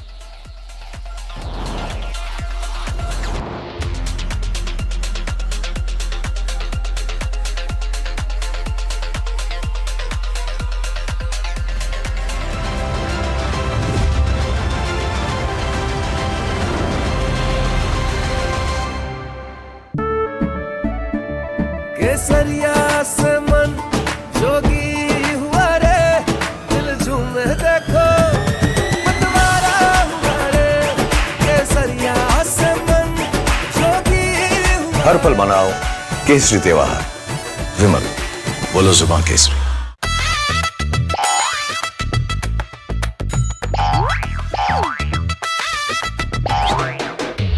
To understand the Tamil Nadu twist, join me in the midst of our people, language and politics. Vanakkam Tamil Nadu, here we come.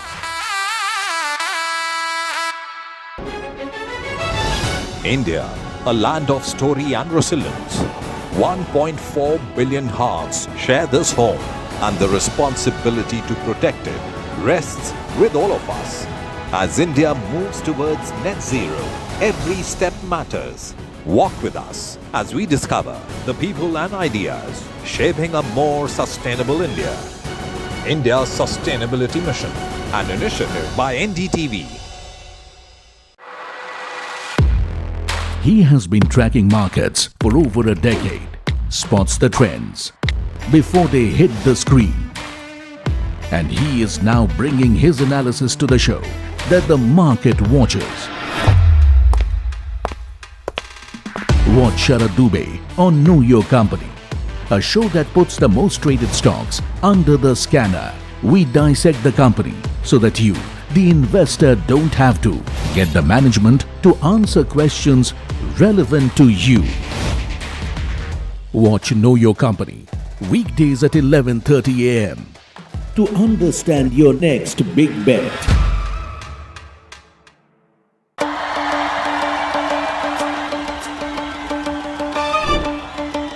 Will the rising sun win with a hand in hand? Will the two leaves and lotus bloom? Who will whistle to success in Tamil Nadu? To understand the Tamil Nadu twist, join me in the midst of our politics and people. Vanakkam Tamil Nadu, here we come.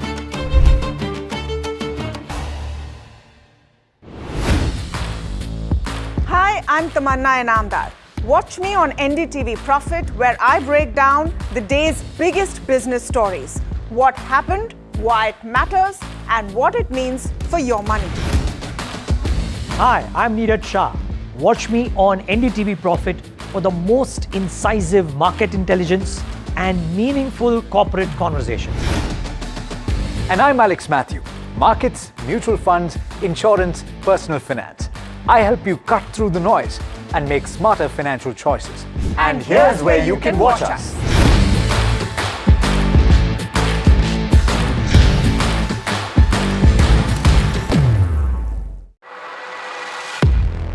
He has been tracking markets for over a decade, spots the trends before they hit the screen. And he is now bringing his analysis to the show that the market watches. Watch Sharad Dubey on Know Your Company, a show that puts the most traded stocks under the scanner. We dissect the company so that you, the investor don't have to. Get the management to answer questions relevant to you. Watch Know Your Company weekdays at 11:30 a.m. to understand your next big bet. Presenting the all-knowing, all-powerful Tech Guru. Whoa. Guru? I'm no guru. Okay. I'm just a guy who loves his tech. A show where the mysteries of megabytes and motherboards shall be unraveled. Bro, nobody talks like that anymore. This is all about connected ecosystems, EVs and AI that you can use in your daily life. That's what we do on Tech 360. Real talk, real reviews, tech that you can actually use. Tech has changed. So should your tech show.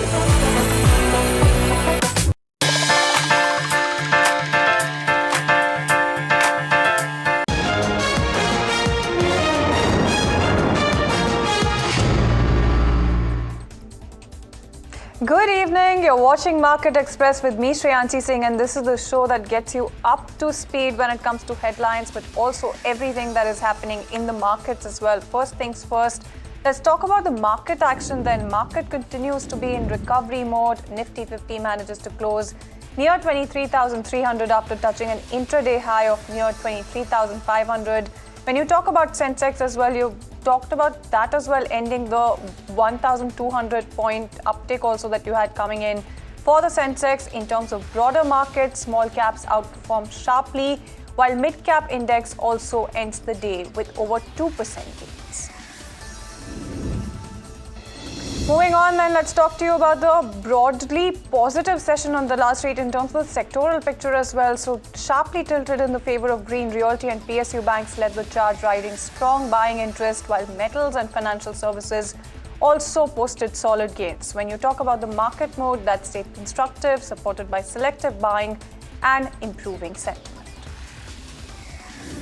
Biocon is in focus as Eli Lilly plans to exit several insulin products in parts of Europe. Analysts, in fact, are saying that this opens up an opportunity for players like Biocon with approvals already in place for key insulin biosimilars. The company is well positioned to step in and capture market share left behind even as global investors scale back. Moving on then, let's talk to you about Natco Pharma that is in focus after its board approves the demerger of its agrochemicals business. The unit will be housed in a new subsidiary called Natco Crop Health Sciences. When you talk about shareholders, they're receiving shares in the new entity on a one-to-one basis. Post the demerger, Natco Pharma continues to hold a minority stake while investors get direct exposure to the agrochem business. Sammaan Capital was also in focus after the RBI clears Avenir's acquisition of control in the company and its subsidiary SFL. The regulator also waives the public notice period, smoothing the way for the deal. Avenir, in fact, plans a large capital infusion through a preferential issue, taking its stake also sharply higher. When you talk about the move, that is seen strengthening the balance sheet and supporting future growth. Moving on to an interministerial briefing today, the government has assured that the crude oil situation remains normal amid global tensions. All refineries are operating at optimum capacity, with India's annual refining capacity at 26 crore tons as well. So there has been no hike when it comes to petrol or diesel prices, and supplies continue uninterrupted. That's the word coming in from Centre as well. And officials, in fact, are urging citizens not to panic or indulge in panic buying of fuel to ease pressure on LPG. You do have Delhi that has allowed 24/7 work for PNG infrastructure. A notification was issued yesterday as well to also expand PNG connections with streamlined application fees and timelines. In the last 25 days, authorities, in fact, have issued 2.5 lakh new PNG connections. Shifting focus back to stocks, PG Electroplast was in focus after the company says that it has installed an alternative to LPG room air conditioner. Production is now close to normal, with fuel constraints largely addressed for now. The update, in fact, is boosting confidence when it comes to summer season readiness, even as the stock moves up sharply. And another stock that was in focus was Sagility, that was in focus on the back of Nomura initiating coverage with a buy call as well. The brokerage likes the company's dual play of value and growth driven by outsourcing demand and efficiency gains from AI with pressure on insurer margins. Analysts are in fact saying that this actually works in the company's favor as pairs are looking to cut costs as well. And when you talk about margins, they're seeing holding steady even as growth remains strong. Talking about Acme Solar Holdings next, that is in focus after commissioning the second phase of its battery energy storage project in the state of Rajasthan. The latest phase adds to the company's storage capacity and strengthens the integration of renewable energy into the grid. The project is expected to support peak load management and improve grid stability in the state. On to Aventel next, that is in focus after the company backed a sizable rate contract for the supply and maintenance of satellite communication equipment. The order is to be executed over the next 3 years, providing clear revenue visibility. On to Waaree Energies, that was in focus after its board approves a large capex plan to set up a dedicated solar glass manufacturing facility. The new plant will be operated through a wholly owned subsidiary, Waaree Green Glass as well. The move comes amid tight supply conditions in solar glass and is also aimed at improving availability and cost visibility for the company when you talk about the stock that was buzzing away in trade with a 3% uptick coming in. Moving on to Deepak Fertilizers, that was in focus as crude prices fall for the second straight session. You did have easing input cost that was back in the spotlight. The stock has seen strong volume buying, reflecting positive sentiment. Demand trends in the fourth quarter remained robust, while continued government interventions in the fertilizer sector are offering visibility and support. Lower energy costs, steady demand and policy backing together are improving the near-term outlook for the company. Moving on then, let's talk about Fino Payments that has delivered a strong operational update, reporting a sharp acceleration in the fourth quarter referral loan disbursements as well. The bank is saying that the fourth quarter alone is set to achieve nearly 90% of its 9-month FY26 disbursements, highlighting that rapid momentum really. And you're also talking about 700 crore that was disbursed in the 9-month FY26. So when you talk about Q4 referrals, they've already touched 540 crore driven by improving rural credit demand. When you talk about the company remaining on track to meet its 1,300 crore loan disbursement target for financial year 26. Moving on then, but staying with banks, Kotak Mahindra Bank is in focus on the back of cooperating with authorities after a reported 150 crore mismatch in the accounts of the Panchkula Municipal Corporation in Haryana.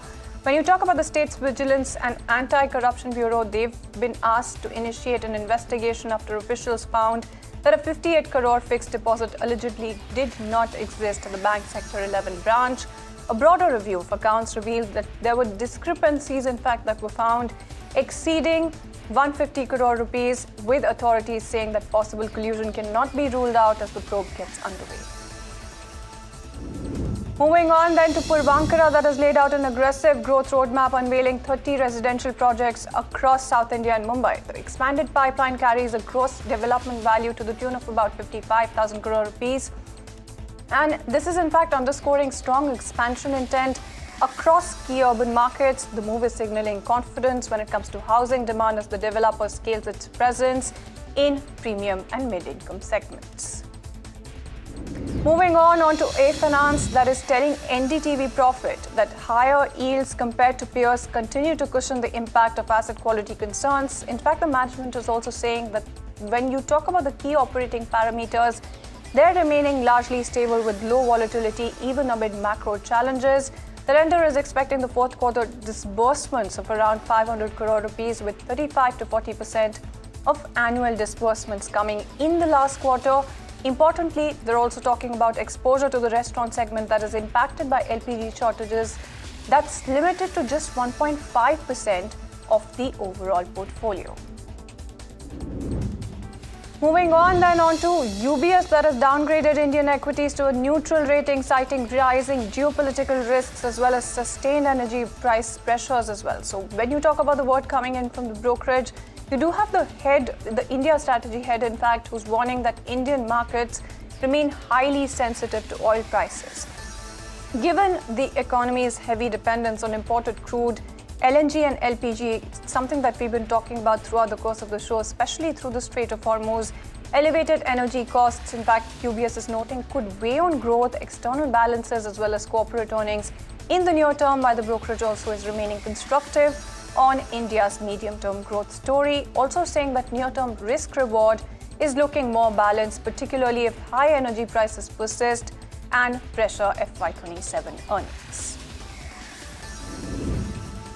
Moving on then on to business news, the Finance Bill 2026 has been passed with key amendments to the tax framework. The government introduced retrospective changes to nullify certain favorable court rulings on technical grounds. These include empowering the tax department to reopen cases earlier struck down, revalidating past tax orders, and ensuring procedural defects like missing DIN or lapses when it comes to approvals do not invalidate proceedings.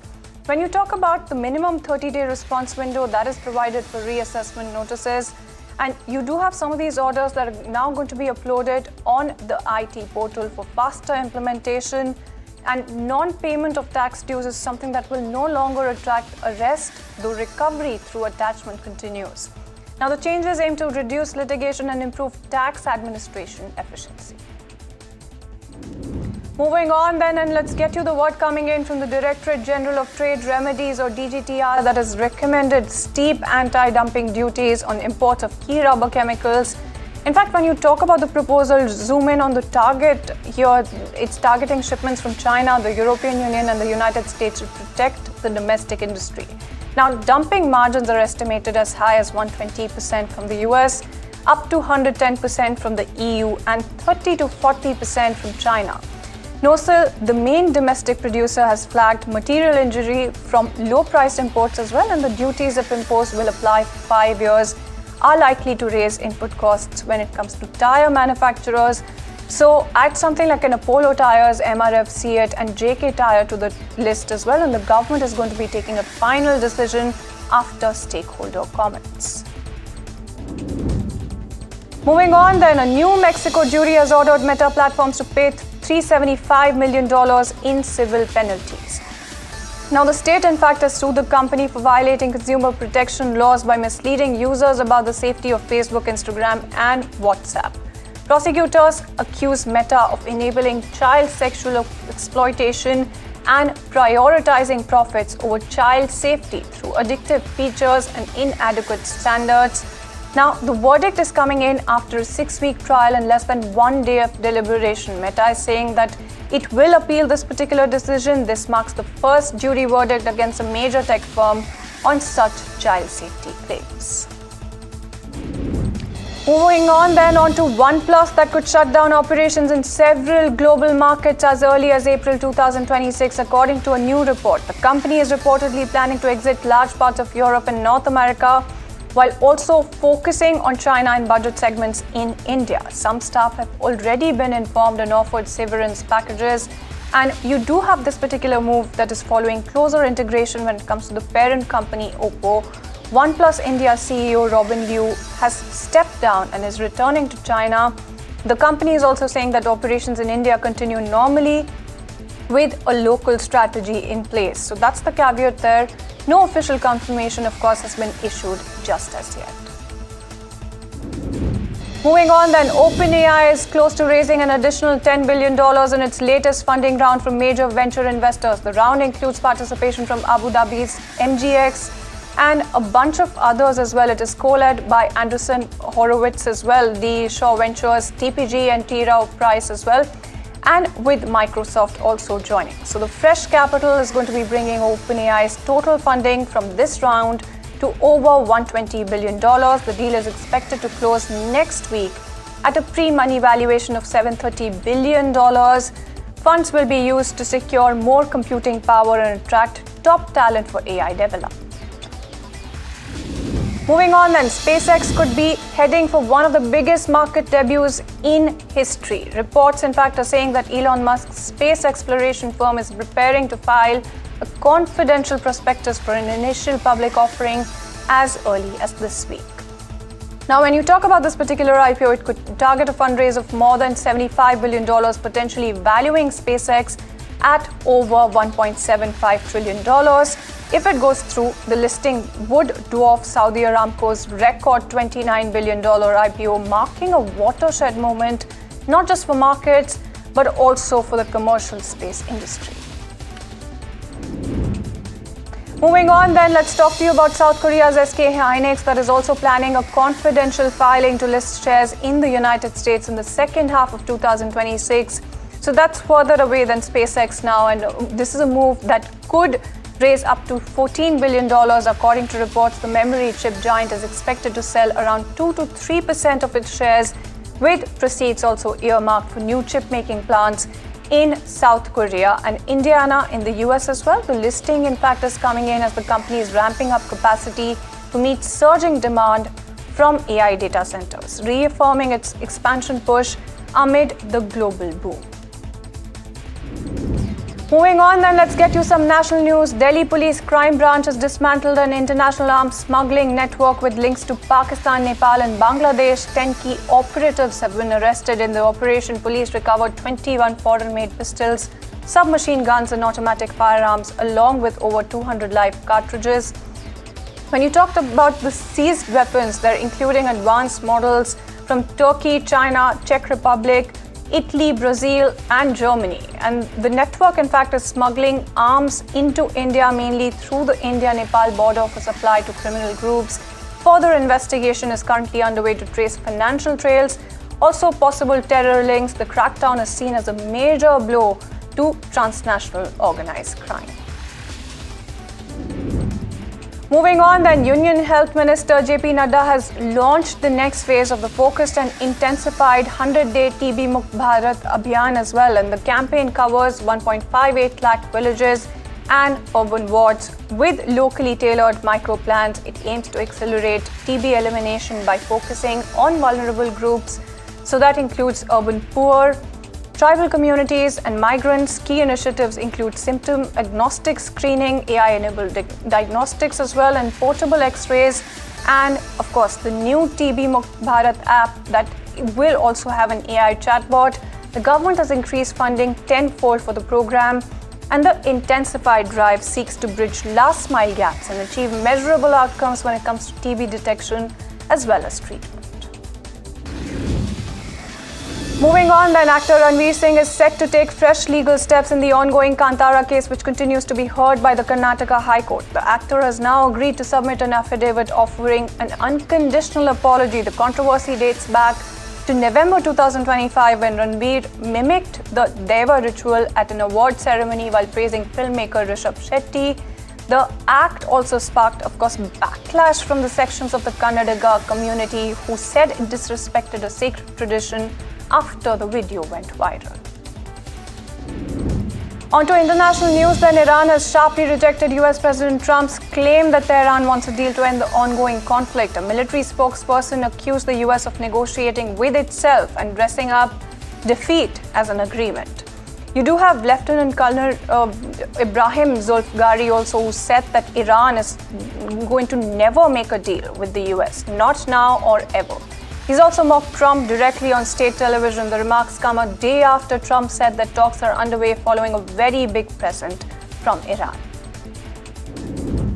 Moving on then, as Iran rejects any talks of negotiations, the country has launched Wave 80 of its counter-strikes amid the ongoing conflict with Israel and the US. The Revolutionary Guards targeted locations in Israel, including Tel Aviv and Kiryat Shmona, as well as US bases in Kuwait, Jordan and Bahrain. Israel, in fact, has responded with a fresh wave of strikes on infrastructure across Tehran, hitting 2 naval cruise missile production sites.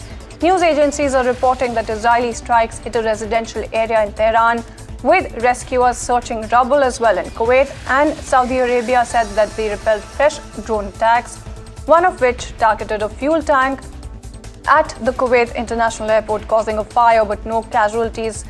Fortunately, the exchanges in fact continue even as conflicting signals emerge over possible talks.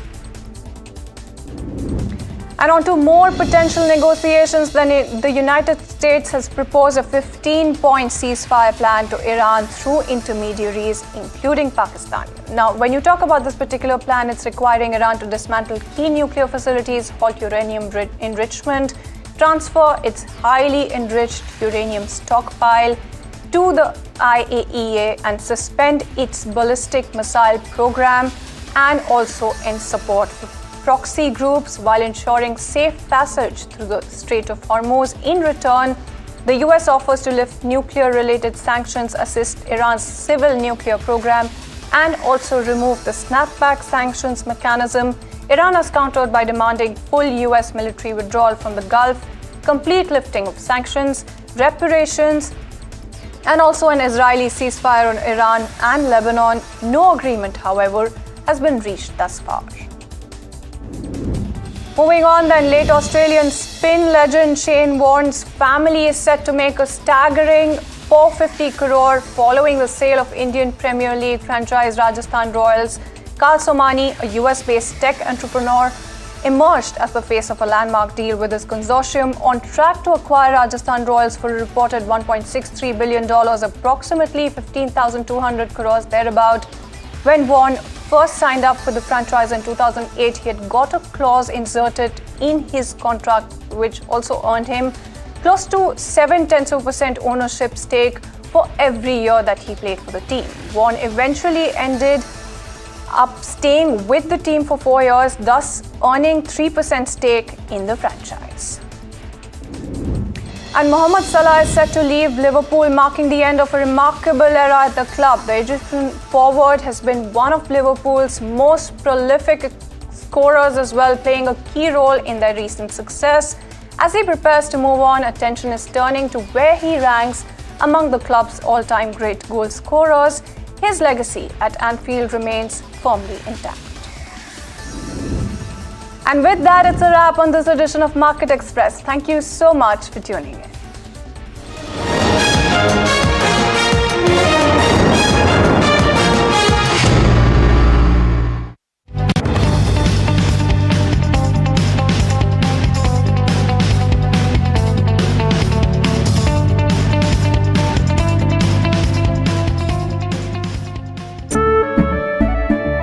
केसरिया से मन जोगी हुआ रे दिल झूमे देखो मतवारा हुआ रे केसरिया से मन जोगी हुआ हर पल मनाओ केसरी त्योहार विमल बोलो जुबान Kesari.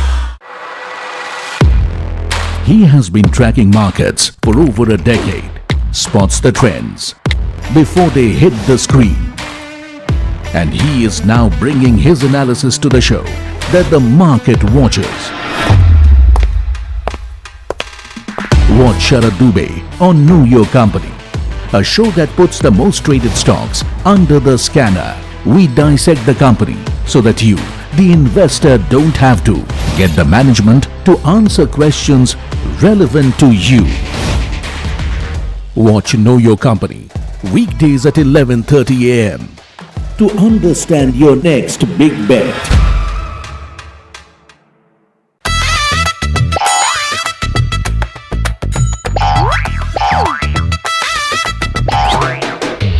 To understand the Tamil Nadu twist, join me in the midst of our people, language and politics.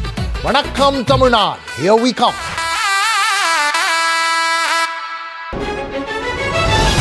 India, a land of story and resilience. 1.4 billion hearts share this home, and the responsibility to protect it rests with all of us. As India moves towards net zero, every step matters. Walk with us as we discover the people and ideas shaping a more sustainable India. India's Sustainability Mission, an initiative by NDTV.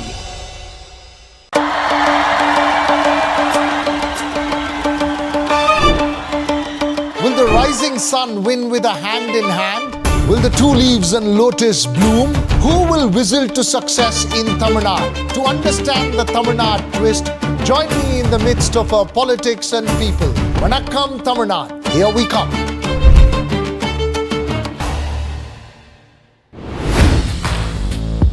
Hi, I'm Tamanna Inamdar. Watch me on NDTV Profit, where I break down the day's biggest business stories. What happened, why it matters, and what it means for your money. Hi, I'm Neeraj Shah. Watch me on NDTV Profit for the most incisive market intelligence and meaningful corporate conversations.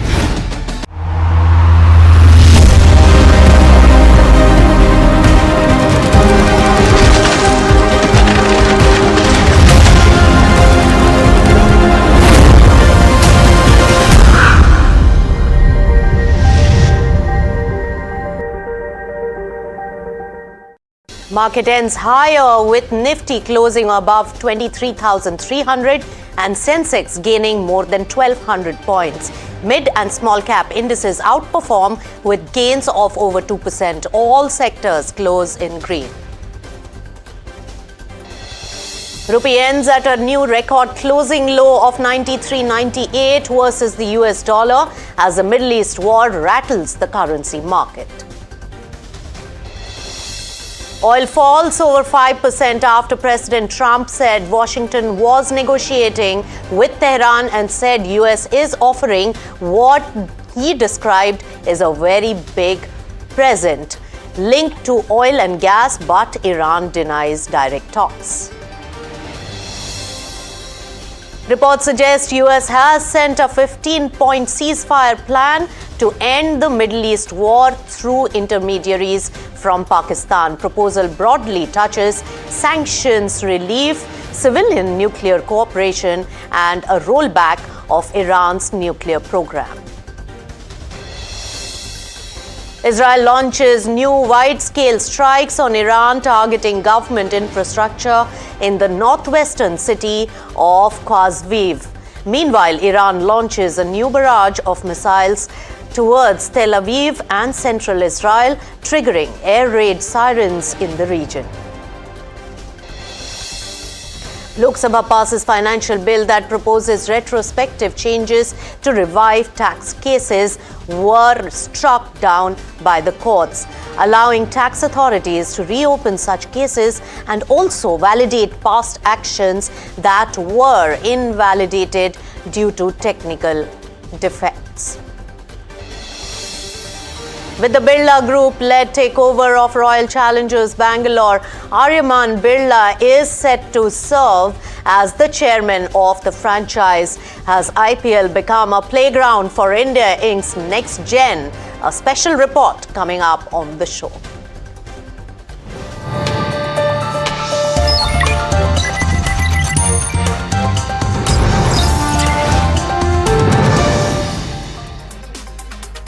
Hello and welcome. You've tuned in to Profit 360 and I'm Nisha Podar. Let's take it straight to the top headline that we are tracking today this afternoon. Well, market logged second straight session of gains today. Both the benchmark gains over 1.5% each, both Sensex as well as Nifty. The broader indices, they outperformed the key indices today. Real estate as a sector was the top sectoral gainer. Let's take it across to my colleague Jasmeet, who has a detailed analysis and a roundup of the market action today. Jasmeet. Well, market ends in green for the second consecutive day in a row. If you look at Nifty 50 altogether, Nifty 50 gains in trade about 1.58% and ends above the 23,250 mark today in trade. Now, in terms of top gainers, we have Shriram Finance and Ultratech, which moved up in Nifty 50 today, both gained over 4%. In terms of the broader market, they have outperformed the benchmark in today's trade, while Nifty Small Cap 250 has gained over 2% and it ends in green for the second consecutive day in a row. In terms of top gainers in Nifty Small Cap 250, we have stocks like Triveni Engineering and PCBL Chemical, where both have gained almost over 7% in today's trade. Now, in terms of mid-cap 150, even that ends in green today, about 2%. And the top gainers include something like a Balkrishna Industries, which has gained over 7% in today's trade, Nifty mid-cap 150. If we look at the sector-wise, we also see that all sectors end in green in today's trade, while Nifty Realty and Nifty PSU Bank are the best performing sectors, which both have gained over 2.5%. In terms of Nifty PSU Bank and Nifty Realty, they end in green for the second consecutive day in a row, and yesterday was the day one for them where they turned in green. Now, in terms of the top gainers, we see Phoenix Mills and Signature Global, both top gainers in Nifty Realty, both up about 4%, while Indian Bank and Union Bank are the top gainers in Nifty PSU Bank, both up about 3.5% in today's trade. If we look at the key trends that we saw in today's market, we saw the Nifty Metals, Nifty Financial Services, Nifty Auto, Nifty Bank, Nifty Pharma, Nifty FMCG and Nifty Media all end in green for the second consecutive day in a row in today's trade. All right, thanks Jasmeet for all those details. Of course, it was a sea of green in the markets today after a long time. Now, nearly 10% of global crude supply is likely to get impacted in case of a prolonged Middle East war. That's the word really coming in from Sajid Chenoy, who's the Chief Asia Economic Research, JP Morgan. Let's listen into what else he had to say on the global crude shortage and therefore the impact. This is yet another adverse supply shock that the global economy in India will confront. And as you alluded to, we're seeing too many of these in recent years. COVID was an adverse supply shock in 2020. You have the Russia-Ukraine war in 22, another one now. Because of the Strait of Hormuz being shut down, our latest estimate is about 16 million barrels a day are offline. Now, some of that will be compensated by running down of strategic petroleum reserves in different countries. Other routes have been found. But if this conflict prolongs, we're looking at about 10 million barrels a day permanently being taken out of the market. That's 10% of global supply. Asia is particularly vulnerable because a lot of crude and, more importantly, gas, petroleum products come from the Strait of Hormuz. So the concern in Asia is, for some countries, is there going to be a point, if this goes on for another 4 or 6 weeks, where actual energy volumes become a threat? All right, let's also take a look at the currency market today, and it was yet another day of losses for the rupee as it closed at 93 rupees 98 paise against the dollar, logging a fresh record low against the greenback. Earlier, it, remember, had opened 5 paise weaker and extended the losses to depreciate as much as 7 paise to 93.95. So these are worrying levels at kissing distance to 94. Let's also take a look at crude oil prices, and they have fallen, and that's what has also impacted positively our equity markets. So with Brent really trading in the range of $98 to $101 per barrel, and while WTI is holding in the mid to high $87 to $90 band, and the prices are now driven by Iran's signals towards safe passage for non-hostile ships through Strait of Hormuz, a key artery for global oil supplies. All right, the Finance Bill 2026 brings a set of significant changes to the tax framework, with the government aiming to streamline procedures, reducing the disputes and make enforcement more efficient. For a detailed breakdown of what these changes mean on the ground, my colleague Shrimi joins us now. Shrimi, over to you.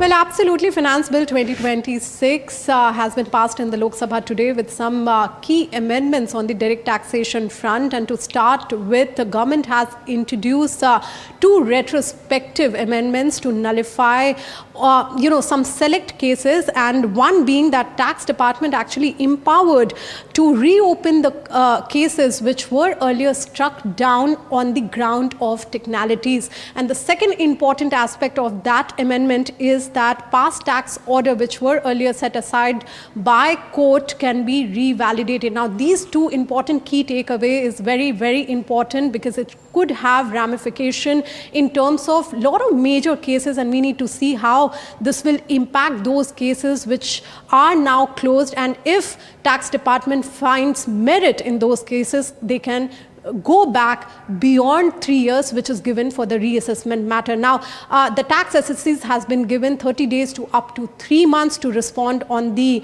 reassessment matter. And in fact, all these issues and the actions are going to be administrative in nature, is what the new amendment talks about. Other than that, there are issues around the procedural defect in the notices. This amendment clearly talked about order won't invalidate proceeding. Any absence of DIN, which is the identification number to render tax orders, are invalid, is also being given, and any sort of procedural lapses in approval not to impact validity of the proceeding. In terms of compliance, which is also very important, and efforts being made to sort of reduce compliance for tax payers, one being that IT-80 orders to be uploaded on IT portal for the smooth implementation. No arrest can be made for non-payment of tax dues, and in fact recovery via attachment to continue. The move also on no interest on penalties for misreporting, if at all it happens in your tax filing from FY27 onwards. So in total, of course, there are a lot of efforts on tightening the tax net along with the enforcement action as well. And this bill now go to the Rajya Sabha for the passage and consideration. Thanks, Shrimi, for that. But let's take it straight across to the cabinet briefing where Ashwini Vaishnav is speaking at the moment. क्या achievements हुए दूसरा बड़ा हुआ 28,840 करोड़ के sanction से modified उड़ान scheme sanction हुई। और तीसरा बहुत बड़ा फैसला हुआ, भारत का जो एनवायरमेंटल गोल्स हैं और जो कमिटमेंट देश ने दिखाया है माननीय प्रधानमंत्री श्री नरेंद्र मोदी जी के नेतृत्व में, उसके लिए 2030 से 2035 के जो गोल्स हैं उन गोल्स का अप्रूवल कैबिनेट में हुआ। सबसे पहले आप सब जानते हैं कि भारत में विजिटर्स अब बहुत आते हैं, चाहे टूरिज्म के पर्पज से हो, चाहे बिजनेस के पर्पज से हो। उन सब के फैसिलिटेशन के लिए एंटायर वीज़ा और इमिग्रेशन के प्रोसेस को एक तरीके से फुल्ली डिजिटलाइज करने का मिशन कुछ वर्षों पहले हाथ में लिया गया था। उसमें बहुत अच्छी प्रोग्रेस हुई और अब करीब 32 सर्विसेज इसमें ऐड हो गई है और 204 मिशंस हैं दुनिया भर में, देश के इंडियन मिशंस, उन सबको इंटीग्रेट कर दिया गया है। और देश में करीब 854 डिस्ट्रिक्ट्स हैं जिनको इंटीग्रेट कर दिया गया है इस पूरे प्रोग्राम में। इसके बेनिफिट्स जो हुए वो बेनिफिट्स आपको लेफ्ट में अगर देखो IVFRT से पहले और राइट में देखो IVFRT के बाद में, एक एक पॉइंट पे वीज़ा का टर्न अराउंड टाइम जो कई दिन लगते थे, 180 दिन, 30 दिन, वो अप्रॉक्सीमेटली 48 आवर्स में कन्वर्ट हो गया। और प्रायर रेफरेंस कैटेगरी एक है वो 21 डेज में कन्वर्ट हो गई। Passenger clearance time 5 to 6 minutes लगते थे, वो 2.5 to 3 मिनट्स में कन्वर्ट हो गया। बायोमेट्रिक उसमें इंक्लूड हुआ, जबकि आइडेंटिटी का कोई मैकेनिज्म नहीं था, अब बायोमेट्रिक्स बेस्ड ऑथेंटिकेशन स्टार्ट हो गया। पैसेंजर इंफॉर्मेशन मैनुअल होती थी, अब सॉफ्टवेयर एडेड पैसेंजर इंफॉर्मेशन आने लग गई। सिस्टम इंटीग्रेशन नहीं था, सारे सिस्टम जो भी थे सारे स्टैंडअलोन थे, वो अब सारा एक इंटीग्रेटेड एप्लीकेशन में कन्वर्ट हो गया। कहीं पर भी किसी को भी कोई डेटा चाहिए होता है कि कौन पर्टिकुलर व्यक्ति कहाँ पर है, कई बार लॉ एनफोर्समेंट की दृष्टि से ज़रूरत होती है, तो उस सब का भी एक रियल टाइम में डेटा अवेलेबिलिटी आने लग गया। अब उसको एक नेक्स्ट लेवल पे ले जाने के लिए आज कैबिनेट ने 1800 करोड़ रुपीस का IVFRT 3.0 अप्रूव किया होम मिनिस्ट्री के तहत। इसमें बहुत फोकस दिया जाएगा जो आज की टेक्नोलॉजीज़ हैं, AI बेस्ड टेक्नोलॉजीज़ हैं, और आधार का जिस तरह से बहुत तेज़ी से आधार यानी आइडेंटिफिकेशन बेस्ड टेक्नोलॉजीज़ के लिए जो बहुत ज़्यादा चीज़ें एडवांस हुई है, फेशियल रिकग्निशन, आइरिस रिकग्निशन की बहुत लो कॉस्ट की मशीनें आ गई हैं, उन सब का उपयोग इसमें किया जाएगा और पूरे के पूरे कोर इंफ्रास्ट्रक्चर को मॉडर्नाइज किया जाएगा। एक तरीके से लेगेसी इंफ्रा चला आ रहा था जिसमें सॉफ्टवेयर अपग्रेड करते थे, लेकिन ज़रूरत है कि उसको कंप्लीटली एकदम पूरी तरह से अपग्रेड करे, कोर इंफ्रा को ही उसका चेंज करे। कई सारे इसमें कंपोनेंट्स हैं जो आपके सामने इसमें रखे हैं डिटेल में। डेटा सेंटर नए बनेंगे, मोबाइल ऐप बेस्ड सर्विसेज आ जाएंगी, सेल्फ सर्विस कियोस्क जैसे हमने दुनिया के कई बड़े एयरपोर्ट्स में देखे होते हैं वो भी आएंगे, iris scanning, AI ML tools, हर तरीके से एक पूरा unified portal, unified service, unified infra और यूनिफाइड ऐप बनेगी इस नए इन्वेस्टमेंट से। All right, so that was the cabinet briefing really taking place. Now, immigration, visa, foreigners register. All right, let's take it across to some of the rumors of fuel shortage really triggered panic buying in parts of Maharashtra, with reports that several reports and petrol pumps in Chandanpura district shut after running dry as motorists really rushed to stock up. Authorities have also said that this was driven by panic, not an actual supply shortage, and the government has ruled out any nationwide fuel crisis, stating that petrol and diesel supplies remain stable, refineries are operating at high capacity, and that LPG deliveries are also continuing normally with additional allocations made for critical sectors. Fresh assurances on also the fuel availability are coming in from both the government as well as the state-run oil companies. Indian Oil says that there is no shortage of petrol or diesel, stressing that all outlets are well stocked and fully operational, while warning that rumors and panic buying can really disrupt the normal supply patterns. In today's official briefing as well, Petroleum Ministry Joint Secretary Sujatha Sharma urged citizens to remain calm and avoid unnecessary hoarding, reiterating that the situation remains normal on the ground. Listen in. पिछले 2 दिनों से हमने देखा है कि कई सारे क्षेत्रों में रिटेल आउटलेट्स या पेट्रोल पंप के बाहर लाइन देखी गई है और पैनिक बाइंग भी ऑब्जर्व की गई है। मैं देशवासियों को विश्वास दिलाना चाहती हूं कि हमारे पास पेट्रोल और डीजल पर्याप्त मात्रा में उपलब्ध है। कहीं पर भी किसी पेट्रोल पंप पर कोई कमी नहीं है। पेट्रोल पंप को सप्लाई करने वाले टर्मिनल्स पर भी पर्याप्त मात्रा में उपलब्ध है।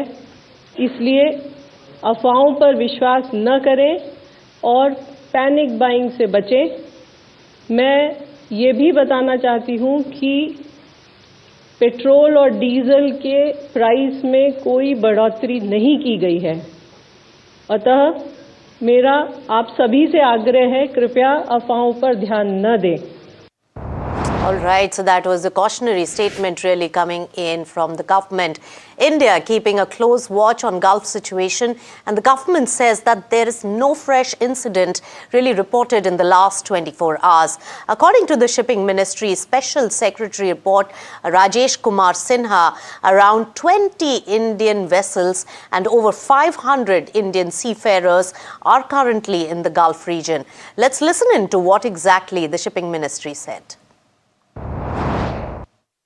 पिछले 24 घंटे में किसी भी भारतीय जहाज या नाविक से संबंधित कोई इंसिडेंट रिपोर्टेड नहीं है। हमारे 20 भारतीय ध्वज के जहाज, उस पे 540 भारतीय नाविक पर्शियन गल्फ में हैं और सुरक्षित हैं और उनसे डीजी शिपिंग लगातार संपर्क बनाए हुए है। Amid escalating tensions in West Asia, diplomatic efforts to really de-escalate the conflict appear to be hitting a roadblock. In fact, the United States has reportedly proposed a 15-point US ceasefire proposal to Iran, even as it ramps up military presence in the region. However, Iran has outright rejected the idea of negotiations, dismissing Washington's outreach and continuing its offensive, including attacks on key energy infrastructure, keeping global markets on the edge. With oil flows through the Strait of Hormuz at risk, remember the situation remains highly volatile, with both diplomacy and military posturing really unfolding simultaneously. But even as Iran really rejects the talks, here's what US President Donald Trump had to say on why he believes negotiations are still on the table. It was a very big present worth a tremendous amount of money. And I'm not going to tell you what that present is, but it was a very significant prize. And they gave it to us, and they said they were going to give it. So that meant one thing to me: we're dealing with the right people. Is that nuclear related? No, it wasn't nuclear related. It was oil and gas related. And it was a very nice thing they did. But what it showed me is that we're dealing with the right people. Because, you don't know, because the leadership was killed, all gone. Khomeini, all gone.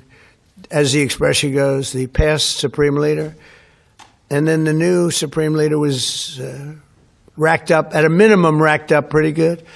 And everyone else was gone.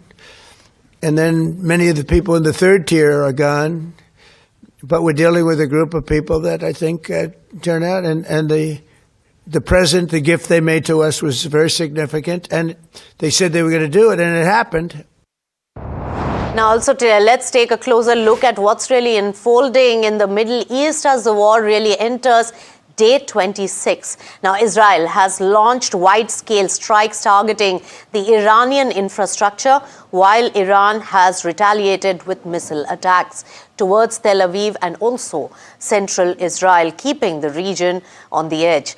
Now, the spillover is widening, with drones intercepted in Saudi Arabia, sirens in Bahrain, and even an attack hitting infrastructure in Kuwait, highlighting growing risks to the Gulf region and global energy routes. Adding to the concerns, Iran has issued a fresh warning signaling that there will be no return to normalcy anytime soon and ruling out any possibility of compromise. So even as tensions really escalate and rhetoric really hardens, the big question remains, are negotiations still on the table and who's really in control of the next move? So that's the latest really coming in from this particular war. All right, let's take you through back home, some of the big developments that's really starting and shift focus on big money moves in the game of IPL. Now, just ahead of the new season, which I'm very excited about and I'm sure you are too, well, a big development has taken place in the game of IPL.